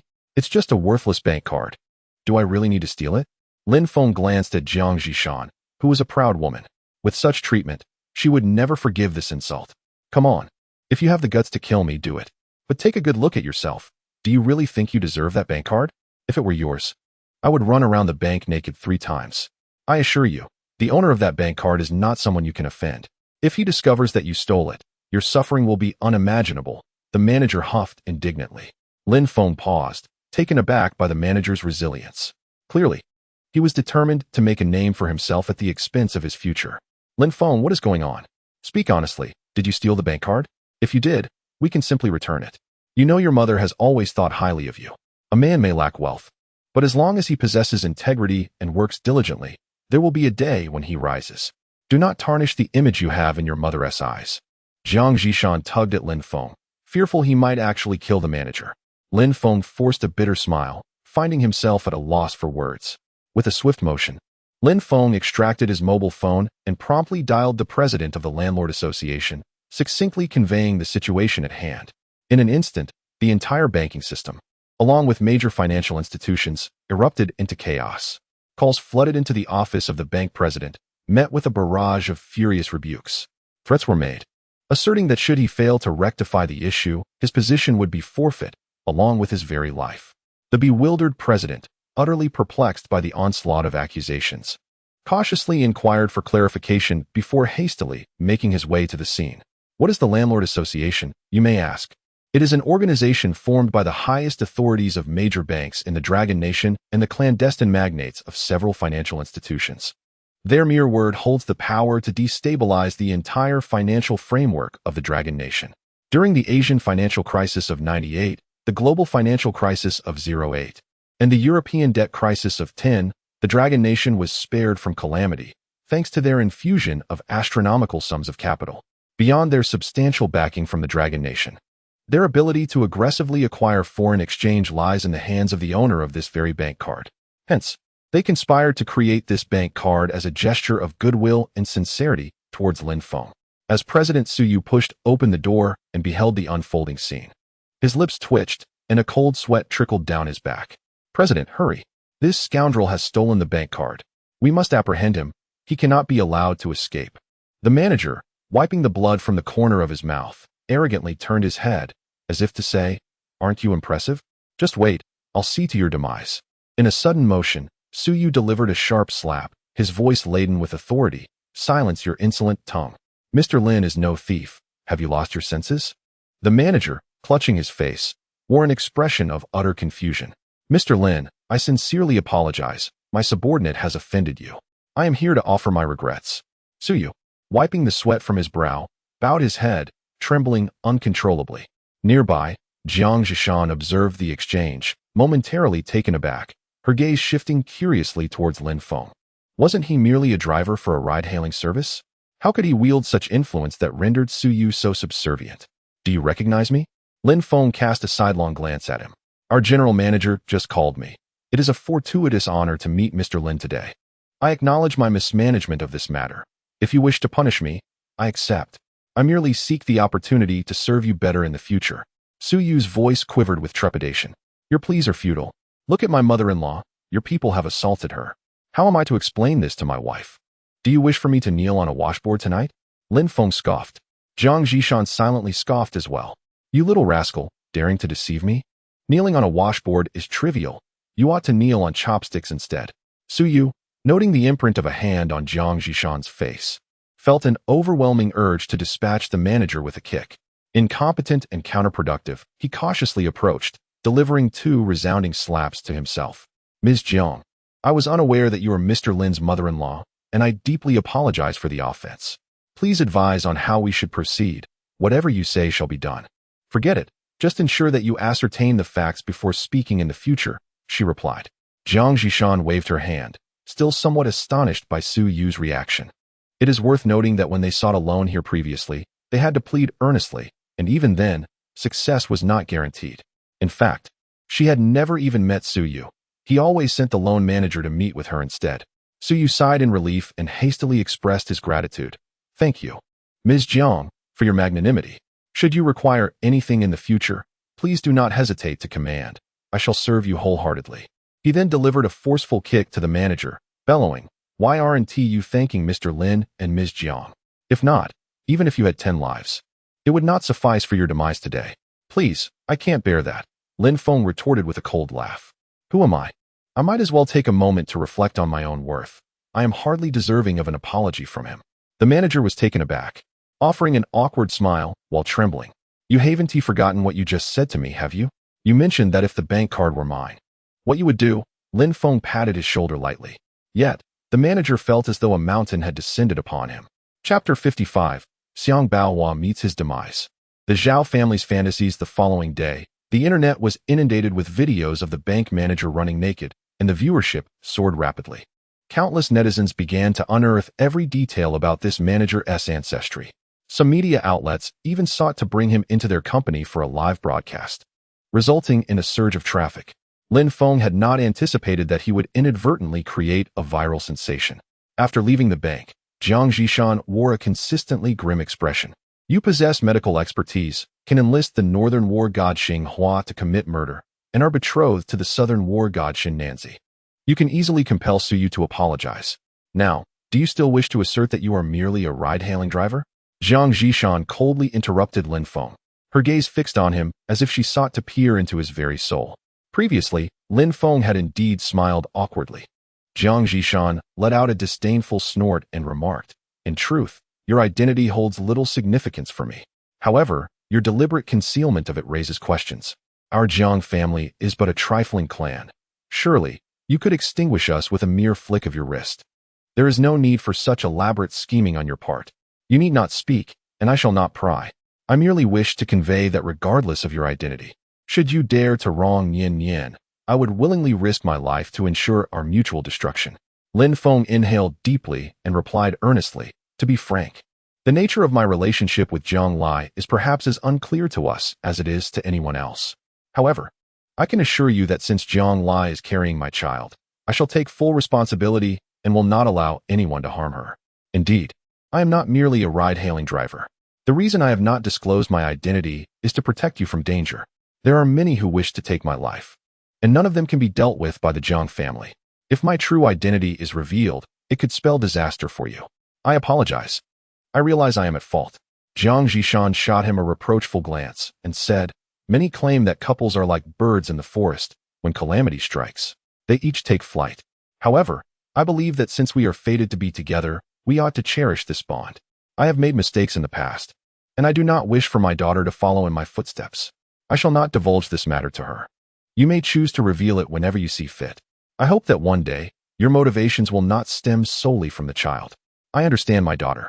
She is strong-willed, much like myself, and there are words she harbors in her heart that she would never voice." These sentiments were conveyed with earnestness. Jiang Zhishan refrained from elaborating further, choosing to speak only to the point. Throughout, her impression of Lin Feng remained quite favorable. Binhua Garden, a renowned upscale villa community in Jiangxing. Xiang Baohua, after posting a task on the dark web, could not suppress a smile, lighting a cigarette as he muttered to himself, "Lin Feng? Humph. In this world, wealth is paramount. No matter how skilled you are, you cannot fend off hundreds or thousands of pursuers." Just moments ago, he had received a call from Jiao Yujia, urging him to find a way to eliminate Lin Feng. Consequently, he swiftly posted a recruitment notice for assassins on the dark web. The Hualong group was merely a fad. The true mastermind was Jiao Yujia. All projects in Jiangcheng were secured through him, with the genuine backer being the city's lord, Jiao Yan. In the depths of slumber, Xiang Baohua suddenly sensed a presence beside him. Groggily, he opened his eyes to see a flickering light in the darkness. Startled, he jolted awake. Upon turning on the light, he found Lin Feng seated at the edge of his bed, a cigarette dangling from his lips, smiling faintly. A shiver coursed through Xiang Baohua, and he stammered, "What do you want?" "Lin Feng, do not act recklessly.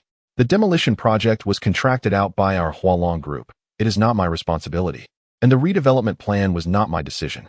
Blaming me is futile." Lin Feng merely smiled without responding, his gaze fixed intently upon him. "The house has already been demolished. Even if you kill me, it cannot be restored. All I can offer is sufficient compensation. Name your price." Xiang Baohua inhaled deeply, suppressing his trepidation. A wise man does not suffer immediate losses. After tonight, once those assassins arrive in Jiangxing and eliminate him, he would be free of worry. Lin Feng gestured with his fingers for him to continue. Xiang Baohua gritted his teeth and declared, 10 million. Lin Feng remained unmoved. 30 million. By market standards, your property could only fetch a few million at most, Xiang Baohua retorted. Lin Feng still said nothing. Steeling himself, Xiang Baohua proclaimed, 50 million. This is the highest offer I can make, 10 times the value of your property. Lin Feng chuckled softly and replied, "What does Mr. Xiang believe his life is worth?" Xiang Baohua was taken aback and said, "Mr. Lin, surely this matter does not warrant such extreme measures? Killing me would yield no benefit for you. I offer a flat rate of 100 million. Consider it the price for my life. Will that suffice?" "I'm afraid I have no interest in money," Lin Feng replied with a grin. Xiang Baohua's brow furrowed as he suddenly retrieved a handgun from beneath his pillow, aiming it at Lin Feng and pulling the trigger. Bang!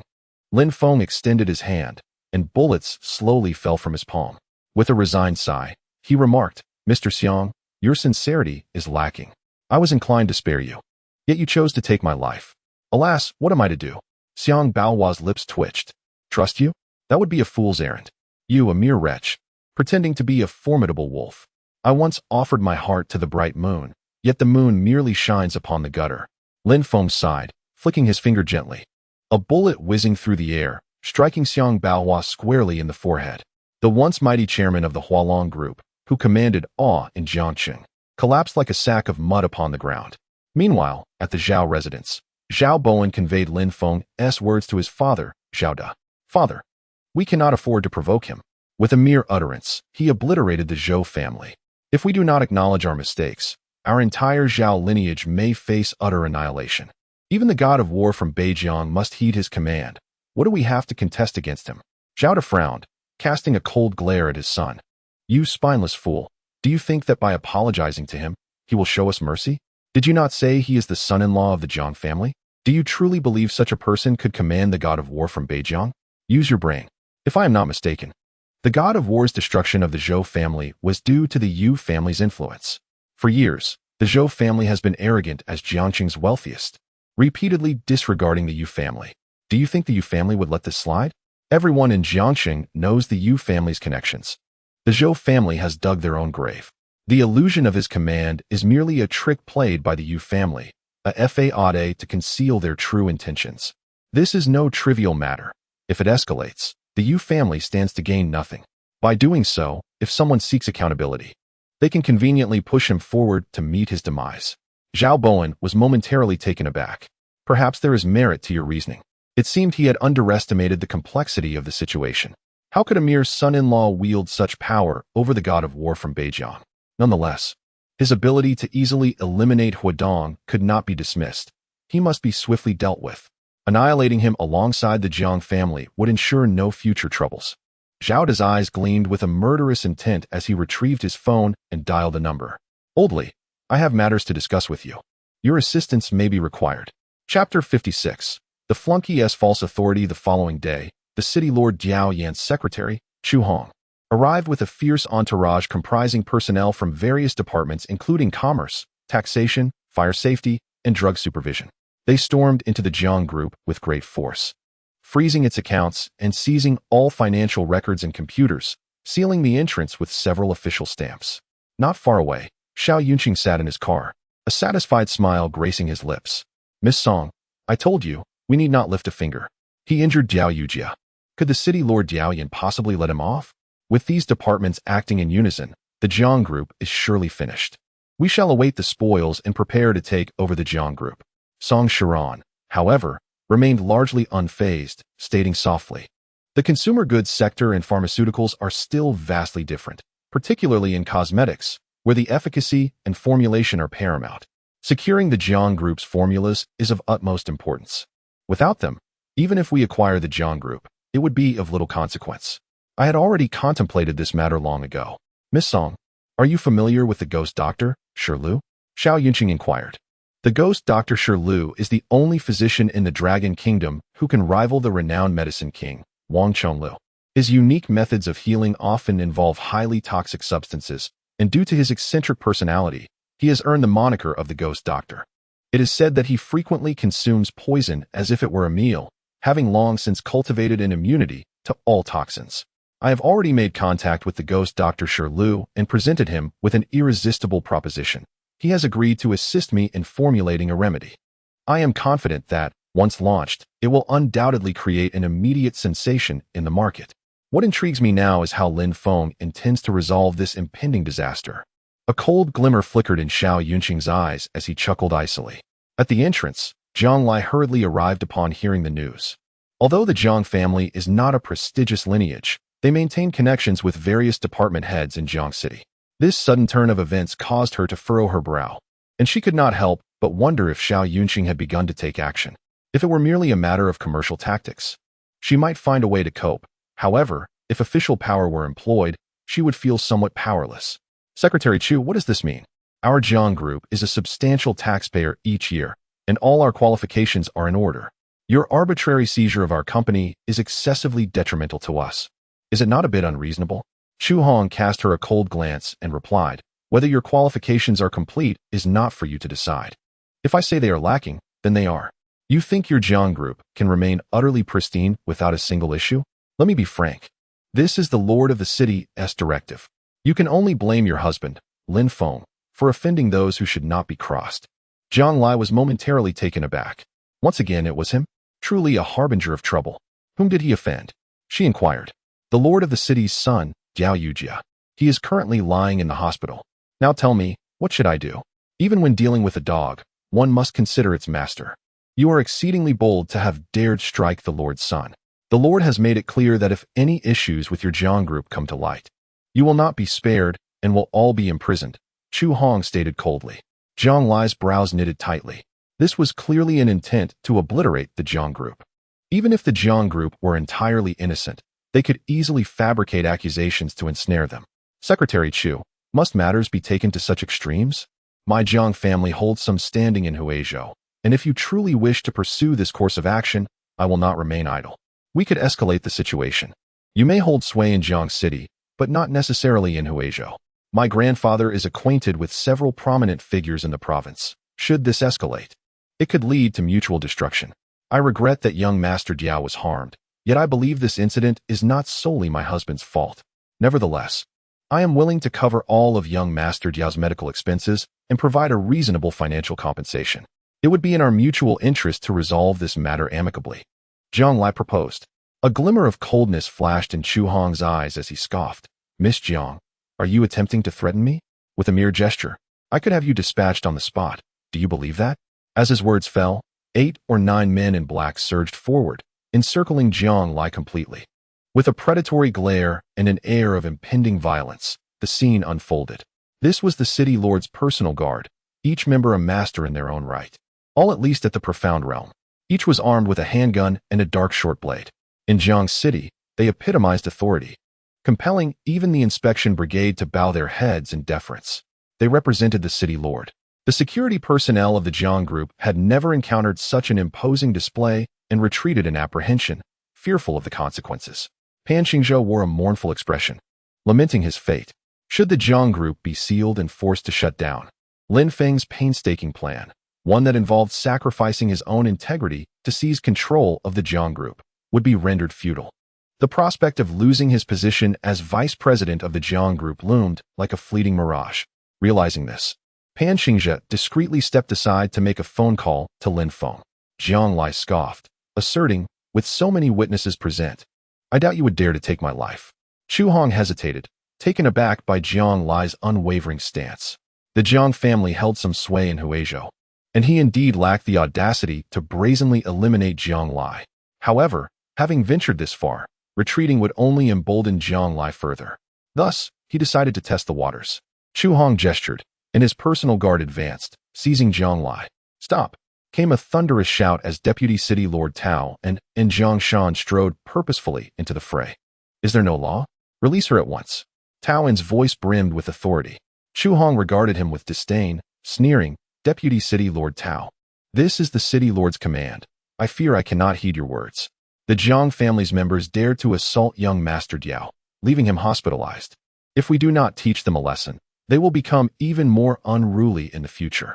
Tao En paused, brows furrowing in contemplation. Even so, he believed such matters should be handled by the inspection department, rather than indulging in personal vendettas.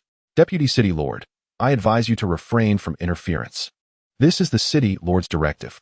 If you have objections, take them up with him. I am merely executing orders, Chu Hong asserted with a resolute demeanor. As a trusted confidant of the City Lord Diao Yan, he had little regard for Tao En. Do you truly believe you can trample on the Jiang family without consequence? If Diao Yan wishes to play games, I shall indulge him. Should you dare to lay a finger on Nanan today, I will ensure Diao Yan pays dearly for it. Jiang Shan retorted, his voice cold. A self-made powerhouse, he would not be intimidated by Chu Hong's bluster. Such audacity, Chu Hong bellowed, delivering a resounding slap to Jiang Shan's face. You dare strike my grandfather? Jiang Lai's expression shifted in shock as she lunged forward. Yet, She was no match for the guards, who swiftly twisted her arms behind her back, causing her to wince in pain, as if her limbs were no longer her own. Chu Hong, what are you attempting? Do not act recklessly. I will call for help. Taoan furrowed his brow, hastily retrieving his phone. However, he was not contacting Diao Yan, but rather an old superior from his time in the province.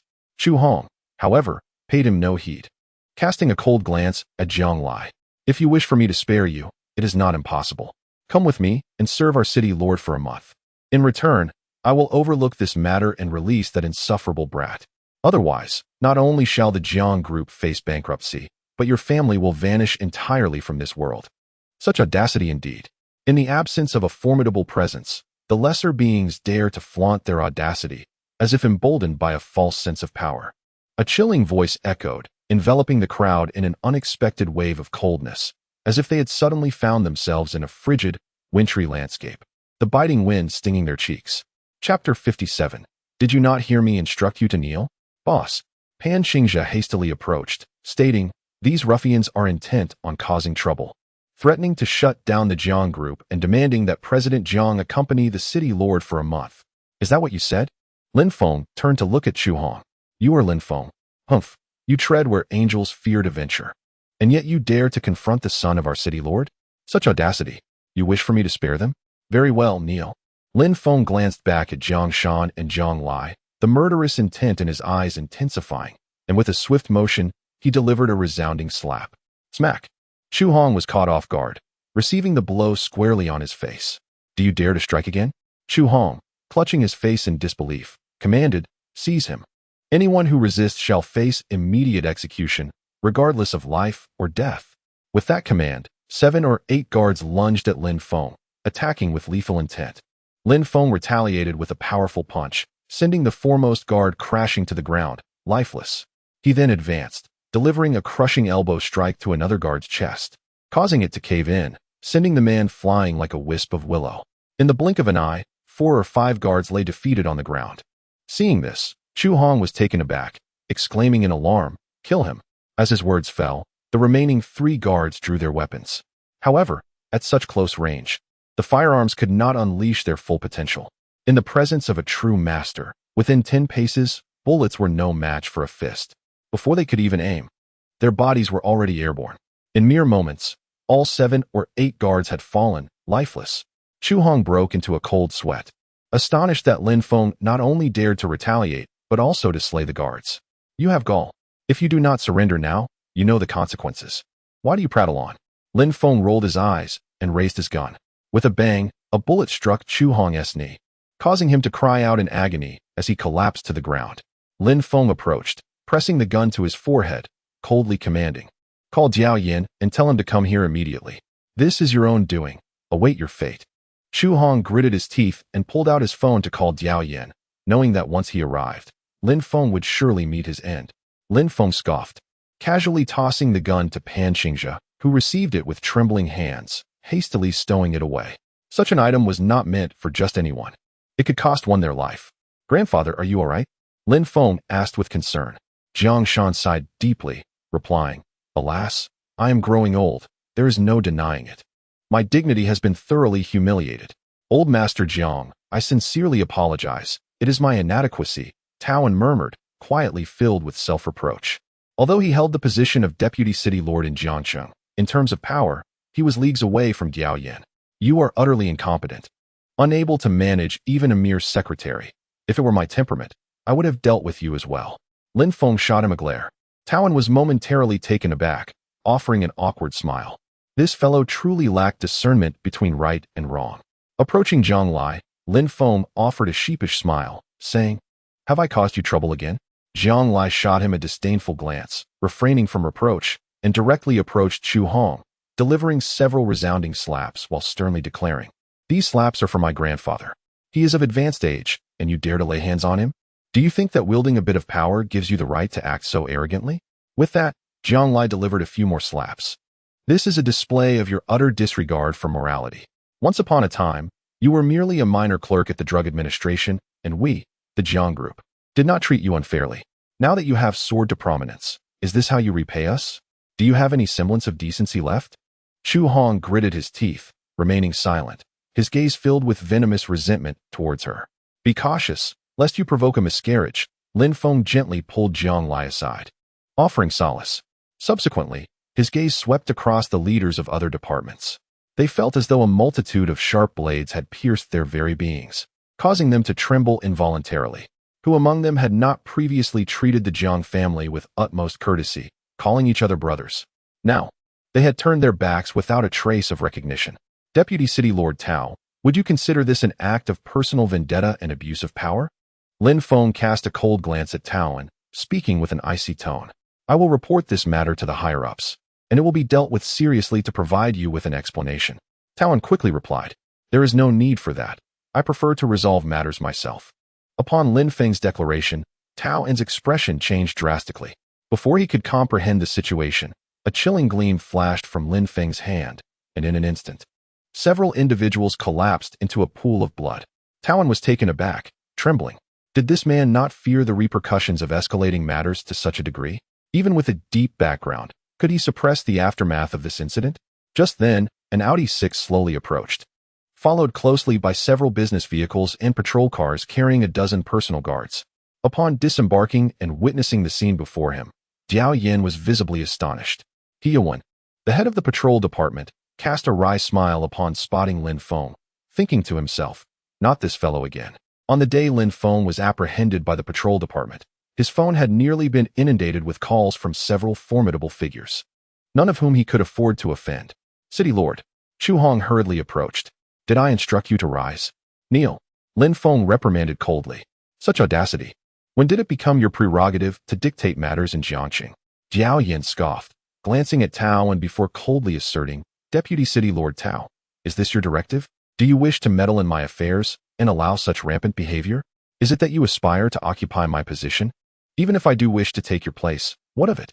If you are merely occupying the throne without fulfilling your duties, it is only right for you to relinquish it, Lin Feng replied in a frosty tone. Tao was momentarily taken aback, offering an awkward smile. This is an attempt to sway them to your side, but even with all my explanations, Jiao Yin would likely remain unconvinced, wouldn't he? After years of open and covert rivalry, Jiao Yin has always sought an opportunity to eliminate me.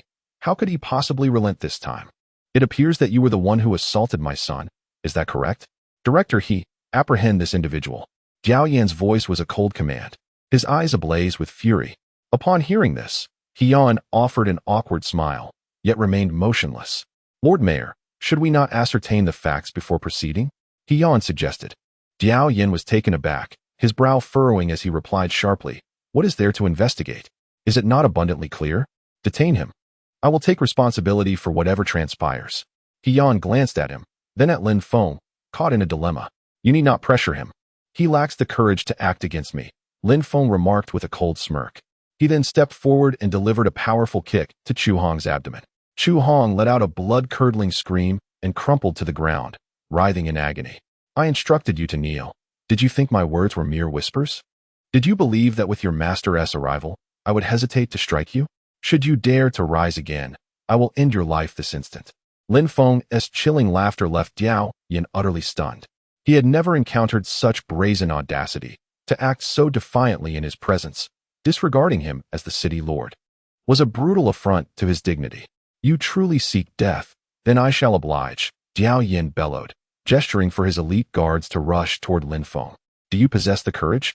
Lin Feng retorted with a sneer, casually tossing a token into the air. Chapter 58. How many heads do you have? Feel your own neck and count how many heads you possess, Lin Feng said coldly. Jiao Yin glanced at the token that Lin Feng had thrown, clearly marked with the words Northern King's Manor, and a tremor coursed through his body. Who is the Northern King? He is the sovereign of the 4 states of the northern frontier, to whom even the highest leaders of the Dragon Kingdom must show deference. This mere lord of Jiangxing is but a plaything, easily crushed by a single finger of his. Gulp. Jiao Yin swallowed hard, and, with a thud, fell to his knees, exclaiming, my apologies, I failed to recognize your greatness. I shall have someone released at once. Quickly, tear off the seal. The onlookers were left speechless, astonished by Jiao Yin's reaction. All eyes turned to Lin Feng, filled with intrigue about the token and why it instilled such fear in Jiao Yin. Is that all it takes to make you cower? How unamusing. Perhaps I should allow your men to act. My hands are itching for a bit of action. Lin Feng said playfully. Diao Yin wore a pained expression. How could he dare? Even if he were imbued with the courage of a bear, he would not risk an attack. I hear you wish for my wife to accompany you for a month? Lin Feng remarked, patting him on the shoulder. Diao Yin trembled, delivering several resounding slaps to his own face, and stammered. And no, how could I? I meant for my wife to attend to you for several months. If you desire, I will send her to your residence to serve you. Lin Feng paused, his lips twitching. Who do you think you are to suggest your wife serves me? Whether it is I who enjoys or she, it is astonishing that you could conceive such a notion. I find your words to be an affront to my dignity. No, no, no. If you fancy the women of the Jiao family, feel free to choose. I can assist in arranging it, as long as it brings you joy.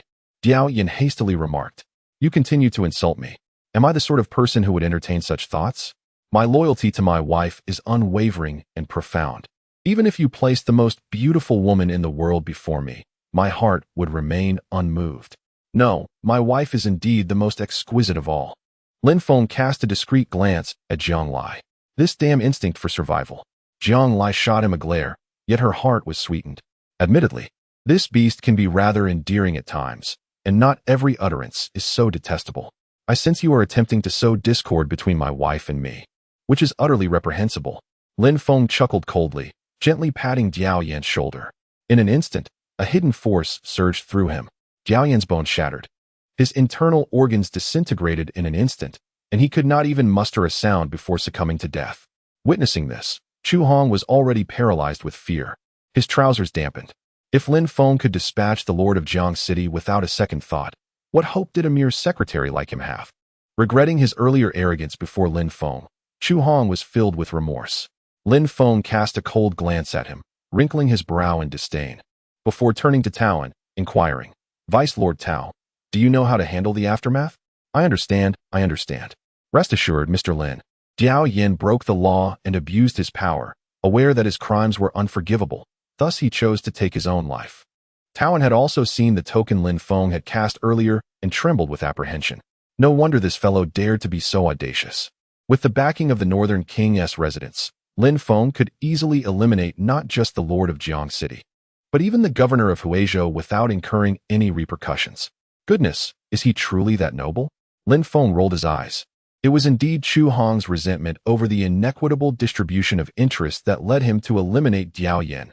Yan quickly interjected. Lin Feng chuckled, a promising pupil. The group arrived swiftly and departed just as quickly. The remaining aftermath could be entrusted to Tao and Yan, both of whom were astute and would find this task effortless. Not far away, within a vehicle, Xiao Yunqing furrowed his brow, his expression grave.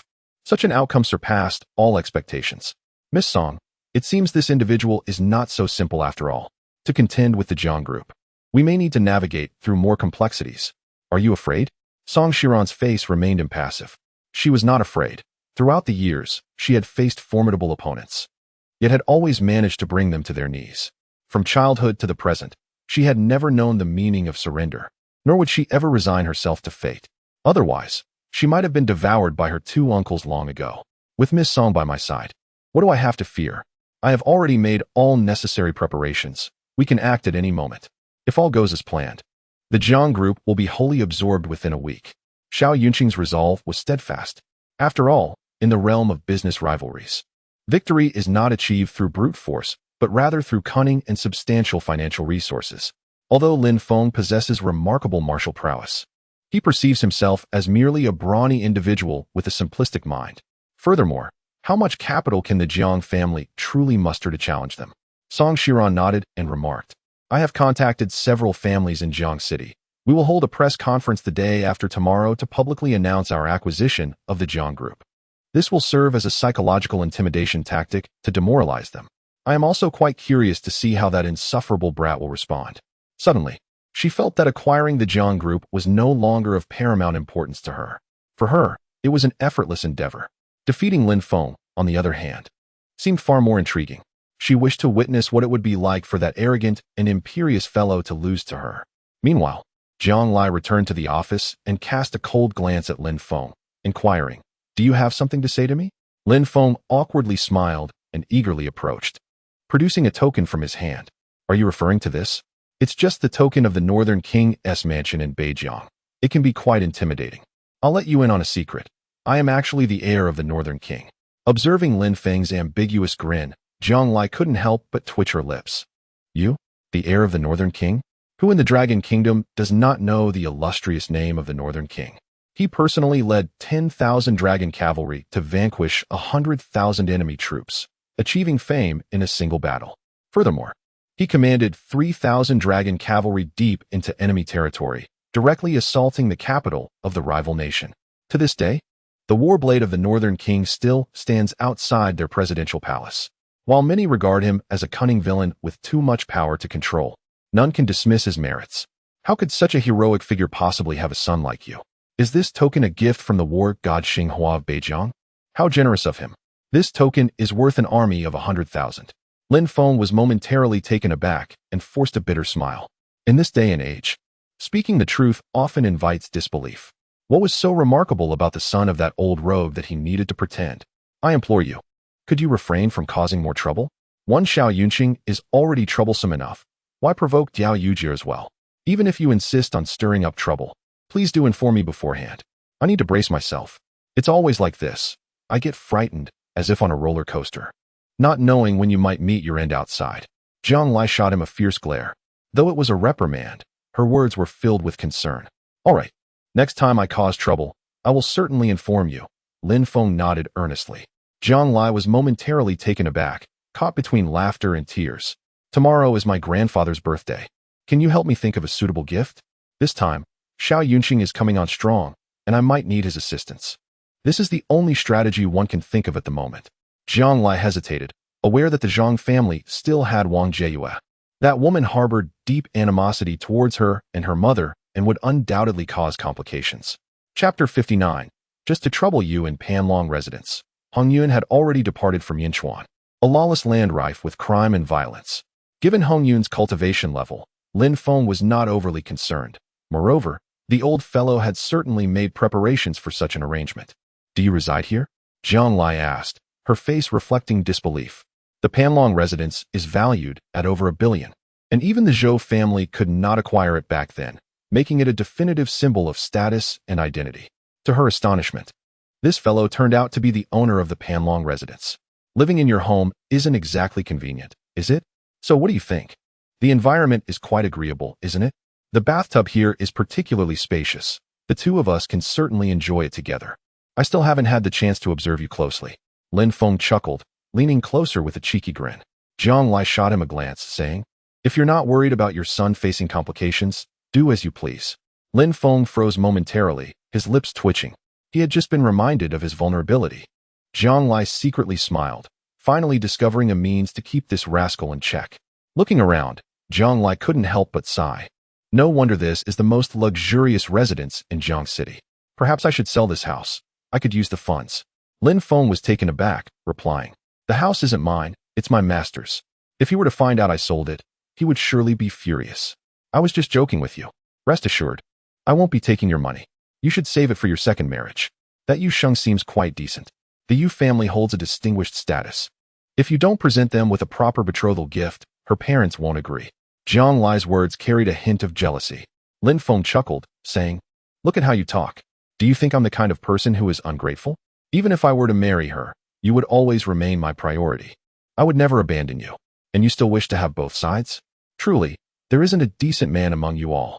Jiang Lai gritted her teeth, pinching the tender flesh at his waist, causing Lin Feng to grimace in pain.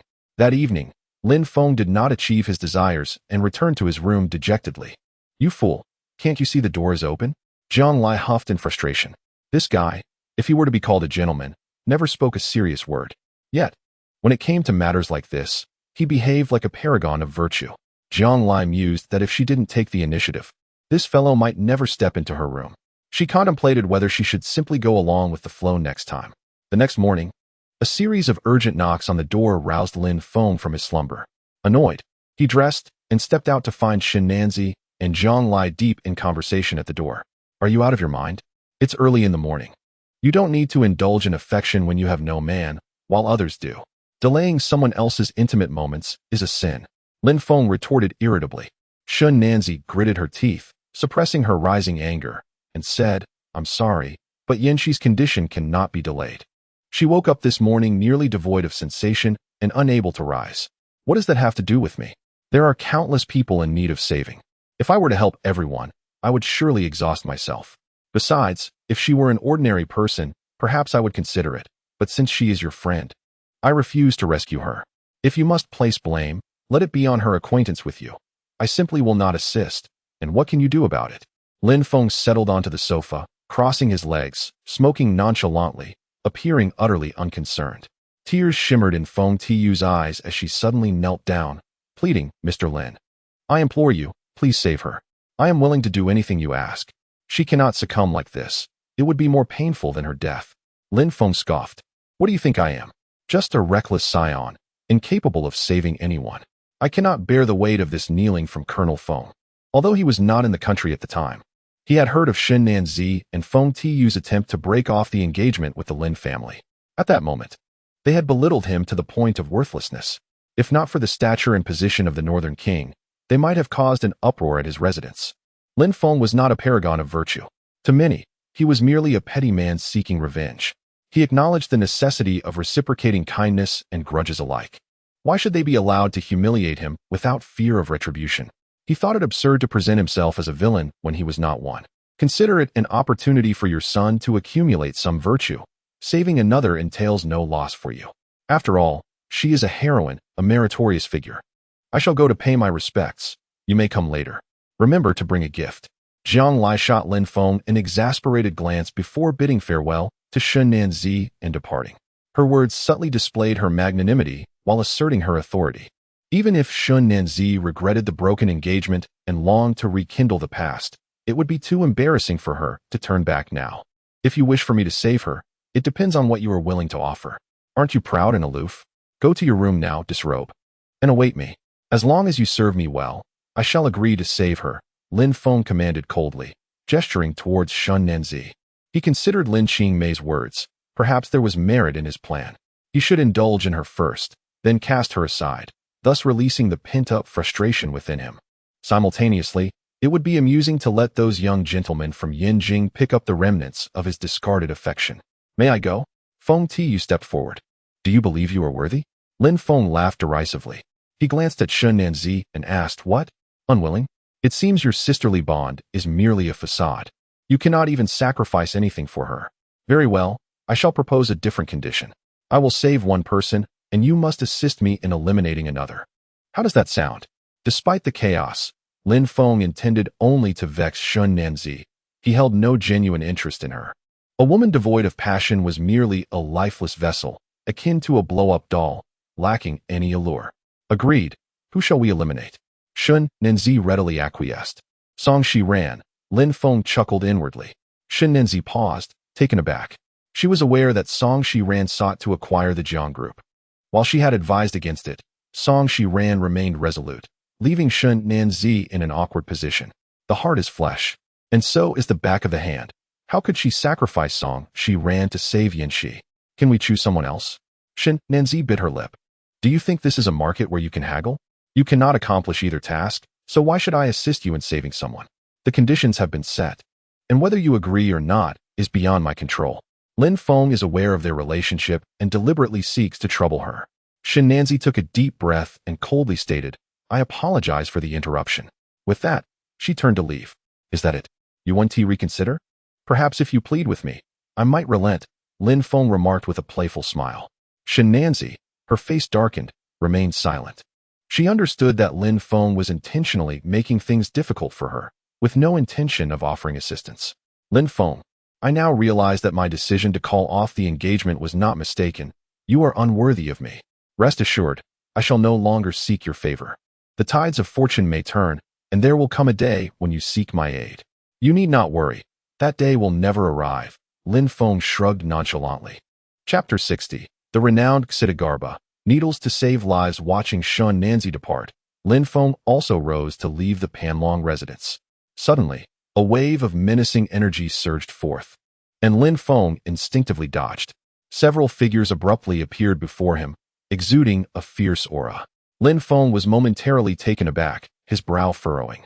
The Hall of Death? You possess quite the audacity to venture into Longhua.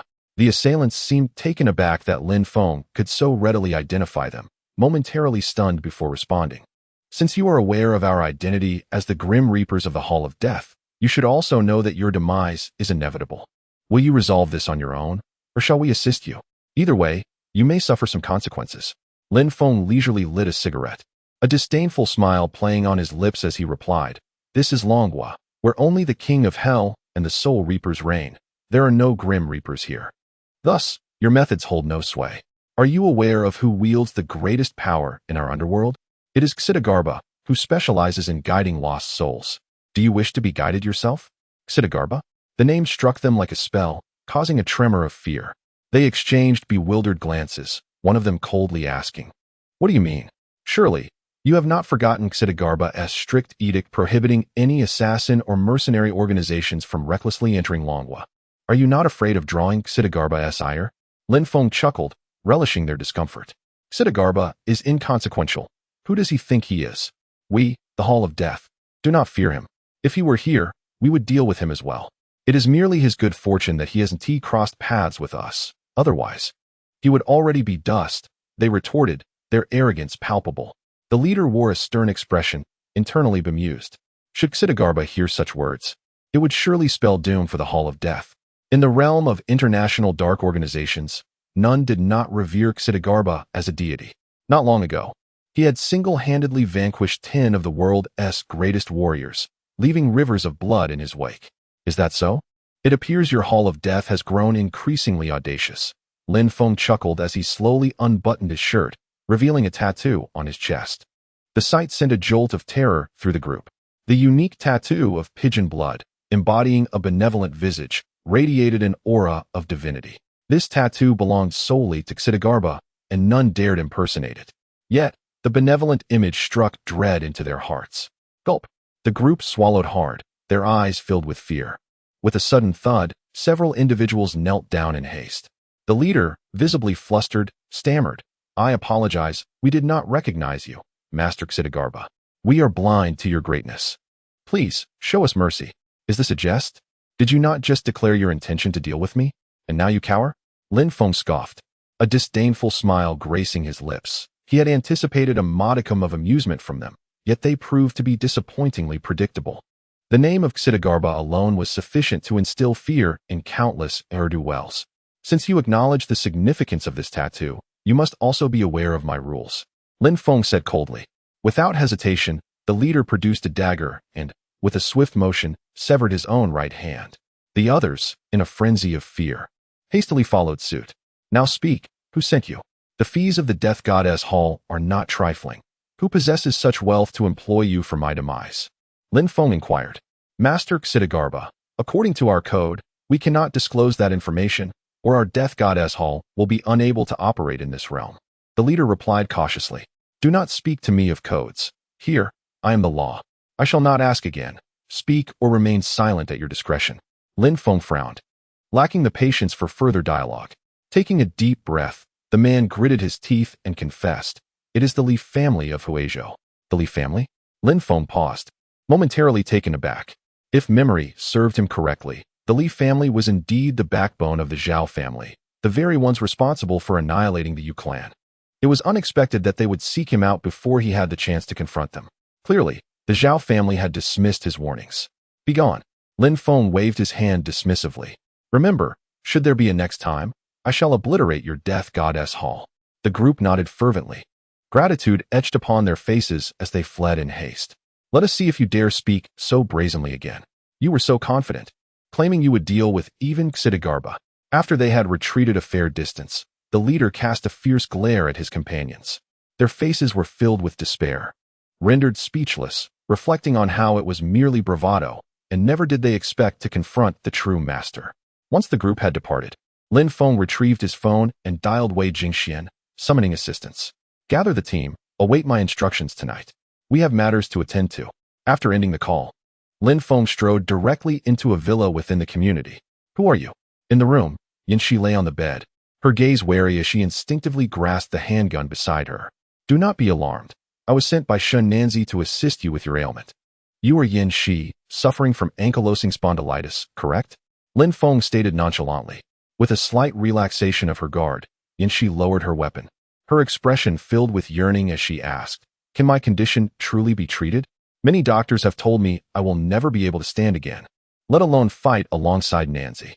They are mere quacks. How can they compare with my expertise? Rest assured, I have been informed of your condition by Li Changpu, and I am confident I can restore you to your former self, without any trace of sequelae. Now undress," Lin Feng commanded, his tone unwavering. At his words, Yin Shi was momentarily taken aback, her cheeks flushing. "I am a doctor. In a doctor's eyes, there are only patients, devoid of gender. Moreover, it is worth mentioning that General Shin Nanzi was once my fiancée, someone I deemed unworthy of my affection. How could I possibly harbor any inappropriate thoughts towards you?" Lin Feng maintained a serious demeanor, his expression earnest. Yin Shi was momentarily taken aback, gazing at him in astonishment. Was he truly the betrothed of Shin Nanzi? Lin Feng meticulously sterilized the gold needles, his gaze inadvertently drifting over Yin Shi's pristine form, stirring an involuntary quiver within him. He was no paragon of virtue. Confronted with such exquisite beauty, his heart was inevitably stirred. Furthermore, Yin Shi certainly qualified as a beauty, both in figure and countenance. It may cause a bit of discomfort. Bear with it, and do not let your vitality wane, Lin Feng cautioned, inhaling deeply to steady his mind before inserting a gold needle into the Ling Tai acupoint. Following that, he proceeded to the Zhiyang, Mingmen, Zhongshu, and Dezhue points. In the blink of an eye, all the gold needles had been embedded within Yin Shi's body. A wave of warmth coursed through her Du-mai channel, and Yin Shi felt as though she were immersed in a hot spring. Yin Wang nodded thrice. Resurrecting the dead was no challenge when it came to treating Yin Shi's ailment. Lin Feng casually penned a prescription, stating, "Have Shin Nanzi seek out Li Changpu for the medicinal ingredients, 3 doses a day. Within half a month, I assure you will be able to walk normally. And in a month, you shall be as vigorous as ever, indistinguishable from any ordinary person. However, during this period, you must not sustain any further injuries. Otherwise, even divine intervention would be of no avail." "Thank you," Yin Shi replied, her eyes brimming with tears of joy, astonished at the prospect of standing once more, ready to rejoin the battlefield and serve her country. "No need to thank me," Lin Feng waved dismissively. "Convey to Shin Nanzi that she owes me a favor, which I may call upon at any time." With that, he departed. Upon leaving the villa, Lin Feng made his way directly to the Zhang residence. Surely, his elder brother Zhang Wenlong was anxiously awaiting his arrival. And what of his sister-in-law Qiu Xiu? Was she also thinking of him? Chapter 61. The struggle between ex-wife and current partner, the venerable elder Zhang Shuqing, was celebrating his 70th birthday, hosting a grand banquet at the Royal Palace restaurant with 100 tables, drawing a multitude of guests. The elder, clad in traditional Tang attire, sat regally at the center. While his children and grandchildren took turns paying their respects, the atmosphere harmonious and jubilant. His daughter-in-law Wang Jiyue greeted the guests at the entrance, skillfully navigating the social waters. The Zhang family, along with their relatives and friends, held her in high regard, praising her as the capable matriarch of Zhang Wenlong, adept in both the drawing room and the kitchen. Yet, paradoxically, the elder Zhang Shucheng held a disdainful view of her, often uttering the phrase "a heartless mistress," an ungrateful actress, nearly pointing at Wang Jiayue's face to call her hypocritical. In her youth, Wang Jiayue was renowned as a beauty in the film industry, with suitors aplenty. Even after her divorce, accompanied by a daughter, admirers continued to flock to her. Eventually, through her deliberate approach and Zhang Wenlong's formidable pursuit, she caused the dissolution of his marriage with Jiang Zhishan, entering the Zhang household as his wife. Over the years, she leveraged the Zhang family's wealth to thrive in the film industry, even expanding their business into that realm. She was indeed talented, beautiful, and capable, successfully charming the entire Zhang family. As Jiang Zhishan and Jiang Lai arrived together, Wang Jiayue's smile instantly vanished, a flicker of hostility flashing in her eyes as she coldly regarded them. "Oh, dear sister, you have come as well?" she remarked. "Nanan has grown increasingly beautiful. It is no wonder the Zhou family would go to such lengths for her, and one can only imagine how many suitors will fall beneath her enchanting charm in the future." This, of course, serves as a veiled accusation against Jiang Lai, labeling her as a temptress. Jiang Lai, with a frosty demeanor, retorted, "It seems you're in desperate need of a lesson in decorum. If you cannot speak respectfully, perhaps it would be best to silence your foul mouth. Dear sister, pray tell, what has caused your ire? I was merely praising Nan. If only my Cu possessed even half of Nanan's beauty, I would take immense pride. By the way, where is Nanan's husband? I hear he is a driver for a ride-hailing service. Why hasn't he accompanied her? Sister, I must point out your oversight. Every bride should introduce her spouse to her in-laws. It would be rather inappropriate not to bring him along to celebrate the elder's birthday. We mustn't be swayed by wealth. Wang Jieyue chuckled, her face a mask of mockery. It appears you harbor quite the fondness for my husband. Father feels the same. He has even suggested marrying Siyu to him as a concubine. I have no objections. Should you be amenable to arranging for Siyu to enter his household? Jiang Lai scoffed, her voice dripping with sarcasm. Wang Jieyue was momentarily taken aback, her expression darkening. It would be a travesty to marry off such a beautiful daughter into a lesser family. One should aspire to elevate their status. Marrying Lin Feng as a concubine is utterly laughable. Nan is quite generous, I must say. However, I have already selected a suitable husband for Siyu, someone from the Song family in Yanjing. I am contemplating the perfect moment to formalize the engagement. And I do hope you and Nan will grace us with your presence. After all, we are practically family. Let us rejoice together. And do ensure your husband accompanies you. No one will mock him here. I have come to celebrate the elder's birthday, not to engage in a verbal sparring match with you. Should you continue to chatter, I shall not hesitate to silence you. Jiang Zhishan glared, internally mocking the thought that Lin Feng's status could ever rival that of the Song family, especially considering their limitless resources. Wang Jieyue, fuming, watched their retreating figures. Her teeth clenched. For years, the elder Zhang Shuqing had fixated on Jiang Zhishan as his daughter-in-law, even proclaiming that upon his death, he would bequeath the majority of his shares to her. This favoritism grated on Wang Jieyue, who had endeavored to win the elder's favor for years without receiving even a smile in return. Why should Jiang Zhishan receive such preferential treatment? In the past, she had successfully stolen Zhang Wenlong from Jiang Zhishan's grasp, and today would be no different. Jiayu, is this the ex-wife of your husband? How audacious of her to show up here, unashamed and unaware of the awkwardness she creates. A flamboyantly dressed woman approached Wang Jieyue and remarked, how brazen. To affect an air of cold beauty while being nothing more than a promiscuous harlot. She is not here to celebrate, but rather to curry favor with the elder, seeking his assistance for the Jiang family. Min Qing, you must help me reclaim my dignity. Find an opportunity to mock her thoroughly. Wang Jieyue huffed indignantly. Rest assured, I shall take care of it. Min Qing replied with a confident smile. Jiang Zhishan and her mother, Jiang Lai, knelt before the elder Zhang Shuqing to pay their respects. Jiang Zhishan presented the carefully prepared gifts, 2 exquisite antique walnuts. Zhang Shuqing beamed with delight, laughing heartily as he helped his former daughter-in-law to her feet, and inquired, by the way, I hear Nanan has married? Where is your husband? Why didn't he come along? Is he not even bringing grandfather to meet him? Jiang Lai replied, oh, is he a doctor? Quite commendable, saving lives. When he arrives, he must indulge grandfather in a few drinks. I am curious to see what charm my grandson-in-law possesses that has captivated my dear granddaughter. Zhang Shuqing chuckled. Beside him, Zhang Wenlong felt a shiver run down his spine. That day, he had been utterly inebriated. Upon waking the next afternoon, Zhang Ziang recounted the drinking escapade, and he wished he could disappear into the ground. He had never anticipated that the renowned wine connoisseur of Jiangsheng would suffer such a defeat. Stealing a glance at the elder, he secretly mused that the old gentleman's drinking prowess might far surpass that of the young lad. What if he succumbed to intoxication and, like himself, ended up surrendering his wife to that fellow? Dad, don't pay attention to what Wan says. I know that fellow is merely a ride-hailing driver, not a doctor. Today's gathering is filled with esteemed guests. We mustn't let him embarrass us. Wang Jieyue interjected. Zhang Shuqing's brows furrowed slightly as he coldly retorted. Since when did it become your place to interrupt while I converse with my granddaughter? Such a lack of propriety. And what's wrong with a ride-hailing driver? Earning a living through honest means is far superior to those heartless entertainers. Wang Jieyue was momentarily speechless, her expression growing increasingly grim. In front of so many guests, the elder showed no regard for her dignity. Yet, she dared not offend him, redirecting her frustration towards Zhang Wenlong with a fierce glare. Zhang Wenlong smiled awkwardly, caught between his ex-wife and daughter on one side and his current wife on the other, finding himself in a precarious position.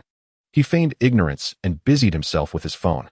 Dad, we have so many guests. Zhang Ziang, noticing the images on Zhang Wenlong's screen, sighed and leaned closer to whisper a reminder. You really shouldn't be looking at those pictures here. Grandfather, it's about time. Shall we commence the banquet?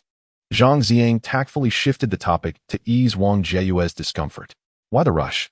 Let's wait for Nguyen Wan's husband to arrive before starting, Zhang Shuqing replied coolly, continuing to engage in light-hearted conversation with Jiang Zhishan and Jiang Lai. They presented a picture of familial harmony, which only further inflamed Wang Jiayue's anger, prompting her to discreetly signal Min Qing. Min Qing, understanding the cue, smiled and remarked, Ms. Jiang, I've heard that the cosmetics produced by your Jiang group are quite popular. Would you like me to find a few celebrities to endorse your brand? How about this one? As she spoke, she drew forth a young woman beside her. The multi-talented star, and Eason, a top-tier actress in the country, was said to command nearly 100 million for her appearances. Engaging her endorsement would not be a trivial expense, but if successful, it could significantly elevate Jiang Group's brand presence. Jiang Zhishan immediately rose, exclaiming, if that's the case, it would be absolutely splendid. Thus, I shall now have someone draft the contract, and let us settle this matter, shall we? Upon finishing, I hastily urged Jiang Lai to contact the legal department to have them deliver the contract. Are they worthy? An EXIN scoffed disdainfully. Chapter 62, The Madman's Mental Illness Strikes. The brands I represent are of the highest international caliber. Do their brands merit such a platform? To endorse them would be a disgrace to my status. An EXIN chuckled coldly, mockingly suggesting that it was not entirely out of the question. Money is plentiful for me now. Its quantity is of no consequence. How about this? If you both kneel and bow 3 times, I shall consider endorsing you. What say you? Jiang Lai furrowed her brow and retorted with a cold huff. My grandfather was right. A vixen is devoid of compassion, and an actor lacks loyalty. What are you so proud of that you would require us to kneel before you? Can you truly bear such a request? A glint of coldness flashed in an EXIN's eyes as she swiftly delivered a resounding slap, her voice sharp. Who do you dare insult? Do you think your insignificant Jiang family can speak to me in such a manner? If I wished to obliterate you, it would be easier than crushing an ant. Can I not bear it? Humph, I demand you kneel now. Will you comply or not? As her words echoed, several bodyguards surged forward. As one of the nation's top actresses, an EXIN was naturally a favorite among many influential tycoons. It was rumored that when a certain magnate's son from the south pursued her and was rejected, he struck her in a fit of rage. Consequently, the next day, that magnate came to apologize, kneeling before her for 3 days and nights, offering 500 million as recompense before the matter was settled. She indeed possessed the audacity to be prideful. I shall ask once more, will you kneel or not? If not, I shall have someone assist you in doing so. An EXIN shot a glare at Jiang Zhishan and delivered another stinging slap. The guests turned their heads, fully aware of the unfolding drama. It was clear that this was a contest between Wang Jiayu and Jiang Zhishan. However, with an EXIN's involvement, the stakes had changed dramatically. Her standing was not to be trifled with by any family in Jiang City. Everyone understood that Wang Jiayu was deliberately attempting to humiliate Jiang Zhishan. Missin, could you perhaps grant me some leniency? After all, she is my husband's ex-wife, and it would be rather embarrassing to make things too unpleasant. How about I have her serve you tea as an apology? Wang Jiayu feigned a conciliatory tone, yet her ulterior motives were evident to all. President Wang, you are far too kind, can't you see? She has already divorced, yet still comes to celebrate a birthday, clearly intending to steal your husband. I cannot overlook such shamelessness. I may choose to be magnanimous, but I simply cannot stand by. If you wish for me to overlook her, then let her kneel and apologize. I will let the matter rest. Otherwise, I shall deal with the entire Jiang family as well. An EXIN spoke coldly. The two women, in their theatrical interplay, thrust Jiang Zhishan onto the metaphorical pyre. Some guests eagerly joined in the mockery, relishing the opportunity to ruthlessly trample Jiang Zhishan's dignity into the ground. Sister, look at Wang Jiayu's feigned distress. Wang Jiayu, there is no need for your insincere facade. Dreaming of having me kneel before you is utterly impossible. I shall remember this slap. When the mountain does not yield, the water shall flow, and it is only a matter of time before I make you pay for it. Jiang Zhishan huffed indignantly. Turning to Zhang Shuqing, she said, Father, it seems that some are less than pleased with my presence, so I shall refrain from dampening your spirits. Nan, and I shall take our leave for now. I will host a banquet for you on another occasion to properly celebrate. Zhang Shuqing sighed heavily, casting a fierce glare at Zhang Wenlong. Jishan, look at this commotion. Alas, it is our Zhang family that has wronged you. It is this unworthy beast, blinded by lust, who has brought such a witch into our home. Sooner or later, our family shall face ruin at her hands. You have suffered, and for that, I am truly sorry. Should you require anything, do not hesitate to speak to me directly.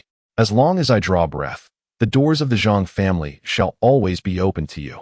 Even in death, my legacy shall remain yours. No one else shall lay claim to a single penny. Wang Jiayue suppressed a cold laugh. When you pass, it shall be beyond your control. Father, there are so many witnesses present. What place does that leave me? Zhang Zhishan continued.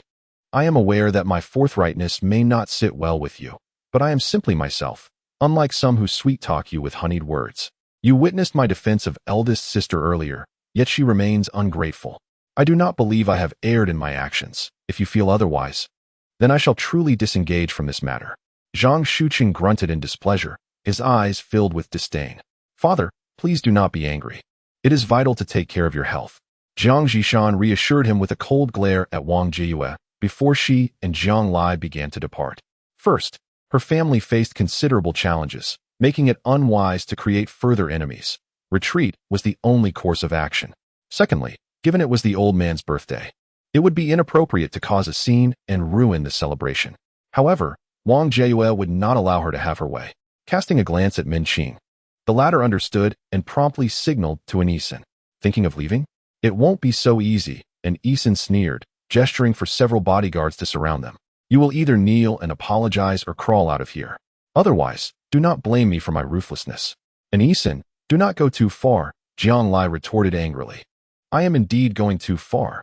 What can you do about it? If they refuse to kneel, break their legs. Let us see if they will kneel or not. And Isin shouted angrily, and several bodyguards swiftly seized their arms, delivering a fierce kick. In that critical moment, a figure shot forward. Bang! 2 bodyguards were sent flying, meeting their demise on the spot. The crowd fell into stunned silence, fear etched on their faces. Lin Feng glanced back at Zhang Zhishan and Zhang Lai, exuding an aura of lethal intent as he swiftly grasped one bodyguard by the throat, lifting him off the ground. How many heads do you possess that dare lay hands on my wife and mother-in-law? You are a fool for your ignorance. With a sharp crack, he snapped the man's throat and discarded the lifeless body. Following this, he cast a cold glare at Isin, delivering a series of resounding slaps across her face. Instantly, her once pristine cheeks bore the marks of several clear handprints, blood filling her mouth as a few teeth were knocked loose. Which hand did she strike with? Lin Feng inquired, pointing at Isin and glancing at Zhang Lai. The crowd turned to Lin Feng, astonished. Was this truly Zhang Lai's husband, that ride-hailing driver? How formidable! Authoritative, aggressive, merciless as a butcher.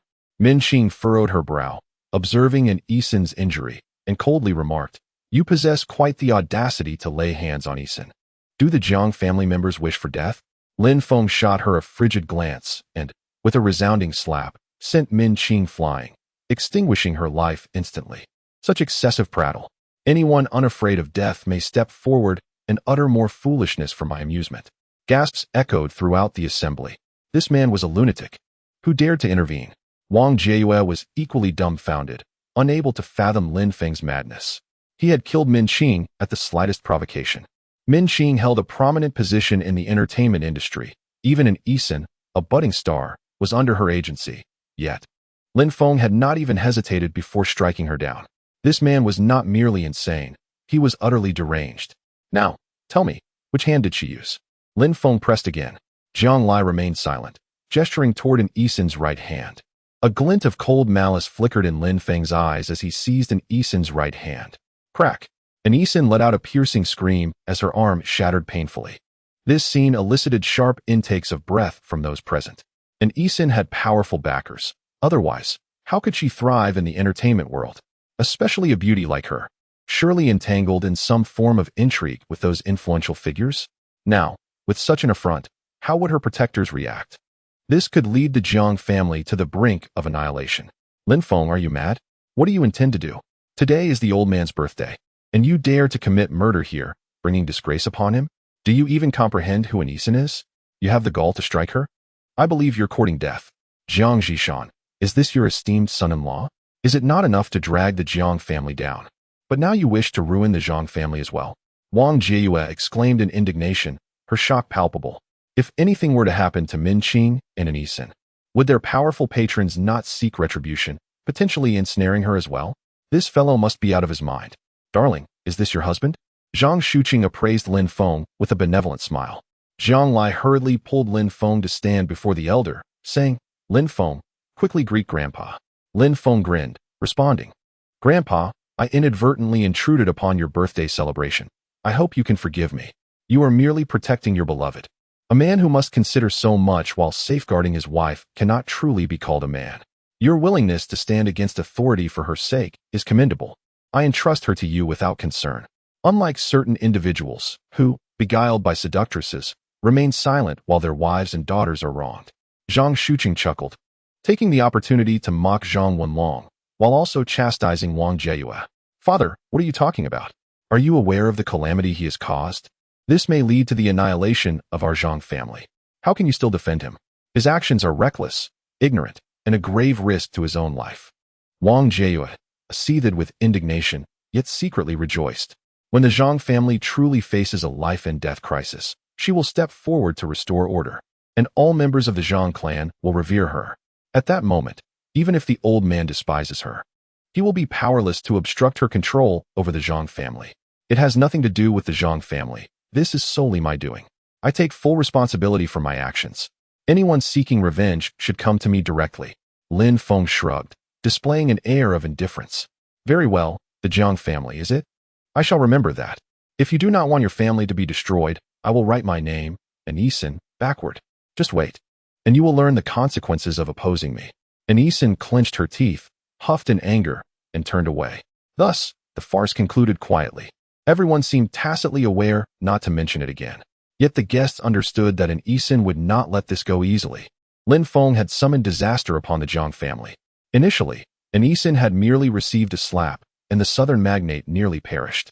Now, having had her arm broken by Lin Feng, how could her powerful backing remain unperturbed? It was likely that all members of the Zhang family would pay for Lin Feng's impulsiveness. The banquet officially commenced. Lin Feng and his family were naturally brought to the main table by the elder, Zhang Shuqing, seated beside him.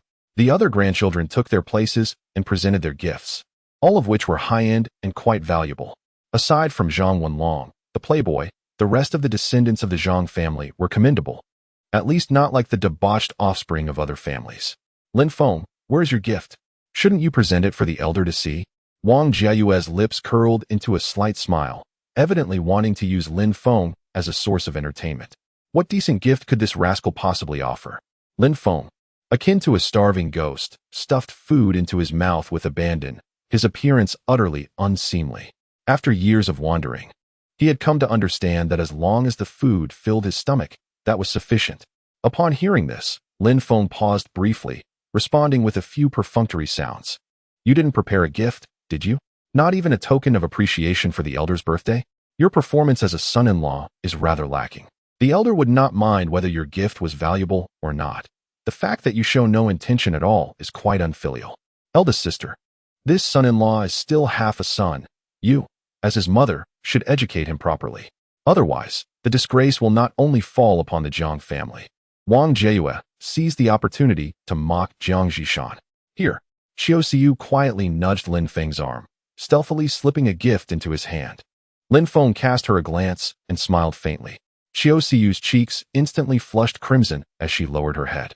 Meanwhile, Zhang Wenlong's expression darkened at the sight. This brat truly intends to take both of his daughters for himself? Was he serious about the drunken boasts made that day? Grandfather, when I first met the elders of the Jiang family, they all gifted me red envelopes, saying it was a small token for the new son-in-law. Is there such a custom in the Zhang family? Lin Feng asked with a grin. Upon hearing this, everyone was momentarily taken aback, nearly choking on their breaths. Having encountered shameless individuals before, they had never witnessed such audacity, demanding gifts rather than simply presenting them. It was utterly brazen. Zhang Shuqing, momentarily stunned, chuckled and said, Yes, yes. It seems grandfather has not fulfilled his duty. Of course, the new son-in-law should receive red envelopes. Come, you elders should also show your support. Let us not disgrace the Zhang family. As he spoke, Zhang Shuqing produced a bank card and handed it over. Consider this my congratulations on your marriage with Wan. The amount should suffice for you to find a splendid villa in Jiangqing, he remarked. Thank you, grandfather. Lin Feng accepted it without hesitation, tucking it into his pocket. You are so generous. If uncle and aunt give less, it might be a bit embarrassing. Zhang Lai was momentarily speechless, caught between laughter and tears. This was a blatant act of extortion. Nearby, Jiang Zhishan stifled a laugh, observing Wang Jiue's expression as if she had ingested something foul. Indeed, every charm meets its match. The enchanting Wang Jiue was perfectly suited to be dealt with by a prodigious character like Lin Feng. With the elder Zhang Shuqing expressing his sentiments, the other elders felt compelled to contribute as well. Moreover, they couldn't be too stingy, otherwise. They risked losing face in the eyes of the elder and incurring his resentment, leading to a less than favorable standing within the Zhang family. Lin Feng, ever the opportunist, feigned modesty while eagerly accepting whatever was offered, as if fearing it might be retracted if he appeared too slow. Grandfather, you might need to provide another gift, Lin Feng said with a cheeky smile. Jiang Lai's expression darkened, wishing he could disappear into a crack in the ground. This fellow was insatiable. Oh, why is that? Zhang Shuqing inquired, momentarily caught off guard. Lin Feng grinned and replied, last time I dined with Dad, he mentioned marrying Siyu to me as well. I thought, with that, I would have another wedding celebration, and you, dear grandfather, should certainly bestow additional gifts. Having two daughters-in-law under one roof may not be ideal, right? At the very least, another house would be necessary. Xiao Siyu was taken aback, her face flushed with embarrassment, her heart racing wildly.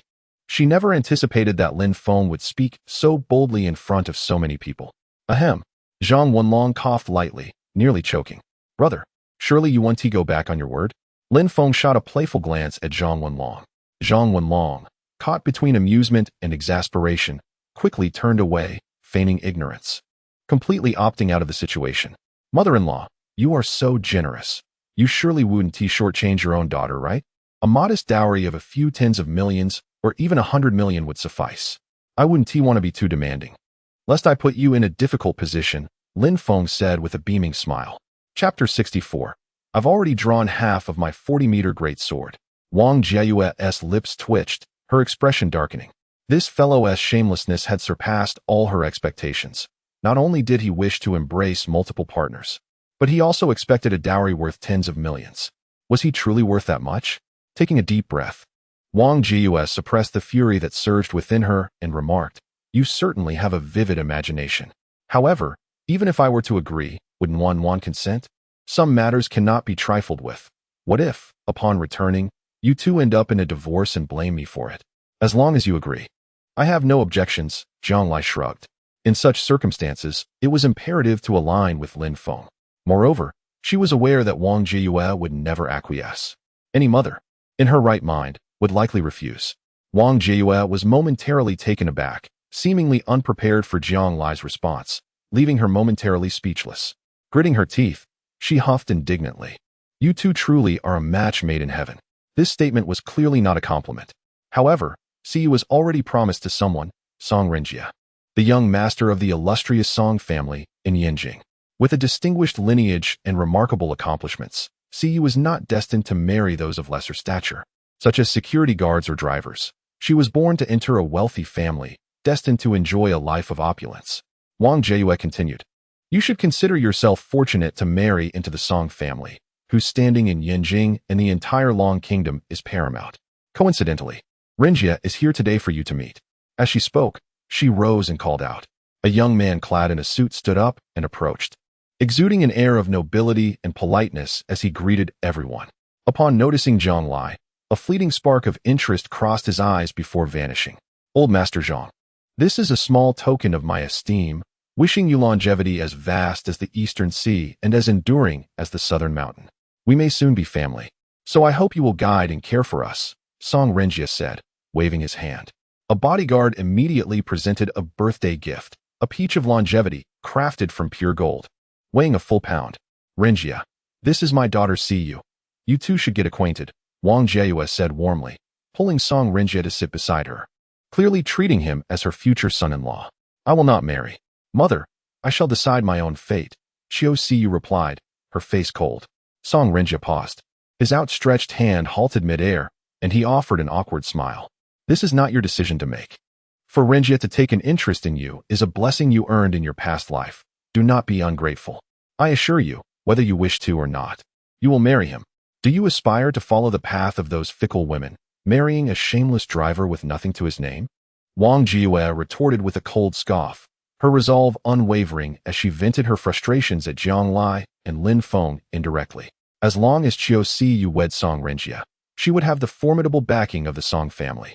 With the Song family's support, how could the Zhang family not align with her? Eventually, even if the old man disapproved, he would be powerless to prevent her from seizing control of the Zhang family's affairs. Are you referring to me as that shameless, destitute fellow? Lin Feng inquired with a smile. I did not say that about you. Do not take it personally, Wang Jiue replied with a cold laugh. Well, that's a relief. I have drawn my formidable 40-meter broadsword halfway out, and I genuinely fear your accusation may be directed at me. In such a scenario, would I choose to strike you or refrain? Lin Feng chuckled softly, casting a scrutinizing glance at Song Renjia.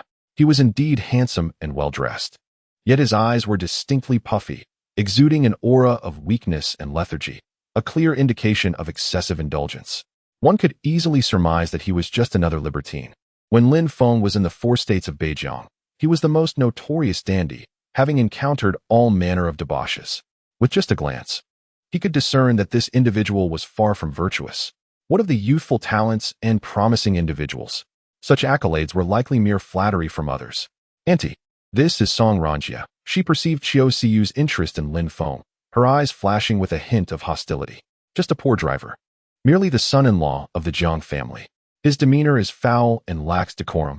You need not engage with him, Wang Jiue remarked disdainfully, casting a derisive glance at Lin Feng. Song Renjia was momentarily taken aback, glancing at Jiang Lai, his heart racing. A flower adorned upon a pile of manure. Nevertheless, he maintained a composed facade, courteously extending his hand. Hello, hello, hello. Lin Feng grasped his hand firmly, shaking it vigorously. Brother Song, you fail to recognize me? That is quite uncharacteristic. We were comrades who bore arms together. Surely you must be mistaken. I have never served in the military, Song Renjia replied. Feeling somewhat uncomfortable with Lin Feng's excessive enthusiasm, struggling to recall who he was, but to no avail. Could it be that the toll of the bullets had left him so drained that even his memory faltered? You've forgotten? Last month, in Yanjing, we were summoned by the military chief for a banquet. He even remarked on your promising future, expressing admiration for your potential. I was envious beyond measure, Lin Feng reminisced. Song Renjia strained to recall, but the memory eluded him. However, to be praised by a military chief was indeed a matter of pride. Ah, I remember now. Yes, we toasted together at that banquet. What a lapse in memory, akin to a flood washing away the Dragon King's temple, failing to recognize one's kin. He nodded eagerly. The others exchanged glances of mild surprise. They believed Song Renjia had indeed been summoned by the military chief, but could Lin Feng possess such credentials? Perhaps they had misjudged this young man. He might be playing the role of a fool to deceive the wise. Considering how Lin Feng had so brazenly eliminated Min Qing moments ago, he might indeed have formidable backing. If he truly had the military chief's support, he would have no fear of the influence wielded by Min Qing and Anisin. In this era, some prominent figures thrived on such dynamics. Jiang Lai, however, remained unfazed. She knew Lin Feng too well, understanding that he was undoubtedly spinning tales. The military chief? He is merely toying with Song Renjia, she mused. Now you remember, do you? I thought you had forgotten me. After dinner, we even ventured to the nightclub together, where you insisted on showcasing your marksmanship, inviting a dozen young ladies. Yet, no matter how ardently they pursued your attention, you remained unmoved. Your steadfastness is truly admirable, Lin Feng remarked. Song Renjia was momentarily taken aback, offering an awkward smile, feeling as though he had bitten into a bitter gourd. Should he deny the occurrence? Does that not equate to denying the recent meeting with the head of the War Department? Is this not akin to slapping oneself in the face? My dear brother, there is no need for you to conceal our relationship. It is not a matter of shame. Do not shy away from seeking help. Find a doctor to prescribe some medication and treat this properly. After all, it is not an incurable illness. I have heard that as long as it is not in the advanced stages, there is hope for recovery. Lin Feng patted his shoulder, speaking earnestly. Advanced stages? The term involuntarily surfaced in everyone's minds: syphilis. Wang Jiayue shuddered, instinctively moving away, as if proximity to him might lead to contagion. The joy in her eyes vanished, replaced by a look of disdain. No matter how much she aspired to climb the social ladder, she could never allow her daughter to marry such a man. You little brat, stop spouting nonsense. I don't even know you. Keep talking, and I'll smash your mouth to bits. Song Renjia's expression changed dramatically as he shouted in a fit of rage. Not know? The crowd clearly doubted his words. Just moments ago, he had confidently asserted that he knew Lin Feng and had even dined with the head of the War Department. Now claiming ignorance, who would believe him? I truly do not know him, Song Renjia desperately tried to explain, but he was at a loss for words that would convince anyone. He shot a fierce glare at Lin Feng and coldly declared, "You bastard, are you trying to set me up?" As the words left his mouth, Song Renjia swung his fist toward Lin Feng's face. But this dandy was no match for Lin Feng. With a slight tilt of his head, Lin Feng evaded the attack, effortlessly grabbing Song Renjia's head and forcefully plunging it into a bowl of soup, the scalding liquid eliciting cries of agony from Song Renjia. "Lin Feng, have you lost your mind? Let him go?" Wang Jiayue exclaimed in shock. Lin Feng shrugged, releasing his grip and calmly remarked, "You see, the young talent you admire is not all that impressive." Wang Jiayue glanced at Song Renjia's reddened and swollen face and hurried off to fetch medicine from the hotel to tend to him. If his appearance were marred, the Song family would certainly not let it slide. She feared it might even cost her life. "You are insane. If anything happens to Renjia, I will not spare you." Wang Jiayue seethed in fury. Regaining his composure, Song Renjia glared at Lin Feng, his teeth clenched. "How dare you strike me? I will take your life." Lin Feng scoffed. "Why do you fools all speak with such similarity? I already struck you, and you still question my courage? Would you like me to slap you again?" "Humph." Song Renjia snorted coldly, and his bodyguard immediately lunged at Lin Feng. A glint of steel flashed as a dagger aimed for Lin Feng's throat. At the third level of the Xianjing realm, he was undoubtedly a skilled fighter in Jiangqing. "Stop him at once. If anything happens to Lin Feng, I will never forgive you." Xiao Siyu cried out in alarm. The crowd fell silent. Turning to her with strange expressions, Lin Feng caught a glimpse of Jiang Lai's eyes and gave a sheepish smile, completely ignoring the dagger that was thrust toward him. As the blade, like a dragon, was about to pierce Lin Feng's throat, Jiang Lai gasped in alarm, "Be careful." Bang! Without looking back, Lin Feng swung his fist with force. In an instant, the bodyguard was sent flying like a severed kite, meeting his demise on the spot. Lin Feng smiled, exuding an air of nonchalance, seemingly harmless. Yet, Song Renjia distinctly felt a chill creep over him, involuntarily shuddering as he stammered, "Don't act recklessly. I warn you, if even a single hair on my head is harmed today, my Song family will not spare you. Do not think that killing my bodyguard makes you formidable. My family could easily take your life. Just feel your own neck and see how many heads you have left. At the very least, I could take your life first." Lin Feng's smile remained, but Song Renjia trembled, his face a mask of terror. This man was not joking. He genuinely sought his life. A madman, undoubtedly a madman. With a gulp, Song Renjia retreated a few staggering steps. The Song family commanded the waterways and trade routes of the world, their power unquestionable.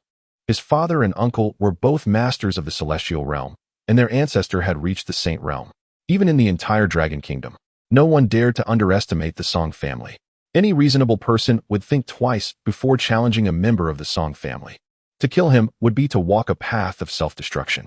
Only a madman like Lin Feng would act without regard. Lin Feng, do not act foolishly. If anything happens to Renjia, your entire Jiang family will face the consequences. Sister, you must persuade him to stand down, Wang Jie urged hastily. While she secretly hoped the Song family would harbor a grudge against Lin Feng and obliterate the Jiang family, she knew that if something happened to Song Renjia here, she would not escape blame. Would the Song family show her mercy? Zhang Zhishan pursed her lips, choosing silence. While others might perceive Lin Feng's actions as reckless impulsiveness, she viewed them as confidence, fearlessness. Her son-in-law's standing was surely beyond that of the Song family. Lin Feng grinned widely, like a gentle spring breeze. Just when everyone thought Lin Feng would relent in the face of the Song family's might, he suddenly leaped before Song Renjia, raising his fist to strike. Bang! Bang! Bang! One punch after another, Song Renjia cried out in agony. Those present felt a shiver run down their spines. Given how Lin Feng had effortlessly dispatched the bodyguard, It was evident that killing Song Renjia would be child's play for him. He was clearly toying with him. Soon, Song Renjia was gasping for breath, his condition rapidly deteriorating. Wang Jiue was paralyzed with fear, trembling on the ground as her lips quivered. She could almost envision the wrath of the two powerful figures of the Song family. Realizing that this would not only spell doom for the Jiang family, but also bring her grave misfortune. "Look at you. Why must you show off before me?"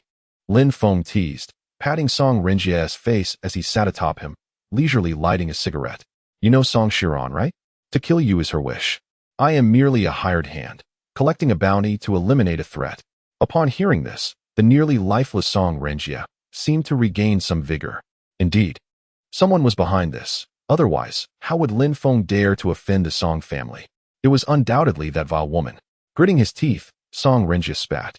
"How much did she pay you?" "I'll offer you double. No, tenfold. As long as you spare me, I am willing to pay any sum. I assure you, I will not cause you any trouble." Lin Feng appeared somewhat hesitant. 10 billion. I will give you 10 billion. Is that sufficient?"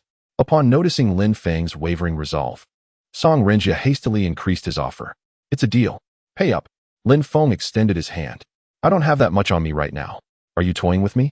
Lin Feng's expression turned frosty. No. I keep my promises. I will give you 50 million first, and the remainder will be transferred once I return home. I understand this does not concern you. My vengeance is directed at Song Shiran. Moreover, there may be further opportunities for collaboration in the future." Song Renjia quickly added. Lin Feng wasted no time and brought forth paper and pen for Song Renjia to write an IOU.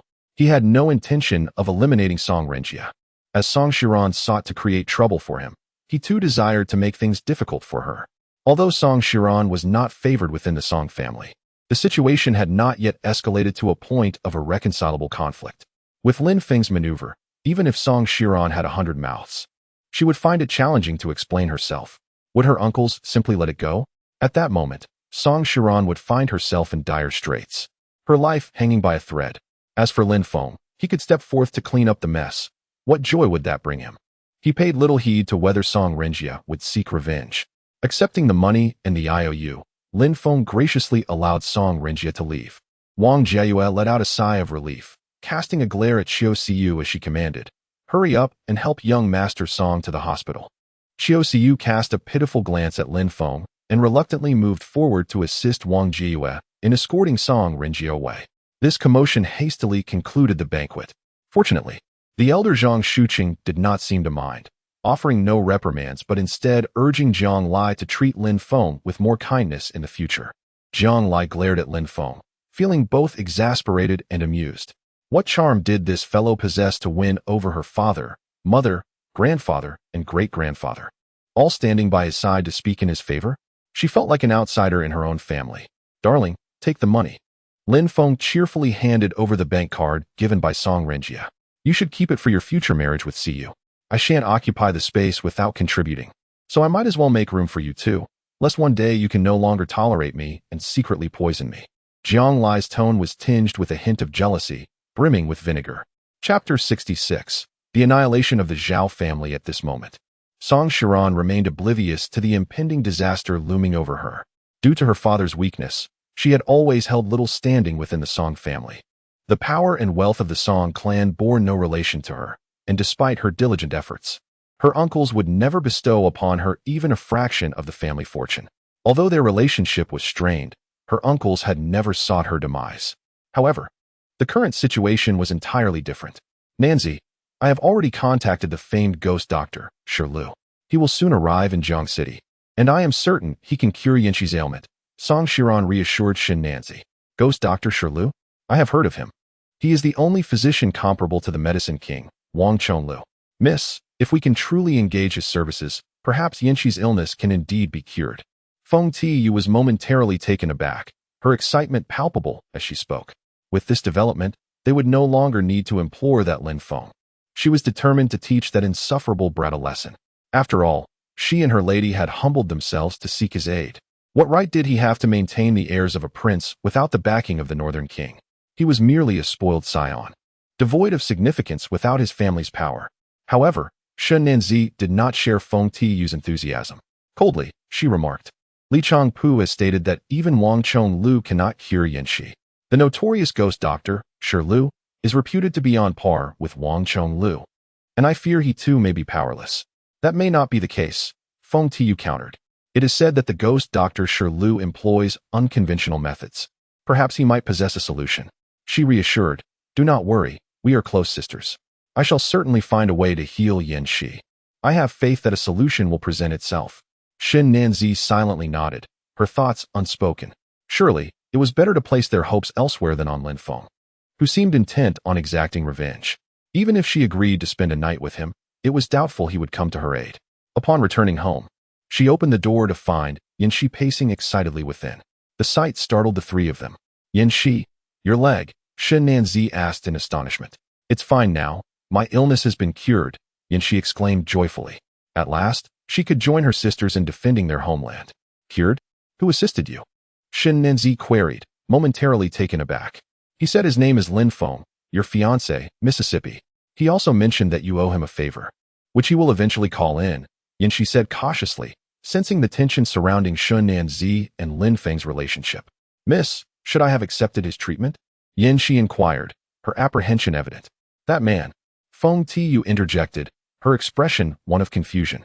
She had once humiliated herself before him, only for him to remain unmoved and even to deliberately make things difficult for her.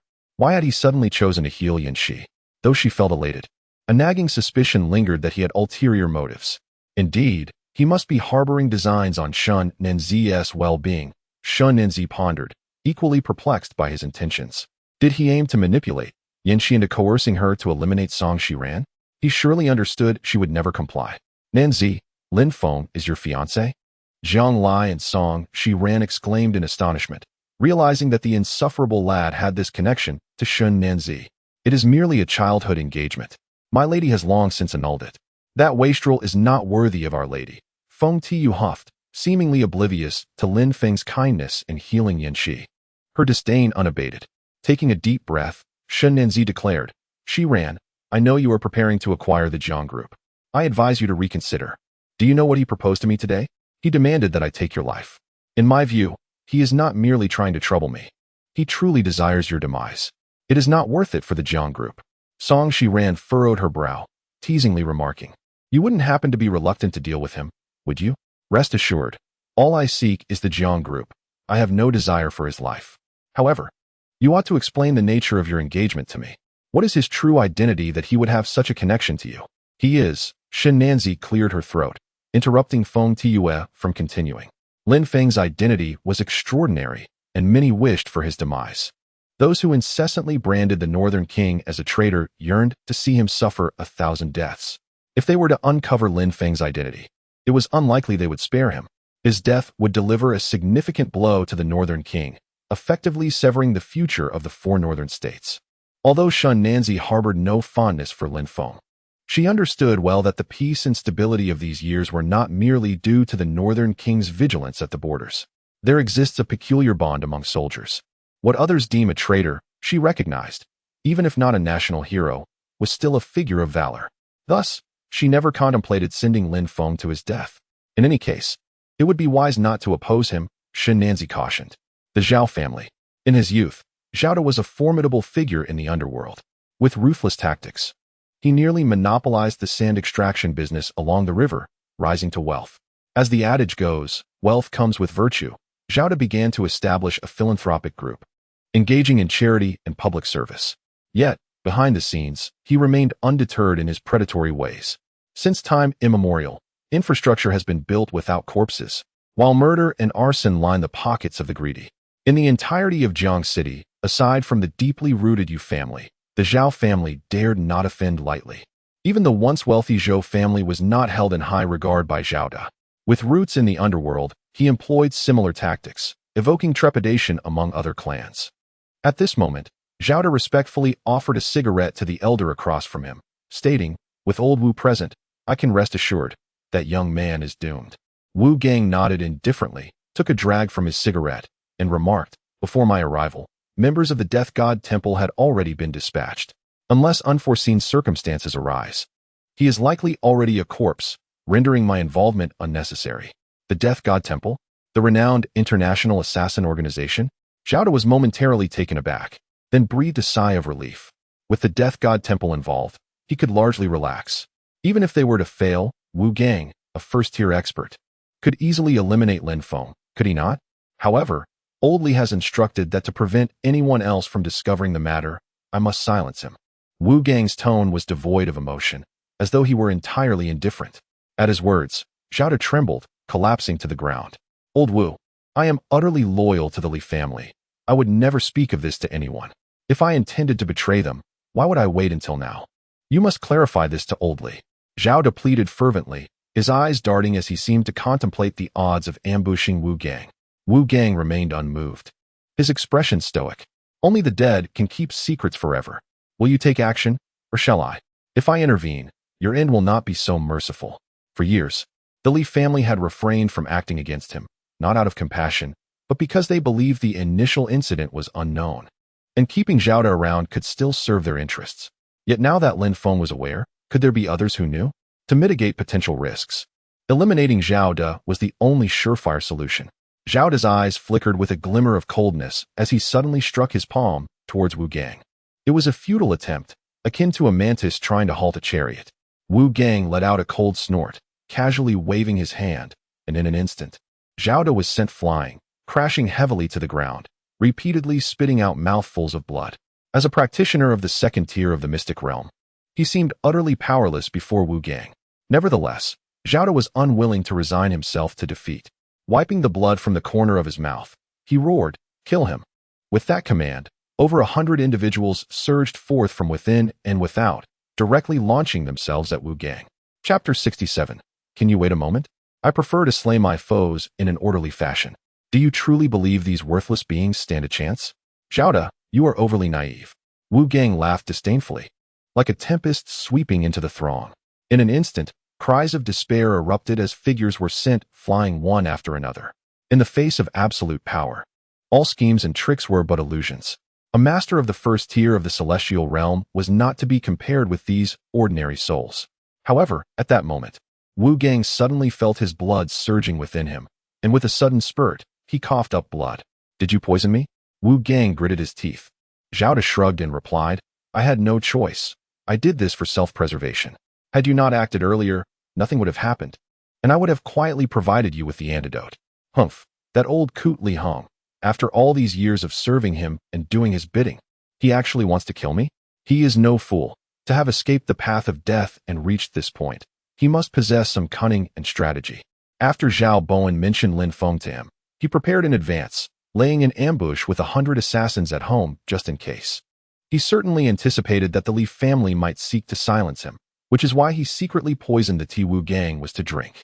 Had Wu Gang refrained from attacking, he would have discreetly administered the antidote. If his suspicions were correct, he would be prepared for the worst. And indeed, everything unfolded as he had anticipated. Wu Gang let out a cold laugh and said, Zhao De, do you truly believe you can contend with the Li family? They could eradicate your Zhao clan with ease. Hand over the antidote, and I might allow you to leave as if nothing happened. Otherwise, you will meet your demise. Zhao De scoffed. Do you take me for a fool? If I give you the antidote, it is I who will be doomed. I am aware that I cannot best the Li family, but so what? Once you are dead, we will immediately depart from Long Country, and then we shall be free as the sky and sea. What can the Li family do then? Wu Gang gritted his teeth, letting out an indignant snort as he charged towards Zhao De with clenched fists. He knew that the longer he delayed, the more unfavorable it would become for him. Yet, Zhao De was not about to offer him that opportunity. While instructing his subordinates to attack, he continuously retreated, evading Wu Gang's onslaught. He only needed to wait for Wu Gang to succumb to the poison, and then he could rest easy. However, he underestimated Wu Gang. A master of the first tier of the celestial realm, even when poisoned, would not perish so swiftly. Wu Gang suppressed the toxicity within him while unleashing a frenzy of slaughter. In a matter of moments, over 100 adversaries lay lifeless in pools of blood. At that moment, a hint of dread flickered in Zhao De's eyes. I shall state this one final time. Hand over the antidote, and I will let you leave. Otherwise, death awaits. Wu Gang declared sternly. As long as you allow my family to leave Long Kingdom, I shall reveal the location of the antidote before departing. Otherwise, even if you take my life, you shall meet the same fate. Zhao De cannot be so naive. Hand over the antidote, and can you ensure your own survival? You seek death. Wu Gang snorted coldly, his fist aimed directly at Zhao Da. Given his understanding of Zhao Da, such a precious item would surely be on his person.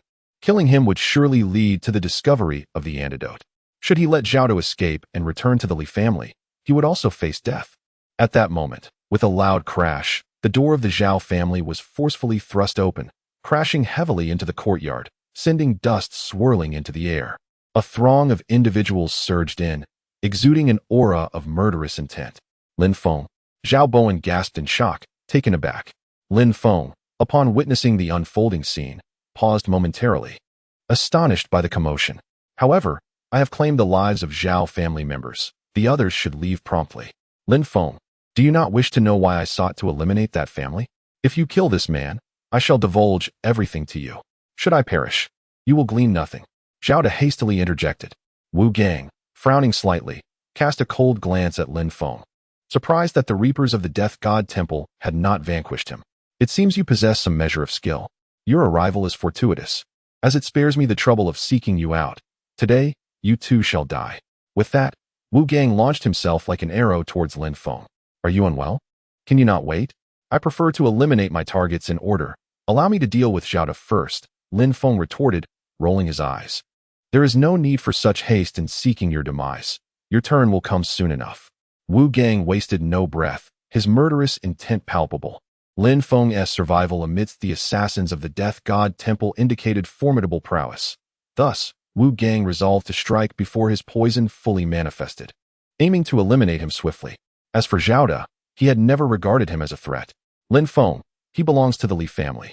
I am merely a pawn in this game, compelled by circumstances beyond my control. He is our common enemy. Provided you eliminate him, I will reveal all to you. Zhao Da continued to stoke the flames, attempting to incite conflict. He did not believe Lin Feng could rival Wu Gang.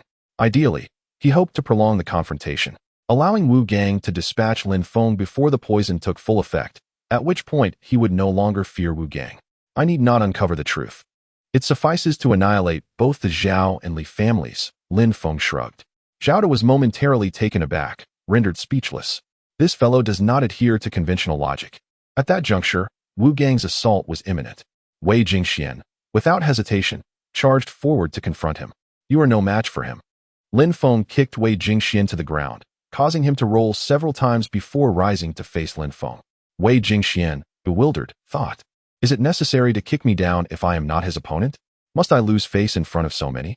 He dared not voice this sentiment, knowing Lin Feng acted to protect him.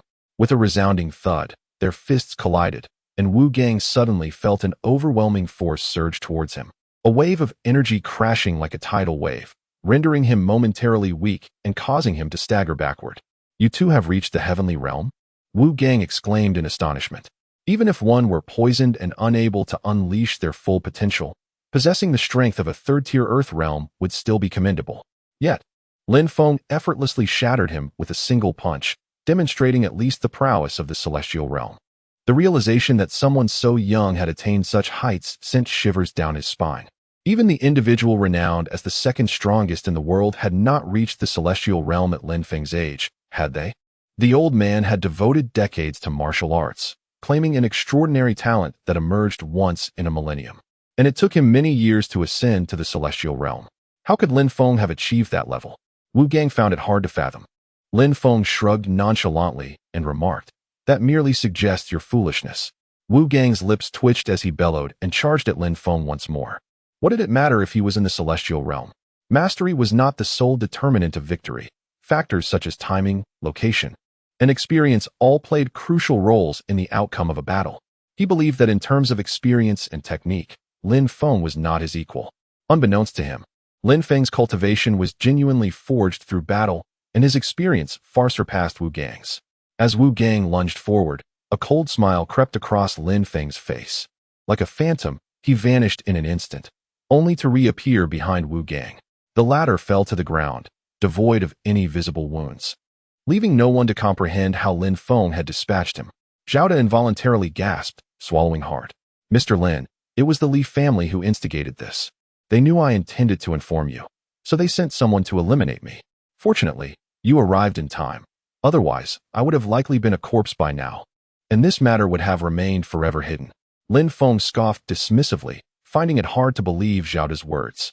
If Zhao Da hadn't informed the Li family, how would they have hired assassins from the Death Goddess Hall to target him? Lin Feng was no fool. He had no reason to trust Zhao Da. Furthermore, he did not need to understand the Li family's motives for exterminating Yu Sheng's entire family. He only needed to know that they deserved punishment. Apologies, but a day has passed, and since you did not seek me out, I must come to collect what is owed. Rest assured, you shan't be alone on this journey. Your entire family will accompany you, providing you with company on the path to the underworld. Lin Feng smiled faintly, with an air of nonchalance. Beside him, Wei Jingxian understood the cue and charged straight for Zhao Da, followed by a throng of subordinates. Lin Feng leisurely strolled out of the Zhao household, taking a seat on the roadside while smoking. He had no intention of disclosing this matter to Yu Sheng, since she had chosen to forget all past grievances. Why stir painful memories? Wasn't her current life already quite satisfactory? Suddenly, a potent aura of malice surged forth. Lin Feng furrowed his brow, instinctively rising to his feet. Before him, two figures materialized like specters, one tall and the other short, one stout and the other lean, emanating an aura of death. There was even a faint, putrid scent of decay, as if they were not truly alive. They exchanged glances, silent yet resolute, and launched themselves at Lin Feng with lethal intent, clearly aiming to take his life. Could it be that someone has uncovered his identity and seeks to eliminate him, the heir of the Northern King, in a bid to undermine the 4 provinces of Beijiang? He is acutely aware that throughout his life, he has encountered numerous assassination attempts. Had he not later become the target of public scorn as a debauched wastrel, such attempts might have diminished, and he would likely have long since become dust. Over the years, the Northern King has been diligently paving the way for him to eventually assume control over the 4 provinces of Beijiang.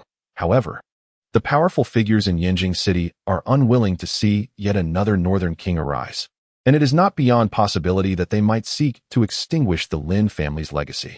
With a resounding thud, Lin Feng delivered a powerful blow, striking the stout, elderly man squarely in the chest. The immense force caused the man to stagger back 2 steps, yet his expression remained unchanged, as if he felt no pain whatsoever. Lin Feng was acutely aware of the strength behind his fist. Even a formidable warrior in the celestial realm would find themselves spitting blood under such an assault. Thus, he was taken aback by the elder's reaction. As the stout elder charged at him once more, Lin Feng brandished a gleaming dagger, aiming directly for his throat. With a swift motion, the dagger sliced through the elder's throat, blood gushing forth. However, the elder seemed utterly unfazed, continuing his advance. Lin Feng could not help but draw a sharp breath. What on earth was happening? Under normal circumstances, severing the carotid artery would result in blood spraying forth like a fountain. Yet the elder's blood trickled out slowly, and its hue was a deep, purplish black, far from that of a living person's blood. They are dead. A sudden realization struck Lin Feng. The assaults from the 2 elders grew increasingly rapid, and they appeared to coordinate their attacks with uncanny precision, forcing Lin Feng to retreat repeatedly.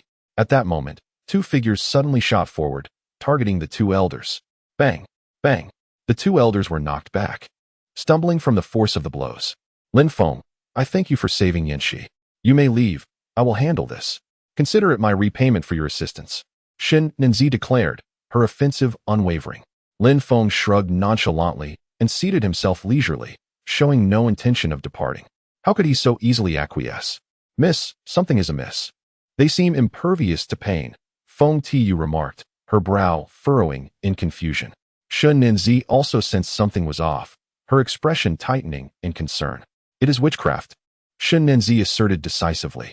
The southern region has long been steeped in tales of various forms of witchcraft, shrouded in mystery. Yet Shen Ninzi had never witnessed it firsthand. Now, seeing it before her eyes left her utterly astonished. Lin Feng, you truly are a harbinger of calamity. Even the dead wish to kill you, Feng Tiyu quipped. Miss, what shall we do? She inquired, her voice tinged with uncertainty. What to do? How could I possibly know? Shen Ninzi retorted, her lips twitching in frustration. She had never faced such a situation before. The only option was to flee. You must go. We will hold them off, or we shall all perish here, Shen Ninzi urged, her eyes narrowing as she observed Lin Feng's carefree demeanor. Lin Feng smiled faintly, sensing that the 2 elders did not seem intent on harming Shen Ninzi and Feng Tiyu. They appeared to be evading them while directing their attacks solely at him. Without the capability, one ought not to recklessly step forward.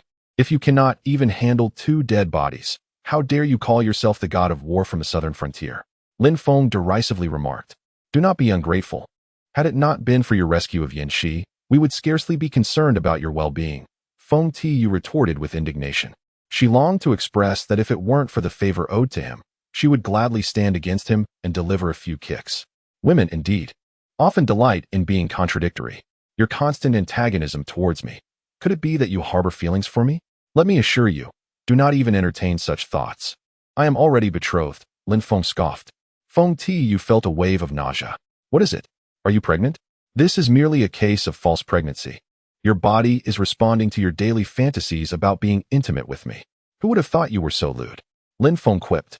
Feng Tiyu felt on the verge of madness.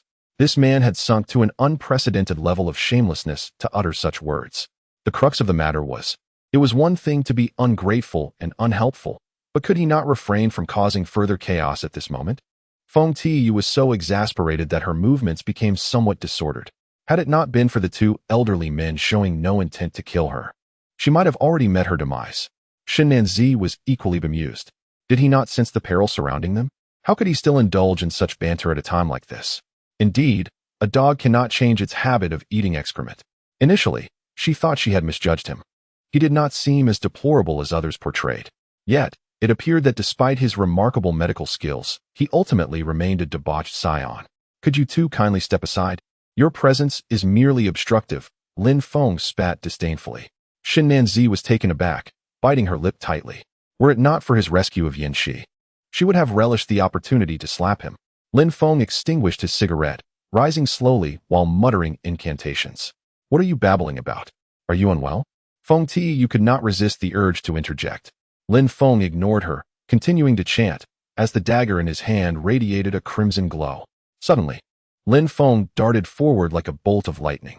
With swift precision, the dagger sliced through the throats of the 2 elderly men. This time, in stark contrast to before, the elderly men did not retaliate. Dark, purplish blood gushed forth from their throats, their bodies corroding as if immersed in concentrated sulfuric acid. In mere moments, they were reduced to skeletal remains. Shen Nanzi and Feng Tiyu stood in stunned silence, utterly bewildered by this turn of events. What in the world just happened? They gazed at Lin Feng as if he were a ghost. What are you staring at? Never seen a handsome man before. Lin Feng smirked. How did you accomplish that? Shen Nanzi inquired, her curiosity piqued. Have you forgotten what I am? I am a divine physician. Such matters are mere trifles for me. Just a dab of the right potion on the dagger is all it takes. Care to give it a try? Lin Feng smiled broadly, weaving a lie. Feng Tiyu swallowed hard, feeling a chill run down her spine. If Lin Feng were to silently do the same to her, would she too become a mere skeleton? Was he a doctor or a sorcerer? Who have you revealed my identity to? Lin Feng directed a steely gaze at Shen Nanzi, a palpable aura of menace surrounding him. Chapter 69. The Assassination of a Rival. The Calamity of the Li Family. I am not one to indulge in gossip. I have told no one, Shen Nanzi asserted with unwavering resolve, glancing at Feng Tiyu. She was aware that Feng Tiyu harbored a profound prejudice against Lin Feng, perhaps even disclosing his identity to vent her own frustrations. After all, Lin Feng's identity was extraordinary.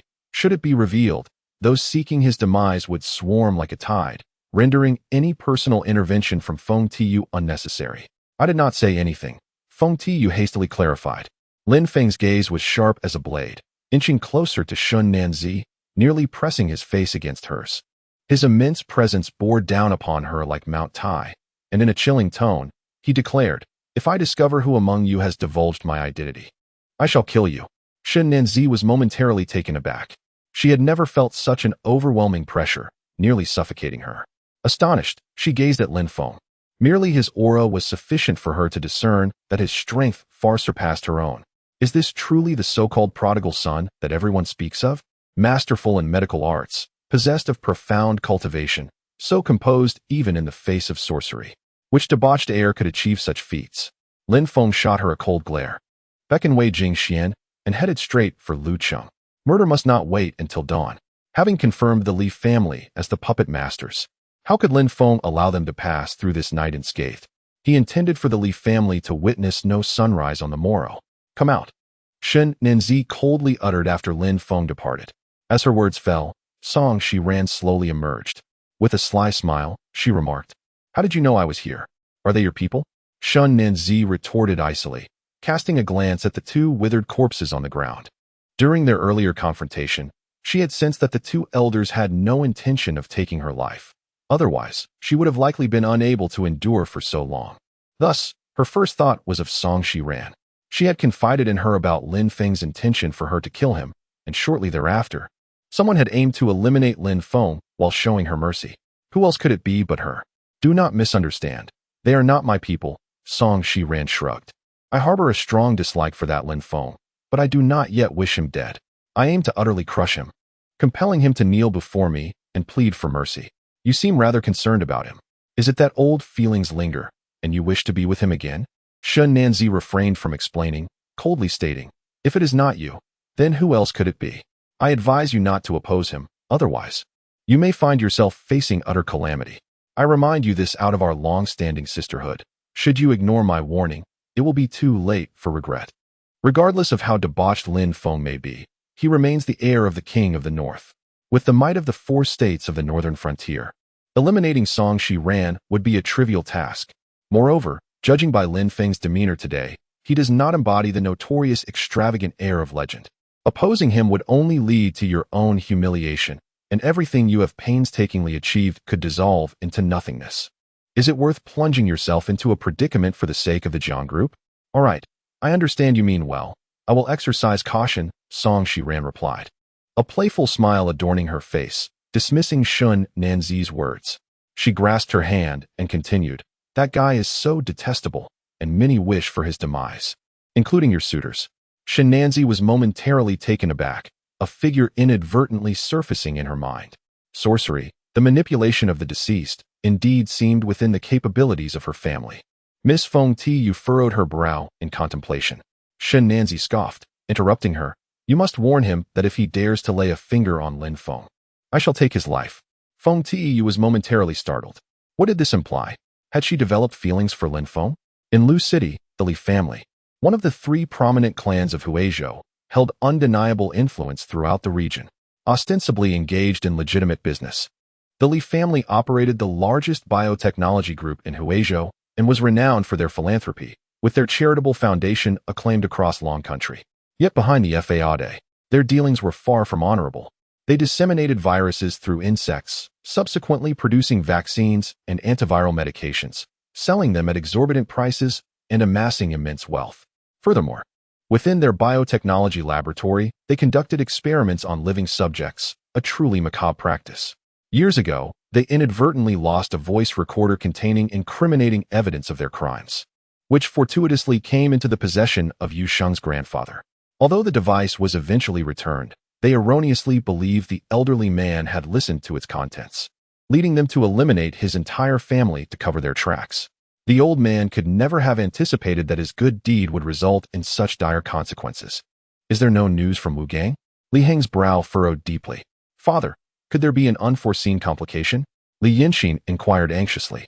Li Heng took a deep drag from his cigarette, his expression tense. Wu Gang had been his most capable aide for many years, his abilities having reached the first tier of the celestial realm. Ordinarily, dealing with Zhao De would pose no challenge. However, he understood Zhao De well, though not particularly strong. He was cunning and devious, with a mind full of schemes. In terms of guile, Wu Gang was woefully outmatched. Perhaps I should go to Jiang City and investigate, Li Yinxin suggested. If there is indeed an emergency, I can intervene. Should Zhao De escape, our affairs could be exposed. Li Heng nodded slightly, responding, that seems prudent. Remember, there is also Lin Feng. We have yet to receive any updates from the Death Goddess Hall. It is likely they have also failed. Ensure his demise. Understood. Li Yinxin replied, not daring to delay, and promptly departed, preparing to travel overnight to Jiang City. This was a matter of life and death for the Li family. Should Zhao De manage to flee, they would face catastrophic repercussions. Even with powerful allies, their survival could not be guaranteed.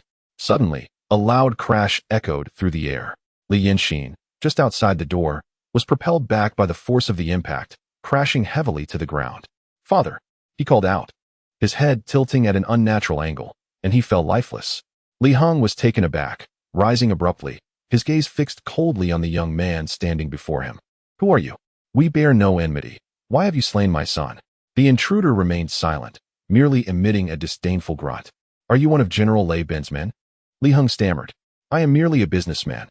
I sell to the highest bidder. If you seek vengeance, it is General Tai Bang you should pursue, not me.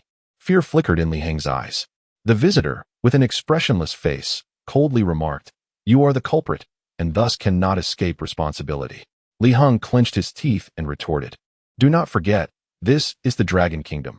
Unless you wish to forfeit your life and return to Mianchuan, I can provide you with antiviral medication to take back. The rest, I shall explain to General Rebin. The visitor replied, The general's intention is for me to bring back your head. Do not overstep your bounds. Do you truly believe I fear you? Li Hong countered. If you proceed with this plan, I have nothing to lose. Should you perish, I shall merely apologize to General Rebin afterwards. You must understand the significance of the viral weapon my company has developed to General Rebin once I deliver it to him. Do you think he will care about your life or death? Li Hong scoffed. In an instant, dozens of bodyguards surged forth, encircling the visitor. You wish to kill me? Humph. Then consider whether your men are sufficient. The visitor let out a cold laugh and slowly raised his hand. In that moment, infrared targeting beams illuminated the bodies of the bodyguards. Chapter 70. Both money and life are at stake. General Rebin, General Tai Bang? Why have these two suddenly surfaced? Lin Feng thought with a wry smile. He had yet to inquire about anything, and unexpectedly, Li Hong divulged everything, indicating a palpable fear of these two figures from Mianchuan. However, he chose not to expose this and instead decided to play along, curious to see how much more Li Hong would reveal. Hand over the items, and I shall grant you a chance at survival, Lin Feng stated coldly. Li Hong glanced at the lifeless body of his son, Li Yinxin, clenched his jaw, and replied, Do you take me for a fool? If I surrender the items to you, how can I expect to survive? Lin Feng shrugged, If you do not comply, death is your only fate. As his words fell, Lin Feng slowly lowered his hand. Bang, bang, bang. Gunfire erupted. In the blink of an eye, numerous bodyguards from the Li family collapsed into pools of blood. Li Hong furrowed his brow but displayed little fear. As a second-tier master of the heavenly realm, evading bullets was not a daunting task. His only concern was the potential for Rebin's vengeful retaliation. Now, with death looming on all sides, he felt liberated from any constraints. If he could survive the night and reach Taibang and Mianchuan to eliminate Rebin, his wealth would allow him to rise again. Let me see your true strength. Li Hong scoffed, suddenly dashing towards Lin Feng like a streak of lightning, delivering a powerful strike aimed at Lin Feng's throat. Lin Feng, momentarily taken aback, realized that Huizhou was indeed a place of hidden talents. The previous Wu Gang was already a first-tier master of the heavenly realm, and now Li Hong stood before him as a second-tier master. Reflecting on the demise of the esteemed Huizhou master, Huadong, who met his end with a single slap, Lin Feng could not help but smile bitterly. How could such a figure be worthy of the title of a Huizhou master? It appears that there are indeed many who seek fame without merit. The truly skilled individuals likely do not flaunt their prowess like Huadong. Noticing Lin Feng's apparent lack of reaction, Li Hong felt a momentary jolt of surprise. Could it be that this fellow had resigned himself to defeat? Nonetheless, Li Hong had no intention of showing mercy. Focusing his energy, he channeled all his strength into his palm and struck down with force. With his second-tier celestial realm power, a full-force blow would severely injure, if not kill, even a third-tier expert who did not resist. Yet, in the next moment, regret washed over him. Lin Feng threw a seemingly languid punch, which, paradoxically, was as swift as lightning, arriving before Li Hong could react and landing heavily on his chest. Li Hong staggered back, his internal energy surging violently, and he coughed up blood in shock. He finally comprehended that Lin Feng's punching speed was not slow. It was merely a visual illusion created by Lin Feng's extraordinary quickness, leaving behind an afterimage. He had prided himself on being among the elite in Huizhou, only to be defeated by an obscure young man. Has there ever been a formidable expert among Lei Bin's subordinates? Am I still worth my weight? Lin Feng grinned. Lighting a cigarette, Li Hong inhaled sharply, declaring, If I perish, you will never obtain the antiviral medication, and soon you shall await annihilation at the hands of General Taibang. I believe this is not the outcome General Lei Bin desires. Release me, and I shall return to explain everything to General Lei Bin in person. Lin Feng scoffed. You truly are a fool. I fail to understand how a person like you could elevate your family, the Li clan, to one of the 3 prestigious families of Huizhou. Li Heng was taken aback. You are not one of General Lei Ben's men? Who exactly are you? I never claimed to be, Lin Feng replied, his expression one of amusement. It is your foolish assumption. You wouldn't be so naive as to send the Reaper's Hall after me without knowing my identity, would you? You are Lin Feng? Li Heng gasped in astonishment. He could hardly believe that this man had not only survived an encounter with the Reaper's Hall, but had the audacity to confront him directly. Li Heng gritted his teeth, mentally cursing the ancestors of Zhao Da. Had it not been for him, this demon would not have been provoked. Was it worth it for such an old relic? Such a person is merely refuse in society. Their demise would bring no harm, only benefit. Release me. Name your price, Li Heng urged. That depends on how much you value your own head. Lin Feng shrugged nonchalantly. 5 billion. Lin Feng chuckled, remaining silent. 100 billion. Seems your head isn't worth much after all, Lin Feng retorted, rolling his eyes. 500 billion. That should suffice, right? For now, I can only muster this amount. If you require more, I will need some time.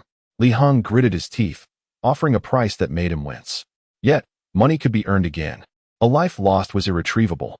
After tonight, he would seek an opportunity to eliminate this young man and reclaim his funds. Deal. Lin Feng broke into a smile, pleasantly surprised by this unexpected windfall. Although it was ill-gotten gain, he saw no reason to refuse it.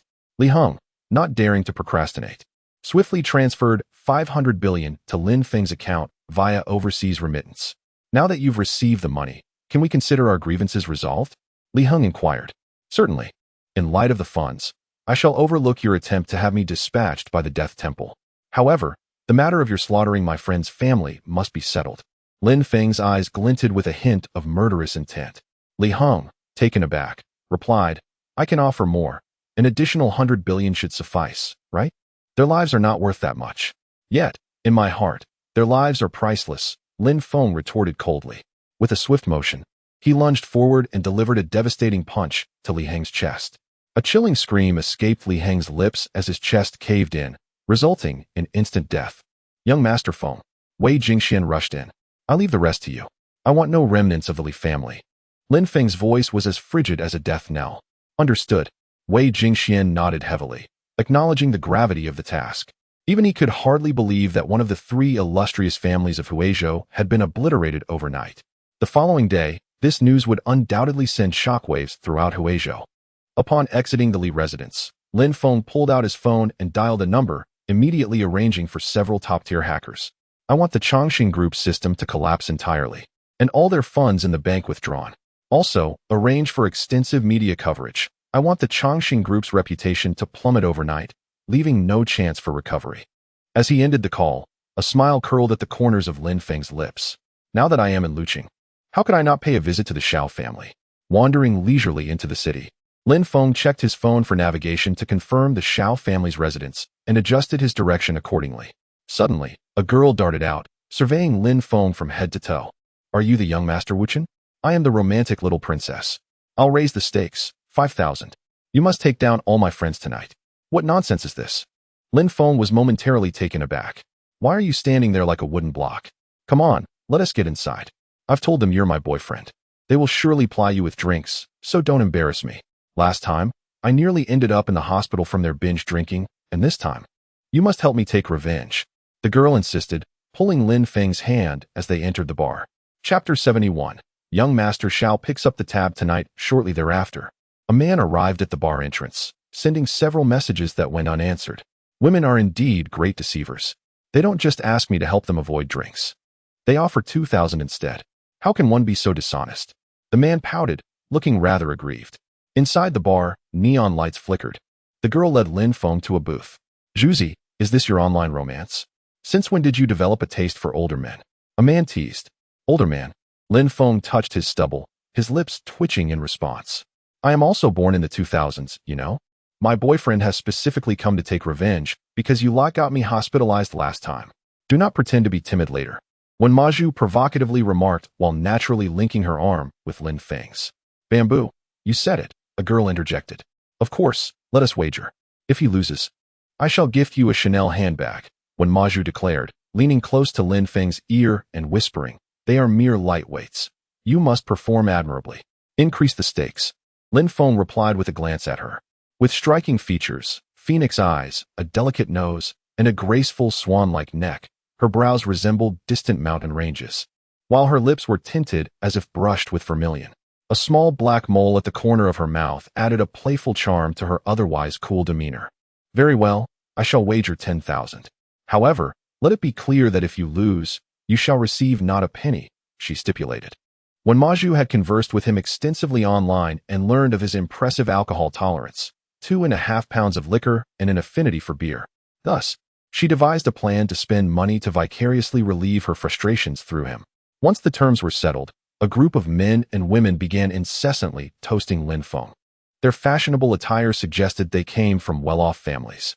Lin Feng had initially anticipated encountering a few arrogant individuals who might scorn him, yet they all seemed quite amicable. It appeared that pretentiousness was not ubiquitous.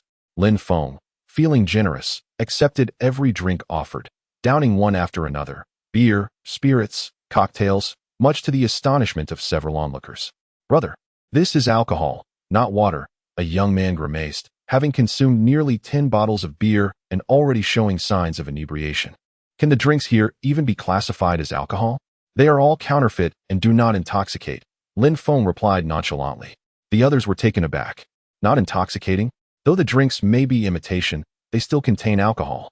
Overindulgence can certainly lead to inebriation, and it feels worse than the real thing. This is rather dull. Let us be direct. Let us mix it all together, Lin Feng suggested, combining beer, spirits, cocktails, and energy drinks into a large beer glass and consuming it rapidly. Before long, apart from one Maju, only a young man remained, barely holding on. His state suggested that he was on the brink of collapse.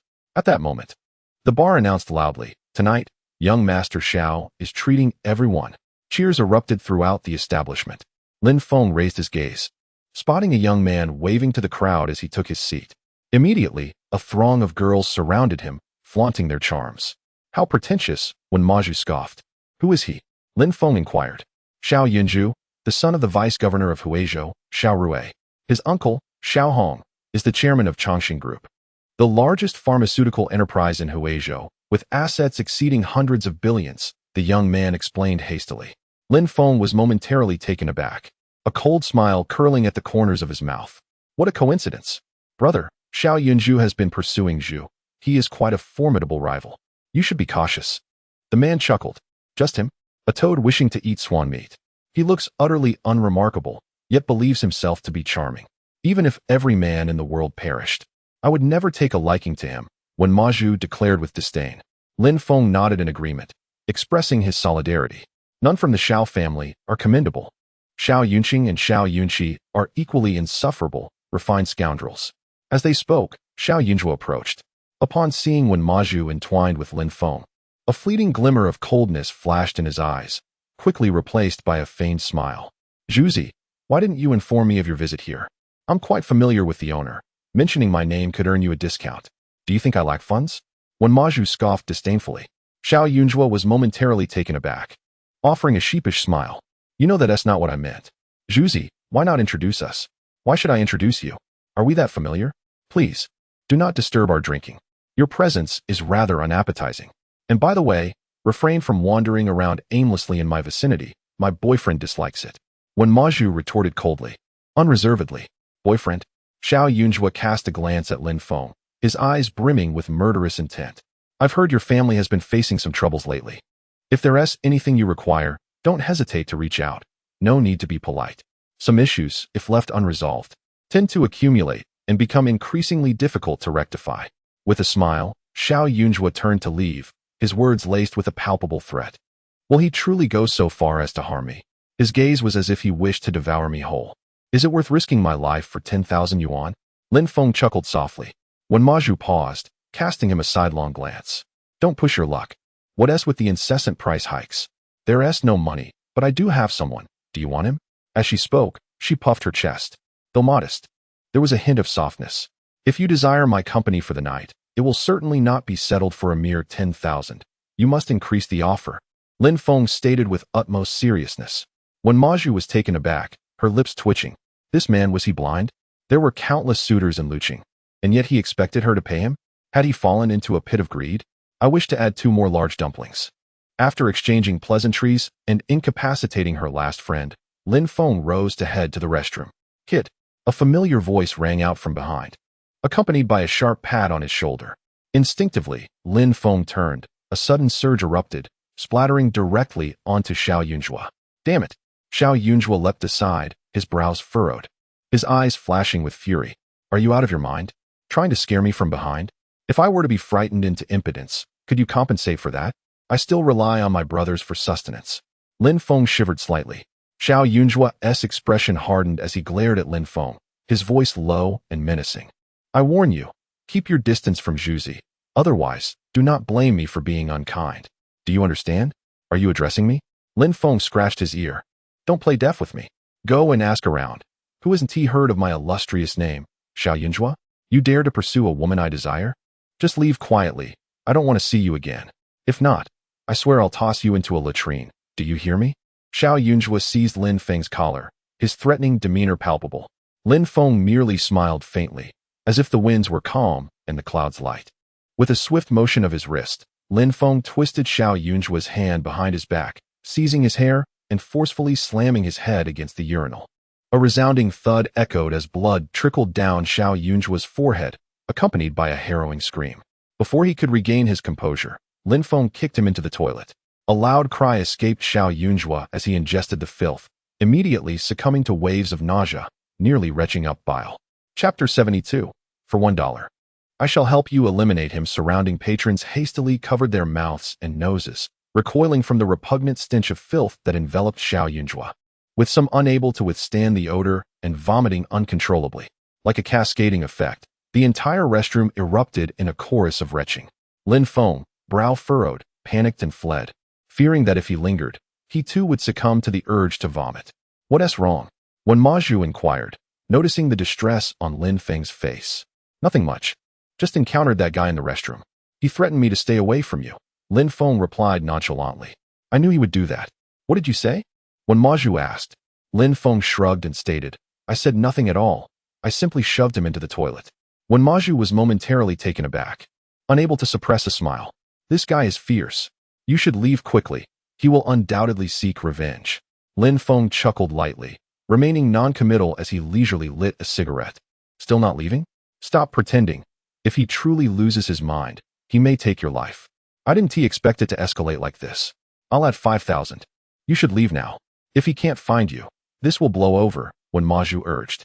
After all, it was her instigation that led to this conflict. Had she not asked Lin Feng to pose as her boyfriend, Xiao Yunjua would not have caused him trouble. If Lin Feng were to be harmed, she would bear the guilt of being the instigator. Such a beauty can bring calamity, a nearby young man mumbled sleepily.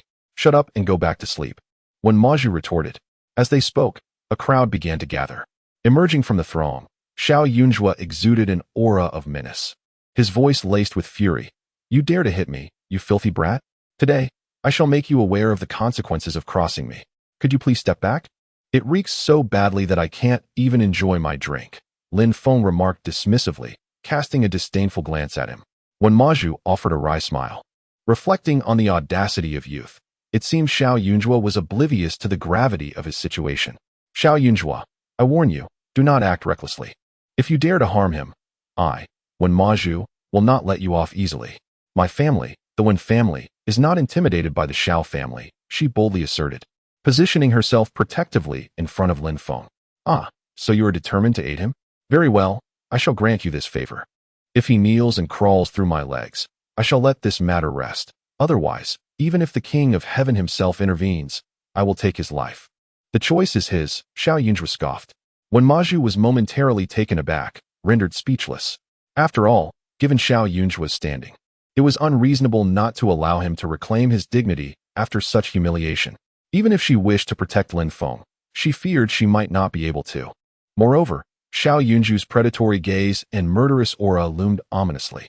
Although the Wen family had no fear of the Xiao clan, she found herself utterly alone, powerless to thwart Xiao Yunju's advances.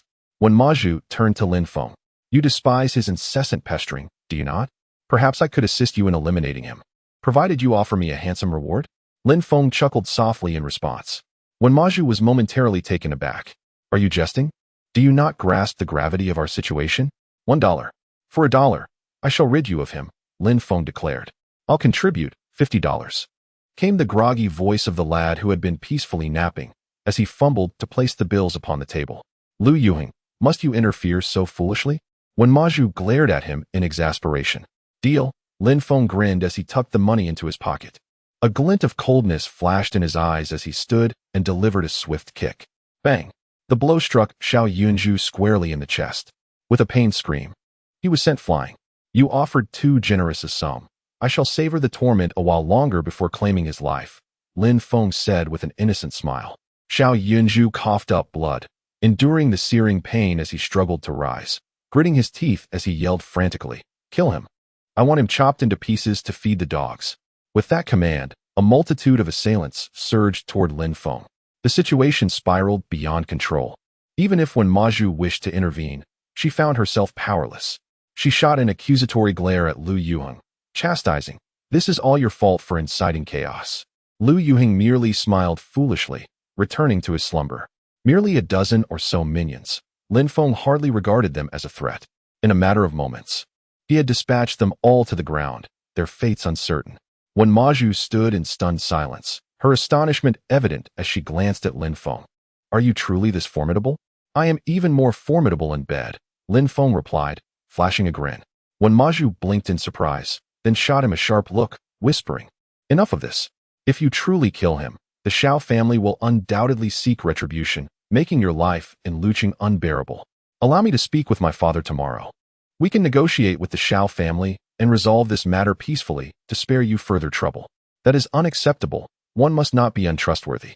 I have accepted payment, and thus I must take his life," Lin Feng stated earnestly. He was a man of his word. Integrity was paramount. "Brother, I support you," Lu Yuheng said, giving a thumbs up. "Support my foot. Must you always stir the pot? You revel in chaos, do you not?" When Maju glared at him, delivering a playful knock on his head, Lu Yuheng seemed oblivious to the reprimand, continuing to snore. Lin Feng chuckled softly. This lad was quite amusing. Despite the earlier commotion, he appeared unfazed, as if the world around him was but a gentle breeze. Facing Xiao Yunju, he displayed no trace of fear. Clearly, this boy possessed an extraordinary background. "How would you prefer to meet your demise?" Lin Feng inquired, a cigarette perched between his lips as he regarded Xiao Yunju. Xiao Yunju clenched his jaw, a contemptuous smile curling his lips. "Ask Zhu who I am. Do you dare to kill me? Huh. My father is the vice-governor of Huizhou. With a mere word, he could take your life. Do not presume that your martial prowess makes you superior. Before power, you are but a dog. If you were to kneel before me and plead for mercy, perhaps I might spare you. Otherwise, you shall find no refuge in Huizhou." Xiao Yunjua laughed disdainfully, entirely unconvinced that Lin Feng would dare to harm him. "What if your martial prowess is formidable? The Xiao family boasts many experts of the profound and earthly realms, and they are not merely dogs trained by the Xiao family. In this world, how many can emulate that individual from Lingnan, who carved out a domain solely through their own cultivation? All others are merely subservient to the powerful." When Maju tugged at Lin Feng, subtly shaking her head to indicate that he should refrain from reckless actions. Although she harbored a deep disdain for Xiao Yunjua, the ramifications of killing him would be severe. "Very well, since you refuse to make a choice, I shall make one for you. I will beat you to death, punch by punch." Lin Feng smiled faintly, swiftly moving to deliver a blow that sent Xiao Yunjua crashing to the ground. Following that, he rained down punch after punch with unrestrained force, deliberately holding back. Otherwise, Xiao Yunjua might not withstand even a single hit. Instantly, anguished cries echoed through the air. "This is all you're doing." When Maju kicked Lu Yuheng, Who struck me?" Lu Yuheng jolted upright, looking around in confusion. Upon seeing when Maju's fierce expression, he grinned sheepishly and retreated to the side, falling back asleep. "Cease this at once." A furious voice rang out. The crowd turned to behold a young woman approaching with measured steps. Clad in a blood-red garment, her expression was frigid, tall, and alluring. An aura of seduction emanated from her brow. With every gesture, an overwhelming aura of menace descended upon them like a mountain.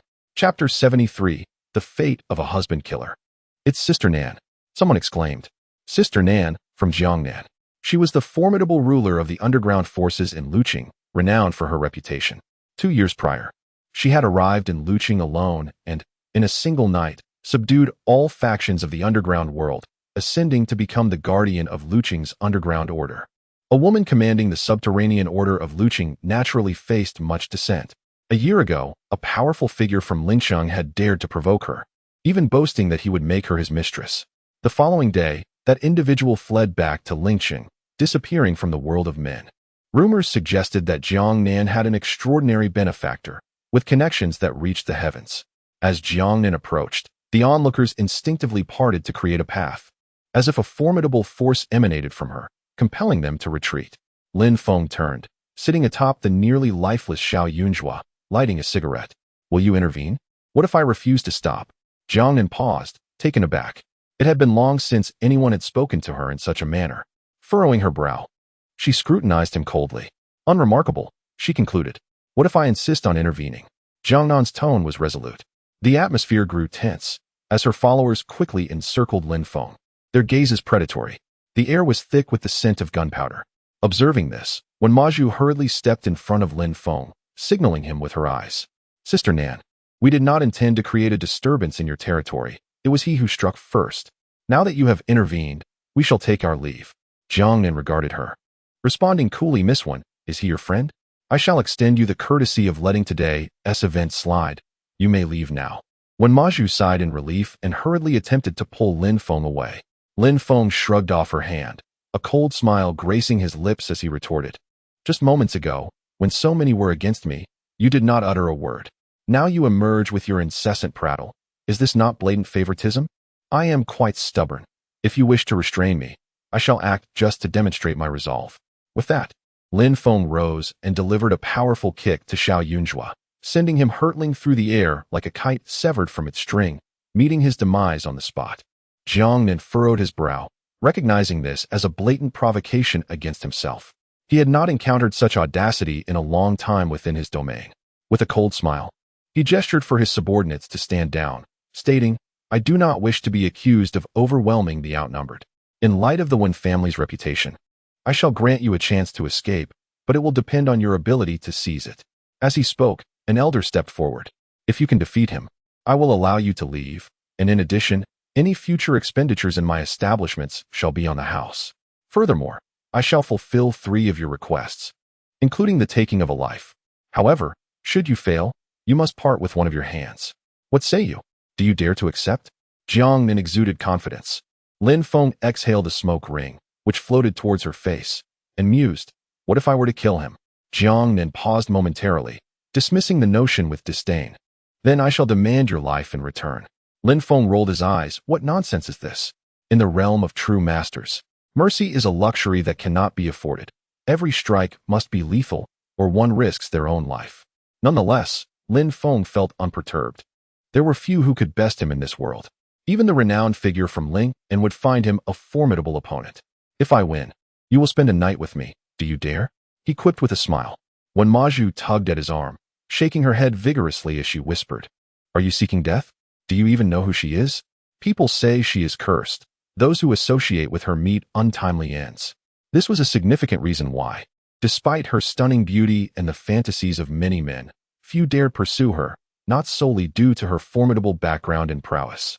It was rumored that her first boyfriend, after confessing his feelings during their university days, met with a tragic accident the very night she accepted him. The second was a man of the underworld, who suffered over 100 stab wounds, dying on the streets.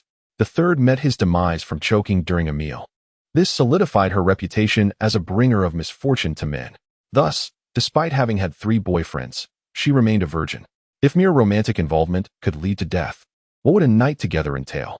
Lin Feng's lips twitched. This woman was truly lethal. If she desired someone's demise, it would be as simple as whispering I love you.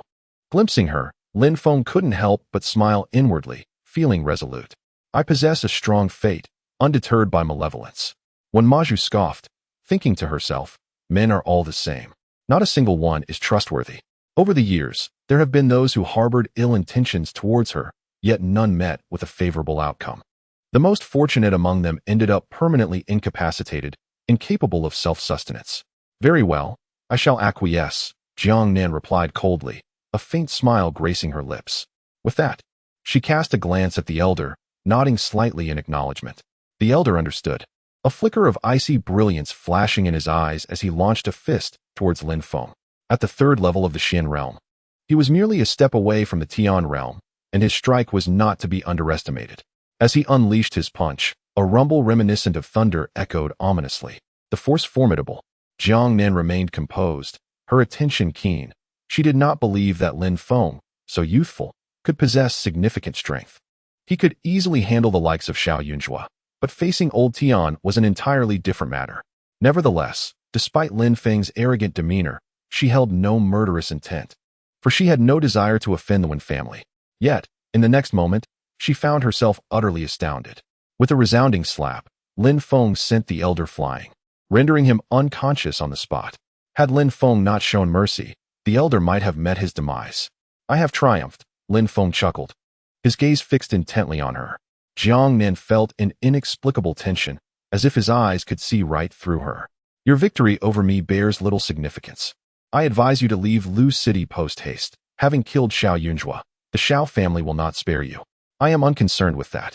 What I care about is whether your words hold weight, Lin Feng remarked, lighting a cigarette with a playful grin. Indeed, I, Jiang Nan, am a woman of my word, provided you are unafraid. I am notoriously cursed in matters of men. None who have come into contact with me have met with a favorable fate. Jiang Nan suddenly perceived this curse not as a misfortune, but rather as a boon. For it made the act of harboring hatred and the desire for vengeance all the more effortless. Then why linger? Go to the hotel across the street, book a room, and await my arrival, Lin Feng instructed.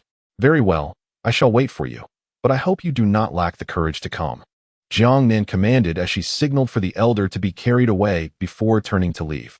She wished for him to meet an untimely end, perhaps struck down by a passing vehicle for daring to plot against her. Are you truly going? Do you not fear for your life? Are you willing to gamble your very existence for a fleeting night of pleasure? If you are so eager, I can provide you with the means to find another. When Maju expressed her uncharacteristic concern, to die beneath the peony blooms is to embrace a life of passion even in death, Lin Feng laughed heartily as he strode forth. Departing the bar, he hailed a vehicle, heading straight for the Xiao family. Under the cloak of darkness, amidst the howling winds, it was a night befitting of murder. Yet, Lin Feng had no intention of simply annihilating the Xiao family. That would be devoid of intrigue. Observing the struggles of those on the brink of death was far more captivating than merely witnessing their lifeless forms. Chapter 74. The Business War. Jiang lies trapped that night. Jiang Nan waited in her hotel room, anxiously anticipating Lin Feng's arrival, yet he did not appear. Earlier, her heart raced with unease, as if it might leap from her chest. Yet now, she felt no glimmer of joy, only a profound sense of disappointment, akin to being subjected to a humiliating ordeal. Why? In terms of beauty and figure, she was indeed a rare gem in Lu City. Was it merely her wretched fate, as if her emotions were cursed? Upon returning home, a middle-aged man sat poised on the sofa, taken aback by the furious expression on Jiang Nan's face. What has happened? Who has dared to provoke my beloved daughter to such a degree? Tell Dad, and I shall avenge you. Jiang Nan recounted the events from the bar, leaning against her father's shoulder with a hint of grievance. Dad, why did you name me Jiang Nan? You bear the surname Qi. Why not allow me to inherit your name? The middle-aged man was momentarily stunned, his gaze drifting. That year, amidst the snow-laden winds of Jiangnan, he had personally escorted his girlfriend down the aisle, leaving his hometown to forge his own path. Now, despite his accomplishments, the memory of that relationship remained the most painful wound in his heart. He had not married to this day, haunted by the indelible image of her.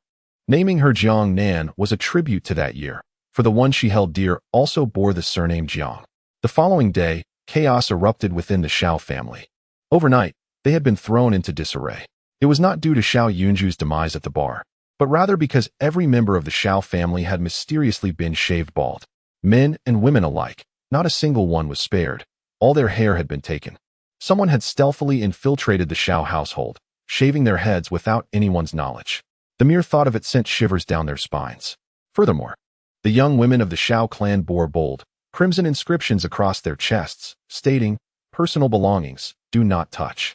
This act was not only a blatant humiliation of the Xiao family, but also a dire threat. Meanwhile, in Jiang City, The Jiang group found itself ensnared in a dire predicament. Xiao Yunqing and Song Shiran had mobilized substantial funds, ruthlessly directing them toward the Jiang group. Within a mere day, the stock price of the Jiang group plummeted dramatically. It was anticipated that within 3 days, the Jiang group would face either bankruptcy or acquisition. This tumultuous battle drew in numerous families from Jiang City. Elder Zhang Shucheng, defying the consensus, allocated 100 billion to support Jiang Lai. The Yu family, under the backing of Yu Mingyuan and Yu Jianjun, contributed 300 billion. In Yu Mingyuan's words, even if the Yu family faced ruin, they would resolutely support Jiang Lai. They firmly believed that Lin Feng was scheming something in the shadows, perhaps merely using a facade of despair to mislead the adversary into investing more. On the other hand, under Song Shiran's persuasion, many families in Jiang City rallied to join this fierce struggle. After all, Song Shiran hailed from the illustrious Song family of Yinjing, and they had unwavering faith in her triumph. On one hand, they sought to share in the spoils. On the other, they were intimidated by Song Shiran's threats. She had warned them that anyone who refused assistance would become an enemy, and once the Jiang group was dealt with, they would be next. In the Jiang group's presidential office, Jiang Lai furrowed her brow deeply. What is amiss? Feeling disheartened, Jiang Zhishan glanced at her somewhat fatigued daughter and gently patted her shoulder. Mom, in merely one day, 500 billion has vanished. The funds from Grandpa and the Yu family have all gone to waste. At this rate, in less than 2 days, the Jiang group will face complete collapse, with all invested funds lost. I wonder if we should consider surrendering. Jiang Lai sighed heavily. Jiang Zhishan smiled gently and handed over a bank card. Jiang Lai was momentarily taken aback and replied with a wry smile, Mom. Am I not aware of our family's financial situation? Even if we were to invest an additional 1 or 2 billion, it would simply vanish into thin air. This is Lin Feng's card, Jiang Zhishan stated. Him? Mom, don't jest. How much could possibly be in his card? Jiang Lai chuckled helplessly. This is the supreme black card issued by all banks in the Dragon Country, of which there is only one in the entire nation. With this card, one can overdraw without limit. In other words, whether you desire 100 billion or a trillion, it is all within reach, Jiang Zhishan explained. Jiang Lai was rendered speechless, her eyes wide with astonishment. Mom, you cannot be serious. Jiang Zhishan shot her a disapproving glance and replied, You, my dear, are too close to the matter to see clearly. Think carefully about everything he has done since getting to know you. Does any of it resemble that of an ordinary person? In a mere word, the war god of Beijiang, Xinghua, obliterated the Zhou family, and the Yu family spared no expense to support our Jiang group. Even the city lord of Jiangcheng, Jiao Yan, and the deputy director of the inspection division, all have fallen into his hands. If he merely possessed good martial skills, would it be so easily attainable? As someone who has been through it all, I can see that he genuinely cares for you. Regardless of the reasons that led you to marry him, such a good man is hard to come by. Cherish him well. With this card, fight a spectacular battle. As long as you emerge victorious, all the money you invest can be reclaimed. Jiang Lai fell silent. Upon reflection, she realized that she might indeed have been misled by her proximity to the situation. Setting aside other matters, consider the Panlong residence. Could it have been purchased without some degree of identity and background? The following day, Jiang Lai invested another 300 billion, yet it met the same fate, disappearing without a trace. On the third day, she again poured in 300 billion. This left Song Shiran and Xiao Yunqing bewildered. Altogether, the Jiang family had already invested 110 billion. How could they possibly have such wealth? They too had collectively sunk over 100 billion into this venture. On the fourth day, Jiang Lai abruptly invested 800 billion, sweeping through the stock market with fervor. This time, Song Shiran and Xiao Yunqing were thoroughly alarmed. If they were to withdraw now, their previous investment of over 100 billion would be entirely lost, a loss they could not bear. Song Shiran began to sense that this was a trap set by Jiang Lai, enticing them deeper into the scheme. On the fifth day, Song Shiran mobilized another 150 billion, only to find it once again vanished without a trace. Inside the villa, Song Shiran furrowed her brow deeply, fear flickering in her eyes for the first time. Over the years, she had thrived in the business world, never having faced such a debacle. Should she lose, she would be left with nothing, even risking her own life. The family she had rallied would not let her off lightly after suffering such heavy losses. Miss Song, what should we do? If we run out of funds to invest, all our previous money will be lost. The Jiang group is merely a small third-rate family in Jiangxing. Even with the support of the Zhang and Yu families, It cannot mobilize such vast resources. Could someone be assisting them from behind the scenes? Xiao Yunqing asked, his brow knitted in worry, trembling with fear. Should he fail, the Xiao family would also be left in ruin, with little hope of recovery. It appears we have been rather careless.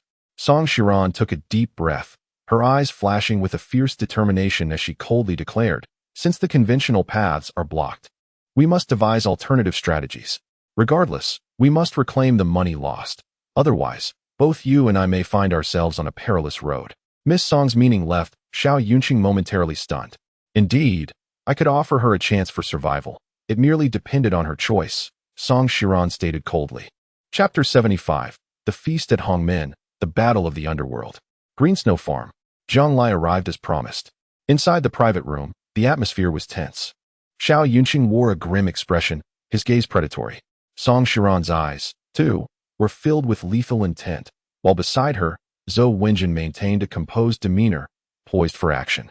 At the Hongmen feast, Zhang Lai acutely sensed a palpable aura of hostility, yet she remained unperturbed, exuding an air of calm. With Lin Feng at her side, she felt as though she had consumed a comforting tonic, rendering her fearless.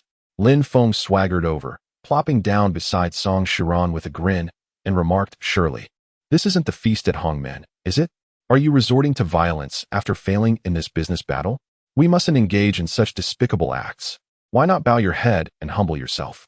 I could accept you as a subordinate, and in return, my wife might spare you. Zhang Lai shot him a glare. A dog cannot change its nature. Song Shiran maintained her icy composure, offering no words. Miss Zhang, let us be frank. I wish to understand your stance. Do you intend to continue this conflict? Xiao Yunqing inquired. That seems not to be for me to decide. From the outset, it was you who instigated this battle. You targeted the Jiang group, leaving me no choice but to retaliate. Your inquiry, Mr. Xiao, seems somewhat inappropriate, Zhang Lai replied, her tone unwavering. In recent days, the unspoken conflict had seen the Jiang group firmly in the ascendant, providing her with ample cause for pride. She was acutely aware that if the tide were to turn, would they still speak to her in this manner? She likely would not even have the opportunity to sit here. Xiao Yunqing replied with a cold laugh. I am not afraid to be candid with you.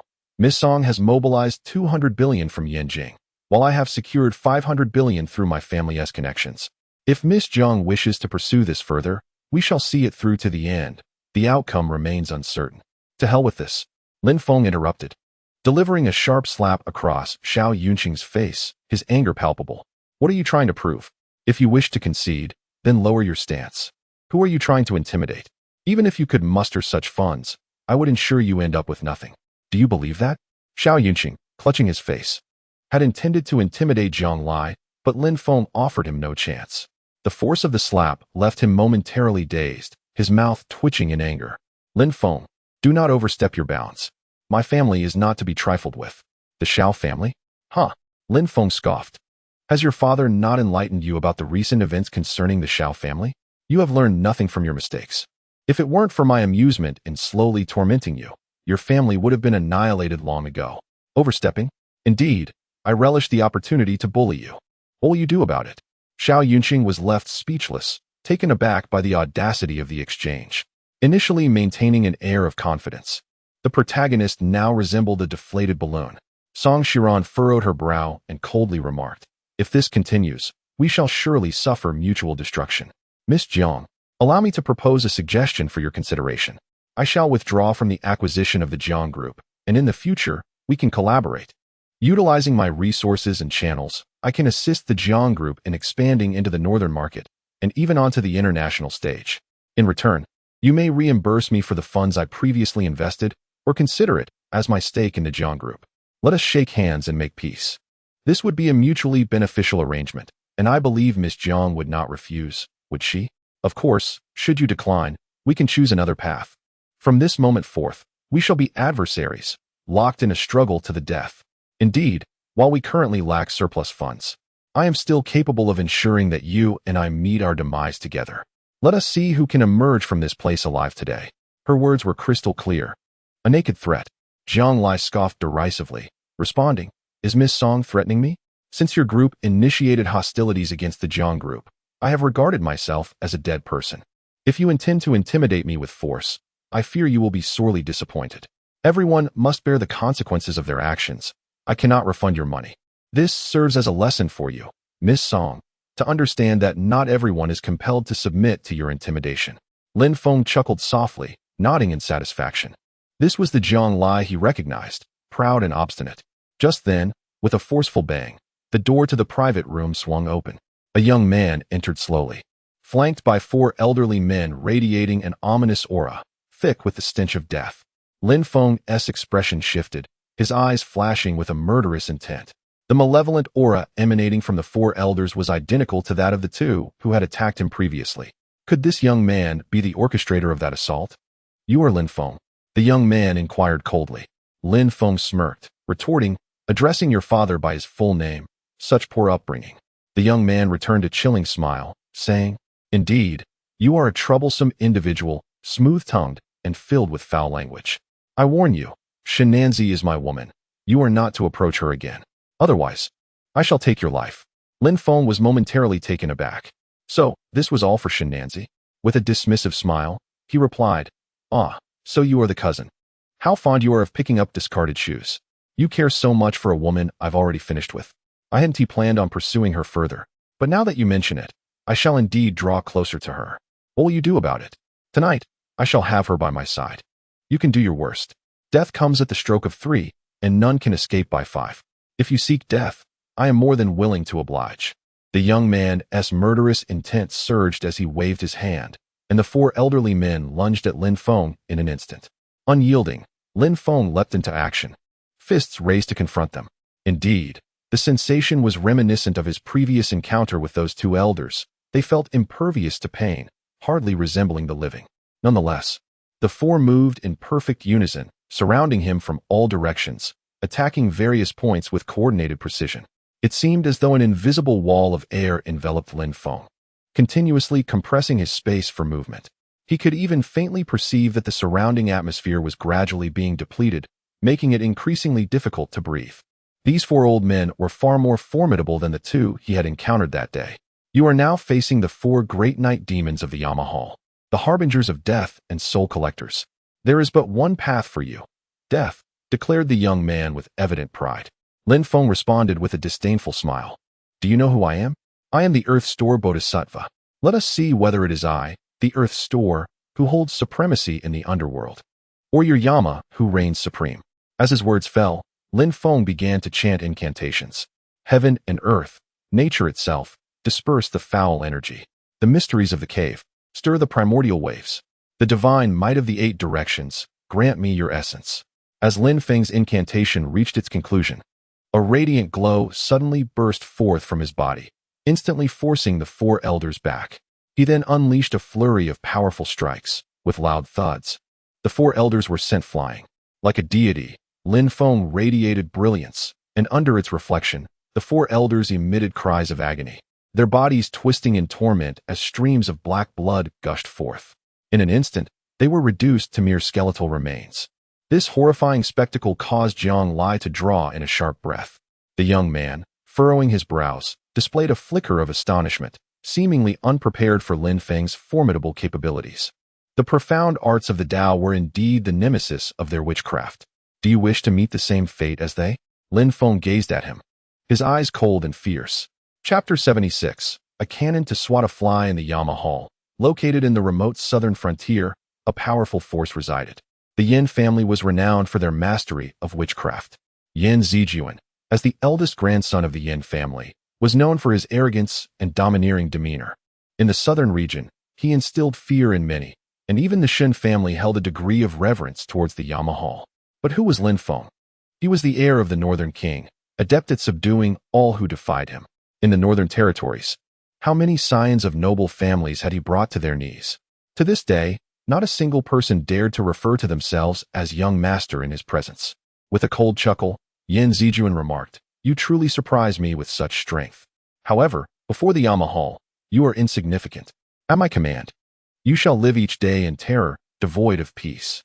Do you truly believe that you alone can contend with the Yama Hall? He scoffed. Go and inquire in the southern region. Who dares to utter a word against the Yama Hall? Lin Feng curled his lip in disdain. Your bravado is hardly impressive. I can tell you this.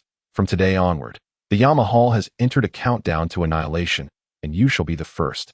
With that, Lin Feng delivered a powerful punch. Bang! Yan Zijuan was sent crashing to the ground. Lin Feng was momentarily taken aback. What the hell? Does he not know any martial arts? You are rather disappointing.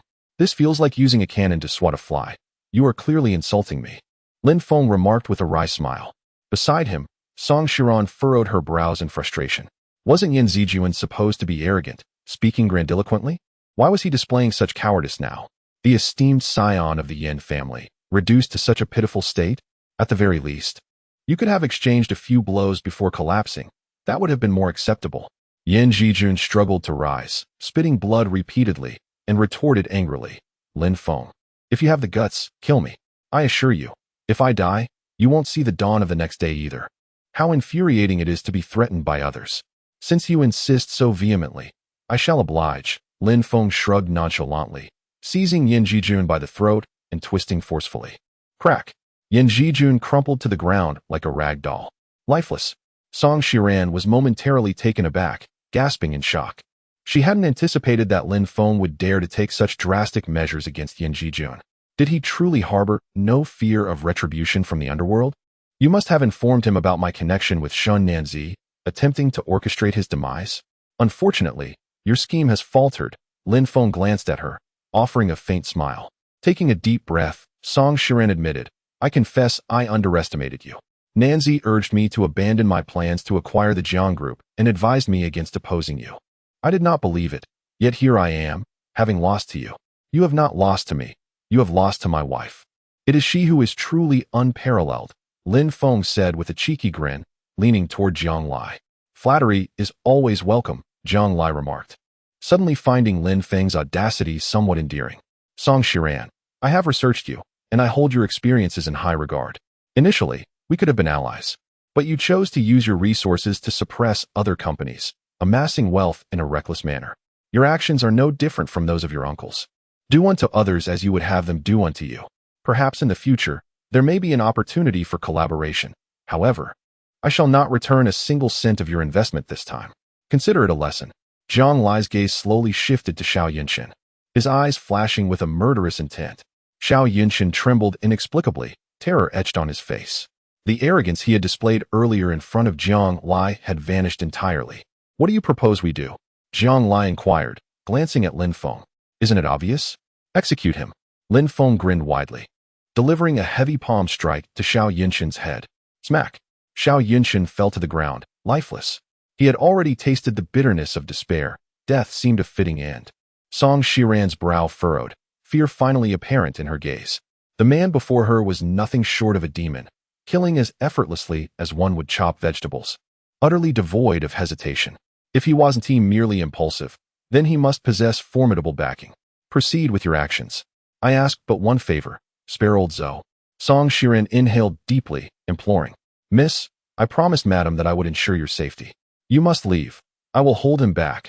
Zhou Wenjin rose, gathering his strength, preparing for confrontation. Even knowing he was no match for Lin Feng, as long as he could delay him, there remained a chance for Song Shiran to escape and regain her footing. Even if he were to perish, it would be worthwhile. Lin Feng merely smiled faintly, lighting a cigarette, showing no inclination to take action. At that moment, a throng of individuals burst into the room. The middle-aged man at the forefront exuded a menacing aura, his gaze slowly sweeping over Song Shiran before he coldly declared, The master has issued an order. You are to return with me for interrogation. Any resistance will be met with lethal force. Interrogation?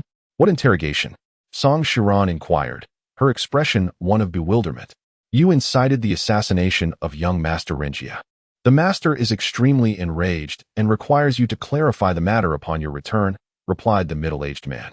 Song Shiran appeared utterly perplexed. I have no idea what you are talking about. I have done nothing.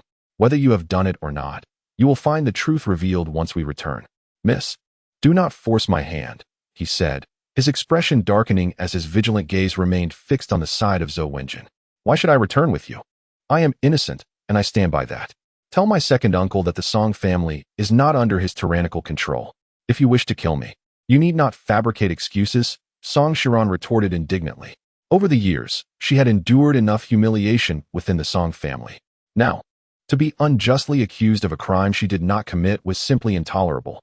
The middle-aged man's brow furrowed, a cold glint flashing in his eyes as he replied, "Since you insist on this course, do not blame me for what comes next." He then turned to Lin Feng, warning, "This is a family matter of the Song clan. It would be wise for you to refrain from interference. Otherwise, do not expect me to be courteous." Lin Feng was taken aback. "Are you attempting to intimidate me?" He retorted, swiftly delivering a resounding slap that sent the middle-aged man sprawling, blood spewing from his mouth. "Eliminate them. Leave no one alive," commanded the middle-aged man. And in an instant, a dozen individuals surged forward. Lin Feng, quick on his feet, seized Zhang Lai and pulled her behind Song Shiran, casually smoking a cigarette. Without hesitation, Zhou Wenjin charged forward. In an instant, the room was filled with glimmers of blades and the palpable tension of impending violence. The head of the Song family was evidently aware of Zhou Wenjin's protective presence around Song Shiran, thus dispatching only the most skilled fighters. Zhou Wenjin found herself outnumbered, forced to retreat as she endured several blows, blood spilling from her lips. "Miss, you must flee," Zhou Wenjin shouted, disregarding her own safety as she pressed onward. Song Shiran gritted her teeth, casting a pleading glance at Lin Feng, her eyes filled with desperation. Yet Lin Feng appeared oblivious to her plight, reclining comfortably, seemingly unbothered. "Look, even without my intervention, fate has a way of collecting debts. Your own family seeks your demise. How detestable you must be." Song Shiran's expression darkened, unaware that Lin Feng was the source of her current misfortune. But as she witnessed Zhou Wenjin in dire straits, on the verge of losing her life, she could no longer afford to heed Lin Feng's mockery. "I beg you, save Zhou Lao. I will do anything you ask," she implored. "Is this your way of pleading? Do not present yourself with the airs of a young lady. Sincerity is required when seeking assistance." Lin Feng shrugged, unmoved. With a clenched jaw, Song Shiran knelt down, a gesture that was foreign to her. Chapter 77. Angels and Demons Throughout Her Life. Even in the face of relentless torment from her uncles and the humiliation inflicted by her cousins, she had never bowed her head. The innate competitiveness and stubbornness within her were the keys to her survival in the Song family. Had it not been for these traits, she would likely have been treated as a mere pawn to be married off by her uncles. However, now, in the presence of her beloved Zhou Wenjin, she could no longer turn a blind eye. "I implore you, save the elder Zhou." Song Shiran clenched her teeth. "You haven't forgotten the words I once spoke to you, have you? Now, you have lost." Lin Feng smiled with a hint of amusement, deliberately delaying his move, seeking to utterly shatter her pride bit by bit. "As long as you can save the elder Zhou, I will agree to anything you ask." Song Shiran bit her lip tightly, blood seeping forth. In that moment, all her pride and stubbornness were ruthlessly crushed. She resembled a small bird drenched by a storm, huddled in a corner, trembling helplessly. Never had she felt so utterly powerless. It dawned on her that all her hard work could be obliterated in the blink of an eye. Lin Feng chuckled softly and rose slowly, akin to an invincible god of war, exuding an overwhelming aura. In the blink of an eye, 6 or 7 men fell before him. Zhou Wenjin, relieved, stepped back a few paces, spitting out several mouthfuls of blood. Had Lin Feng delayed his intervention any longer, he might have already been a corpse. Casting a glance at Song Shiran, Zhou Wenjin sighed helplessly. "Miss, please do not lose hope." Song Shiran forced a bitter smile, saying nothing. Bang, bang, bang. In an instant, more than a dozen members of the Song family lay lifeless in a pool of blood. The remaining middle-aged man was momentarily taken aback, a flicker of fear in his eyes. "Are you certain you wish to oppose the Song family? This will serve you no benefit. This is a family matter. If you simply stand aside, we will be grateful and you may request any favor." Lin Feng shrugged and replied nonchalantly, "I could have remained uninvolved, but you threatened me the moment you arrived. If I do not eliminate you, I shall find no peace." With that, Lin Feng smiled, cold and ferocious. A tremendous aura surged forth like a tidal wave. Poof! Lin Feng's hand sliced through the man's chest, blood gushing forth. "Thank you." Song Shiran cast a glance at Lin Feng, and suddenly, she drew a dagger and aimed it at her own chest. Zhou Wenjin, having anticipated this, seized her wrist and cried out, "Miss, no? It is my incompetence. I failed to protect you, leading you to kneel for me. If you wish to perish, then you must first kill me." Lin Feng smiled coldly and said, "There is no need to hold her. Let her go to her demise. If she dies, it will be her uncles who rejoice the most. I had thought you were remarkable, But it seems you are nothing of the sort. I warn you, if you dare to die, I shall strip you bare and hang you from the city tower for all to see your weakness, Song Shiran. Song Shiran was taken aback, gritting her teeth. You scoundrel, you are a devil. Must her death be shrouded in disgrace and humiliation? You are correct, I am indeed a devil. From this day forth, without my command, you are forbidden to die.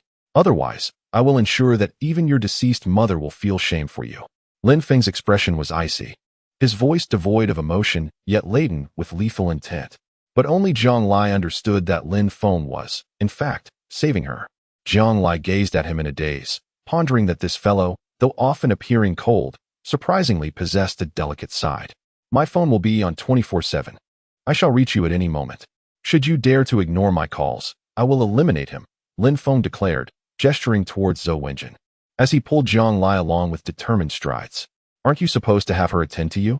Are you truly letting her go? Or shall we take her back? Tonight, I shall prepare a new abode for you two, for your wedding night. Zhang Lai shot him a glare, her tone laced with a hint of bitterness. Lin Feng chuckled, replying, If you do not mind, I have no objections. Zhang Lai glared at him fiercely, suddenly pinching his waist with force. Since our marriage is but a facade, I have no authority over you. You may pursue whomever you desire. Tomorrow, I shall accompany you to the Civil Affairs Bureau to annul our union. While saying this, an inexplicable sense of loss enveloped her, as though her soul had been abruptly drained. Do all women relish discussing divorce? If you are dissatisfied, I shall eliminate her right now, Lin Feng stated seriously, his expression unyielding. Zhang Lai secretly rejoiced, feeling an unexpected fullness of happiness within her heart. This fellow, it appeared, genuinely cared for her. Upon returning to Panlong residence, after Lin Feng finished his shower, he eagerly approached Zhang Lai, grinning sheepishly. You've been weary these past few days, haven't you? Shall I attend to your rest? As an old married couple, there is no need for formality. How could it be that you serve me? It should be I who serves you, my dear husband. Allow me to attend to your repose, Zhang Lai replied with a bewitching smile, exuding an alluring charm. Lin Feng was momentarily taken aback. Something felt off. Had she taken something unusual? Come here. Without hesitation, Lin Feng flipped her onto the sofa. Regardless, tonight he was determined to open the shell and extract the pearl. Wait. Tell me first, what is the matter with your bank card? Zhang Lai interjected, raising her hand to cover Lin Feng's mouth. That? The old geezers from the Landlords Association insisted on giving it to me. But let us not dwell on that. We have pressing matters to attend to, Lin Feng urged, eagerly tearing at his clothes, frustrated that his belt was proving difficult to undo. Do you still wish to claim that you are merely an ordinary ride-hailing driver? Zhang Lai inquired. Lin Feng chuckled, saying, What does my identity matter? Regardless of who I am your husband. As long as I am here, you may eliminate anyone you desire. Who dares to oppose you? I shall strike them down with a single blow. Zhang Lai smiled seductively, pulling at Lin Feng's collar to draw him closer, her lips inching toward his. In that moment, Lin Feng felt his heart racing as though it might leap from his chest. Though they had previously shared a physical intimacy, that encounter had felt rushed and devoid of significant emotion, leaving something to be desired. This time, however, he sensed an irresistible allure radiating from Zhang Lai. Dream on, Zhang Lai teased, sticking out her tongue and pushing Lin Feng away as she stood and headed upstairs. If you are not afraid of harming our child, you may enter. She paused, glancing back with a smile before turning and stepping into her room. Lin Feng was taken aback, resembling a deflated balloon. This girl, clearly, was being deliberately provocative. Gritting his teeth in frustration, Lin Feng felt a mix of exhilaration and despair wash over him. It was as if he had been injected with a stimulant, only to have a bucket of cold water poured over him. In the dead of night, Lin Feng's phone chimed. I want to see you. A message from Song Shiran read. So eager? Apologies, but I'm unavailable, Lin Feng replied. Do you not wish to know how your mother met her demise? I can enlighten you, provided we strike a bargain, Song Shiran responded. Lin Feng froze, an overwhelming aura of murderous intent radiating from him. Chapter 78. To live or to die at your command. Lin Feng's mother, Fu Junlan, was once the most beautiful woman in Long Country and a legendary figure in her own right. The Northern King owed much of his current status to her contributions. She single-handedly vanquished the 8 war gods of the Northern Front, her name resonating far and wide. After giving birth to Lin Feng, Fu Junlan went to Yanjing for official duties, yet she never returned, meeting a tragic end. Lin Feng had no recollection of his mother, having been merely an infant at the time. His father had never divulged the circumstances surrounding her death, though Lin Qingmei had inadvertently hinted at some details. This knowledge weighed heavily on Lin Feng's heart, like a persistent ache. As he pushed open the door to the hotel room, Lin Feng's icy gaze fell upon Song Shiran. "What do your words imply?" Song Shiran shrugged, replying, "The literal meaning. If you desire to know how your mother died, agree to my condition, return my money." That should not be a challenge for you, correct? Upon returning home, she had been astonished to learn of Lin Feng's true identity as the Northern King's heir. It was no wonder she felt unjustly defeated. In terms of wealth, how could she possibly compare to the Northern King? Even when combined with the Song family's fortune, it was but a trifling sum in his eyes. A glint of cold fury flashed in Lin Feng's eyes as he seized her throat, his voice low and menacing. "Do you possess the right to negotiate with me? Do not use this matter to intimidate me. I am impervious to threats. I shall ask you one final time. Will you speak or not?" Song Shiran's face flushed as she struggled to breathe. "I will speak. I will speak." Lin Feng released his grip and slowly took a seat. Song Shiran inhaled deeply, regaining her composure. "I do not know much, but I am aware that my grandfather was involved in the conspiracy that led to your mother's death. As for who else was involved, I cannot say." Lin Feng furrowed his brow, his gaze fixed upon her, devoid of emotion. "What I say is the truth. Believe it or not, it's your choice." Song Shiran trembled, feeling as though Lin Feng's stare pierced her very soul. The current head of the Song family was her grandfather, Song Tianwen. Although her second uncle, Song Liang, was the nominal leader, he merely occupied a facade, as all matters required the approval of Song Tianwen, the elder brother of Song Shiran's grandfather. After the death of her grandfather, Song Tianwen had seized control of the Song family's power with an iron fist. Song Shiran's second uncle, Song Liang, and third uncle, Song Feng, unhesitatingly pledged their allegiance to him. Meanwhile, Song Shiran's father, Song In, was regarded by all as nothing more than a useless bookworm. "You do not wish for me to avenge you and reclaim the position of the Song family head, fabricating such deceitful tales, do you? Knowing my true identity. You must realize that should you dare to deceive me, I shall make your existence a living hell," Lin Feng stated coldly. "I speak only the truth. If you choose not to believe me, it is beyond my control. I share this with you not in hopes of demanding anything in return, but merely to request that you spare me. Our wager shall be rendered void. I, Song Shiran, will reclaim what is rightfully mine through my own abilities." Without relying on anyone's assistance, Song Shiran replied defiantly. Lin Feng chuckled derisively, slowly igniting a cigarette, a palpable aura of menace enveloping him. Song Shiran felt an inexplicable pressure that made it hard for her to breathe, silently observing him, her lips sealed. "Remember, you are but my slave now. You shall live if I command it, and you shall die at my behest. Do not dare to negotiate any terms with me. Without my protection, your demise is inevitable. I might as well disclose that it was I who severely injured Song Renjia. Presently, the entire Song family believes it was you, and they will not let you off easily," Lin Feng spoke coldly. Song Shiran was momentarily taken aback, glaring at him fiercely. "Now, crawl over to me," Lin Feng commanded, his gaze icy.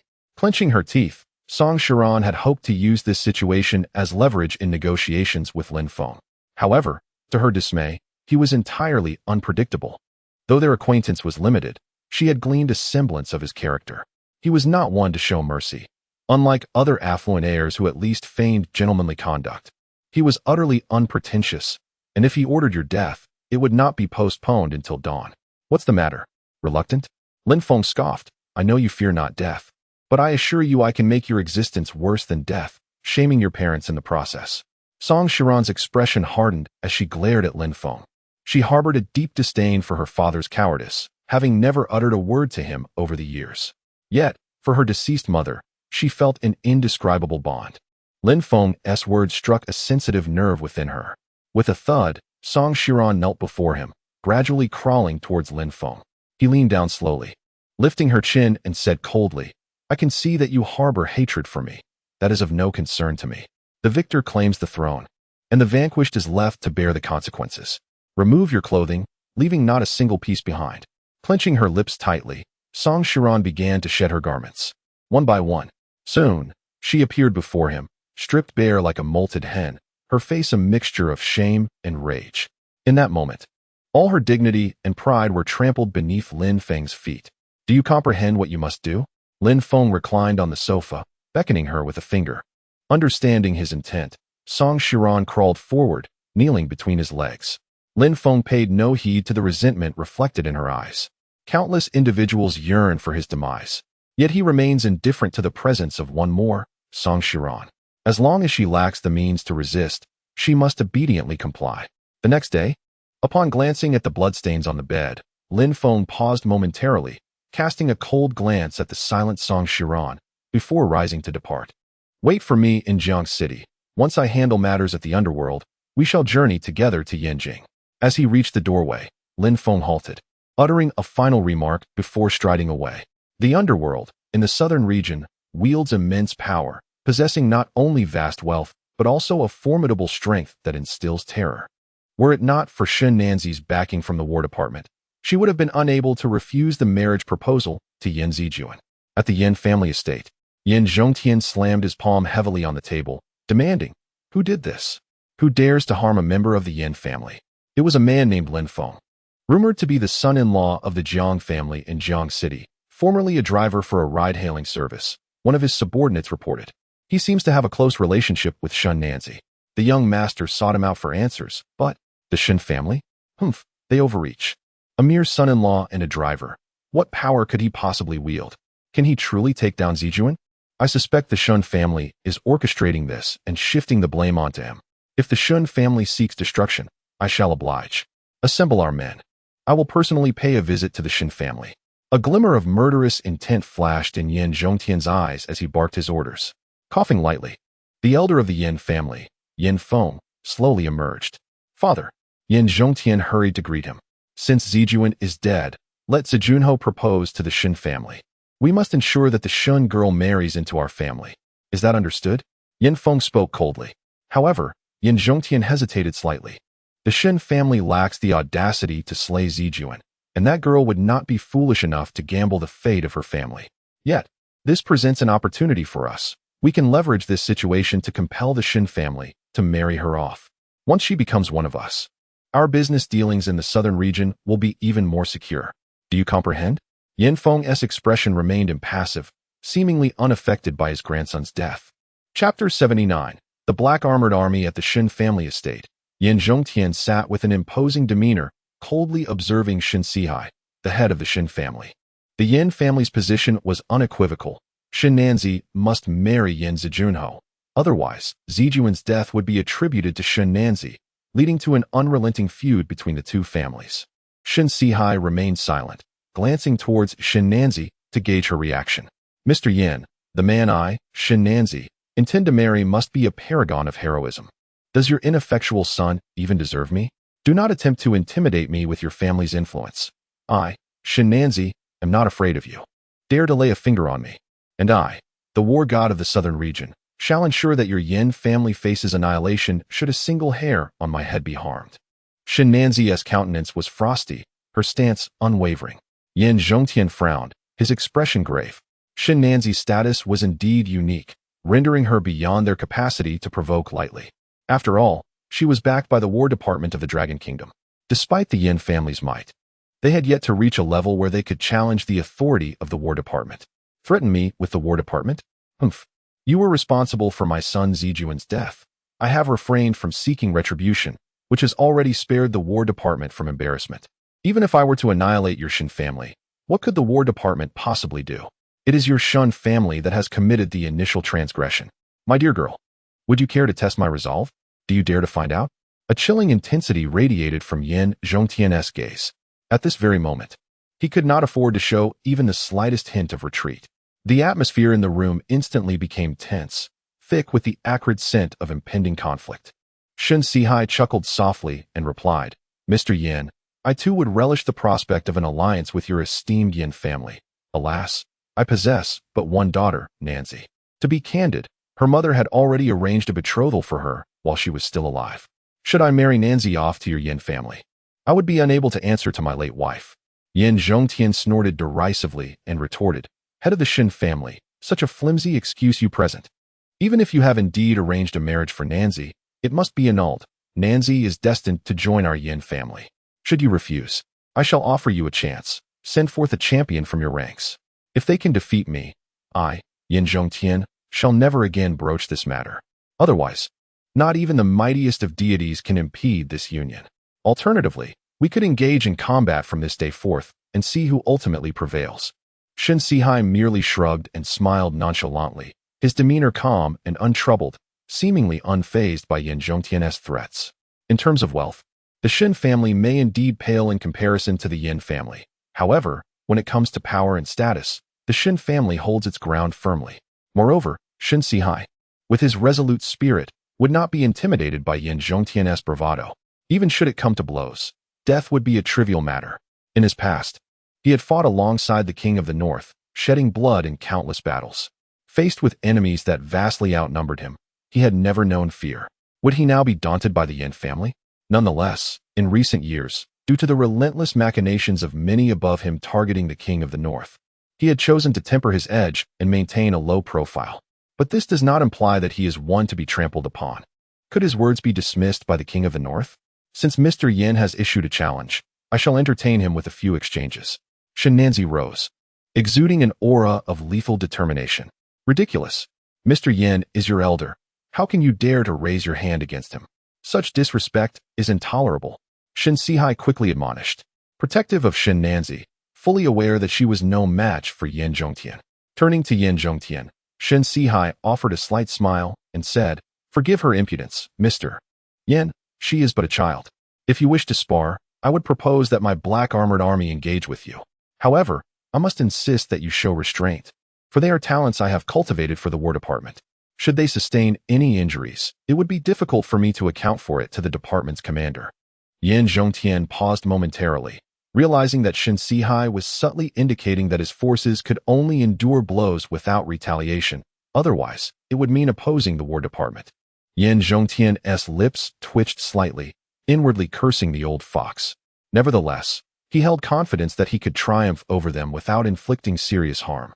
At that time, it would be intriguing to see what Shen Sihai would have to say. As Shen Sihai's words echoed in the air, over 50 individuals clad in black armor entered, their bodies encased in heavy armor that clanked with each step they took, exuding an imposing presence. The long blades unsheathed in unison, emanating a palpable aura of menace. Gulping, Yin Zhongtian found himself momentarily daunted by this formidable presence. With a cold smile, he remarked, "Is the head of the Shen family preparing to overwhelm us with numbers? Do you believe there is no one left in the Yin family? Or shall I send some of my men to spar with your black armored army?" Shen Sihai chuckled lightly, responding, "In the southern frontier, who does not know that Mr. Yin has attained the second tier of the celestial realm? My Shen family cannot produce anyone capable of contesting with Mr. Yin. I merely wish for Mr. Yin to find his enjoyment in battle. If you feel apprehensive, we can disregard this entirely. I reiterate, Nanzi has already been promised to another.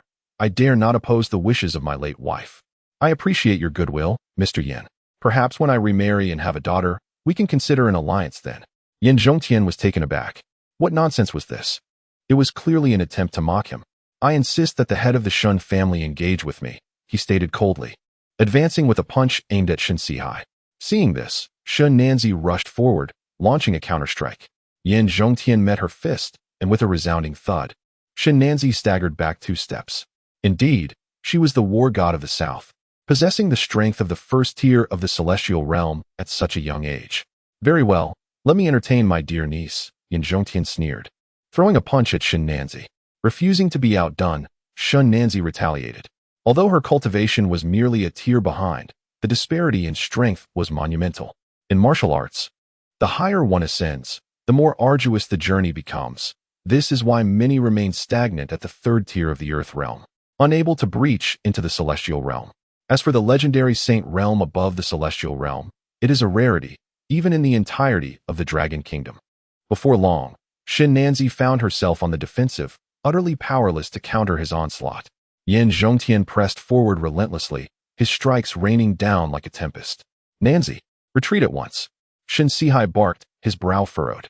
In an instant, the black armored army surged forth, their long blades cleaving towards Yin Zhongtian. In that fleeting moment, Yin Zhongtian was compelled to retreat, defending himself against the onslaught. Shen Nanzi secretly sighed in relief. Had it been any later, she might have faced utter defeat.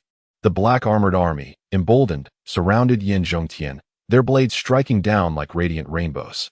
Despite being a second-tier celestial, Yin Zhongtian found himself evading their relentless assault.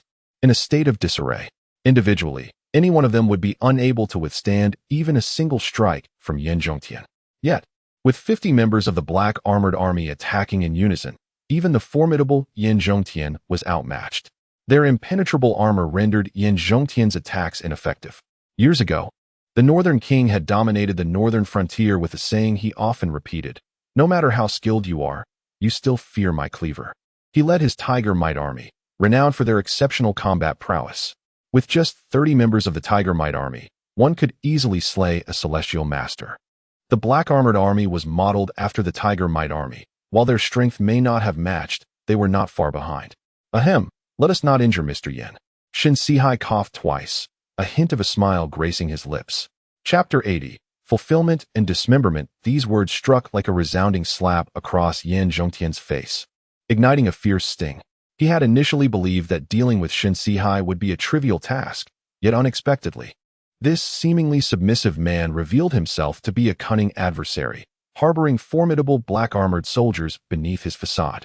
A mere 50 of these warriors had rendered Yin utterly powerless. What if there were more? Would the Yin family still reign supreme in the southern frontier? Suddenly, a bullet whizzed past Shin Sihai's ear, unmistakably a warning.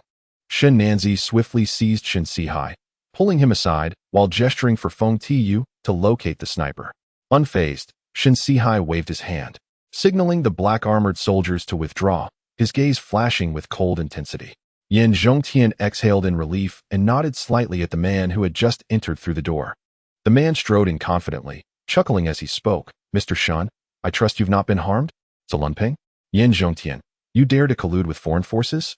Shin Nanzi's expression darkened, a palpable aura of menace emanating from her. If Yin Zhongtian's earlier threats had been mere familial disputes, his alliance with the Myanmar warlords transformed the matter entirely.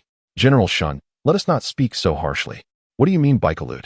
General Lei Ben and Mr. Yin are merely friends. It is only natural to assist a friend in peril.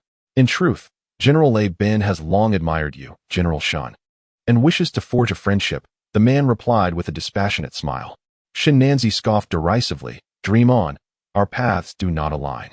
I warn you, it would be wise not to stir trouble in Longhua, or I assure you, you shall not return.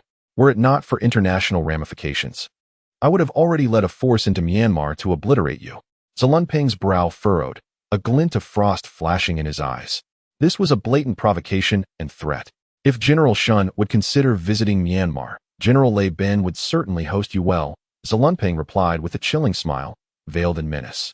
At that moment, a loud crash echoed as a man was hurled into the room, collapsing lifelessly before the gathering. Zalunping's expression soured. It was the sniper he had dispatched. Shortly thereafter, another man sauntered in, cigarette dangling carelessly from his lips, embodying a devil-may-care attitude.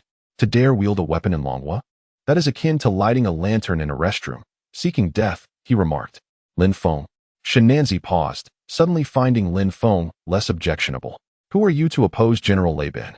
Zalunping hissed, his voice sharp with indignation. "When did this place become one where you could speak freely? Begone." With a swift motion, Lin Feng struck him across the face.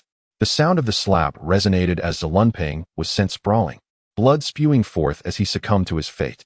Lin Feng's audacious demeanor left Yin Zhongtian momentarily stunned. He was taken aback by the man's sudden appearance and decisive ruthlessness. "I hear you intend for your son to marry my fiancée? The Yin family seems to lack memory. Is it not enough that I have disposed of one son, and now you wish to lead another to ruin?" Lin Feng cast a disdainful glance at Yin Zhongtian and remarked dismissively. Upon hearing this, Yin Zhongtian was momentarily taken aback. Could he truly be the one responsible for the death of his own son? After an arduous search, the truth had come to light effortlessly. A flicker of murderous intent flashed in Yin Zhongtian's eyes as he coldly replied, "You foolish boy, you have invited your own demise. Who does not know the power of my Yin Wang Hall in the southern frontier? Do you dare to oppose me? Humph. Today you shall learn the consequences of your actions." With a single command, 5 figures surged forth. Much like the individuals surrounding Yin Zijuan, they exuded an aura of death. Shin Sihai furrowed his brow. This old fox had hidden lethal tactics up his sleeve. Had it not been for the intervention of the people from Zalunping, these individuals would have surely made their move. How do you wish to perish? Perhaps by being torn asunder? Yin Zhongtian cackled, waving his hand as the 5 figures lunged at Lin Feng. Be careful, Shen Nanzi quickly cautioned. Such trifling skills dare to challenge me? Lin Feng scoffed, reciting incantations as a radiant glow enveloped him, and he struck with a swift hand. Like a bolt of lightning, in the blink of an eye, the 5 assailants lay lifeless on the ground, reduced to mere bones. Yin Zhongtian was taken aback, seemingly astonished by Lin Feng's formidable prowess. He recognized that Lin Feng wielded a form of Taoist magic, which naturally countered his own shamanic arts. It was evidently improbable to vanquish Lin Feng with such methods. Lin Feng smiled slightly and said, I have made up my mind. I shall grant you the favor of being torn apart. Is that so? Yin Zhongtian snorted disdainfully, launching a fist directly at Lin Feng. Bang! Yin Zhongtian's punch struck Lin Feng's chest, as if it had met an iron plate. Not only did it fail to inflict any harm, but he also felt his arm go numb from the impact. Lin Feng's body seemed to act like a black hole, relentlessly drawing in the energy from within Yin Zhongtian. In disbelief, Yin Zhongtian attempted to withdraw his fist. But regardless of his efforts, Lin Feng's body magnetically held him fast. It feels like hitting a steel wall, Lin Feng grinned. Suddenly, he seized Yin Zhongtian's arm and pulled with great force. Screams erupted from Yin Zhongtian as his arm was brutally torn off. Without a moment's hesitation, Lin Feng continued his assault. The air was filled with Yin Zhongtian's cries of agony as, in mere moments, all his limbs were ripped away, transforming him into a grotesque figure. Do not be hasty. There remains one final step, Lin Feng chuckled, grasping Yin Zhongtian's head and twisting it. The chilling sound of cracking bones sent shivers down the spine of anyone who heard it. Yin Zhongtian's head was grotesquely contorted several times before it was finally wrenched from his body. A sharp intake of breath escaped Feng Tiyu. This man is truly merciless. Shen Sihai chuckled and approached swiftly, saying, Truly, you are the son of the old leader, surpassing the master. Your timing is impeccable, otherwise my Shen family would have faced calamity today. Come, take a seat. Are you here to propose? How about this? You both go get your marriage certificate now, and we can discuss the wedding details later with the old leader to determine the venue. As he spoke, Shen Sihai warmly urged Lin Feng to take a seat, promptly signaling for Shen Nanzi to serve tea. Do not let this girl's antics trouble you. She broke off the engagement in Beijiang without my knowledge. Rest assured, I shall take charge of this matter. Her words hold no weight. Shen Sihai quickly asserted. The news of Shen Nanzi's broken engagement had nearly caused him to suffer a stroke, leaving him in a quandary about how to face the old commander. Shen Nanzi furrowed her brow. Although Lin Feng had exceeded her expectations on several occasions, such an important matter as marriage could not be treated so frivolously. Do not speak. Let me be clear. This matter is not yours to decide. Whether it is a formal marriage or a secondary partnership, you must comply without question. This union was arranged by your mother. Do you not think she would be restless in her grave? Shen Sihai glared at her fiercely, his stance unwavering and authoritative. Uncle, the matter of marriage is not a trivial affair. You must tread cautiously, as it concerns your daughter's lifelong happiness. Lin Feng interjected with a wry smile. You may not be aware, but I am notoriously known as a spendthrift in Beijiang. I have frequented every nightlife venue across the 4 states and have been with at least 200 or 300 women. I am but a debauched scion, a hopeless case. How could I possibly be worthy of your esteemed daughter? It would be akin to placing flowers in a dung heap. Chapter 81. Are you insane? Lin Feng did not hesitate to self-deprecate, desperately portraying himself as irredeemably flawed. This caused Shen Nanzi to frown slightly, a twinge of displeasure stirring within her. Why did he perceive himself so poorly, to the extent of expressing disdain for her? Did he prefer to label himself as worthless rather than consider marrying her?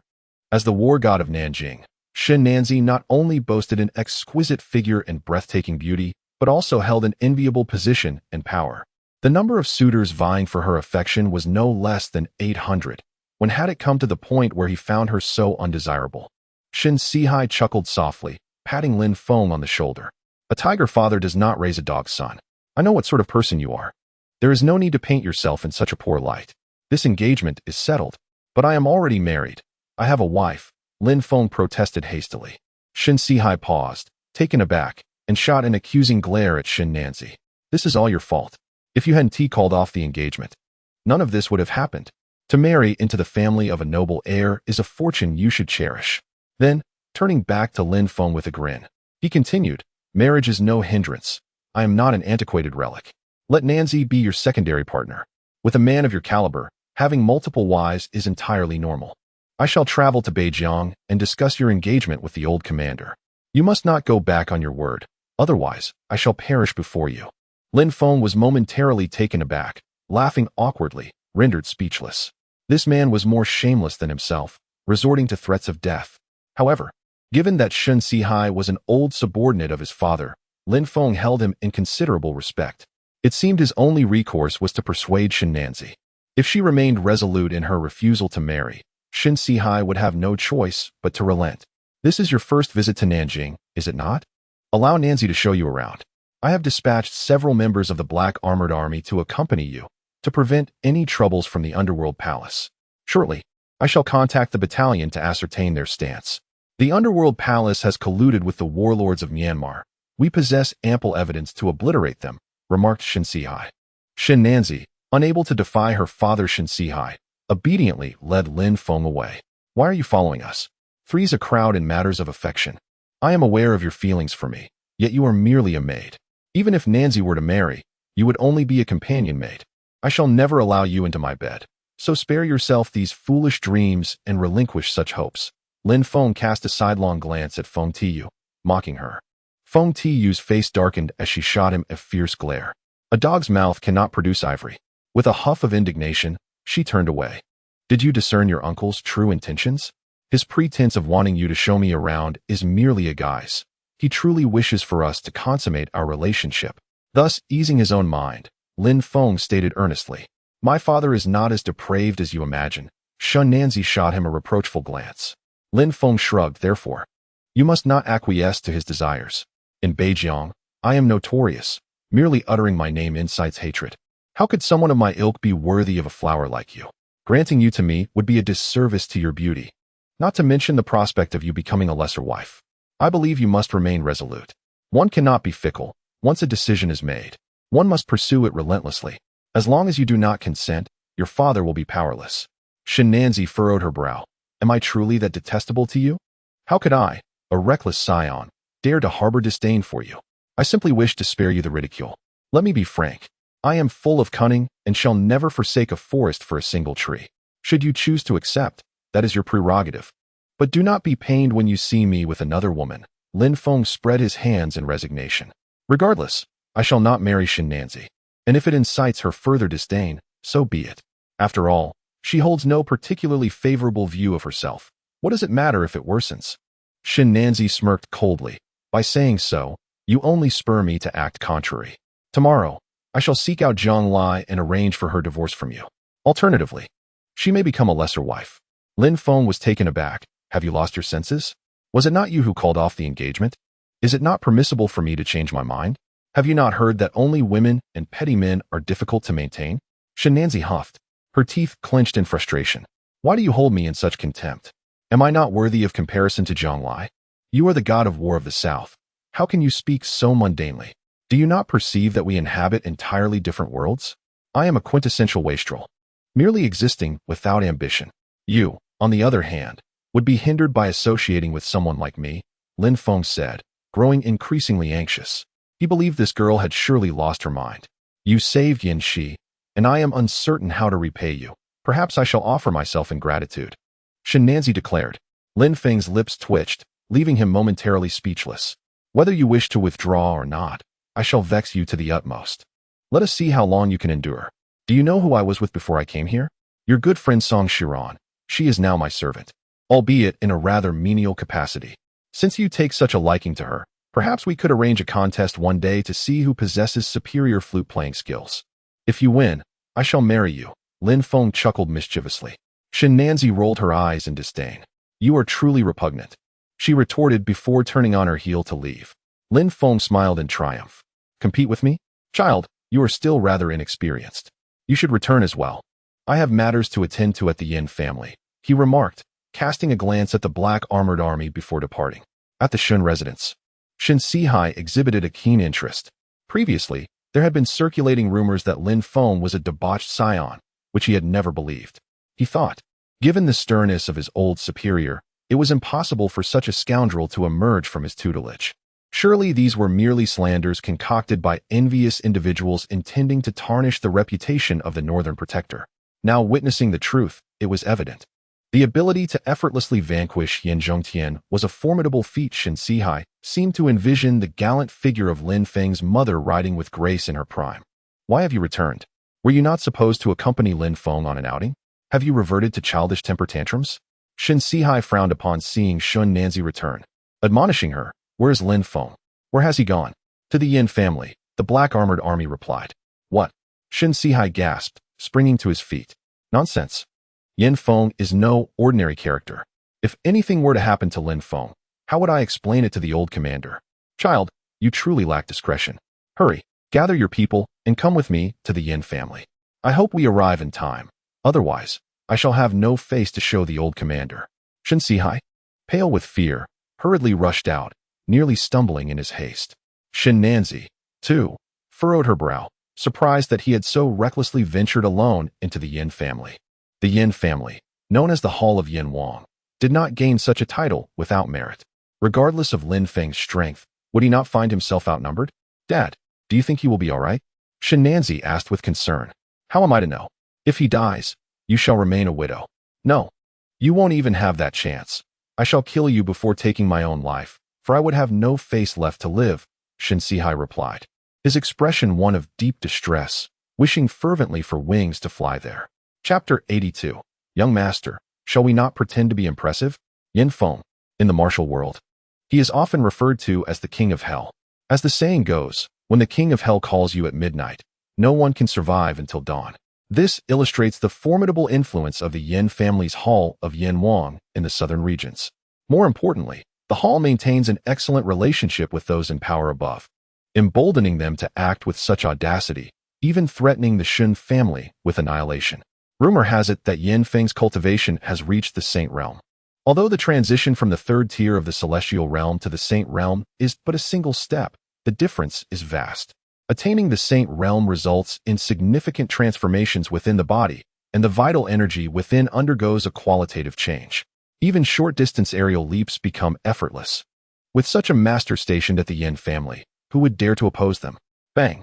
The iron gate of the Yin family was forcefully flung open as Lin Feng strode in with measured steps. Behind him stood a cohort of women clad entirely in black. Their gazes sharp and piercing. Each garment was adorned with vividly embroidered crimson phoenixes, strikingly lifelike. These were orphans whom Lin Feng's mother had meticulously gathered and trained as his personal guard.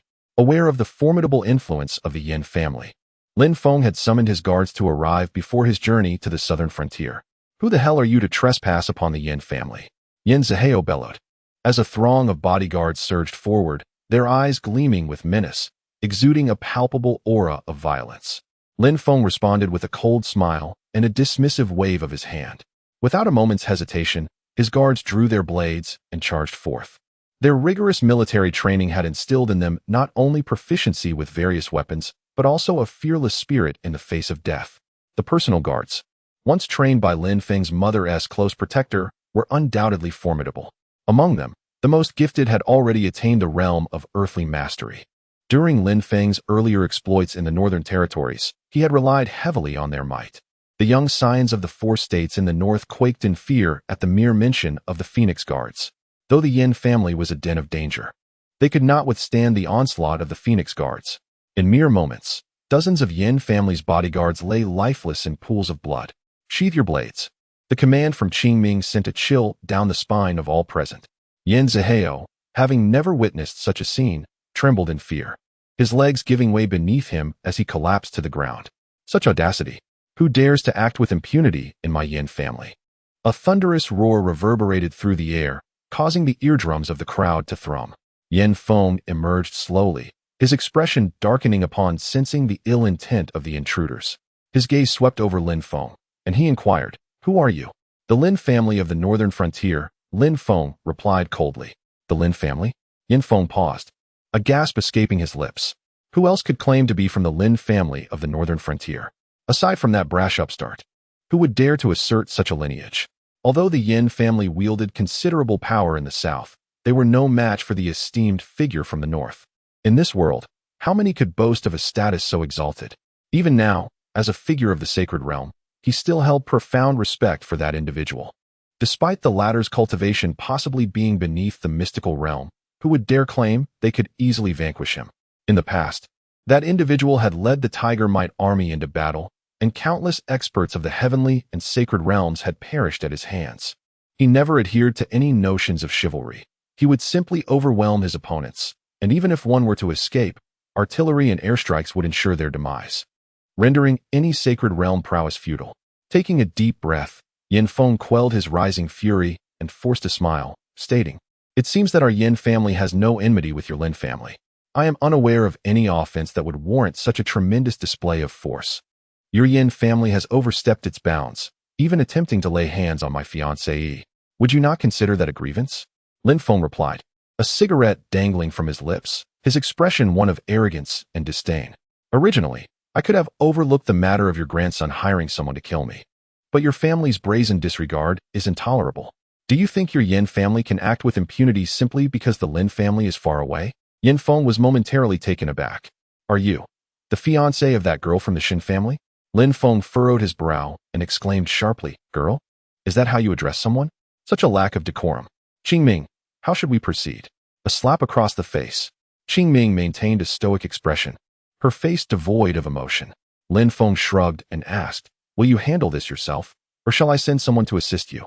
Yin Feng gritted his teeth and replied, "I was unaware of the engagement between the Shen family and your Lin family. Although our Yin family has erred in this matter, my grandson has already lost his life at your hands. Shouldn't we consider this enough?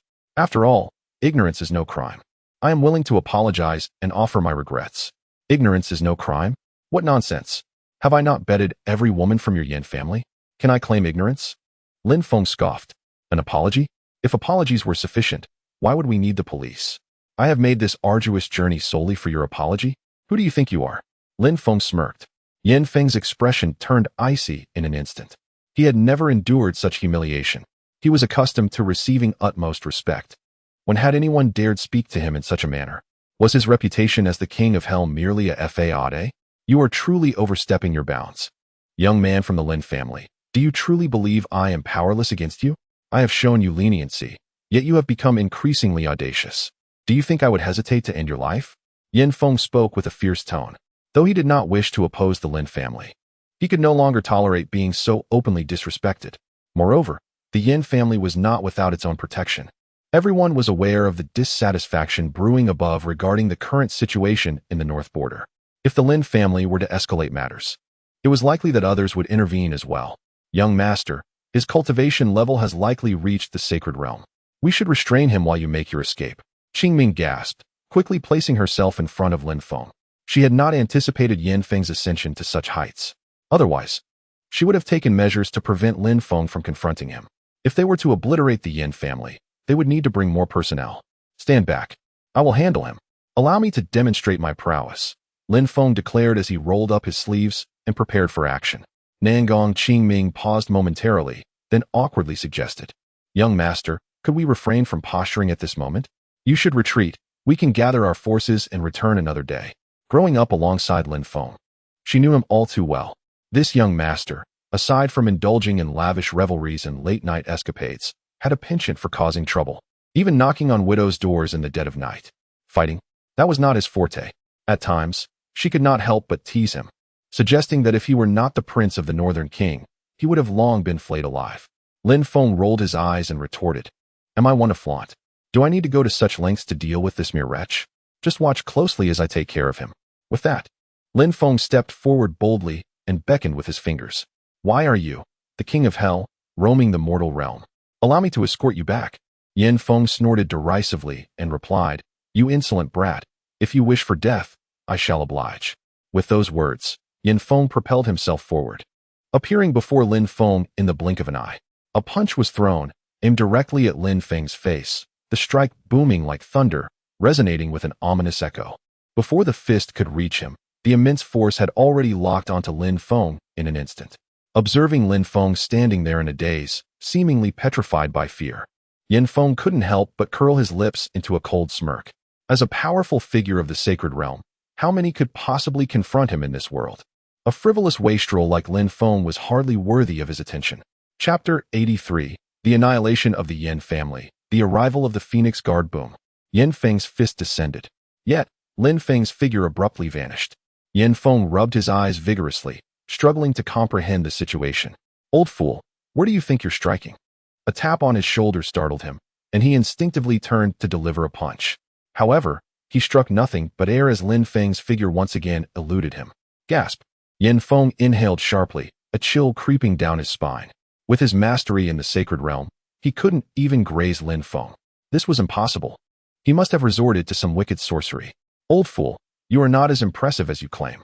Lin Feng scoffed dismissively. Yin Feng gritted his teeth, coldly challenging. If you have the ability, don't hide. Let us see if I can kill you. Lin Feng shrugged with an indifferent smile, replying, very well, come at me. With a furious roar, Yin Feng launched a dual dragon strike. Lin Feng remained composed, leisurely delivering a counterpunch. Bang! The fists collided, and Yin Feng felt an overwhelming force crashing upon him, causing his internal energy to spiral into chaos. He spat out a mouthful of blood. Oh, I've hit a solid wall, Lin Feng chuckled. Yin Feng clenched his jaw, furious, and charged again. He couldn't believe that his sacred realm prowess would be outmatched by a mere wastrel. He had spent 5 years in seclusion to attain this level, breaking through just a year ago. How could a lad in his 20s possess such power? As for talent, he considered himself exceptionally rare. Countless martial artists struggled their entire lives at the heavenly realm, unable to take that final step. Bang! Lin Feng did not evade. He let Yin Feng's fist strike his chest. Yin Feng laughed triumphantly, thinking it must have been an illusion. How could this boy possibly be his match? But the next moment, panic set in. He felt as if Lin Feng's body was a bottomless black hole, drawing his internal energy like a tide. If this continued, would he not be drained to a mere husk? In a state of alarm, Yin Feng attempted to withdraw, but regardless of his efforts, it was futile. As a master of the sacred realm, Lin Feng dared not recklessly absorb his energy at first. Only after severely injuring him did he feel secure enough to absorb his true energy. Alas, the efforts of Yin Feng's lifetime would ultimately serve to benefit another. Now, you should be ready to meet your end, Lin Feng sneered, suddenly bringing down his palm with force. With a resounding thud, it struck the top of Yin Feng's head. Thus fell a once mighty hero, his life extinguished. Young master, when did you become so formidable? Nangong Qingming asked in astonishment. Lin Feng cast her a glance and remarked, what do you mean, when did I become so formidable? I have always been quite exceptional, you know. You should be well aware of that. Nangong Qingming was taken aback, a faint blush rising to her cheeks. At that moment, Shun Sihai and Shun Nanzi, leading the black-armored army, hurriedly approached. Upon witnessing the scene before them, both were momentarily stunned. Yin Feng is dead? Just like that? He possessed the cultivation of the sacred realm, a figure rarely encountered in the entire southern wilderness. Are you all right, young man? Shun Sihai inquired with concern as he stepped closer. What could possibly be wrong? Dealing with such a trivial character could hardly wound me. Lin Feng replied with a grin, nonchalant as the wind. Yet Shin Nanzi was profoundly shaken. Previously, she had heard of Lin Feng's notorious reputation as a wastrel in the northern wilderness, her impression of him being exceedingly negative. However, after witnessing his medical skills, she was greatly surprised and began to believe that this prodigal son possessed some genuine talent. Little did she expect that Lin Feng's cultivation had reached such heights. How foolish she had been to look down upon him. It seemed she had inadvertently shot herself in the foot. Uncle, allow me to introduce you. This is the third. Lin Feng affectionately pulled Nangong Qingming closer and gestured toward the other Phoenix guards, saying, this is the fourth, and the fifth is Nanzi. If she were to marry into our family, I wonder where she would rank. Third, why don't you help me calculate her position? Excluding those wildflowers outside, she should rank over 20. Including them, who knows how many positions she'd occupy?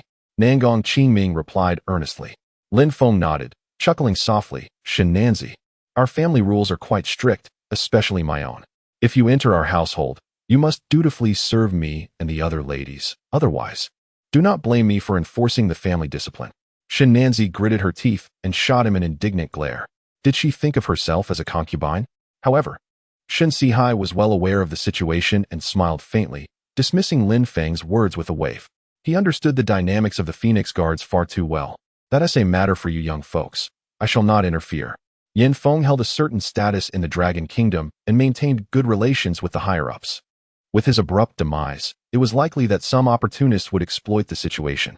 I must promptly report this to the old commander to avoid any unforeseen complications. You all carry on. I shall take my leave. With that, Shen Sihai waved his hand and led the black armored army away. With so many gathered here today, we must engage in a grand battle tonight. Would you care to join? Lin Feng glanced at Shen Nanzi with a slight smile. Humph. Shen Nanzi huffed indignantly and turned to leave. Miss, is he truly that formidable? Can he really slay Yin Feng?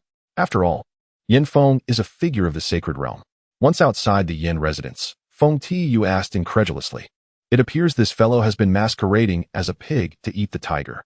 At this rate, his cultivation must also have reached the sacred realm, or perhaps even higher. The rumors surrounding him in the northern wilderness were likely a deliberate ploy to tarnish his own reputation. Shen Nanzi replied, her brow furrowed in thought. Then, miss, what of your engagement to him? Feng Tiyu inquired cautiously. Shen Nanzi huffed indignantly and declared, he wishes to annul our engagement. Yet I shall not acquiesce to his desires. Why should I? What gives him the right to look down upon me? The more he seeks to rid himself of me, the more resolutely I will stand my ground. Feng Tiyu, taken aback, cast a surprised glance at Shen Nanzi. Is the young lady not aware of the peril she is courting? Is she truly intent on leaping into a pit of fire? Young master, she is the fiancée appointed to you by the matriarch, is she not? Are you disinterested? Nangong Qingming inquired. Did you not observe her haughty demeanor? As if I owe her millions. With her lofty and frosty airs, she even ventured to the north to annul our engagement. Such a woman is not to my liking. I prefer someone more obedient, Lin Feng replied, affectionately patting Nangong Qingming's shoulder. I believe the young master is more inclined towards those who inspire a sense of conquest. Nangong Qingming remarked quietly. Lin Feng chuckled softly, reflecting that Lin Qingmei's words held some merit. Chapter 84. A Father's Legacy in a Hotel Room. A palpable aura of menace seeped through the door. Lin Feng smiled coldly and said, come in. With a creak, a middle-aged man entered, donned in traditional attire, his eyes sharp and piercing, enveloped in a thick atmosphere of hostility. You are Lin Feng. You are responsible for the downfall of the Yin family? Come with me. He commanded. Lin Feng, unfazed, lit a cigarette and replied, since you know who I am, do you not fear inviting calamity upon yourself? I doubt you can compel me to comply. Every nation has its laws, and every household its rules. You have violated the law. Even the king of the north cannot shield you from the consequences. You should be aware of my identity. If you refuse to accompany me, there are those who will seize the opportunity to ignite trouble in the north. The middle-aged man spoke coldly. Lin Feng shrugged dismissively, a smirk on his lips. The Longyin, a covert special unit of Longhua, likened to the ancient Jinui, wields the authority of life and death. Typically, their targets are the most nefarious of villains, foreign agents, mercenaries, and notorious criminals. They bear no names, only code names. Long Heir is his designation, the second in command of Longyin. The Yin family has colluded with foreign forces and plotted treachery. I am merely ridding society of its scourge. If you doubt my words, you may consult Shen Sihai, who can vouch for me, Lin Feng asserted. That is unnecessary. My task is to escort you back, not to discern the right from wrong. Even if the Yin family is as you claim, it does not permit you to execute private justice. That is the duty of the law, Long Heir stated, his gaze dripping with disdain. He had certainly heard of Lin Feng's reputation as a debauched scion and did not believe he possessed the capability to annihilate the Yin family. The true orchestrator must be the king of the north, the only one with the power to swiftly eradicate the entrenched influence of the Yin family in the south. You are being unreasonable, Lin Feng chuckled. Since I am here, you must accompany me back. Do not compel me to take action against you. It would not bode well for you. Long Heir's voice was cold, his aura menacing. Is that so? Lin Feng replied with a chilling smile, his momentum surging. In an instant, a formidable aura surged forth like a colossal wave, enveloping the opponent in an intense murderous intent that sealed off all avenues of retreat. I am quite curious to see how you will act, Lin Feng remarked with a playful smile, lazily exhaling a smoke ring that gradually expanded and drifted past his head. Long Heir, taken aback, was struck with astonishment. Instinctively, he attempted to shift his body, only to find it unresponsive, as if it were no longer under his control. The overwhelming threat emanating from his adversary left him trembling. Gulp. Long Heir swallowed hard. Is this truly the notorious young scion? Should anyone dare to label this individual as a wastrel, Long-Hair would undoubtedly deliver a resounding slap in retort. Taking a deep breath to steady himself, Long-Hair said, "My lord, I assure you, I am acting impartially. Please do not put me in a difficult position. The truth will be revealed upon our return. If you are indeed innocent, justice can be served." His tone evidently softened, and his demeanor became markedly more humble. Lin Feng suddenly rose, his voice sharp. "I am attempting to reason with you, and you respond with threats. Now that I threaten you, you revert to reasoning. You are blatantly bullying me." Long-Hair forced a sheepish smile and replied, "Nonsense, I merely speak the truth. Spare me your prattle. I will obliterate the Yin family. What can your longing do about it? Perhaps you should send those old geezers to confront me. If you provoke me, I may very well annihilate your Long-Yin as well. Do you believe me?" Lin Feng declared fiercely. Long-Hair's brow furrowed slightly as he coldly retorted, "My lord, one must be cautious with words. Not just words. I intend to strike you," Lin Feng declared as he delivered a swift slap. The sound echoed sharply as it landed solidly on Long-Hair's face. "If you are dissatisfied, let your Long-Yin people come and test me. Let us see if I dare to wipe you out," Lin Feng proclaimed with audacious bravado. Long-Hair covered his face, rendered speechless. He was not a fool. As the second in command of Long-Yin, his prowess had reached a celestial level, yet he could not evade Lin Feng's slap. Given this gentleman's background and temperament, inciting his wrath could truly lead to one's demise. "Begone. Return and inform those old geezers that if they send anyone else to disturb me, I shall not hesitate to be ungracious." Lin Feng dismissed with a wave of his hand, unleashing a powerful force that hurled Long-Hair out the door, causing him to crash heavily to the ground. In the northern frontier, within the Lin residence, Lin Zhengrong tended to his modest vegetable patch in the garden, looking rather disheveled. Were it not for the first-hand observation, no one would believe that this seemingly ordinary middle-aged man was the illustrious king of the north, once an undefeated general on the battlefield. The god of war of the northern frontier, Xinghua, stood cautiously by, occasionally handing him tools, his demeanor respectful. The contrast between him and Lin Feng was striking. As the commander of the northern frontier's tiger-wielding army, no one understood better than he the esteemed position Lin Zhengrong held in the hearts of the military and civilian populace of the northern frontier. In a pavilion, an elderly gentleman leisurely sipped tea, a smile gracing his face as he remarked, "I say, can't you find a moment of peace? You seem to have quite the leisure to tend to this meager vegetable patch. Are you aware of the turmoil your son has caused? How significant could it be?" "At most, a few oblivious souls would be dispatched," Lin Zhengrong replied nonchalantly. The elder let out a bitter laugh and remarked, "He has annihilated the Yin family. You and your son have been quite adept at concealing your true selves. Everyone presumed your son to be a wastrel. Who could have anticipated that his silence would culminate in such an astonishing revelation, even leading to the demise of Yin Feng from the sacred realm? Indeed, one must consider who his father is." Lin Zhengrong chuckled heartily, wearing a triumphant expression. The elder rolled his eyes and retorted, "Are you truly incapable of grasping my meaning? You must be aware that many harbor grievances against your Lin family. In such turbulent times, this incident serves merely as an excuse for them. We must maintain composure. A scholar can bring ruin. My suggestion is to send those rascals to the frontier, allowing them to wallow in blood and fire, thereby silencing their incessant prattle. Should they dare to target me, let them come. I shall dispatch them one by one to feed the dogs. Perhaps they have forgotten, but I have not forgotten how my wife met her end. If not for the fear of destabilizing the nation and providing opportunities for foreign forces, I would have already led a charge into Yanjing to eradicate those beasts. And now they dare to set their sights on my son?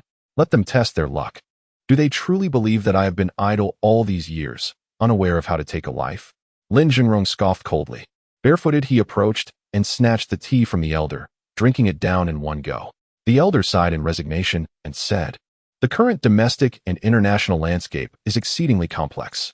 At this juncture, you must exercise restraint. Rest assured, I have not forgotten that matter. When the opportunity arises, I shall provide you with an explanation." Lin Zhengrong waved his hand dismissively, pulling out a cigarette and lighting it, taking a couple of deep puffs. "Had my wife not instructed me on her deathbed to refrain from seeking vengeance, would I have endured until now? I seek no explanations. I only know that debts must be repaid, and a life taken demands a life in return. My silence does not imply that my son will remain passive. Should they dare to escalate matters, encroaching upon my territory in the north, they need not blame me for unleashing a massacre. Why stand there like a statue? Immediately summon the Tiger Might army. I wish to see who dares to stir my son. Lin Jingrong turned and glared at Xinghua, commanding him to act. The elder inhaled sharply, awkwardly stating, "All right, enough. At our age, why do you still behave in such a manner? I will manage this situation. You can rest easy." Lin Jingrong scoffed, muttering under his breath, "Boring, a bunch of cowards." Chapter 85. The Chairman's Dilemma. Jiang City. The clash between the Jiang Group and Chongqing Pharmaceuticals has irrevocably altered the commercial landscape of Jiang City. The Yu and Zhang families, having aligned with Zhang Lai, have reaped substantial rewards. In contrast, those families that sided with Song Shiran have suffered catastrophic losses. Some are now burdened with insurmountable debts, unable to recover. Meanwhile, the Jiang Group has skyrocketed in reputation following this event. Zhang Lai, utilizing several prescriptions provided by Lin Feng, has developed new skincare products with remarkable efficacy. Upon their market debut, they sparked a vigorous response, and with substantial financial backing to support expansive sales channels. The company is poised to become the largest daily chemical enterprise in the South. The Jiang family has truly established itself as the foremost family in Jiang City, standing unrivaled. Zhang Lai's name has become synonymous with the new generation of entrepreneurs, gaining widespread acclaim. On this night, the Huizhou Chamber of Commerce hosted a grand networking banquet for various enterprises at the largest hotel in Jiang City, the National Congress Hotel. Undoubtedly, Zhang Lai shone as the most dazzling figure of the evening, with entrepreneurs eagerly approaching her, exhibiting remarkable enthusiasm. Clearly, Zhang Lai was not fond of such social engagements, responding with casual indifference. In the past, it would have been inconceivable for these individuals to be so solicitous. "Miss Jiang, may I have the pleasure of dancing with you?" A young gentleman approached Zhang Lai, bowing graciously. "I apologize, but I do not dance," Zhang Lai replied coldly, politely declining. The man's expression shifted slightly. He smiled and boldly seated himself beside her, saying, "Allow me to introduce myself. My surname is Shui, and my given name is Nan. Shui Yulin, the president of the Huizhou Chamber of Commerce, is my father.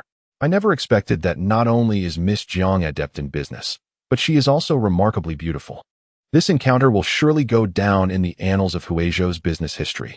However, Miss Jiang's current prominence has undoubtedly garnered her many adversaries, and it seems that the road ahead may be fraught with obstacles." Zhang Lai was momentarily taken aback, her brow furrowing slightly. "What do you mean by that?" Xuanan chuckled and replied, "What I mean is, should you desire assistance, I can help you navigate these unnecessary troubles." "No, thank you," Zhang Lai coldly rejected. Xuanan's brow furrowed, and a glint of coldness flashed in his eyes as he spoke icily. "Miss Jiang, are you attempting to keep me at bay? Do you truly believe that winning this battle by chance makes you invincible? Navigating Huizhou's business realm is no simple feat with just a word from me. All enterprises in Huizhou could unite against you. How many can you contend with, Miss Jiang? Are you threatening me?" Zhang Lai's expression darkened. "I merely wish for you to recognize reality and not be overly self-assured. My father is the president of the Huizhou Chamber of Commerce, possessing considerable connections in both political and business circles. Even if your Jiang Group is currently the largest enterprise in Jiang City, it does not mean you are untouchable.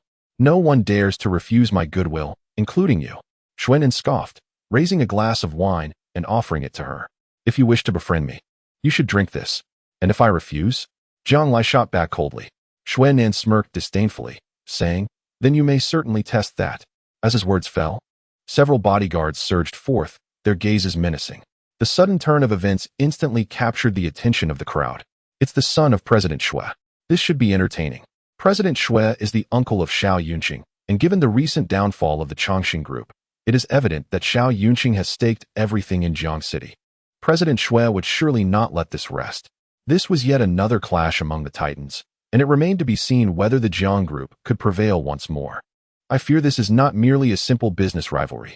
I noticed that Deputy Governor Xiao Rui has also arrived, and it is likely that his target is the Jiang Group as well," the crowd murmured. Zhang Lai listened intently, her brow tightly knit.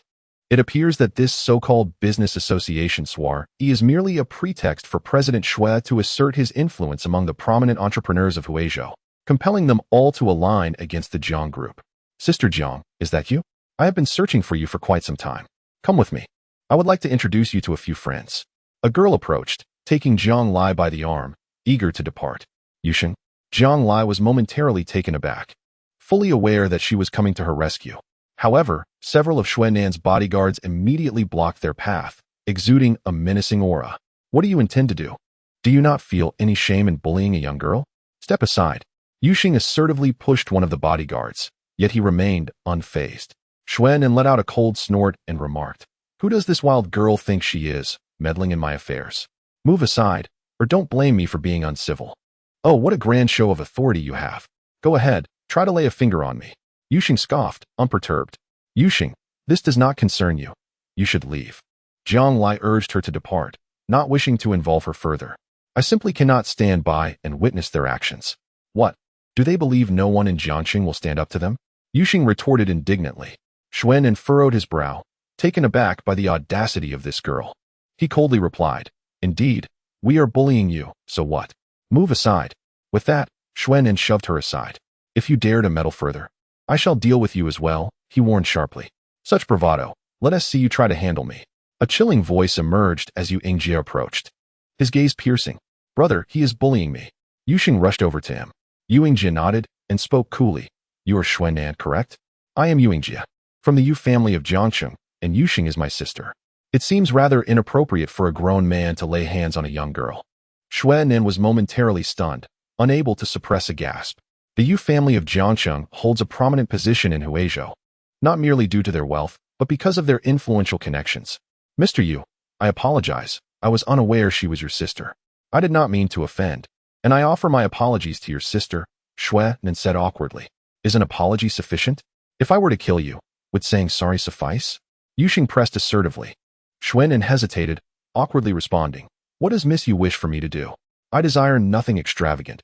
You simply embarrassed me when you pushed me.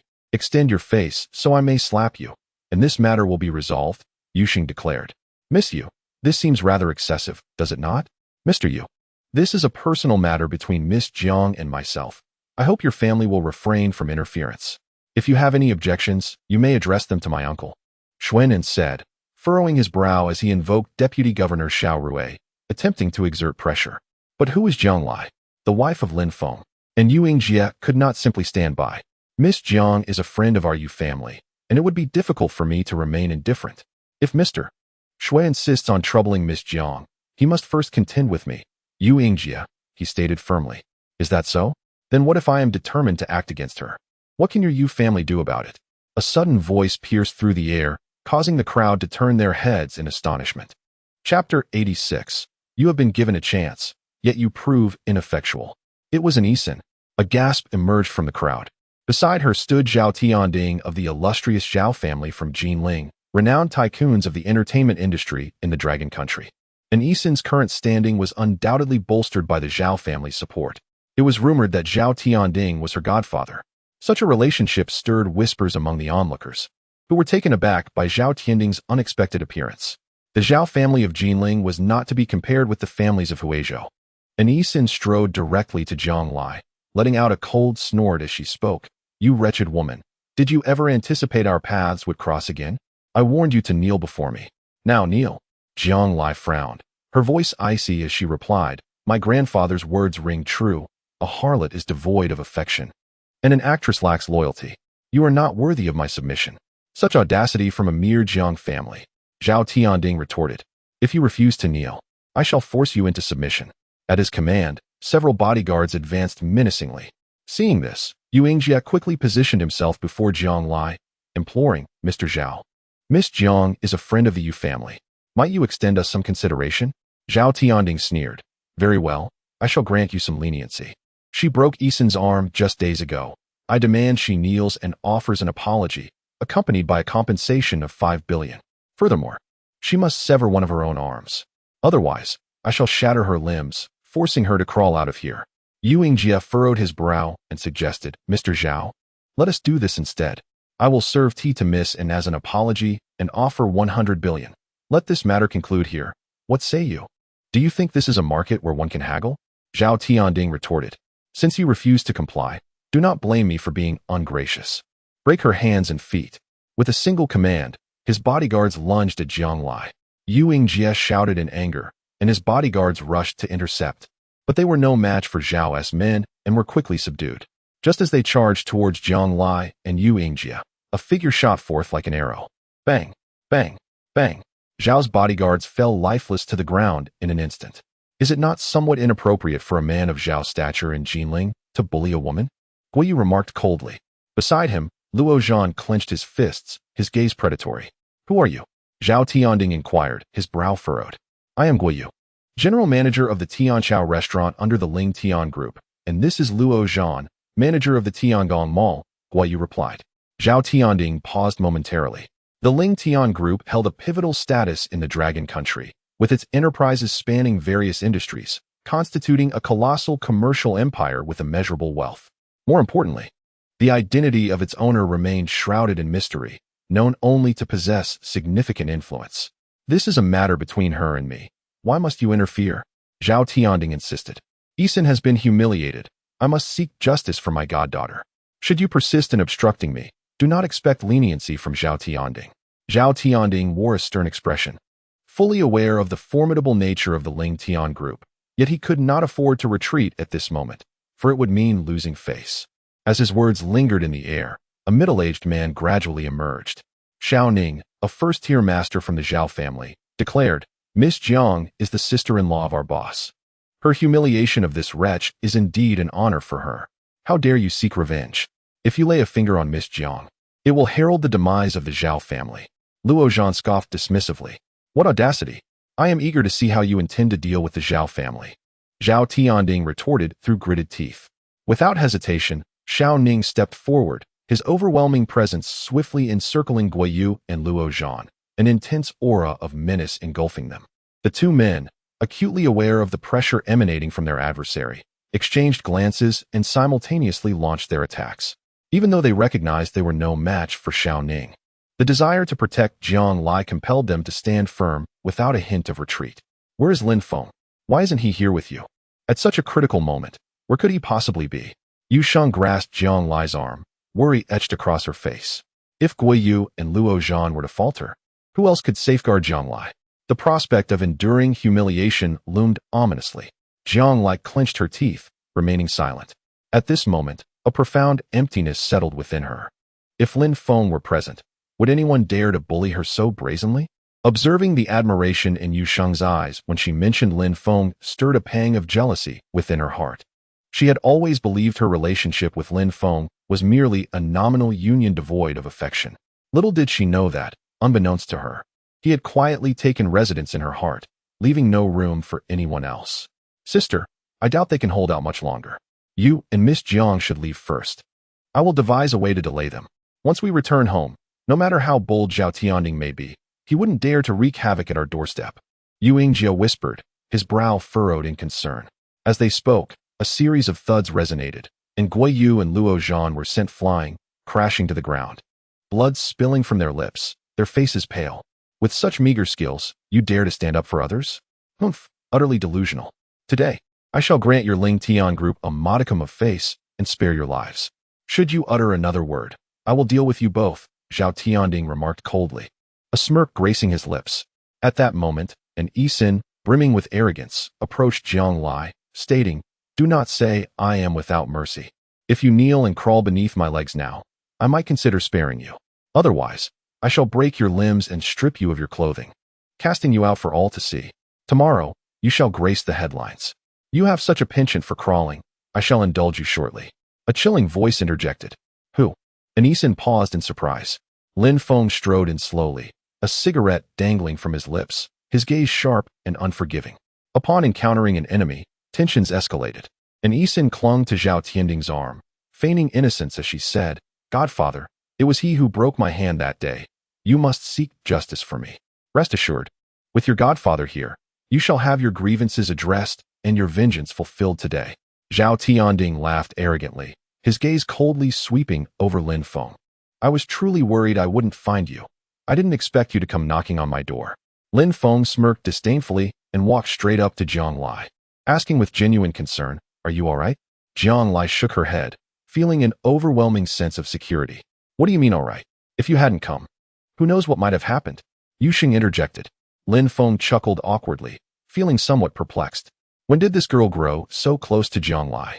Young man, do you not consider who you are dealing with? You dare to lay a hand on my goddaughter? Zhao Tianding said coldly. Lin Feng waved his right hand and retorted. You mean this one? This is my girlfriend. We've been together for several years, and I cherish her dearly. You old lecher, how dare you harbor intentions towards my girlfriend? A few people present couldn't help but laugh. No one had anticipated him to say such a thing. Zhao Tianding frowned, his voice steeped in menace. Are you mocking me? Indeed, I am. What can you do about it? Do you really think this worthless fool can intimidate me? Old man, are you tired of living? Come, I stand right here. Let him try to strike me. If he manages to pluck a single hair from me, I will bow to you and admit my fault. If not, I will pluck every last hair from this wretched girl. Lin Feng exhaled a puff of smoke, casting a casual glance at an Isin. Chapter 87. I sense your contempt for me, godfather. Break his mouth for me. And Isin pouted. Zhao Tianding nodded, glancing at Xiao Ning, saying, you know what to do, right? Don't kill him. I want to toy with him slowly. Yes, Xiao Ning replied, launching a powerful punch directly towards Lin Feng's chest. The punch came like the wind, rumbling like thunder. Bang! Lin Feng did not evade. He took the full brunt of the punch to his chest, yet remained utterly unmoved. Xiao Ning was momentarily stunned, throwing another punch, but still failed to inflict any harm on Lin Feng. His full-force strike felt as though it had struck a cotton pillow, yielding no resistance. Not only did Lin Feng remain unscathed, but Xiao Ning felt an overwhelming discomfort instead. You had your chance, yet you are utterly useless, Lin Feng scoffed, delivering a punch in return. Bang! Xiao Ning was sent flying, crashing heavily to the ground, lifeless upon impact.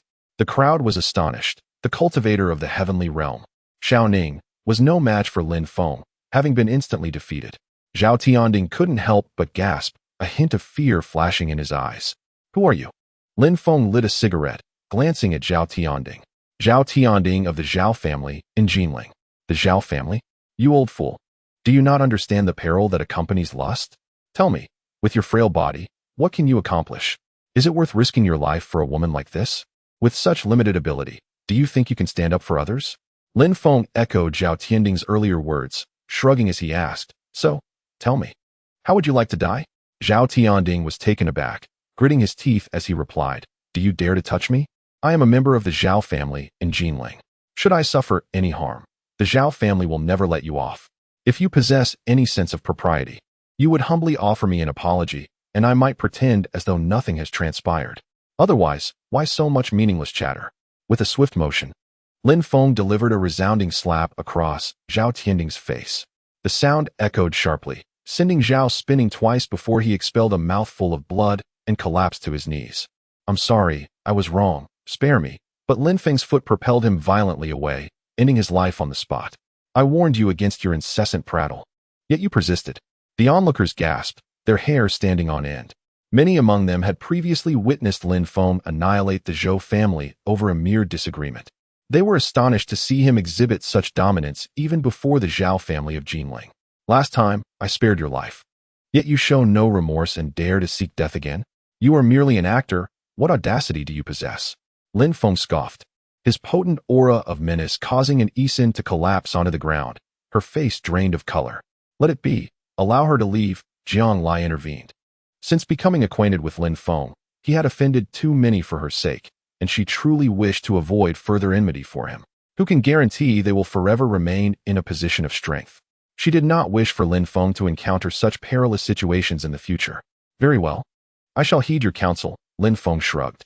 And Isin breathed a sigh of relief, her gratitude pouring forth, entirely devoid of her earlier arrogance. You too. Do you comprehend what you must do? Did you hear my words clearly? Lin Feng glanced at Guiyu and Luo Zhan, his tone icy. Understood, replied Guiyu, exchanging a knowing glance with Luo Zhan, as they lifted an Isin and departed with purpose. While death may be avoided, punishment remains inevitable. Lin Feng had always been a man of his word. Thus, he would fulfill his promise. If he vowed to pluck every feather from her, then so be it. If she managed to survive in the entertainment industry thereafter, it would be her own merit. You avenged Jiang Jia. Would you also seek retribution for me? Yu Sheng chuckled, leaning closer. Yu Sheng, do not be foolish, Yu Yingjia admonished with a glare, hastily intervening. I am not being foolish.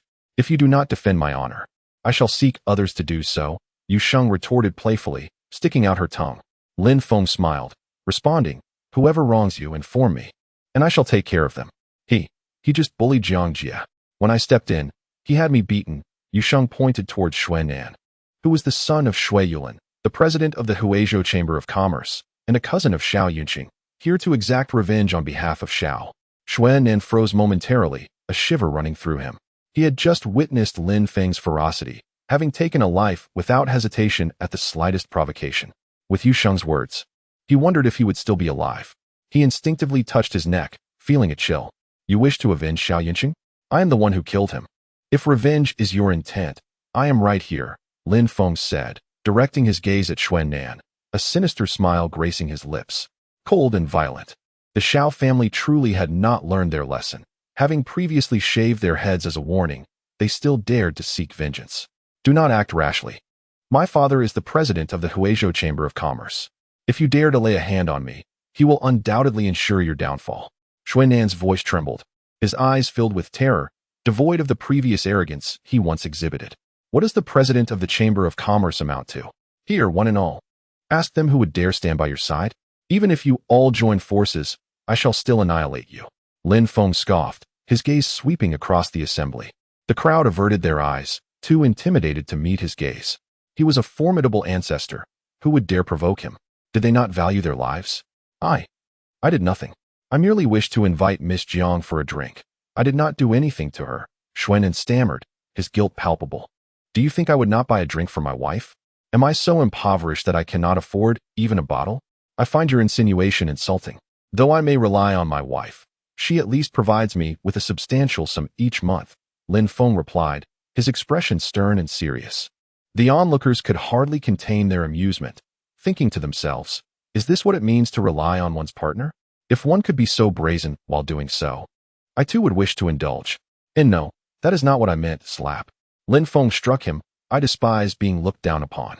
If I do not teach you a lesson, I would become a laughingstock." And no slap. Another resounding blow landed, still denying it. "Why do you not cry out in pain when I strike you? Is this not a clear derision of my strength?" With that, he struck him once more. Your strikes are too feigned." Smack, smack. Several more slaps followed, causing Shui Nan to wail in agony, his face swelling instantly. He covered his face, tears of grievance streaming down. "Is this how you bully someone? How do you find it? Are you satisfied?" Lin Feng turned to Yusheng with a smile.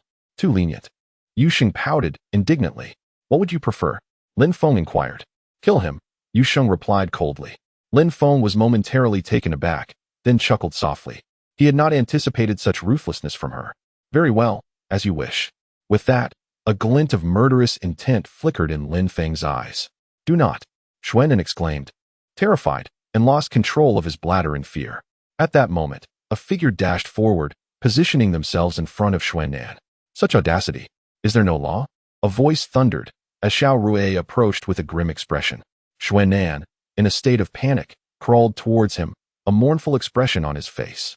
Xiao Rui's facial muscles twitched as he coldly regarded Lin Feng. "It was you who killed my nephew Yanqin?" Chapter 88. I choose to end you unlike most. Xiao Rui lacked a profound background. His current status was a result of his own diligence and acumen. More importantly, he knew where to place his allegiance. He hailed from the War Department, and after retiring, he returned to his hometown as a modest section chief, gradually ascending to his current position. Under his adept leadership, the Xiao family's Chongqing Group had rapidly become the largest pharmaceutical conglomerate in Huizhou. Unfortunately, this commercial war had dealt a grievous blow to the Xiao family. Xiao Rui's gaze bore into Lin Feng, filled with lethal intent. "Not only your nephew, but your son Xiao Yunjua is also among my victims," Lin Feng grinned, revealing his teeth. Xiao Rui was momentarily taken aback, her eyes widening in astonishment as a surge of rage ignited within her. "Are you furious? I relish the sight of your indignation, knowing you are utterly helpless against me. By the way, I was the one who shaved the heads of your Xiao family members. I initially intended to issue you a warning, yet you show no signs of repentance. What is this? Do you wish to reunite with your son in the afterlife?" Lin Feng lit a cigarette, a playful smile dancing on his lips. He was not a man known for his mercy. From a young age, he understood that the world operated on the principle of survival of the fittest. He wouldn't bully others, but he expected not to be provoked himself. Even the Xiao family had been granted a chance to survive, yet they chose the path of destruction. How unfortunate. Fear involuntarily flickered in Xiao Rui's eyes as she absently touched her head. Although she wore a wig, a chilling sensation washed over her. What if Lin Feng intended to take her life that night? No, she could not allow such a situation to arise again. Turning to the middle-aged man beside her, Xiao Rui said, "Mr. Longwu, you must have heard everything. This heinous villain must not be allowed to escape." Longwu's expression hardened. Previously, he had come to investigate upon hearing that the assassins of the Death Goddess Hall had arrived in Long Country. As a member of Long Yin, their mission was to prevent these assassins and mercenaries from wreaking havoc and stealing intelligence within the country, and they had no intention of intervening in this matter. However, witnessing Lin Feng's audacity had undoubtedly crossed their bottom line. In his view, this man posed a threat comparable to those assassins. "You will accompany me," Longwu asserted, his tone leaving no room for argument. "You must not act impulsively." Slap. Yu Yingjia was left utterly stunned. Before he could finish his sentence, Lin Feng delivered a resounding slap to Longwu's face, eliciting a wry smile from him. This gentleman certainly thrived on chaos. Longwu was caught off guard. Despite being a man of the Earth realm, he failed to evade Lin Feng's strike. "You have some audacity," Longwu seethed, drawing his handgun with a menacing glare. Lin Feng scoffed, a derisive laugh escaping his lips. "No need to brandish your weapon so readily. Be cautious lest you harm yourself. A firearm is not something you handle with such recklessness. Mr. Longwu, this is a misunderstanding. Put away your gun, and we can discuss this matter calmly," Yu Yingjia suggested, taken aback by Lin Feng's brazen behavior. The Long Yin were no ordinary individuals. They wielded considerable authority. Even if Lin Feng had the support of the Northern War god, Xinghua, Long Yin might not afford him any leniency. Misunderstanding? Is this truly a misunderstanding? Mr. Yu, considering the contributions your family has made to the country over the years, I wish not to make things difficult for you. This matter is beyond your control. No one dares to touch our Long Yin members. Longwu, filled with lethal intent, pushed the handgun forward, pressing it against Lin Feng's forehead. "Will you accompany me willingly? Or shall I end you here and now?" "I choose neither. Instead, I choose to eliminate you," Lin Feng grinned. Longwu was momentarily taken aback, an inexplicable chill rising within him. Before he could react, Lin Feng seized his wrist with lightning speed, and in an instant, the handgun was in his possession. Bang! Lin Feng, showing no restraint, fired a shot directly at Longwu's thigh. This sudden act startled even Yu Yingjia, leaving him in a state of disarray. The murder of Zhao Tianding was inconsequential. The Zhao family, despite their considerable influence in Jinling, were merely affluent individuals. However, Longwu was a member of Long Yin, representing formidable power. "See, I warned you against playing with firearms, and look where that has led you," Lin Feng chuckled, his hands moving in a mesmerizing display as he disassembled the handgun in a mere blink. "You dare to point a gun at me? You are as good as dead." Longwu gritted his teeth and exclaimed, "Do you think I can be intimidated by you? Just days ago, I gave your Long Yin's long heir a thorough thrashing, and he couldn't do a thing to me. Are you trying to frighten me? I could very well end your life right now. And what could you possibly do about it?" Lin Feng pressed a gun part against Longwu's throat. Longwu momentarily froze, astonished, unable to discern Lin Feng's true capabilities. "You are truly courting death. Do you believe that in Jiang City you can wield absolute power? Allow me to show you who truly holds authority in this domain." Xiao Rui scoffed, pulling out his phone and dialing a number. Lin Feng made no attempt to intervene, calmly taking a seat and dialing a number himself. "Old bastard, do your men have a death wish? One after another, they seek trouble with me, and it seems never-ending. If you do not provide me with an explanation, do not expect my assistance in the future." With that, Lin Feng hung up the phone with a decisive snap. Moments later, Longwu received a call from his superior. Enduring a scathing reprimand, he was convinced that if his superior were present, he would undoubtedly be subjected to a severe beating.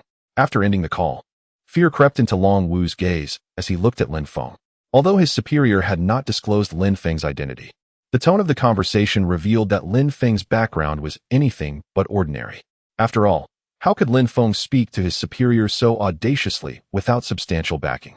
Meanwhile, Xiao Rui remained oblivious, wearing an air of smug satisfaction. Soon, a contingent of armed soldiers burst into the room, their demeanor fierce and imposing. They were the garrison troops stationed in Jiang City. The leader approached Xiao Rui and saluted, introducing himself as Major Zhang Xiaoyang of the Jiang City Garrison, reporting for duty and awaiting instructions from Deputy Governor Xiao. Instantly, the atmosphere thickened with tension. The guests, witnessing the imposing soldiers, retreated to the sides, their expressions betraying their fear. Jiang Lai approached Lin Feng and tugged at him, her eyes filled with concern. Although she knew of Lin Feng's close ties with the northern borders war god, Xinghua, she realized that distant help could not resolve their immediate predicament. They wouldn't dare harm me, Lin Feng replied with a calm smile. Dare not harm you? Do you truly consider yourself invincible? I will show you who holds the authority in Huizhou, Xiao Rui commanded coldly. Major Zhang, seize him. If he dares to resist, execute him on the spot. Major Zhang immediately gestured, and a group moved towards Lin Feng. Lin Feng leisurely smoked a cigarette, casting a glance at Major Zhang Xiaoyang, and remarked, Major Zhang, I advise you to contact your superiors and clarify the situation, lest you unwittingly embroil yourself in unnecessary troubles. Were it not for your military status, I would not indulge in idle conversation with you. I would have dealt with you directly. It would be prudent to consult someone of higher rank. I fear the lower ranks may lack the requisite authority. Zhang Xiaoyang paused, looking at him with confusion. Noticing Lin Feng's unwavering confidence, he hesitated to act rashly. It matters not whom you summon. Today, anyone who arrives will meet their demise, Xiao Rui stated coldly. Fool. Lin Feng shot him a disdainful glance. Who should I inquire of? Zhang Xiaoyang wondered. Then ask Ren Qingtian. Inquire if he dares to confront me, Lin Feng replied nonchalantly. Upon hearing this, Zhang Xiaoyang was momentarily taken aback. Who was Ren Qingtian? He was the governor of the 5 states of Jiangnan, a figure of immense power, akin to a regional lord. Zhang Xiaoyang, recognizing the gravity of the situation, promptly dialed Ren Qingtian. Ren Qingtian had once served under Lin Feng's father, fighting alongside Lin Zhengrong on the battlefield. However, due to dissatisfaction from higher-ups regarding Lin Zhengrong, Ren Qingtian had not received a promotion. Over time, he distanced himself from Lin Zhengrong, and those seeking to undermine Lin Zhengrong sought to win him over, leading to Ren Qingtian's ascent to the position of governor of Jiangnan, commanding military authority over 5 states. His status had even begun to overshadow that of Lin Zhengrong. Lin Zhengrong had once described Ren Qingtian in 8 words: just, honorable, and unyielding. In Ren Qingtian's heart, only the nation and its people mattered. He never sought personal gain. He would not support Lin Zhengrong, nor would he side with those opposing him. But who was Lin Feng? He was not only the son of Lin Zhengrong, but also a figure of great influence in the underworld, known as the king of the earthly realm. Over the years, how much had Lin Feng done for the country behind the scenes? Timely intelligence, stable international relations, and even cutting-edge military and scientific technologies, all were acquired through his efforts. For this alone, Ren Qingtian would not turn a blind eye to any trouble befalling Lin Feng in Jiangqing. After hanging up, Zhang Xiaoyang quickly bowed and apologized. Mr. Lin, I am sorry for the offense. Lin Feng waved his hand, saying coolly, ignorance is no crime. You may leave. Remember, a soldier is a soldier. And never entangle yourself with politics. Zhang Xiaoyang, enlightened, nodded and led his team away. Gulp. At this moment, Xiao Rui was thoroughly unsettled, unconsciously swallowing hard. If even the governor of the 5 states of Jiangnan, Ren Qingtian, could be swayed by a single word from Lin Feng, what was he, a mere deputy governor, worth? Lin Feng. Suddenly, Xiao Rui recalled, and it felt as though he had plummeted into an abyss. Who, besides the figure from the northern frontier, could compel Ren Qingtian to bow? Only that person could induce Ren Qingtian to extend this courtesy.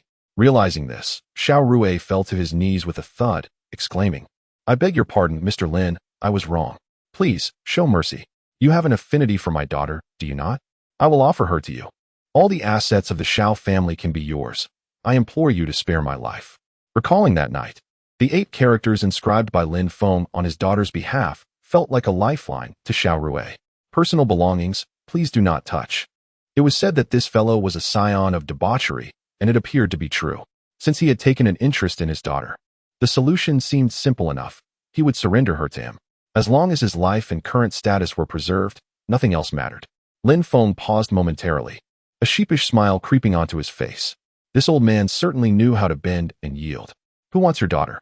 How shameless! Yu Sheng retorted indignantly. Jiang Lai remained silent, her hand subtly resting on Lin Feng's waist, her eyes brimming with menace. Lin Feng forced a bitter chuckle, replying, Darling, Please do not heed his nonsensical chatter. I do not even know what his daughter looks like. Besides, given his appearance, how beautiful can his daughter possibly be? Are you implying that if his daughter were beautiful, you would agree? Jiang Lai pressed, her fingers tightening slightly, causing Lin Feng to grimace in pain. How could that be? In my eyes, my dear, you are the most beautiful woman in the world. Anyone standing before you would pale in comparison. My heart holds only you. If you doubt me, I could lay my heart bare for you to see. Lin Feng raised his hand in earnest oath. Jiang Lai smiled contentedly, her heart swelling with happiness. Although she recognized Lin Feng's occasional frivolity, she had never witnessed him genuinely pursuing another woman. At times, she even suspected that he possessed lustful thoughts but lacked the courage to act upon them. Otherwise, why had he not touched her in all this time? Yuxing pouted, casting a resentful glance his way, seething with jealousy. Ahem. Lin Feng coughed awkwardly, pretending not to notice, before stepping up to Xiao Rui and delivering a sharp slap across his face. You old fool, spouting nonsense nearly cost me my life. Clearly, you seek to sow discord between my wife and me. Your intentions are nefarious. I had intended to spare your life, but it seems you truly deserve death. Please, crack. Lin Feng swiftly twisted Xiao Rui's neck. Witnessing this scene, Xuan collapsed onto the ground, trembling in fright. Lin Feng picked up the fruit knife from the table and handed it to Yu Sheng, saying, Did you not wish for revenge? Why not take a turn? Yu Sheng hesitated, shaking her head. I dare not. Indeed. Let the wickedness fall upon me alone. Let me bear the weight of all the world's sins. Lin Feng sighed deeply, exuding a sense of martyrdom. The fruit knife glided through the air, and in an instant, blood gushed from Xuan's neck as he fell into a pool of crimson. Casting a glance at the guests present, Lin Feng took a tissue from the table to wipe the blood from his hands, stating nonchalantly, I am quite displeased with how someone has treated my wife. That is a slight against me. Therefore, I request your assistance in dealing with that scoundrel, Shui Yulin. Yusheng quickly added, Yes, Shui Yulin. Join forces and take him down. I want him to have nothing in 3 days. This should not pose a challenge, should it? Of course. You may choose not to comply.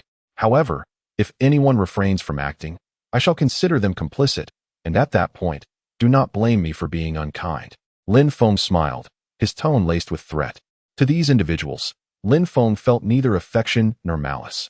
His only desire was to make them comprehend that the business realm of Huizhou would henceforth belong to Jiang Lai, and that no one should harbor ulterior motives towards her. Moreover, the higher Jiang Lai's status rose, the safer she would ultimately become. Upon returning to Panlong residence, Jiang Lai emerged from the bathroom after her bath and glanced at Lin Feng, who was seated in the living room. She spoke coolly, My room has air conditioning. Would you care to join me? Lin Feng was taken aback. What did she mean? Were there no air conditioners in the other rooms? It's fine. I'm not hot. You should get to bed early. Jiang Lai paused momentarily, shooting him a fierce glare. Was he intentionally trying to put on airs? She had already lowered her guard and extended an invitation, yet he still chose to act aloof. You might as well spend your life with your right hand. She huffed indignantly, turning sharply and slamming the door. Lin Feng, utterly bewildered, had no idea how he had offended her this time. He had heard that women experience significant mood swings during pregnancy. Perhaps that was the reason? It might be wise to avoid provoking her in the future. The following day, after rising, Jiang Lai had already departed for the company.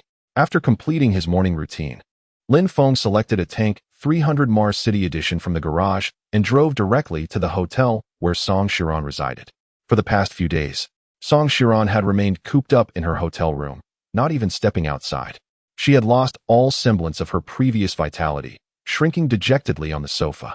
Enveloped in gloom. Had one not witnessed it with their own eyes, they would scarcely believe this was the once vibrant business elite, the goddess in the hearts of countless men. Can't you at least make an effort to look presentable?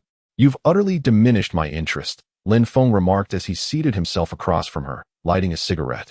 As if suddenly provoked, Song Shiran erupted in a fit of hysteria. Why are you still alive?